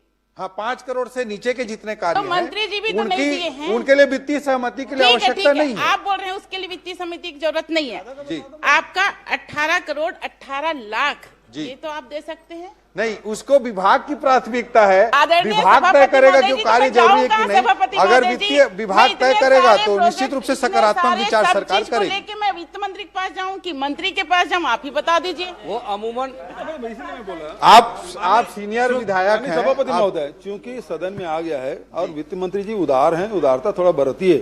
अब ये 18 करोड़ का मामला है, आप मंगा के स्वीकृत कर देंगे, इतना भर तो बोलना है आपको, क्योंकि हर प्रश्न सबका प्रश्न लगता नहीं, कोई प्रश्न लग जाता है, तो कम से कम इस माध्यम से पूरे प्रदेश को संदेश जाएगा कि ओपी चौधरी जी वित्त मंत्री के रूप में बड़े उदार हैं। 18 करोड़ की बात है, आप स्वीकृत कर दीजिए, करवा दीजिए, इतनी तो बात है। एक कार्य की मांग कर अरे भाई, बाकी स्वीकृत कर दीजिए, हम लोग भी मेज थपथपाएंगे, आपको स्वागत करेंगे जी। वैसे करो भाई, नहीं वो बिल्कुल वैसे वित्त मंत्री जी उदार हैं, वो कहने का विषय नहीं है, वित्त मंत्री जी उदार हैं और इसलिए बजट में आप देखे हैं कि बहुत घोषणा कर दीजिए जी। माननीय सभापति महोदय, वो विभागीय प्रक्रियाओं की दृष्टि से उचित नहीं होगा कि मैं यहाँ पे घोषणा करूं, मगर मैं आपके माध्यम से विपक्ष के सदस्यों के कोई कार्य स्वीकृत नहीं करने चाहते, मैं कारण से सदन का बहिर्गमन करते हैं। मैं आपको बताना चाहूंगा सभापति महोदय, आगे सुशांत शुक्ला सकारात्मक सभापति महोदय, माननीय सभापति महोदय, बीजापुर में सुकमा में 100 करोड़ के एजुकेशन सिटी हम स्वीकृत कर रहे हैं। सुशांत शुक्ला जगरगुंडा क्षेत्र सुकमा अंतर्गत आता है, जहां हमारा विधायक नहीं है, वहां 100 करोड़ का हम एजुकेशन सिटी बजट में लेकर के आए हैं। कैसे बोल सकते हैं कि विपक्ष पे हम स्वीकृत नहीं कर रहे हैं? हमारे मुख्यमंत्री जी उदार हैं, हमारी सरकार उदार है, और ये सकारात्मक अगर रोल में रहते तो इस कार्य में भी हम सकारात्मकता के साथ उदार निर्णय लेते। सभापति महोदय, मेरा प्रश्न एक मिनट, वित्त मंत्री जी, वो प्रश्न अब समाप्त हो गया है। जब वो सरकार में यहाँ थे ना जी, मंडी बोर्ड का कागज देते थे तो उसको कचड़े में फेंक देते थे। सुशांत शुक्ला जी प्रश्न करें। सभापति महोदय, करिए जैसा मेरा प्रश्न बिलासपुर जिले में कॉलोनाइजर द्वारा नियमित आवासीय कॉलोनी ऑब्लिक व्यावसायिक परिसर के संबंध में था। जवाब माननीय मंत्री जी ने दिया है, जिसका पूरक प्रश्न मैं पूछने जा रहा हूं कि प्रपत्र क्रमांक 1 के सरल क्रमांक के 16, सरल क्रमांक 15, सरल क्रमांक 24, सरल क्रमांक 26, सरल क्रमांक 28, सरल क्रमांक 65, सरल क्रमांक 73, सरल क्रमांक 77, 99, 100, 103 में एक ही बिल्डर द्वारा या उसी बिल्डर एक अलग अलग संस्थान बनाकर एक ही व्यक्ति द्वारा लगातार टाउनशिप एक्ट, एक सारे लेआउट एक ही बिल्डर द्वारा कुछ समय के अंतराल में 22-23 यानी पूर्ववर्ती सरकार के कार्यकाल में छत्तीसगढ़ नगर एवं ग्राम निवेश की एकीकृत उप योजना, जिसे हम टाउनशिप एक्ट कहते हैं, जो 8 हेक्टेयर के ऊपर लागू होती है, सीधा उल्लंघन किया गया है। यह कॉलोनी एक ही बिल्डर द्वारा लगभग 100 एकड़ के आसपास निर्मित कर ली गई है, जिसमें मूलभूत सुविधाओं की कमी है, पूर्ण नहीं किए गए, और विभाग के अधिकारियों के मिली भगत करते हुए तत्कालीन समय में टुकड़ों में अलग अलग तौर पर पास कराकर नियमों का सीधा उल्लंघन किया गया है। और जो सबसे महत्वपूर्ण विषय यह है कि जो ईडब्ल्यूएस की पात्रता होती है लेआउट के लिए, उसमें कोटवारी जमीन यानी सेवा भूमि को ईडब्ल्यूएस की जमीन दिखाकर ये लेआउट पास कराए गए हैं। मैं आपके माध्यम से माननीय मंत्री जी से पूछना चाहता हूं कि क्या ऐसे लेआउट को स्थगित करते हुए परीक्षण कराकर इनकी बिक्री पर रोक लगाएंगे ताकि आम जन ठगे ना जाए। माननीय सभापति महोदय, सम्मानीय सदस्य का जो सवाल है वो काफी महत्वपूर्ण है और इस संबंध में मैं आपके माध्यम से सदन को और सम्मानीय सदस्य को अवगत कराना चाहूंगा कि इस विषय पर एक जांच समिति का ऑलरेडी गठन किया गया है। पहले उन्होंने शिकायत की थी विभागीय रूप से, तो उस पर ऑलरेडी जांच समिति का गठन किया गया है। अनुविभागीय अधिकारी भी उसमें सम्मिलित हैं, टाउन कंट्री प्लानिंग के अधिकारी भी उसमें सम्मिलित हैं और नगर निगम के भी अधिकारी सम्मिलित हैं। तो जांच की कार्रवाई चल रही है और कोई भी गलत हुआ होगा तो उस पर निश्चित रूप से कार्रवाई की जाएगी। सभापति महोदय, मेरा दूसरा प्रश्न जो था व्यावसायिक परिसर पर है। सरकंडा में खसरा नंबर 546/1, 547/1, 577/1 जो पूर्व में 26/10/1998 संयुक्त संचालक नगर ग्राम निवेश बिलासपुर द्वारा आवासीय समूह भवन हेतु लेआउट पास किया गया।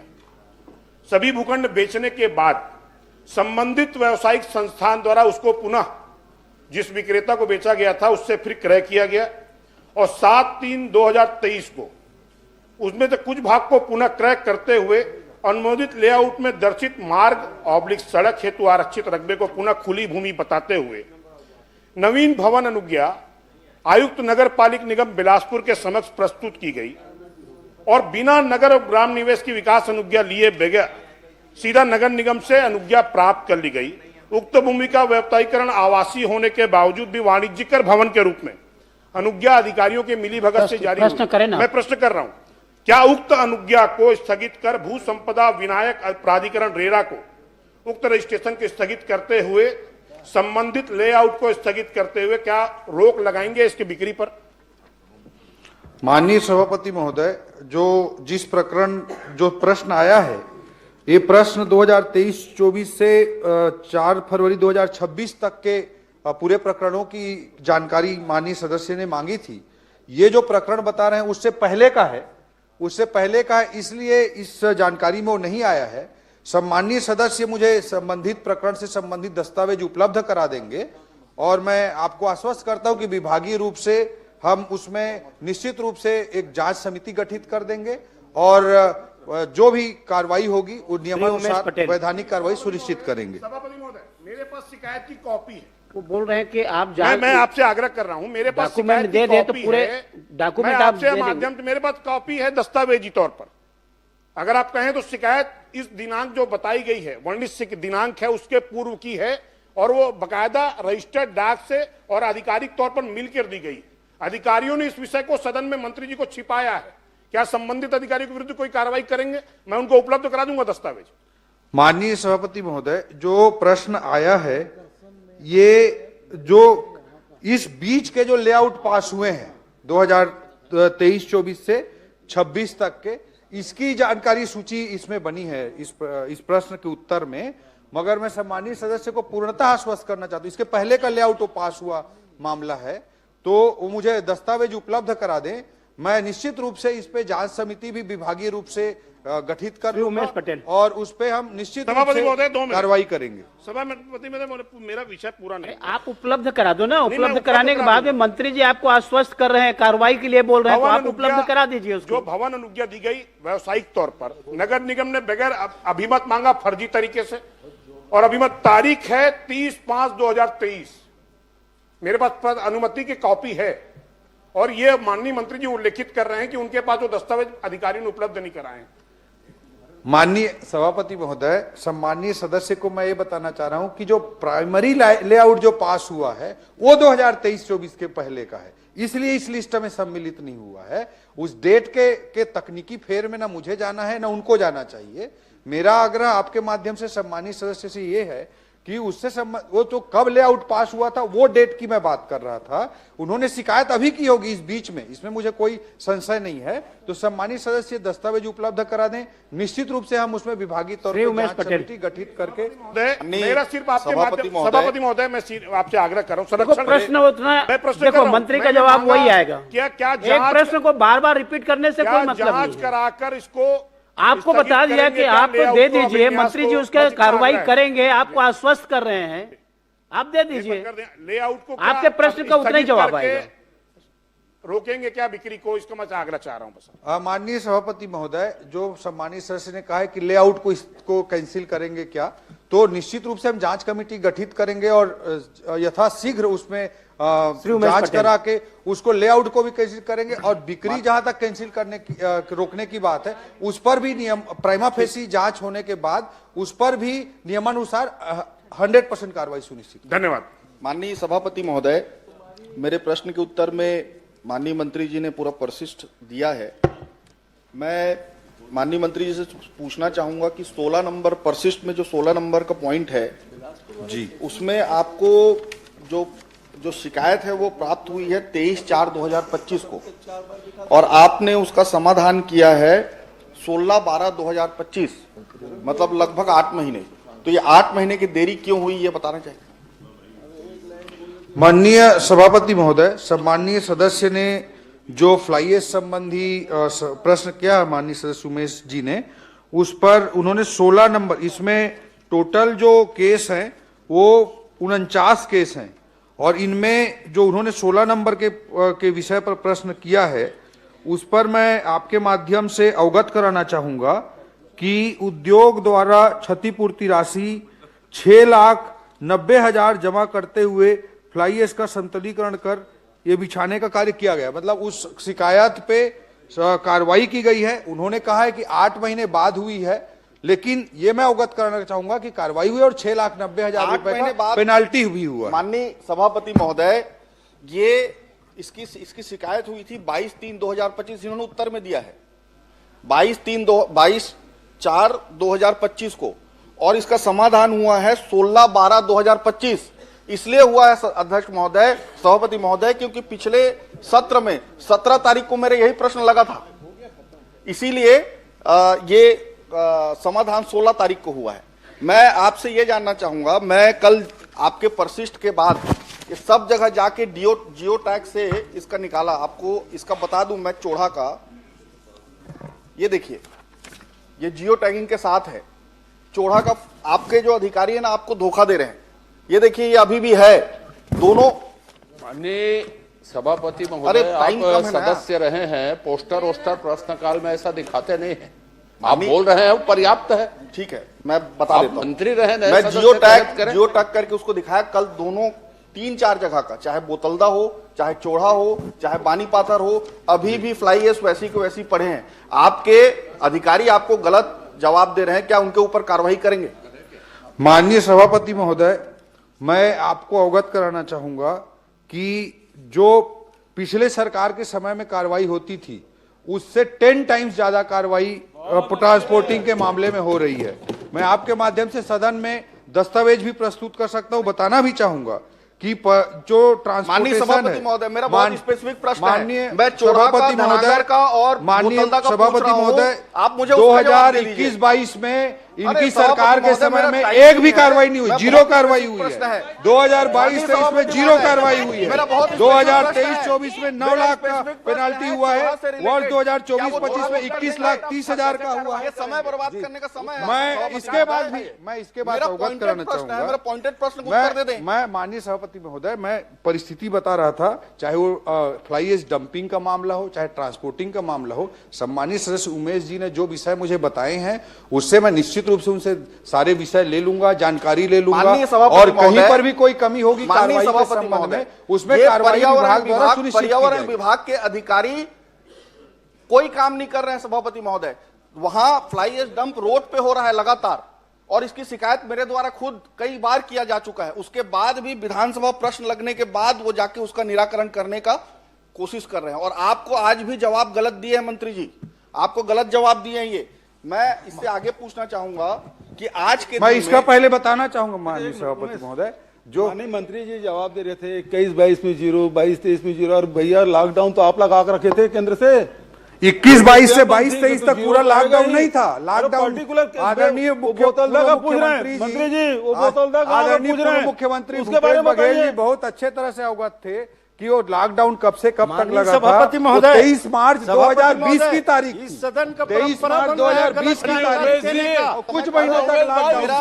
मेरा पूरे 24 महीने तक आपने जीरो कार्रवाई की ट्रांसपोर्ट। मेरा प्रश्न ये है और आपकी सरकार थी, अरे आपकी सरकार थी, आपके मंत्री थे, आपके अधीन कार्रवाई क्यों नहीं कर दी एक बार भी? समय कम तब तो मिली भगत चल रहे थे वहाँ।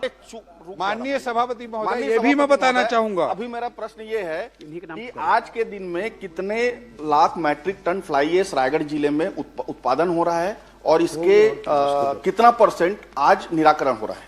माननीय सभापति महोदय, मैं ये भी बताना चाहूंगा कि एक मॉडल एसओपी भी जारी किया गया है हमारी सरकार आने के बाद। इंटीग्रेटेड सिस्टम भी बताया गया है। जो सम्मानित सदस्य ने प्रश्न किया है जी गुमराह उसमें कर रहे हैं बताना सदन को। 2024-25 में जो फ्लाई ऐश जो है उत्पन्न हुआ है उसकी भी जानकारी मैं उपलब्ध कराना चाहता हूँ। 25-26 में जो हुआ है उसकी भी मैं जानकारी उपलब्ध कराना चाहता हूँ। और जो उपयोग की गई मात्रा है, जो उपयोग की गई मात्रा है जनित फ्लाई ऐश के से ज्यादा उसका डिस्पोजल भी किया गया है। और हमारी सरकार नया एसओपी लेकर भी आई है, इंटीग्रेटेड वेस्ट मैनेजमेंट लेकर भी आई है। ये अनावश्यक अनर्गल राजनीति कर रहे हैं।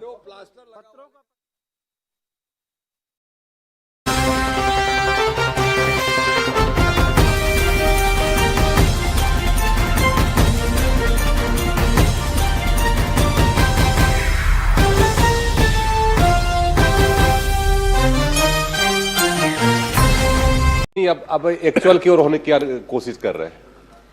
माननीय सभापति महोदय, माननीय मंत्री जी से मैंने पूछा था कि औद्योगिक फसल प्रणाली कृषकों के लिए और आधारित प्रदर्शनी फसल नई किस्म हाइब्रिड प्रमाणित बीजों का वितरण एवं पोषक तत्व, इस विषय पे माननीय मंत्री जी से मैं जानना चाहूँगा आपके माध्यम से कि हाइब्रिड क्या किसानों को और प्रदर्शनी हेतु नई फसल किस्म का लोगों को दिया जाए, क्योंकि 900 किसानों ने प्रशिक्षण प्राप्त किया और इससे किसानों को लाभ क्या मिला इसे बताने का कष्ट करें।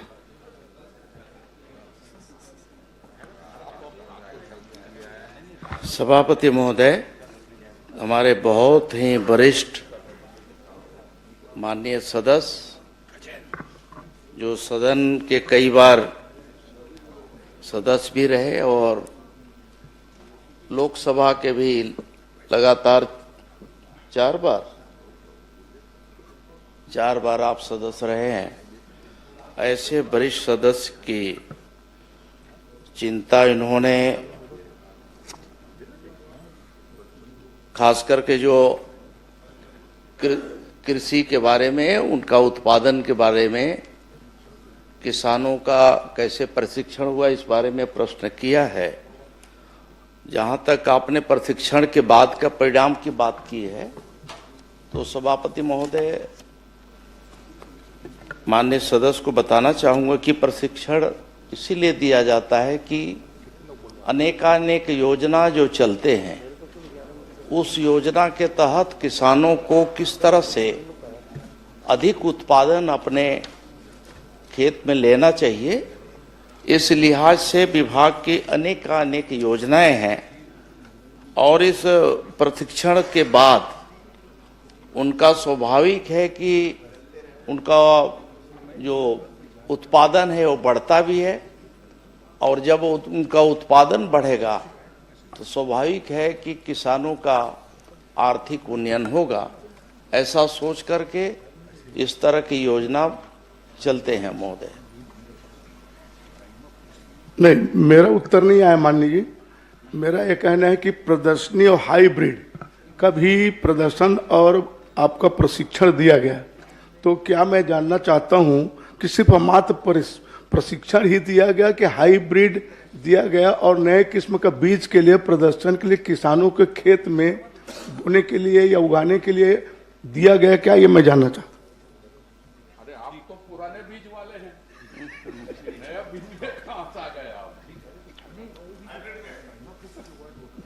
अध्यक्ष महोदय, इसमें मैंने बताया कि कृषि विभाग की अनेक योजना चलते, उस योजना के तहत जो प्रशिक्षण दिए जाते हैं, आत्मा योजना है, बीज ग्राम योजना है, राष्ट्रीय खाद्य सुरक्षा पोषण है, दलहन का है कि दलहन के खेती को हमें कैसे बढ़ावा देना है, खाद्य सुरक्षा की दृष्टि से जो हमारे यहाँ मिशन चावल की जो योजना है, और रेन फेड एरिया डेवलपमेंट के लिए जो हमारे यहाँ प्रशिक्षण चलता है कि इन क्षेत्रों में कैसे हम बढ़ावा दे सकें, उनका उत्पादन कैसे बढ़ाया जा सके। तो एक तरह से हमारे यहाँ जो आधार बीज होते हैं उसी से हमारे जो उत्पादन कैसे हम अधिक बढ़ा सकते हैं, कैसे ले सकते हैं, इसी का हम लोग प्रशिक्षण विभाग के द्वारा देते हैं। देते हैं कि नहीं, प्रदर्शन होती है हर समय, किसानों को बीज दिया जाता है निःशुल्क, उन बातों को मेरे बताने कष्ट करें। दूसरा, यह प्रशिक्षण देने वाले अधिकारी कौन कौन थे, कितने अधिकारी प्रशिक्षण दिए, ये बताने कष्ट करें, किन किन पद वाले। निश्चित ही जो प्रदर्शन होते हैं सभापति महोदय, वहाँ मिनी किट उन्हें दिया जाता है, जिससे कि उससे उत्पादन जो लेते हैं उनके उत्पादन को बढ़ाने की दृष्टि से भी लिया जाता है। और दूसरा एक होता है प्रदर्शनी में कि उसी उनका बीज लेकर उनसे फिर हम बीज ले लेते हैं, जिससे कि बाकी किसानों में वितरण किया जा सके अगले साल के लिए। इस तरह के भी योजना होती है। और जहाँ तक आपने प्रशिक्षण के बारे में पूछा है, तो प्रशिक्षण में भी अध्यक्ष महोदय अलग अलग जो संख्या है, संख्या के हिसाब से जो व्यय राशि है हमने बताया है, और जो प्रशिक्षण देने वाले अधिकारी हैं उसके बारे में कहेंगे तो बहुत लंबी सूची है, मैं एक एक करके बताऊंगा। आप अगर जानना चाहेंगे तो बहुत सारे हैं, जैसे उन्नत कृषि के लिए खाद्य सुरक्षा मिशन तिलहन योजना के तहत जो प्रशिक्षण हुआ, इस प्रशिक्षण में श्रीमती नेहा लहरे, डॉक्टर एस.के. लहरे, फसल प्रणाली आधारित जो प्रदर्शनी है आप उनको उपलब्ध करा देंगे ना। और मंत्री जी, माननीय मंत्री जी, आप उपलब्ध करा दीजिए, समय बहुत लगेगा उसमें पढ़ने में। हाँ, बहुत है, लंबा है, इसीलिए अगर आप चाहें उपलब्ध तो करा मैं दीजिए पूरी माननीय सूची दे दूंगा, तो उसमें है ना। एक प्रश्न और कर लीजिए, अंतिम प्रश्न। हाँ, आप क्या ये प्रशिक्षण के बाद और लोगों को प्रदर्शनी में बीज देने के बाद खाद भी दिया जाता है निःशुल्क, उसका मूल्यांकन किया जाता है? क्या मूल्यांकन के बाद किसी अधिकारी के द्वारा किया जाता है कि बस बीज दे दिए चल दिए, लोगों को कितना फिर उसको लाभ मिला, ये बताने कष्ट करें। सभापति महोदय, एक ये संख्या बहुत बड़ी होती है, इसलिए मिनिकेट जितना वितरण करते हैं, जो नाम नीचे से चयनित होकर के एक तरह से आता है किसानों को, उसको जब हम देते हैं तो ये अपेक्षा से देते हैं कि इसका सही उपयोग करेगा, और अधिकांश किसान जो है उसका सही उपयोग करते हैं। ये बात सही है कि जिनको हम देते हैं उनका 100% हम उनका मूल्यांकन हम नहीं कर पाते हैं। इस तरह की अभी हमारे यहाँ कोई प्रणाली अभी नहीं विकसित हुई है। फिर भी आपके जो इस ओर आपने ध्यान दिलाया है, अगर कोई शिकायत हो, किसी प्रकार की कोई और बात हो तो आप बताइए, सुझाव दीजिएगा, तो निश्चित ही हम उसे जमीनी स्तर पे उसे लागू करेंगे। श्री कुंवर सिंह ने साहब। माननीय सभापति महोदय, मैं माननीय आदिम जाति विकास मंत्री से ये सवाल कर रहा हूँ कि घुमंतु पशु के संरक्षण और रख रखाव पर कौन कौन सी योजना सरकार संचालित करत है, और वर्तमान में पूरा प्रदेश में पशु की संख्या कतका है? उत्तर में मैं करीब करीब सभी जानकारी दिया हूँ। जहाँ तक आपने संख्या के बारे में बात किया है, तो संख्या भी इसमें हमने बताया है कि कुल घुमंतु पशुओं की कुल संख्या 1,84,993 है और जिलेवार भी विवरण उसमें दिया हुआ है। परिशिष्ट को आप निकालेंगे तो मिलेगा। माननीय सभापति महोदय, मैं माननीय मंत्री जी से यही बात करूं कि घुमंतु पशु के संरक्षण और रख रखाव पर पशुधन विभाग द्वारा का योजना चलत है और कर रहे की व्यवस्था कौन प्रकार से सरकार करे।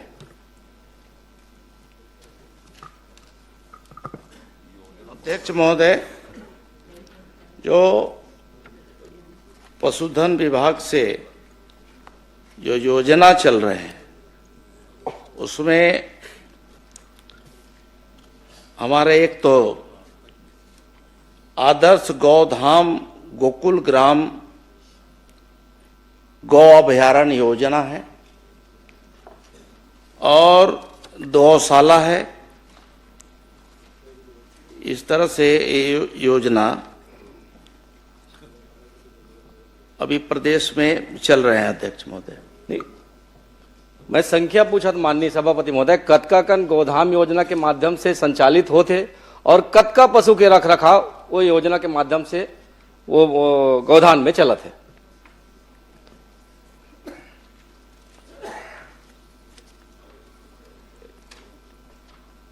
ये जो आपका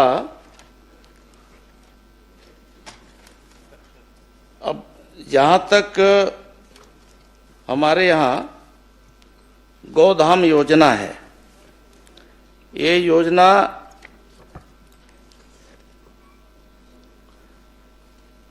ये 6/8/2025 से संचालित है सभापति महोदय, और इस प्रकार से प्रदेश में 11 गौधामों का पंजीयन कर 620 पशुधन संरक्षित किए जा रहे हैं। इसके अतिरिक्त 25 गौधामों के पंजीयन की कार्रवाई प्रक्रियाधीन है। जहां तक हमने बताया कि गौधाम में, तो अध्यक्ष महोदय इसमें तमाम सारे उनके लिए संरक्षण के लिए, उनके रखरखाव के लिए पूरी व्यवस्था वहां पे की गई है। बाकी अभी प्रक्रियाधीन है। बहुत सारे जगहों में जहां पे हमारा भी स्वीकृति दिए हैं लेकिन चालू नहीं हुआ है, उसे शीघ्र ही हम लोग चालू करेंगे। माननीय सभापति महोदय, इसी सदन में घोषणा हुई थी कि हम पूरे प्रदेश में गौधाम योजना के माध्यम से पशुओं को संरक्षित करने का काम करेंगे, लेकिन अभी 2 साल में 11 टन गौधाम में योजना चालू करो में 3 तो संचालित है, 11 में 3 संचालित और 600 पशु के आप व्यवस्था संचालित करो, संरक्षित करो। लेकिन मैं जानना चाहूं कि वो जत का पशु है 620 टन पशु है, ओकर रख रखाव चारा पानी की व्यवस्था सरकार के ढार ले होते कि का ढार ले होते? काबर आपके जवाब के उत्तर में आ है कि संरक्षित है लेकिन उनकी रख रखाव की व्यवस्था की जा रही है, विभाग द्वारा राशि निरंक है। तो विभाग द्वारा अगर रख रखाव नहीं होते, विभाग द्वारा पैसा जारी नहीं हो, तो वो 620 टन जानवर है का हवा पानी जिया थे कि कैसे जिया थे? सभापति महोदय, मैंने बताया कि 36 गौठानों में गौधाम स्थापना की प्रशासकीय स्वीकृति दी गई है, जिसमें से 11 गौधाम का पंजीयन किया गया है। प्रति गोधाम 200 पशु रखे जाने के प्रावधान है, जिसमें से अभी उनके लिए जो व्यवस्था की जा रही है और सरकार से उन्हें अनुदान दिया जाता है। उसके लिए चारा पानी, बाकी वहाँ पंजीयन के पश्चात जो है प्रति पशु प्रथम वर्ष में हम 10 रुपये, द्वितीय वर्ष में 20 रुपये, तृतीय वर्ष में 30 और चतुर्थ में 35 रुपये प्रति पशु के हिसाब से उनके रख रखाव, उनके चारा पानी के लिए दिया जाता है।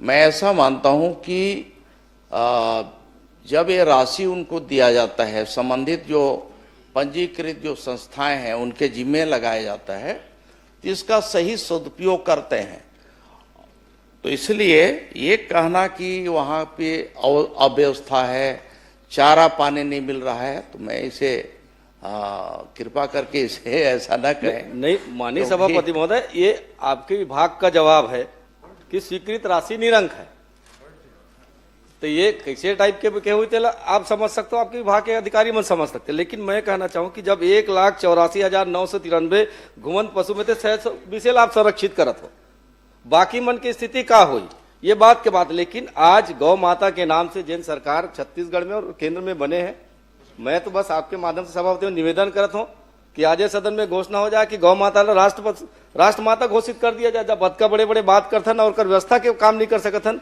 तो इसे कोई मतलब नहीं है। और साथ ही मैं एक बात और कह रहा हूँ कि पशु के जतका आवारा पशु है, जेकर कारण आज लगातार सड़क दुर्घटना बहुतायत मात्रा में, मैं अपन विधानसभा में अगर लगातार देखूं तो रोज एक न एक दुर्घटना होते रहते। लेकिन आपके माध्यम से ये जानकारी मिलेगी कोई दुर्घटना नहीं होते, नहीं कोई फसल नुकसान होते, जबकि आवारा जानवर के कारण आग पूरा जतका उन्हारी सियारी छत्तीसगढ़ में होते, लाखड़ी बोई बंद हो गए, राहर बोई बंद हो गए, उड़ीद बोई बंद हो गए, सब बंद हो गए। तो एकर पर अगर कोई व्यवस्था करन तो आने वाला समय में भी किसान मन ला कम से कम अपन जिन उन्हारी के फसल ले सके, ऐसे कुछ व्यवस्था सरकार की तरफ से हो सकते का? देखिए निश्चित ही मैंने बताया कि देखिए 36 हमारे जो गोठान हैं, उन गोठानों में ही हम वहाँ पशुओं को रखने का पूरा व्यवस्था कर रहे हैं। वहाँ पे समुचित व्यवस्था करेंगे, चारा पानी से लेकर के बाकी का। तो इसलिए सिर्फ आरोप लगा देने से नहीं होता, बल्कि वहाँ हम अच्छी व्यवस्था कर रहे हैं।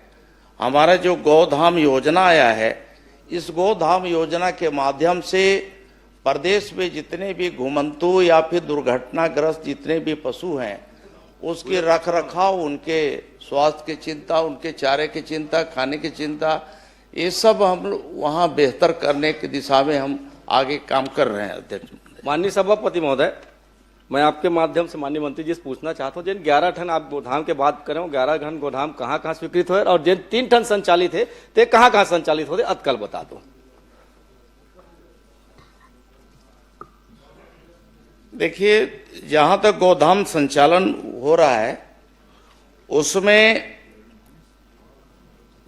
तखतपुर जिला बिलासपुर के गोधाम लखासार, इसी प्रकार से बिलासपुर में है गोधाम ओखर मस्तूरी ब्लॉक में, गोधाम केवतरा विकासखंड साजा बेमेतरा, इस प्रकार से यहाँ ये गोधाम संचालित हैं। और इसके अलावे जो हमारे बताए कि पंजीकृत जो हमारे गौशाला हैं, उसे भी इसका हम दर्जा दे करके वहाँ काम कर रहे हैं, जिसमें कि बालोद जिले का 4 है, बालोद है, गुरूर है, डोंडी है, लोहारा है। गोधाम में एक प्रस्तावित है डोंडी, और इसी प्रकार से बाकी जो 11 आपने जानकारी मांगा है, 11 का सूची भी है, हम कहिए तो हम पूरे हम पढ़ देते हैं। जी जी।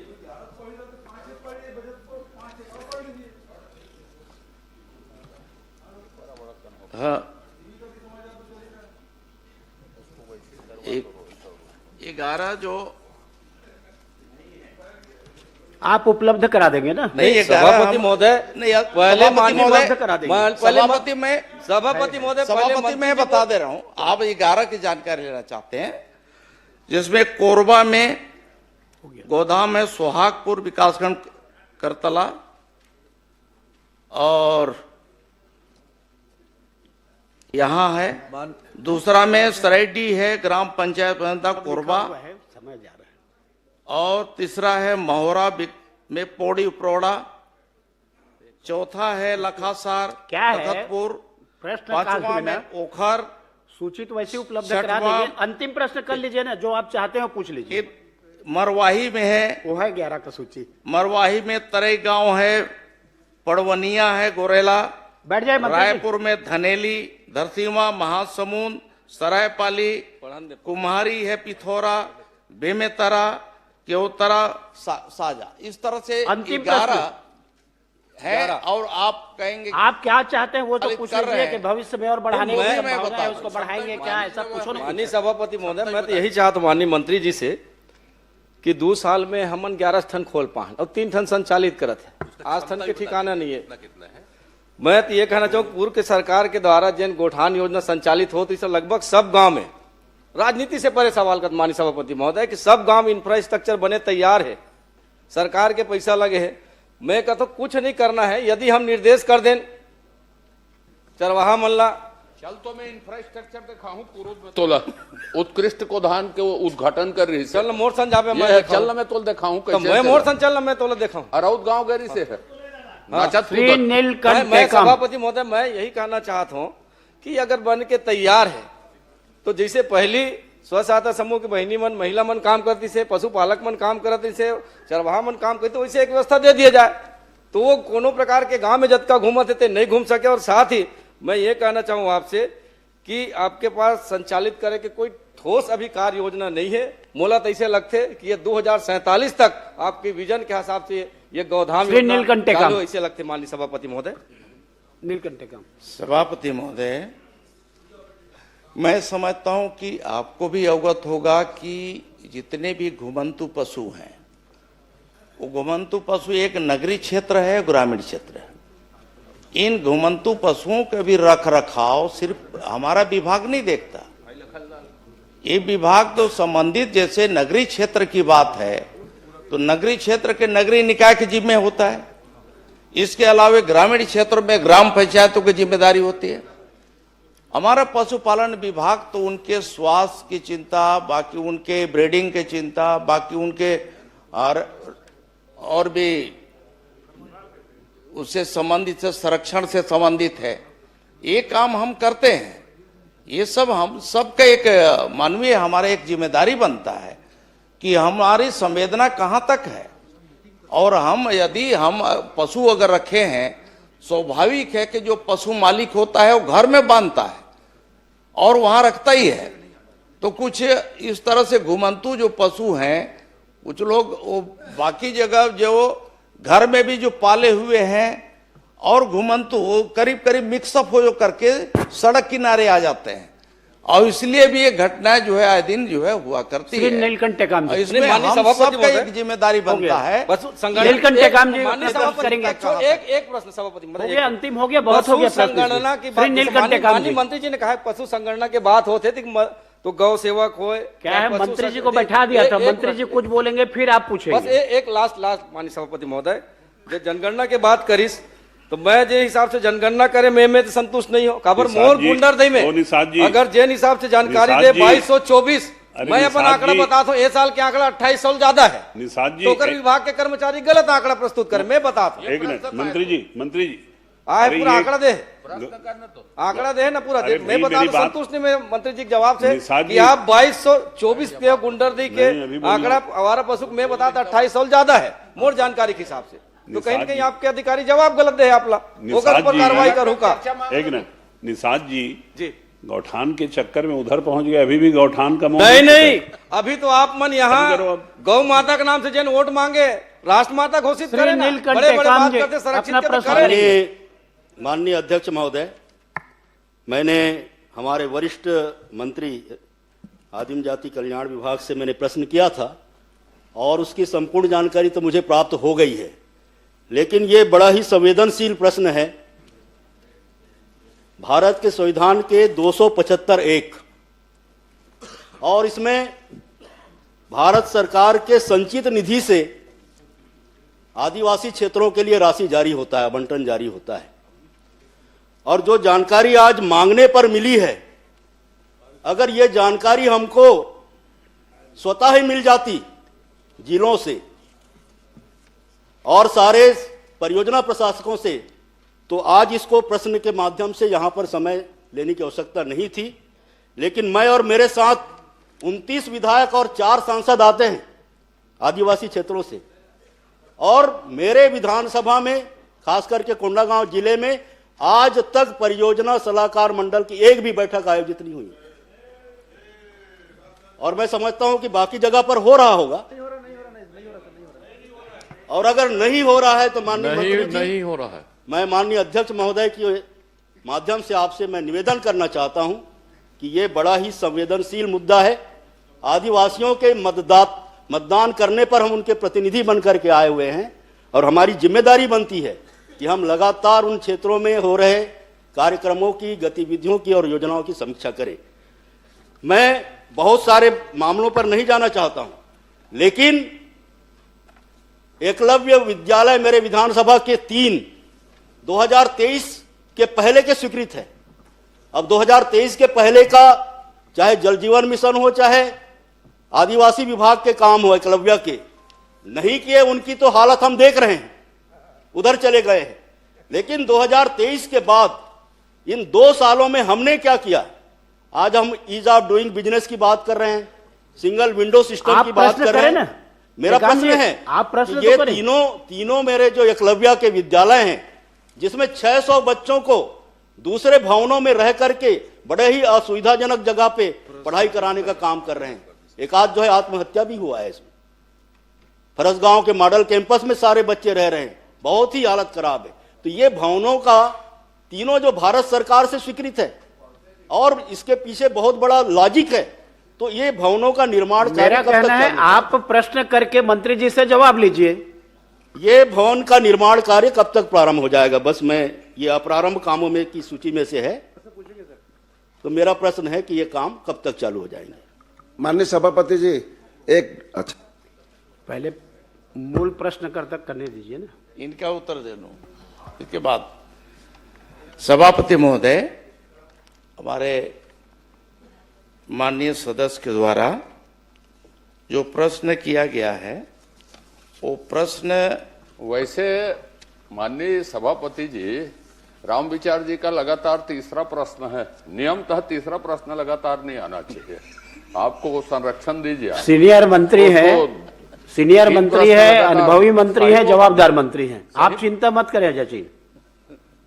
नहीं, सीनियर मंत्री है, जवाबदार मंत्री। आपकी प्रिंटिंग में भी लगातार 3 प्रश्न नहीं आना चाहिए, दूसरी सलाका निकलनी चाहिए। चल, मैं सभापति महोदय, माननीय सदस्य की जो चिंता है, और इस चिंता से मैं निश्चित ही विभाग को अवगत कराऊंगा, और इसमें अभी तक क्यों नहीं हुआ इसको मैं दिखवाता हूं, और आपके सम्मान का पूरा हम ध्यान रखेंगे।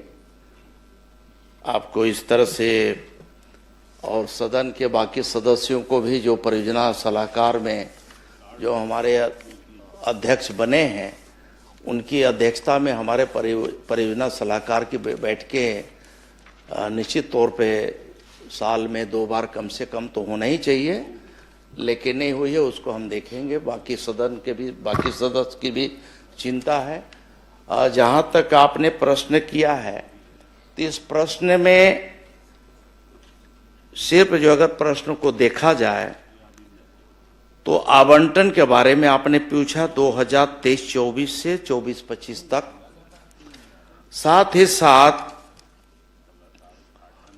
आपने प्रश्न किया कि कितने स्वीकृत जो कार्य थे, कितना प्रारंभ है, कितना अप्रारंभ है, कितना पूर्ण है, अपूर्ण है, उसकी पूरा विस्तृत जानकारी हमने दिया है।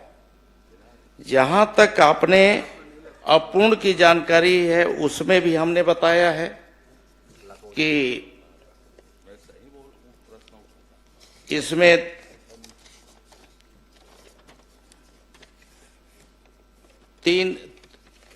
तीन कार्य जो है अप्रारंभ बताए हैं, और 29 में से 23 कार्य पूर्ण हुए हैं। आपको धन्यवाद देना चाहिए। धन्यवाद शुरू में दे दिया, और कि आपने पूरी बहुत इसमें अच्छी से जानकारी दी है। 3 कार्य जो है अप्रारंभ है, बहुत छोटे काम है वो भी, और 3 कार्य जो है अभी अप्रारंभ है। प्रारंभ अभी 3 काम और बचे थे, उसका भी प्रारंभ कर दिया गया है, और जो अप्रारंभ है उसमें कुछ स्थानीय स्तर पे पंचायतों का कुछ था, तो उसके आधार पे वो भी शॉर्ट लिस्ट कर लिया गया है, वो भी पूरा हो जाएगा। जहां तक आपने प्रश्न इससे हट करके एक और प्रश्न किया है एकलव्य मॉडल स्कूल के संबंध में, तो कर्मकारियों की सूची में है, ये सूची में है, आपके जो जवाब आए हैं उसमें है।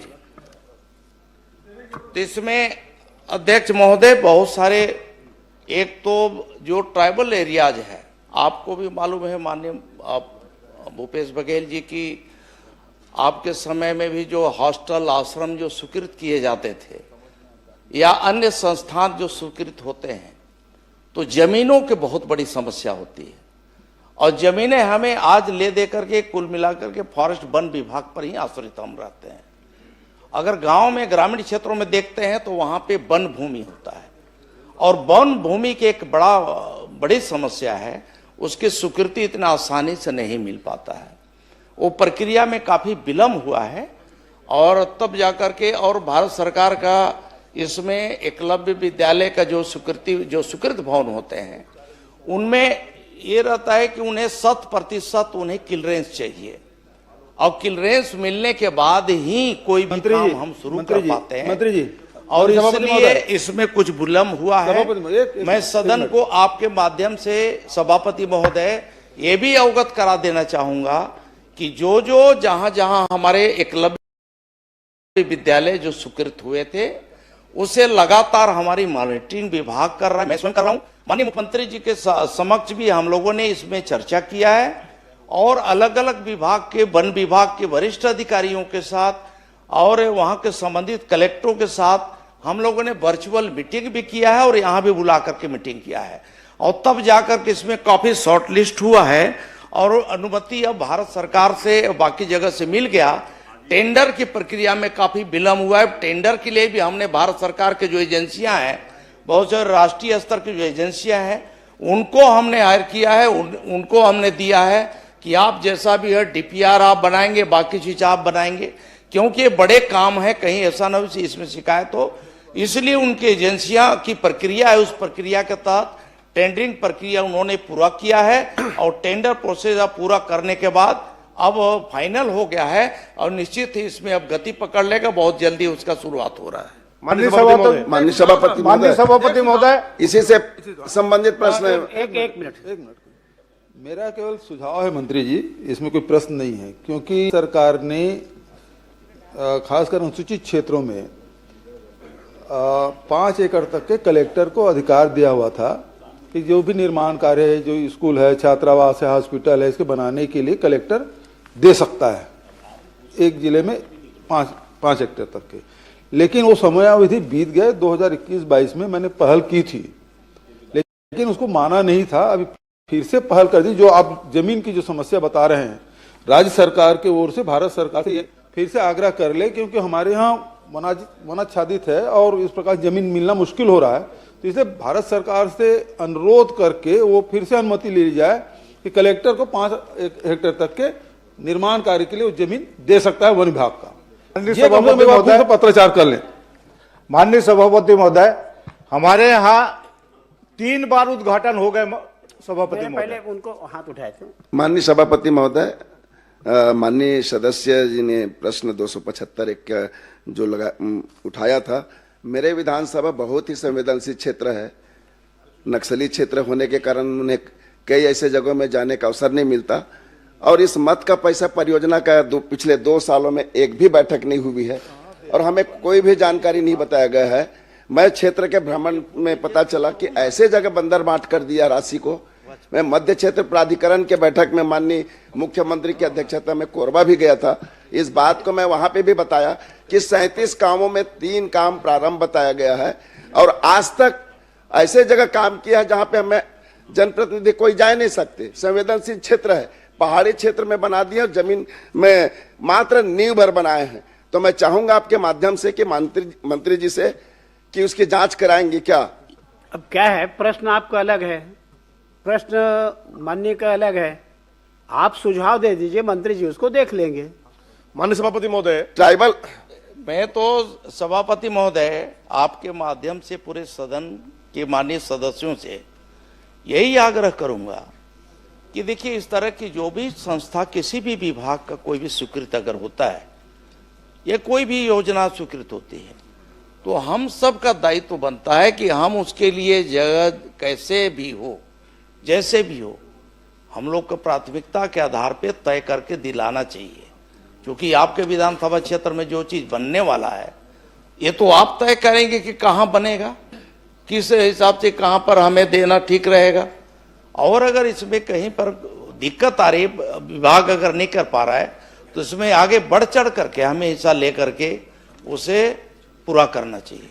श्रीमती संगीता सिन्हा, माननीय आप लोग लिख करके दे दीजिए। इसी में 1 लाख का ही मामला है, क्वेश्चन करेंगे ना, मामला है, प्रश्न इसमें महोदय, इसी में 1 लाख स्कूल का ही मामला है। बस 1 मिनट सर, 1 मिनट। मानपुर में 3 बार उद्घाटन हो गए सभापति महोदय, उसका माननीय प्रधानमंत्री जी ने किया, माननीय मुख्यमंत्री जी ने किया, माननीय। लेकिन मानपुर का कैसे बताएंगे? आपके प्रश्न में बताएंगे मंत्री जी। 1 लाख का मामला है। नहीं, वो मैं समझ गया, लेकिन आप प्रश्न करेंगे उसमें जवाब देंगे ना। पूरे प्रदेश का जवाब तो केवल सुझाव के रूप में आप दे सकते हो। तो मेरा कहना, आप लिख करके मंत्री जी को दे दीजिए यहीं पर। दूसरा, उसी में सभापति महोदय, वो एकलव्य स्कूल में 3 बच्चियां वहां पे अपना फिनाइल पी के। माननीय सभापति महोदय, माननीय सभापति महोदय, सबका अलग अलग। माननीय सभापति महोदय, मैं आपके माध्यम से माननीय मंत्री जानना चाहूंगा कि आदिवासी उपयोजना की राशि क्या अन्य मद परिवर्तित किया जा सकता है? यदि हाँ, तो नियम शर्तें क्या है? जिला का मामला है भाई। माननीय मंत्री बता दीजिए, कुछ बताना है तो। आदिवासी उपयोजना की राशि को क्या अन्य मद परिवर्तन किया जा सकता है? देखिए, इस तरह का कोई राशि जिस मद से स्वीकृत हुआ, उसी मद से ही खर्च करने का होता है।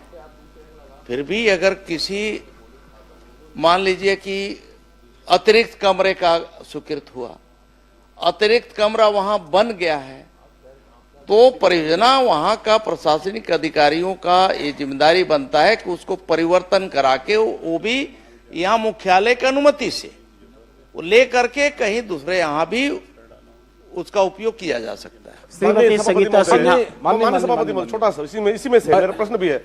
माननीय सभापति, माननीय मंत्री जी से मैं जानना चाहता हूं कि परियोजना सलाहकार मंडल का गठन कब हुआ, अगर हुआ है तो कौन कौन अध्यक्ष है पूरे उसमें? अब आप प्रश्न करेंगे तो जवाब आएगा। अब सभापति महोदय, वो परियोजना सलाहकार मंडल का जो गठन हुआ है, अब उसका प्रश्न तो नहीं है, लेकिन आपने किया है तो मैं अवगत करा दूंगा भाई। श्रीमती संगीता सिन्हा,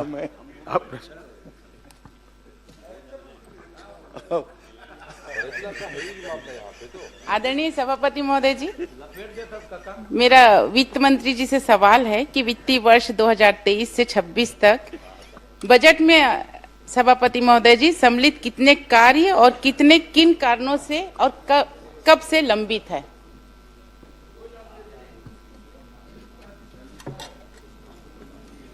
माननीय सभापति महोदय, जो माननीय सदस्य का जो प्रश्न है, उसमें मैं बताना चाहूंगा कि कोई भी कार्य वित्त विभाग में लंबित नहीं है।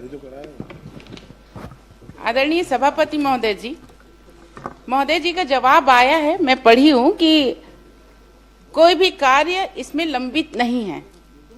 आदरणीय सभापति महोदय जी, मेरे एरिगेशन में, पीडब्ल्यूडी में, पीएमजेएसवाई में सभापति महोदय जी, अगर मैं एरिगेशन से बात करूं तो पिकरीपार माइनिंग 4 करोड़ 94 लाख रुपए, तांदुला परियोजना के तहत नमोरा माइनर 4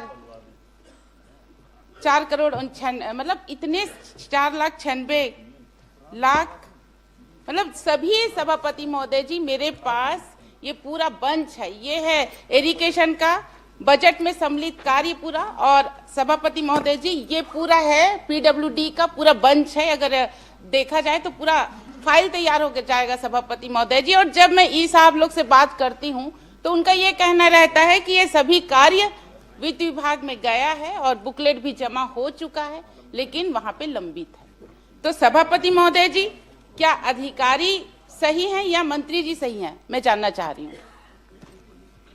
माननीय सभापति महोदय, एक्चुअली वित्त और पूरे सरकार के संबंध में आदरणीय सदस्य ने प्रश्न जो उठाया है उसमें मैं पूरी प्रक्रिया को थोड़ा स्पष्ट करना चाहूंगा कि जैसे कोई भी कार्य जो बजट में प्रावधानित होता है, सबको अवगत ही है, सब सीनियर मेंबर्स हैं, तो उसका फिर प्रक्रिया होते हुए वित्त में सहमति के लिए आता है, प्रशासकीय स्वीकृति के लिए भी नहीं आता है।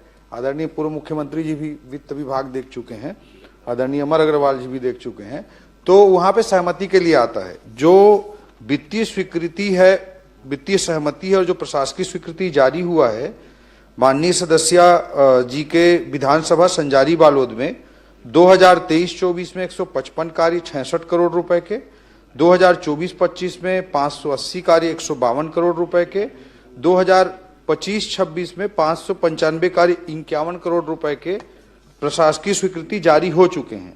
और जो हमारी सरकार की स्पष्ट मंशा है कि ज्यादा से ज्यादा कार्यों की प्रशासकीय स्वीकृति हो, वित्तीय सहमति हो, इसके लिए हमने बहुत सारे वित्तीय रिफॉर्म भी अपनी सरकार के आने के बाद माननीय मुख्यमंत्री जी के नेतृत्व में हमने किया है। वह भी मैं आपके माध्यम से सदन को अवगत कराना चाहूंगा कि जैसे बजट में नवीन मद की जो परिभाषा थी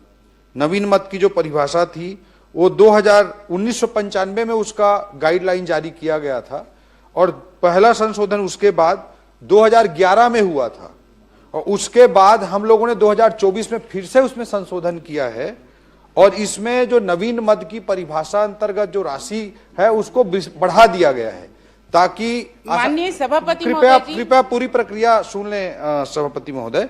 बढ़ा दिया गया है 50 लाख से बढ़ाकर 1 करोड़ रुपए निर्माण कार्य। ये उत्तर में है, मैंने पढ़ लिया है। नहीं, ये उत्तर में नहीं है सभापति महोदय। अब आपके अलावा पूरे सदन को जानना जरूरी है। 1 करोड़ रुपए जो निर्माण कार्य उसमें 2 करोड़ रुपए मशीन उपकरण जो है 50 लाख से बढ़ाकर 1 करोड़ रुपया किया गया है। इसी तरह से जो प्रशासकीय स्वीकृति दिया जाता था उसकी सीमा को 3 करोड़ से बढ़ाकर 5 करोड़ कर दिया गया है 2024 में, जो उसके पहले 2012 में था, जो 2012 में था उसको बढ़ा करके 5 करोड़ कर दिया गया है।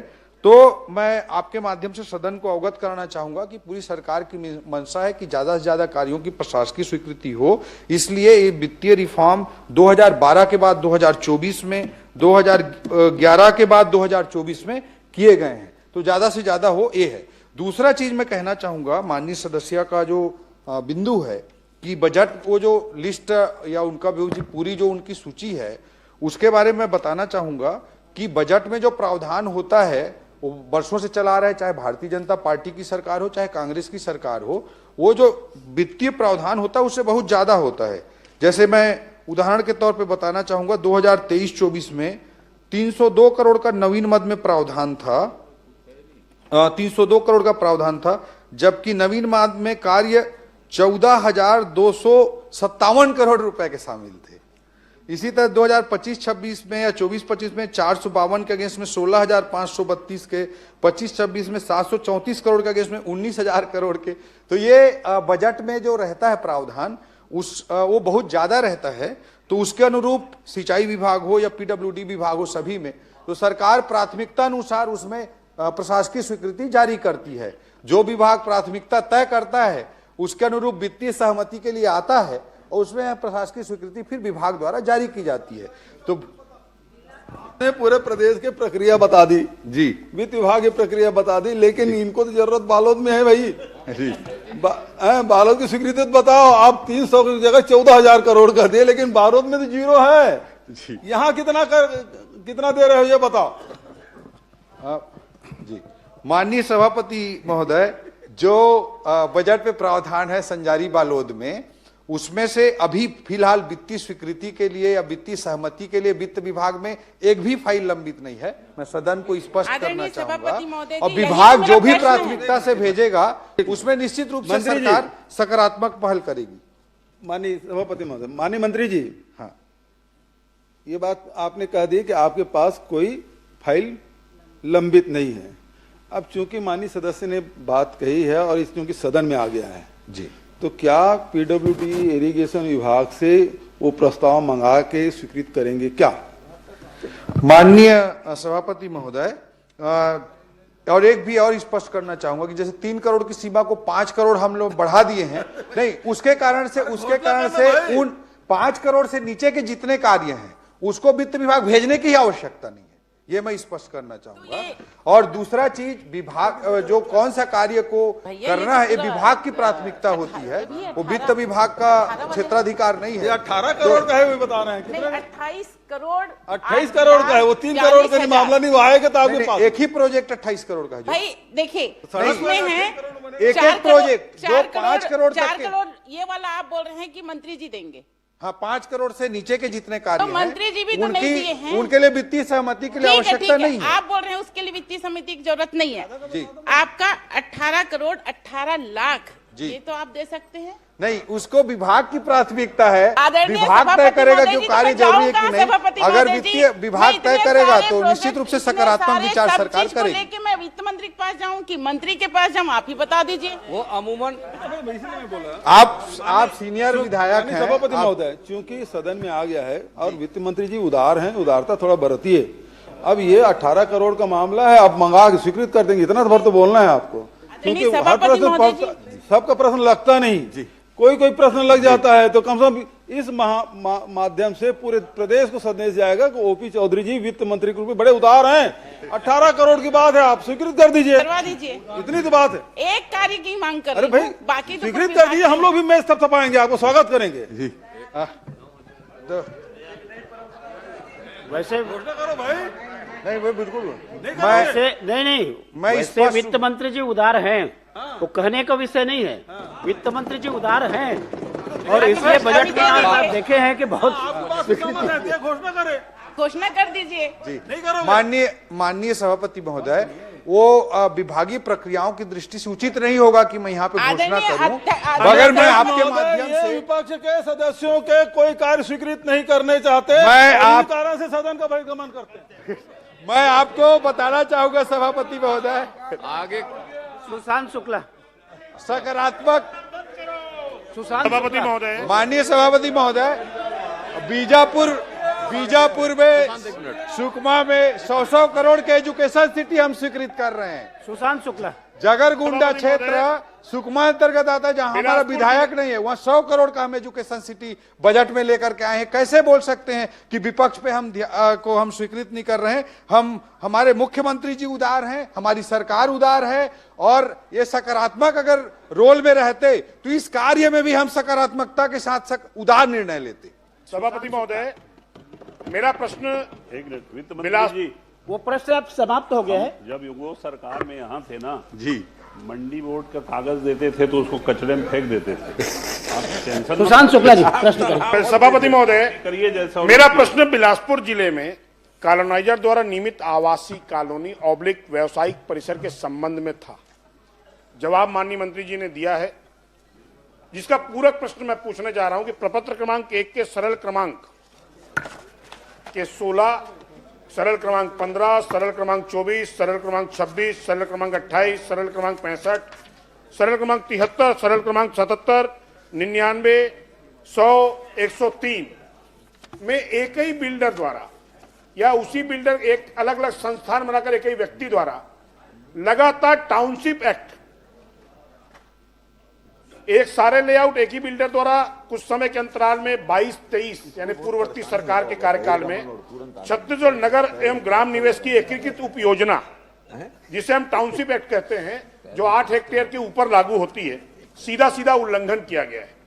यह कॉलोनी एक ही बिल्डर द्वारा लगभग 100 एकड़ के आसपास निर्मित कर ली गई है, जिसमें मूलभूत सुविधाओं की कमी है, पूर्ण नहीं किए गए, और विभाग के अधिकारियों के मिलीभगत करते हुए तत्कालीन समय में टुकड़ों में अलग अलग तौर पर पास कराकर नियमों का सीधा उल्लंघन किया गया है।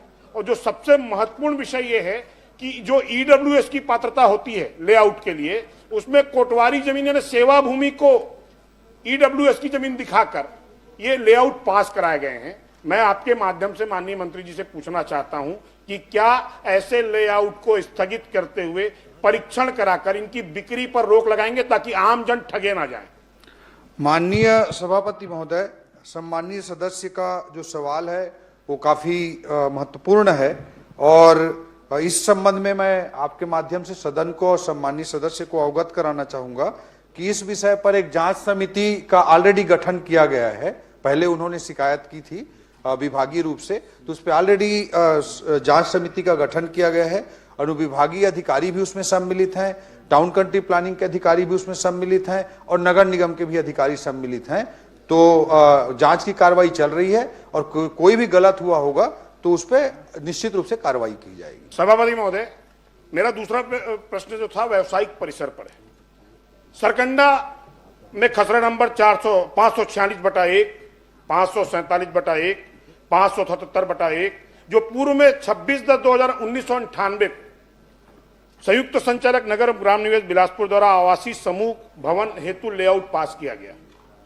सभी भूखंड बेचने के बाद संबंधित व्यावसायिक संस्थान द्वारा उसको पुनः जिस विक्रेता को बेचा गया था उससे फिर क्रय किया गया और 7/3/2023 को उसमें से कुछ भाग को पुनः क्रय करते हुए अनुमोदित लेआउट में दर्शित मार्ग / सड़क हेतु आरक्षित रकबे को पुनः खुली भूमि बताते हुए नवीन भवन अनुज्ञा आयुक्त नगर पालिक निगम बिलासपुर के समक्ष प्रस्तुत की गई और बिना नगर और ग्राम निवेश की विकास अनुज्ञा लिए बगैर सीधा नगर निगम से अनुज्ञा प्राप्त कर ली गई। उक्त भूमि का व्यापारीकरण आवासीय होने के बावजूद भी वाणिज्यिक भवन के रूप में अनुज्ञा अधिकारियों के मिलीभगत से जारी हुई। मैं प्रश्न कर रहा हूं, क्या उक्त अनुज्ञा को स्थगित कर भू संपदा विनायक प्राधिकरण रेरा को उक्त रजिस्ट्रेशन को स्थगित करते हुए संबंधित लेआउट को स्थगित करते हुए क्या रोक लगाएंगे इसकी बिक्री पर?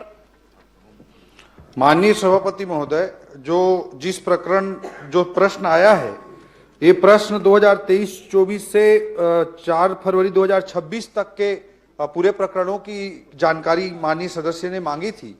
ये जो प्रकरण बता रहे हैं उससे पहले का है, इसलिए इस जानकारी में वो नहीं आया है।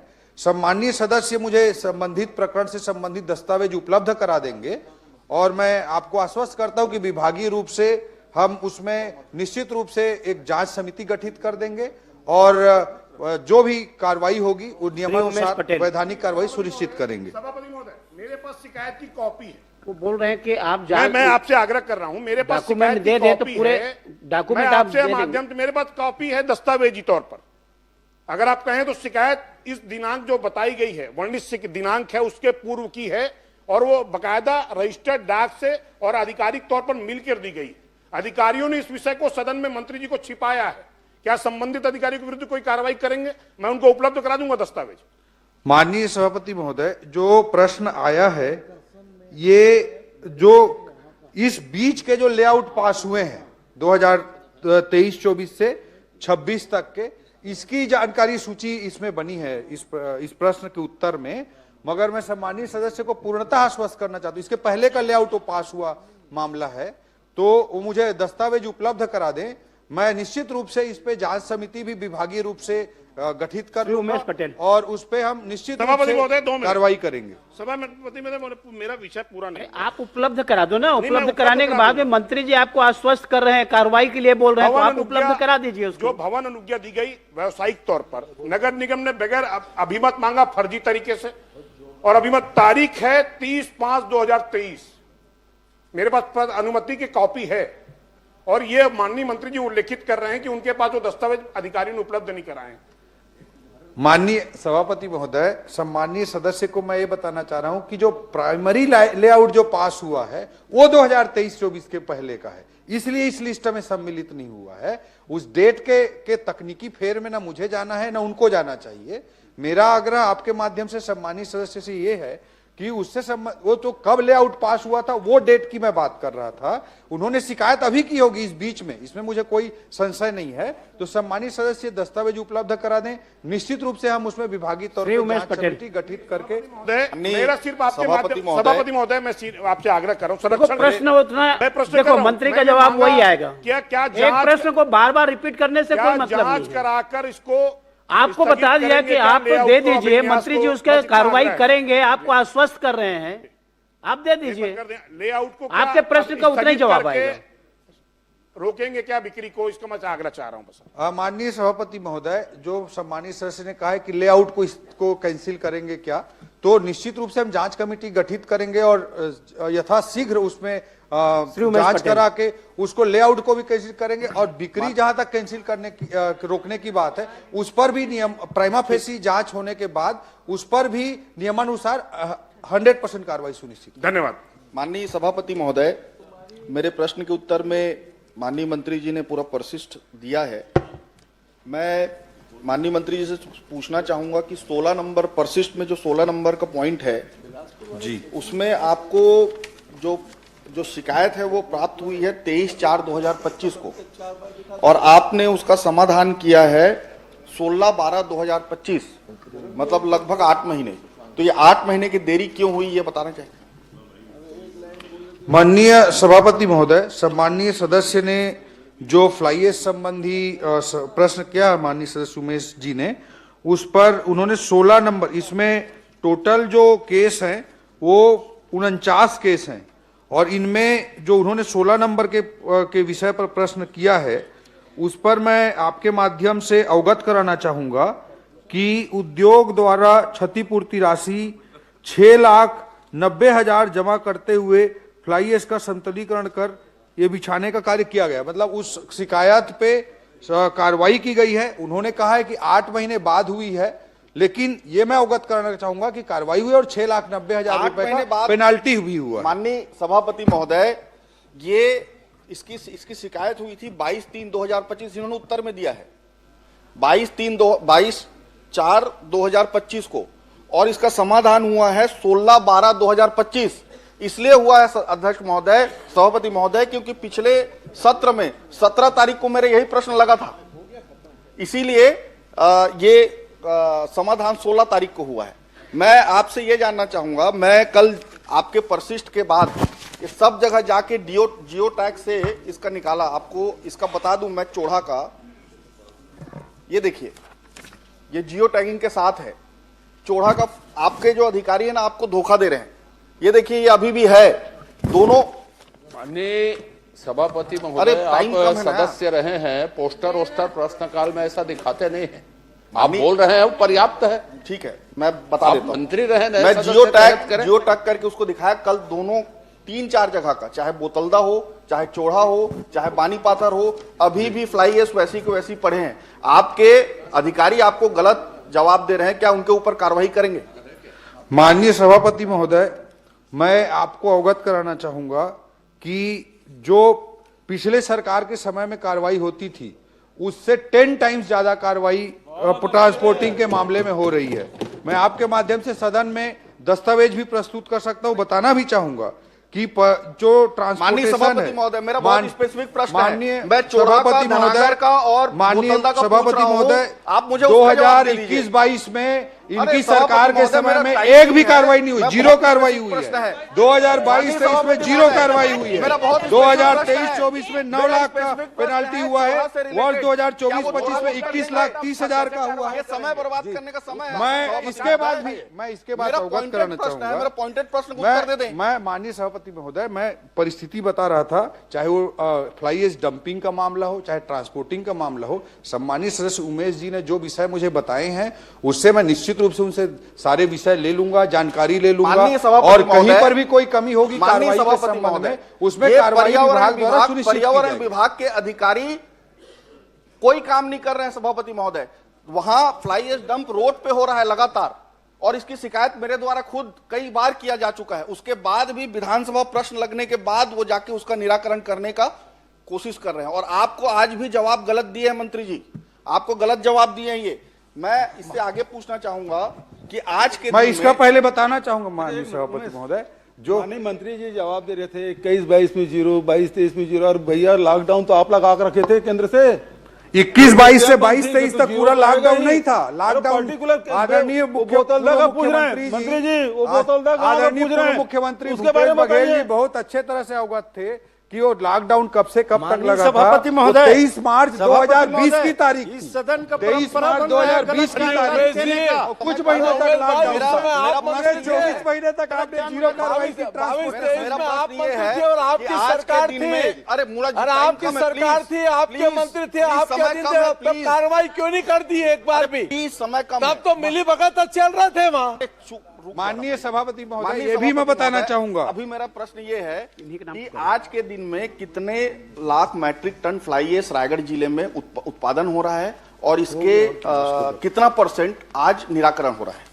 माननीय सभापति महोदय, मैं ये भी बताना चाहूंगा कि एक मॉडल एसओपी भी जारी किया गया है हमारी सरकार आने के बाद। इंटीग्रेटेड सिस्टम भी बताया गया है। जो सम्मानित सदस्य ने प्रश्न किया है जी गुमराह कर रहे हैं सदन को। 2024-25 में जो फ्लाई ऐश जो है उत्पन्न हुआ है उसकी भी जानकारी मैं उपलब्ध कराना चाहता हूँ। 25-26 में जो हुआ है उसकी भी मैं जानकारी उपलब्ध कराना चाहता हूँ। और जो उपयोग की गई मात्रा है, जो उपयोग की गई मात्रा है जनित फ्लाई ऐश के से ज्यादा उसका डिस्पोजल भी किया गया है। और हमारी सरकार नया एसओपी लेकर भी आई है, इंटीग्रेटेड वेस्ट मैनेजमेंट लेकर भी आई है।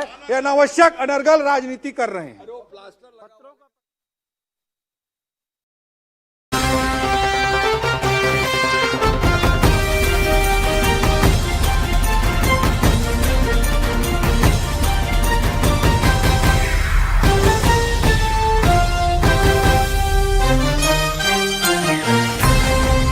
अब एक्चुअल की ओर होने की कोशिश कर रहे हैं।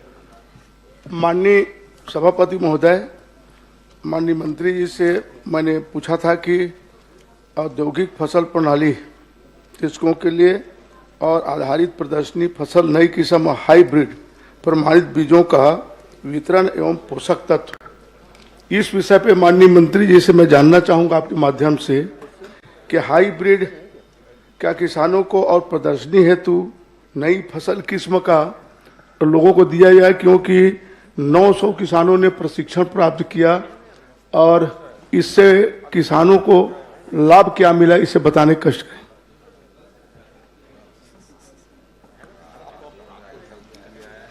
सभापति महोदय, हमारे बहुत ही वरिष्ठ माननीय सदस्य जो सदन के कई बार सदस्य भी रहे और लोकसभा के भी लगातार 4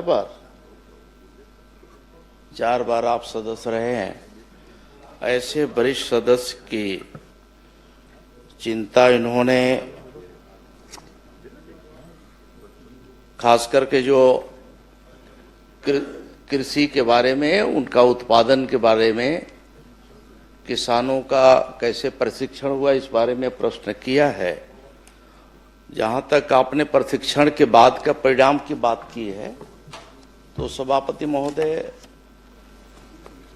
माननीय सदस्य को बताना चाहूंगा कि प्रशिक्षण इसीलिए दिया जाता है कि अनेकानेक योजना जो चलते हैं उस योजना के तहत किसानों को किस तरह से अधिक उत्पादन अपने खेत में लेना चाहिए, इस लिहाज से विभाग की अनेक योजनाएं हैं। और इस प्रशिक्षण के बाद उनका स्वाभाविक है कि उनका जो उत्पादन है वो बढ़ता भी है। और जब उनका उत्पादन बढ़ेगा तो स्वाभाविक है कि किसानों का आर्थिक उन्नयन होगा। ऐसा सोच करके इस तरह की योजना चलते हैं महोदय। नहीं, मेरा उत्तर नहीं आया माननीय जी।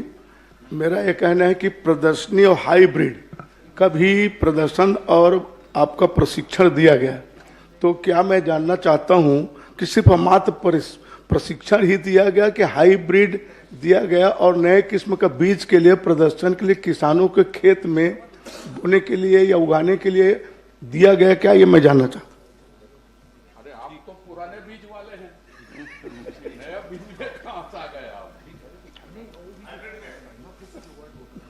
अध्यक्ष महोदय, इसमें मैंने बताया कि कृषि विभाग के अनेक योजना चलते, उस योजना के तहत जो प्रशिक्षण दिए जाते हैं, आत्मा योजना है, बीज ग्राम योजना है, राष्ट्रीय खाद्य सुरक्षा पोषण है, दलहन का है कि दलहन के खेती को हमें कैसे बढ़ावा देना है, खाद्य सुरक्षा की दृष्टि से जो हमारे यहाँ मिशन चावल की जो योजना है, और रेन फेड एरिया डेवलपमेंट के लिए जो हमारे यहाँ प्रशिक्षण चलता है कि इन क्षेत्रों में कैसे हम बढ़ावा दे सकें, उनका उत्पादन कैसे बढ़ाया जा सके। तो एक तरह से हमारे यहाँ जो आधार बीज होते हैं उसी से हमारे जो उत्पादन कैसे हम अधिक बढ़ा सकते हैं, कैसे ले सकते हैं, इसी का हम लोग प्रशिक्षण विभाग के द्वारा देते हैं। देते हैं कि नहीं, प्रदर्शन होती है हर समय, किसानों को बीज दिया जाता है निःशुल्क, उन बातों को मेरे बताने कष्ट करें। दूसरा, यह प्रशिक्षण देने वाले अधिकारी कौन कौन थे, कितने अधिकारी प्रशिक्षण दिए, ये बताने कष्ट करें, किन किन पद वाले। निश्चित ही जो प्रदर्शन होते हैं सभापति महोदय, वहाँ मिनी किट उन्हें दिया जाता है, जिससे कि उससे उत्पादन जो लेते हैं उनके उत्पादन को बढ़ाने की दृष्टि से भी लिया जाता है। और दूसरा एक होता है प्रदर्शनी में कि उसी उनका बीज लेकर उनसे फिर हम बीज ले लेते हैं, जिससे कि बाकी किसानों में वितरण किया जा सके अगले साल के लिए। इस तरह के भी योजना होती है। और जहाँ तक आपने प्रशिक्षण के बारे में पूछा है, तो प्रशिक्षण में भी अध्यक्ष महोदय अलग अलग जो संख्या है, संख्या के हिसाब से जो व्यय राशि है हमने बताया है, और जो प्रशिक्षण देने वाले अधिकारी हैं उसके बारे में कहेंगे तो बहुत लंबी सूची है, मैं एक एक करके बताऊंगा। आप अगर जानना चाहेंगे तो बहुत सारे हैं, जैसे उन्नत कृषि के लिए खाद्य सुरक्षा मिशन तिलहन योजना के तहत जो प्रशिक्षण हुआ, इस प्रशिक्षण में श्रीमती नेहा लहरे, डॉक्टर एस.के. लहरे, फसल प्रणाली आधारित जो प्रदर्शनी है आप उनको उपलब्ध करा देंगे ना। और मंत्री जी, माननीय मंत्री जी, आप उपलब्ध करा दीजिए, समय बहुत लगेगा उसमें पढ़ने में। हाँ, बहुत है, लंबा है, इसीलिए अगर आप उपलब्ध तो करा दीजिए माननीय सूची सदस्य दे दूंगा, तो उसमें है ना। एक प्रश्न और कर लीजिए, अंतिम प्रश्न। हाँ, आप क्या ये प्रशिक्षण के बाद और लोगों को प्रदर्शनी में बीज देने के बाद खाद भी दिया जाता है निःशुल्क, उसका मूल्यांकन किया जाता है? क्या मूल्यांकन के बाद किसी अधिकारी के द्वारा किया जाता है कि बस बीज दे दिए चल दिए, लोगों को कितना फिर उसको लाभ मिला, ये बताने कष्ट करेंगे। सभापति महोदय, एक ये संख्या बहुत बड़ी होती है, इसलिए मिनीकेट जितना वितरण करते हैं, जो नाम नीचे से चयनित होकर के एक तरह से आता है किसानों को, उसको जब हम देते हैं तो ये अपेक्षा से देते हैं कि इसका सही उपयोग करेगा, और अधिकांश किसान जो है उसका सही उपयोग करते हैं। ये बात सही है कि जिनको हम देते हैं उनका 100% हम उनका मूल्यांकन हम नहीं कर पाते हैं। इस तरह की अभी हमारे यहाँ कोई प्रणाली अभी नहीं विकसित हुई है। फिर भी आपके जो इस ओर आपने ध्यान दिलाया है, अगर कोई शिकायत हो, किसी प्रकार की कोई और बात हो तो आप बताइए, सुझाव दीजिएगा, तो निश्चित ही हम उसे जमीनी स्तर पे उसे लागू करेंगे। श्री कुंवर सिंह निषाद। माननीय सभापति महोदय, मैं माननीय आदिम जाति विकास मंत्री से ये सवाल कर रहा हूँ कि घुमंतु पशु के संरक्षण और रख रखाव पर कौन कौन सी योजना सरकार संचालित करत है, और वर्तमान में पूरा प्रदेश में पशु की संख्या कतका है? उत्तर में मैं करीब करीब सभी जानकारी दिया हूँ। जहाँ तक आपने संख्या के बारे में बात किया है, तो संख्या भी इसमें हमने बताया है कि कुल घुमंतु पशुओं की कुल संख्या 1,84,993 है और जिलेवार भी विवरण उसमें दिया हुआ है। परिशिष्ट को आप निकालेंगे तो मिलेगा। माननीय सभापति महोदय, मैं माननीय मंत्री जी से यही बात करूं कि घुमंतु पशु के संरक्षण और रख रखाव पर पशुधन विभाग द्वारा का योजना चलत है और कर रहे की व्यवस्था कौन प्रकार से सरकार करे।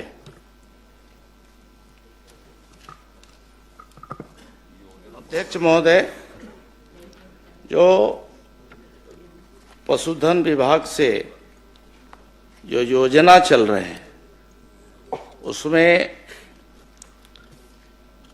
हमारे एक तो आदर्श गौधाम गोकुल ग्राम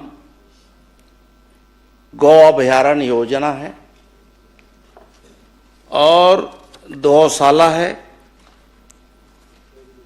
इस तरह से ये योजना अभी प्रदेश में चल रहे हैं। अध्यक्ष महोदय, नहीं, मैं संख्या पूछा था माननीय सभापति महोदय, कतका कन गोधाम योजना के माध्यम से संचालित होते और कतका पशु के रख रखाव वो योजना के माध्यम से वो गोधान में चलत है।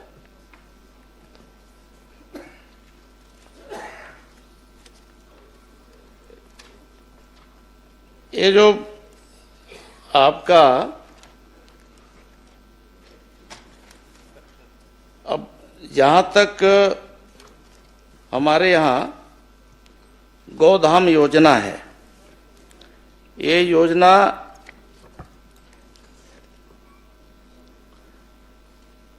ये 6/8/2025 से संचालित है सभापति महोदय, और इस प्रकार से प्रदेश में 11 गौधामों का पंजीयन कर 620 पशुधन संरक्षित किए जा रहे हैं। इसके अतिरिक्त 25 गौधामों के पंजीयन की कार्रवाई प्रक्रियाधीन है। जहां तक हमने बताया कि गौधाम में, तो अध्यक्ष महोदय इसमें तमाम सारे उनके लिए संरक्षण के लिए, उनके रखरखाव के लिए पूरी व्यवस्था वहां पे की गई है। बाकी अभी प्रक्रियाधीन है। बहुत सारे जगहों में जहां पे हमारा अभी स्वीकृति दिए हैं लेकिन चालू नहीं हुआ है, उसे शीघ्र ही हम लोग चालू करेंगे। माननीय सभापति महोदय, इसी सदन में घोषणा हुई थी कि हम पूरे प्रदेश में गौधाम योजना के माध्यम से पशुओं को संरक्षित करने का काम करेंगे, लेकिन अभी 2 साल में 11 टन गौधाम में योजना चालू करो में 3 तो संचालित है, 11 में 3 संचालित और 600 पशु के आप व्यवस्था संचालित करो, संरक्षित करो। लेकिन मैं जानना चाहूं कि वो जत का पशु है 620 टन पशु है, ओकर रख रखाव चारा पानी की व्यवस्था सरकार के ढार ले होते कि का ढार ले होते? काबर आपके जवाब के उत्तर में आ है कि संरक्षित है लेकिन उनकी रख रखाव की व्यवस्था की जा रही है, विभाग द्वारा राशि निरंक है। तो विभाग द्वारा अगर रख रखाव नहीं होते, विभाग द्वारा पैसा जारी नहीं हो, तो वो 620 टन जानवर है का हवा पानी जिया थे कि कैसे जिया थे? सभापति महोदय, मैंने बताया कि 36 गौठानों में गौधाम स्थापना की प्रशासकीय स्वीकृति दी गई है, जिसमें से 11 गौधाम का पंजीयन किया गया है। प्रति गोधाम 200 पशु रखे जाने के प्रावधान है, जिसमें से अभी उनके लिए जो व्यवस्था की जा रही है वो सरकार से उन्हें अनुदान दिया जाता है। उसके लिए चारा पानी, बाकी वहाँ पंजीयन के पश्चात जो है प्रति पशु प्रथम वर्ष में हम 10 रुपये, द्वितीय वर्ष में 20 रुपये, तृतीय वर्ष में 30 और चतुर्थ में 35 रुपये प्रति पशु के हिसाब से उनके रख रखाव, उनके चारा पानी के लिए दिया जाता है। मैं ऐसा मानता हूं कि जब ये राशि उनको दिया जाता है, संबंधित जो पंजीकृत जो संस्थाएं हैं उनके जिम्मे लगाया जाता है, तो इसका सही सदुपयोग करते हैं तो इसलिए ये कहना कि वहाँ पे अव्यवस्था है, चारा पानी नहीं मिल रहा है, तो मैं इसे कृपा करके इसे ऐसा ना कहें। नहीं माननीय सभापति महोदय, ये आपके विभाग का जवाब है कि स्वीकृत राशि निरंक है, तो ये कैसे टाइप के हुए थे आप समझ सकते हो, आपके विभाग के अधिकारी मन समझ सकते, लेकिन मैं कहना चाहूँ कि जब 1,84,993 घुमंत पशु में थे 120 आप संरक्षित करत हो, बाकी मन की स्थिति का हुई ये बात के बात। लेकिन आज गौ माता के नाम से जिन सरकार छत्तीसगढ़ में और केंद्र में बने हैं, मैं तो बस आपके माध्यम से सभापति निवेदन करत हूँ कि आज सदन में घोषणा हो जाए कि गौ माता राष्ट्र माता घोषित कर दिया जाए। जब बदका बड़े बड़े बात करथन और कर व्यवस्था के काम नहीं कर सकथन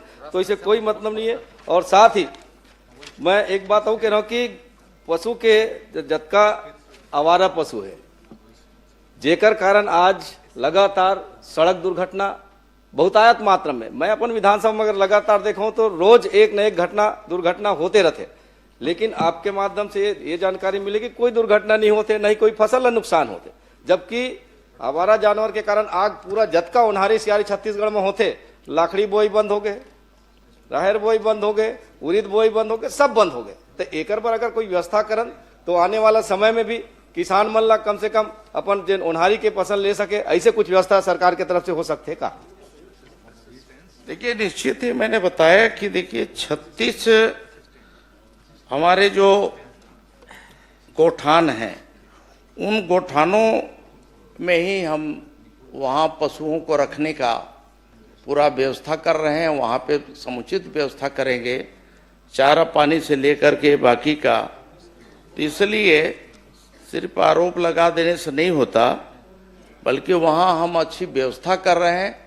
हमारा जो गौधाम योजना आया है, इस गौधाम योजना के माध्यम से प्रदेश में जितने भी घुमंतु या फिर दुर्घटनाग्रस्त जितने भी पशु हैं, उसके रख रखाव, उनके स्वास्थ्य की चिंता, उनके चारे की चिंता, खाने की चिंता, ये सब हम वहाँ बेहतर करने की दिशा में हम आगे काम कर रहे हैं। अध्यक्ष माननीय सभापति महोदय, मैं आपके माध्यम से माननीय मंत्री जी से पूछना चाहता हूँ, जिन 11 टन आप गोदाम के बात करें, 11 टन गोदाम कहाँ कहाँ स्वीकृत हुए और जिन 3 टन संचालित है ते कहाँ कहाँ संचालित होते, अतकल बता दो। देखिए जहां तक गोदाम संचालन हो रहा है उसमें तखतपुर जिला बिलासपुर के गोदाम लखासार, इसी प्रकार से बिलासपुर में है गोदाम ओखर मस्तूरी ब्लॉक में, गोदाम केवतरा विकासखंड साजा बेमेतरा, इस प्रकार से यहाँ ये गोदाम संचालित हैं। और इसके अलावे जो हमारे बताए कि पंजीकृत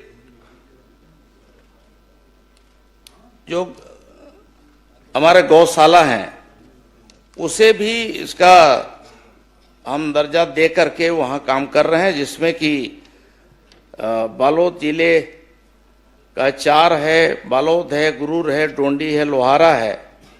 गोदाम में एक प्रस्तावित है डोंडी, और इसी प्रकार से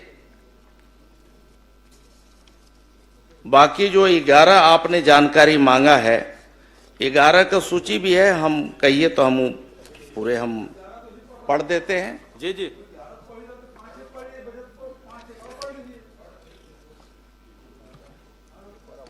हाँ, 11 जो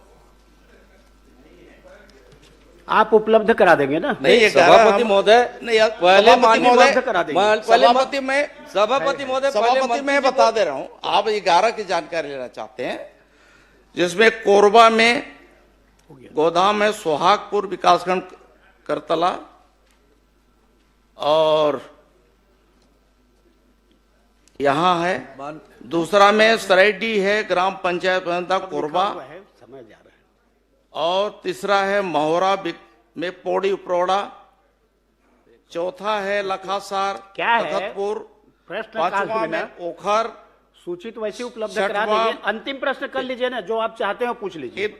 मरवाही में है, वो है 11 का सूची। मरवाही में तरई गांव है, पड़वनिया है, गोरेला, बैठ जाए। रायपुर में धनेली, धरसीवा, महासमुंद, सरायपाली, कुम्हारी है, पिथौरा, बेमेतरा, केवतरा, साजा, इस तरह से अंतिम 11 है। और आप कहेंगे आप क्या चाहते हैं वो तो पालित पूछ कर रहे लीजिए हैं। कि भविष्य में और बढ़ाने की मैं संभावना बता है, उसको बढ़ाएंगे क्या, ऐसा पूछो ना। माननीय सभापति महोदय, मैं तो यही चाहता हूँ माननीय मंत्री जी से कि 2 साल में हमन 11 ठन खोल पाए और 3 ठन संचालित करत है, आज ठन के ठिकाना नहीं है।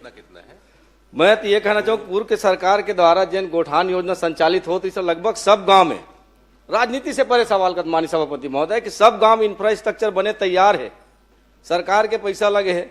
मैं कहता हूँ कुछ नहीं करना है, यदि हम निर्देश कर दें चरवाहा मल्ला चल तो मैं इंफ्रास्ट्रक्चर दिखाऊं पूर्व में तोला उत्कृष्ट को धान के वो उद्घाटन कर रही चल मोर सन जाबे मैं चल मैं तोल दिखाऊं तो मैं मोर सन चल मैं तोला दिखाऊं अराउत गांव गरी से है। मैं सभापति महोदय मैं यही कहना चाहता हूँ कि अगर बन के तैयार है तो जैसे पहली स्व सहायता समूह की बहनी मन महिला मन काम करती से, पशुपालक मन काम करती से, चरवाहा मन काम करते, वैसे एक व्यवस्था दे दिया जाए तो वो कोनो प्रकार के गांव में जतका घूमते थे नहीं घूम सके। और साथ ही मैं ये कहना चाहूँ आपसे कि आपके पास संचालित करे कि कोई ठोस अभी कार्य योजना नहीं है। मोला तो ऐसे लगते कि ये 2047 तक आपके विजन के हिसाब से ये गौधाम ऐसे लगते माननीय सभापति महोदय। नीलकंठे काम सभापति महोदय, मैं समझता हूं कि आपको भी अवगत होगा कि जितने भी घुमंतु पशु हैं वो घुमंतु पशु एक नगरीय क्षेत्र है, ग्रामीण क्षेत्र है।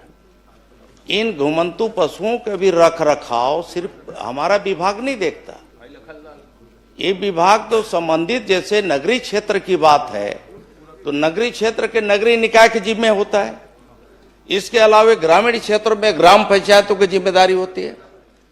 हमारा पशुपालन विभाग तो उनके स्वास्थ्य की चिंता, बाकी उनके ब्रीडिंग की चिंता, बाकी उनके और भी उससे संबंधित से संरक्षण से संबंधित है, ये काम हम करते हैं।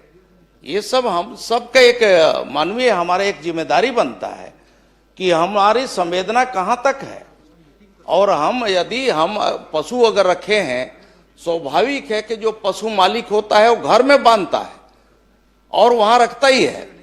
तो कुछ इस तरह से घुमंतु जो पशु हैं, कुछ लोग वो बाकी जगह जो घर में भी जो पाले हुए हैं और घुमंतु करीब करीब मिक्सअप हो जो करके सड़क किनारे आ जाते हैं, और इसलिए भी ये घटनाएं जो है आए दिन जो है हुआ करती है। नीलकंठे काम इसमें हम सबका एक जिम्मेदारी बनता है। नीलकंठे काम जी करेंगे। एक प्रश्न सभापति अंतिम हो गया, बहुत हो गया। संगणना की बात माननीय मंत्री जी ने कहा पशु संगणना की बात होते तो गौ सेवक हो क्या है, मंत्री जी को बैठा दिया था, मंत्री जी कुछ बोलेंगे फिर आप पूछेंगे। बस एक लास्ट माननीय सभापति महोदय, जब जनगणना की बात करीस तो मैं जे हिसाब से जनगणना करे मैं तो संतुष्ट नहीं हो। खबर मोर गुंडर दई में अगर जेन हिसाब से जानकारी दे 2224, मैं अपन आंकड़ा बताता हूँ, ये साल के आंकड़ा 2800 ज्यादा है। तो कर विभाग के कर्मचारी गलत आंकड़ा प्रस्तुत करे, मैं बताता हूँ। एक मिनट मंत्री जी आए पूरा आंकड़ा दे, आंकड़ा दे ना पूरा दे। मैं बता दूं संतुष्ट नहीं मैं मंत्री जी के जवाब से कि आप 2224 के गुंडर दी के आंकड़ा आवारा पशु मैं बताता 2800 ज्यादा है मोर जानकारी के हिसाब से।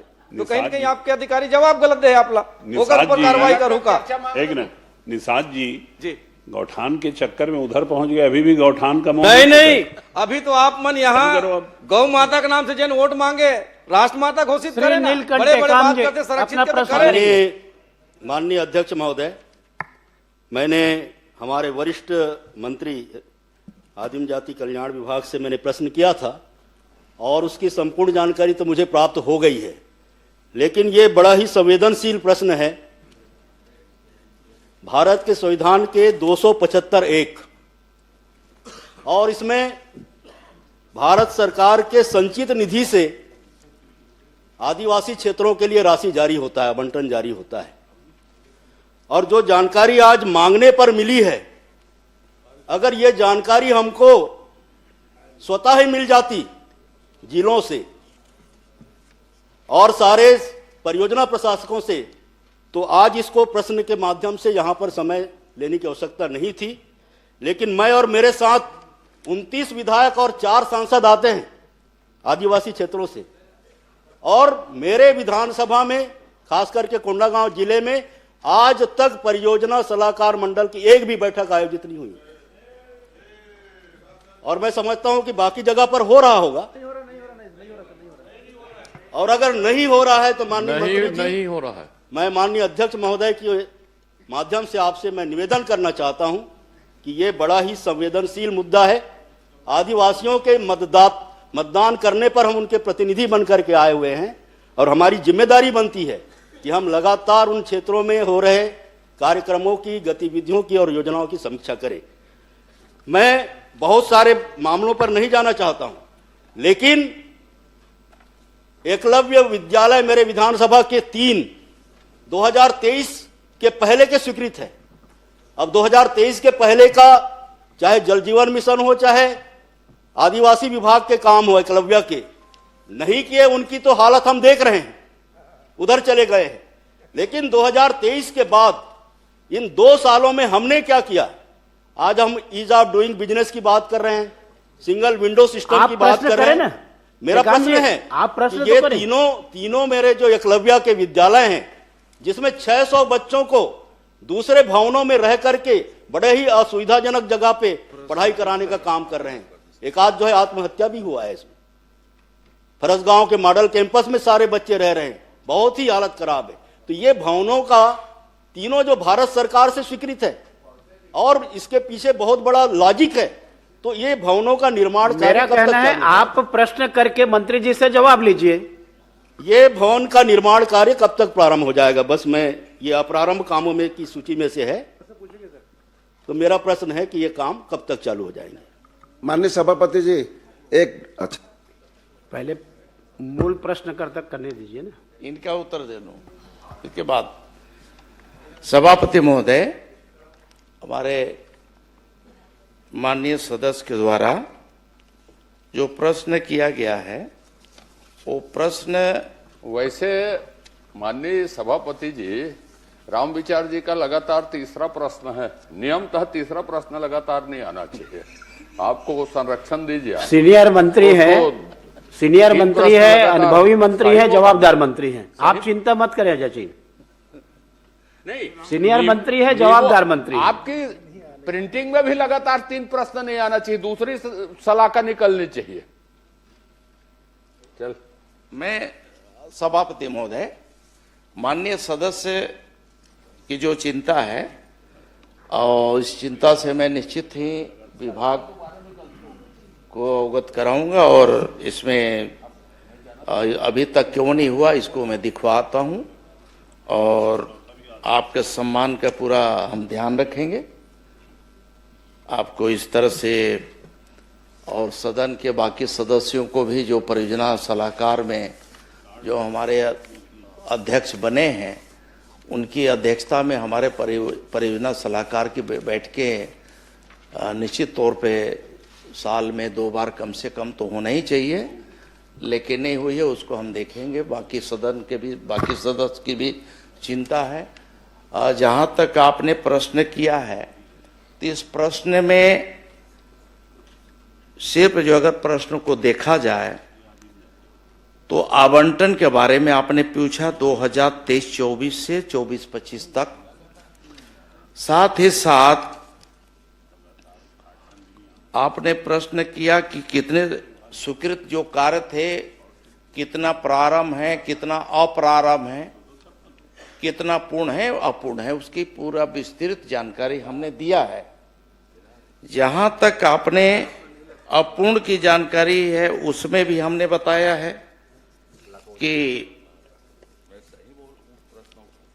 इसमें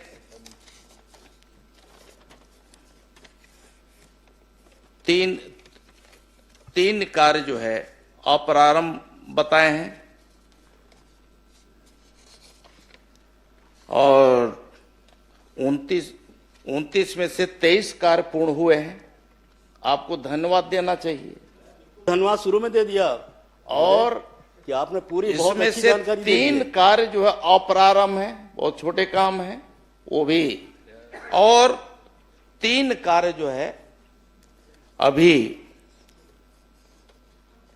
अप्रारंभ। प्रारंभ अभी 3 काम और बचे थे, उसका भी प्रारंभ कर दिया गया है, और जो अप्रारंभ है उसमें कुछ स्थानीय स्तर पे पंचायतों का कुछ था, तो उसके आधार पे वो भी शॉर्ट लिस्ट कर लिया गया है, वो भी पूरा हो जाएगा। जहां तक आपने प्रश्न इससे हट करके एक और प्रश्न किया है एकलव्य मॉडल स्कूल के संबंध में, तो कर्मकारियों की सूची में है, ये सूची में है, आपके जो जवाब आए हैं उसमें है।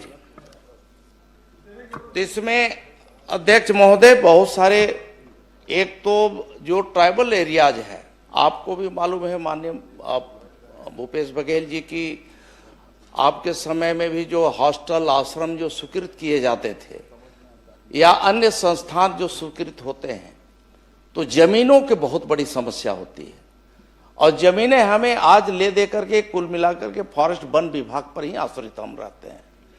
अगर गांव में ग्रामीण क्षेत्रों में देखते हैं तो वहां पे वन भूमि होता है, और वन भूमि की एक बड़ी समस्या है, उसकी स्वीकृति इतना आसानी से नहीं मिल पाता है, वो प्रक्रिया में काफी विलंब हुआ है, और तब जाकर के, और भारत सरकार का इसमें एकलव्य विद्यालय का जो स्वीकृत भवन होते हैं उनमें ये रहता है कि उन्हें 100% उन्हें क्लियरेंस चाहिए, और क्लियरेंस मिलने के बाद ही कोई भी काम हम शुरू कर पाते हैं। मंत्री जी, और इसलिए इसमें कुछ विलंब हुआ है। मैं सदन को आपके माध्यम से सभापति महोदय ये भी अवगत करा देना चाहूंगा कि जो जहां जहां हमारे एकलव्य विद्यालय जो स्वीकृत हुए थे उसे लगातार हमारी मॉनिटरिंग विभाग कर रहा है, मैं स्वयं कर रहा हूं। माननीय मुख्यमंत्री जी के समक्ष भी हम लोगों ने इसमें चर्चा किया है, और अलग अलग विभाग के, वन विभाग के वरिष्ठ अधिकारियों के साथ और वहां के संबंधित कलेक्टरों के साथ हम लोगों ने वर्चुअल मीटिंग भी किया है, और यहाँ भी बुला करके मीटिंग किया है, और तब जाकर के इसमें काफी शॉर्ट लिस्ट हुआ है, और अनुमति अब भारत सरकार से बाकी जगह से मिल गया। टेंडर की प्रक्रिया में काफी विलंब हुआ है। टेंडर के लिए भी हमने भारत सरकार के जो एजेंसियां हैं, बहुत सारे राष्ट्रीय स्तर की जो एजेंसियां हैं, उनको हमने हायर किया है, उनको हमने दिया है कि आप जैसा भी है डीपीआर आप बनाएंगे, बाकी चीज आप बनाएंगे, क्योंकि ये बड़े काम है, कहीं ऐसा न हो इसमें शिकायत हो, इसलिए उनकी एजेंसियां की प्रक्रिया है, उस प्रक्रिया के तहत टेंडरिंग प्रक्रिया उन्होंने पूरा किया है, और टेंडर प्रोसेस अब पूरा करने के बाद अब फाइनल हो गया है, और निश्चित ही इसमें अब गति पकड़ लेगा, बहुत जल्दी उसका शुरुआत हो रहा है। माननीय सभापति महोदय, इसी से संबंधित प्रश्न है। एक मिनट।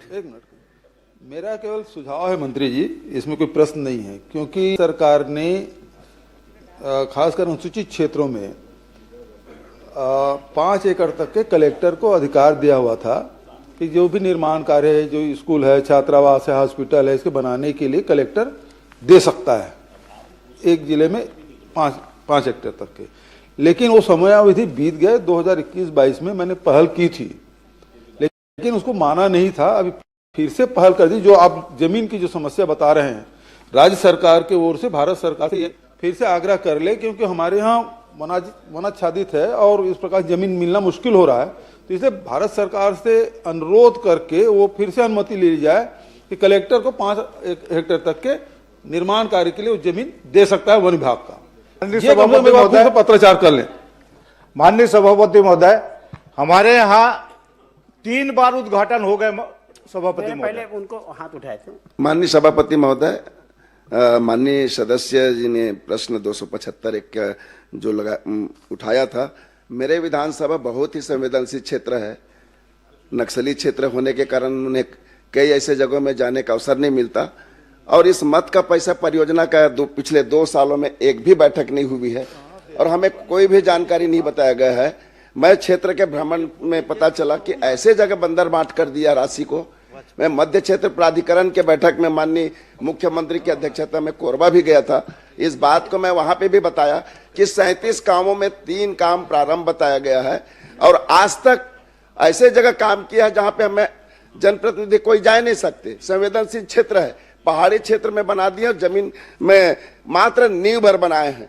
तो मैं चाहूंगा आपके माध्यम से कि मंत्री जी से कि उसकी जांच कराएंगे क्या। अब क्या है, प्रश्न आपका अलग है, प्रश्न माननीय का अलग है। आप सुझाव दे दीजिए, मंत्री जी उसको देख लेंगे। माननीय सभापति महोदय, ट्राइबल, मैं तो सभापति महोदय आपके माध्यम से पूरे सदन के माननीय सदस्यों से यही आग्रह करूंगा कि देखिए, इस तरह की जो भी संस्था, किसी भी विभाग का कोई भी स्वीकृत अगर होता है या कोई भी योजना स्वीकृत होती है, तो हम सब का दायित्व बनता है कि हम उसके लिए जगह कैसे भी हो, जैसे भी हो, हम लोग को प्राथमिकता के आधार पे तय करके दिलाना चाहिए।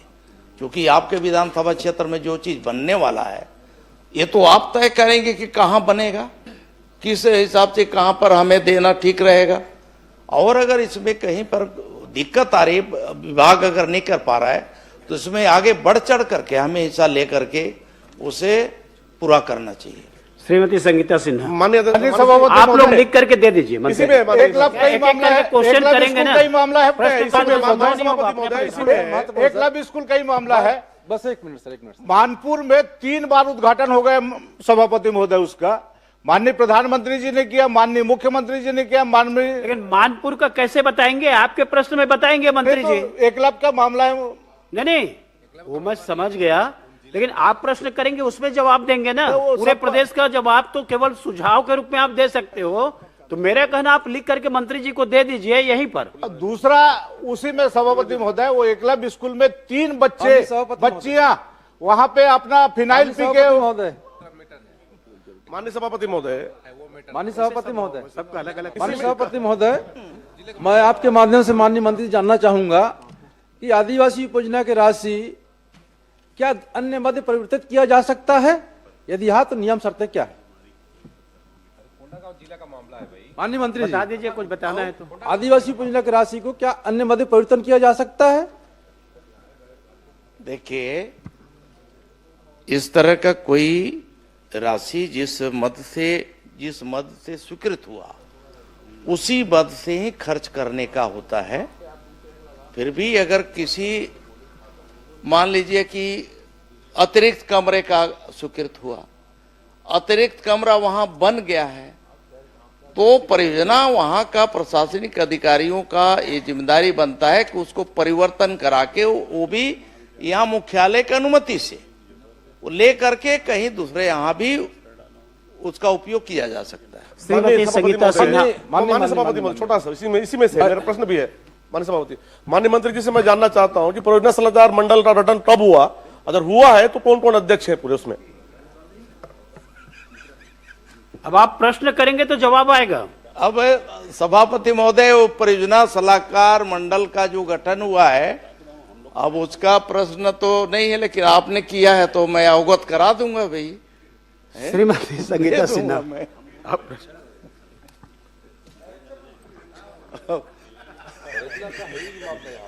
आदरणीय सभापति महोदय जी, मेरा वित्त मंत्री जी से सवाल है कि वित्तीय वर्ष 2023 से 26 तक बजट में सभापति महोदय जी सम्मिलित कितने कार्य और कितने किन कारणों से और कब से लंबित है?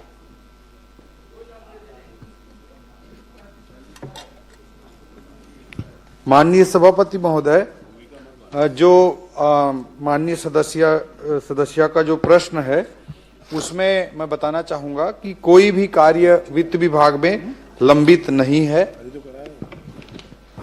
आदरणीय सभापति महोदय जी का जवाब आया है, मैं पढ़ी हूं कि कोई भी कार्य इसमें लंबित नहीं है।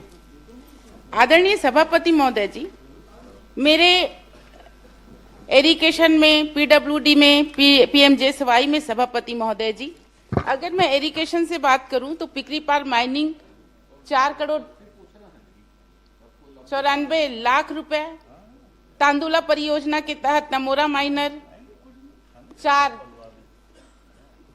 करोड़ 99, मतलब इतने 4,96,00,000, मतलब सभी सभापति महोदय जी मेरे पास ये पूरा बंच है। ये है एरिगेशन का बजट में सम्मिलित कार्य पूरा, और सभापति महोदय जी ये पूरा है पीडब्ल्यूडी का पूरा बंच है। अगर देखा जाए तो पूरा फाइल तैयार होकर जाएगा सभापति महोदय जी। और जब मैं ई साहब लोग से बात करती हूँ तो उनका ये कहना रहता है कि ये सभी कार्य वित्त विभाग में गया है और बुकलेट भी जमा हो चुका है, लेकिन वहां पे लंबित है।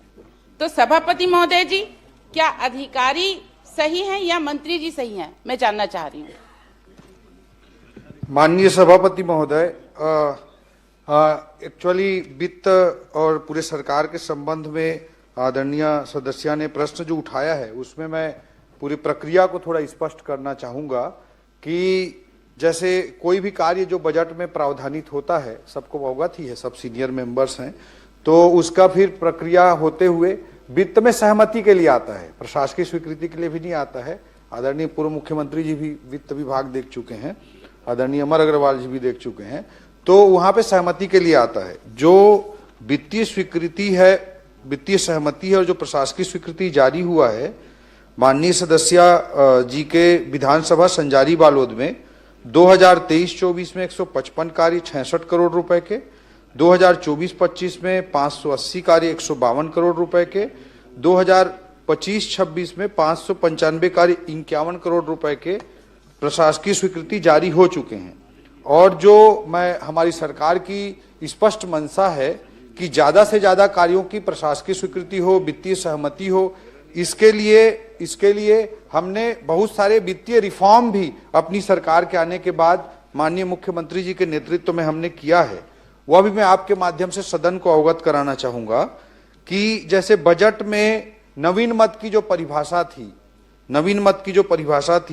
वो 1995 में उसका गाइडलाइन जारी किया गया था और पहला संशोधन उसके बाद 2011 में हुआ था और उसके बाद हम लोगों ने 2024 में फिर से उसमें संशोधन किया है और इसमें जो नवीन मद की परिभाषा अंतर्गत जो राशि है उसको बढ़ा दिया गया है ताकि माननीय सभापति महोदय जी, कृपया पूरी प्रक्रिया सुन लें सभापति महोदय।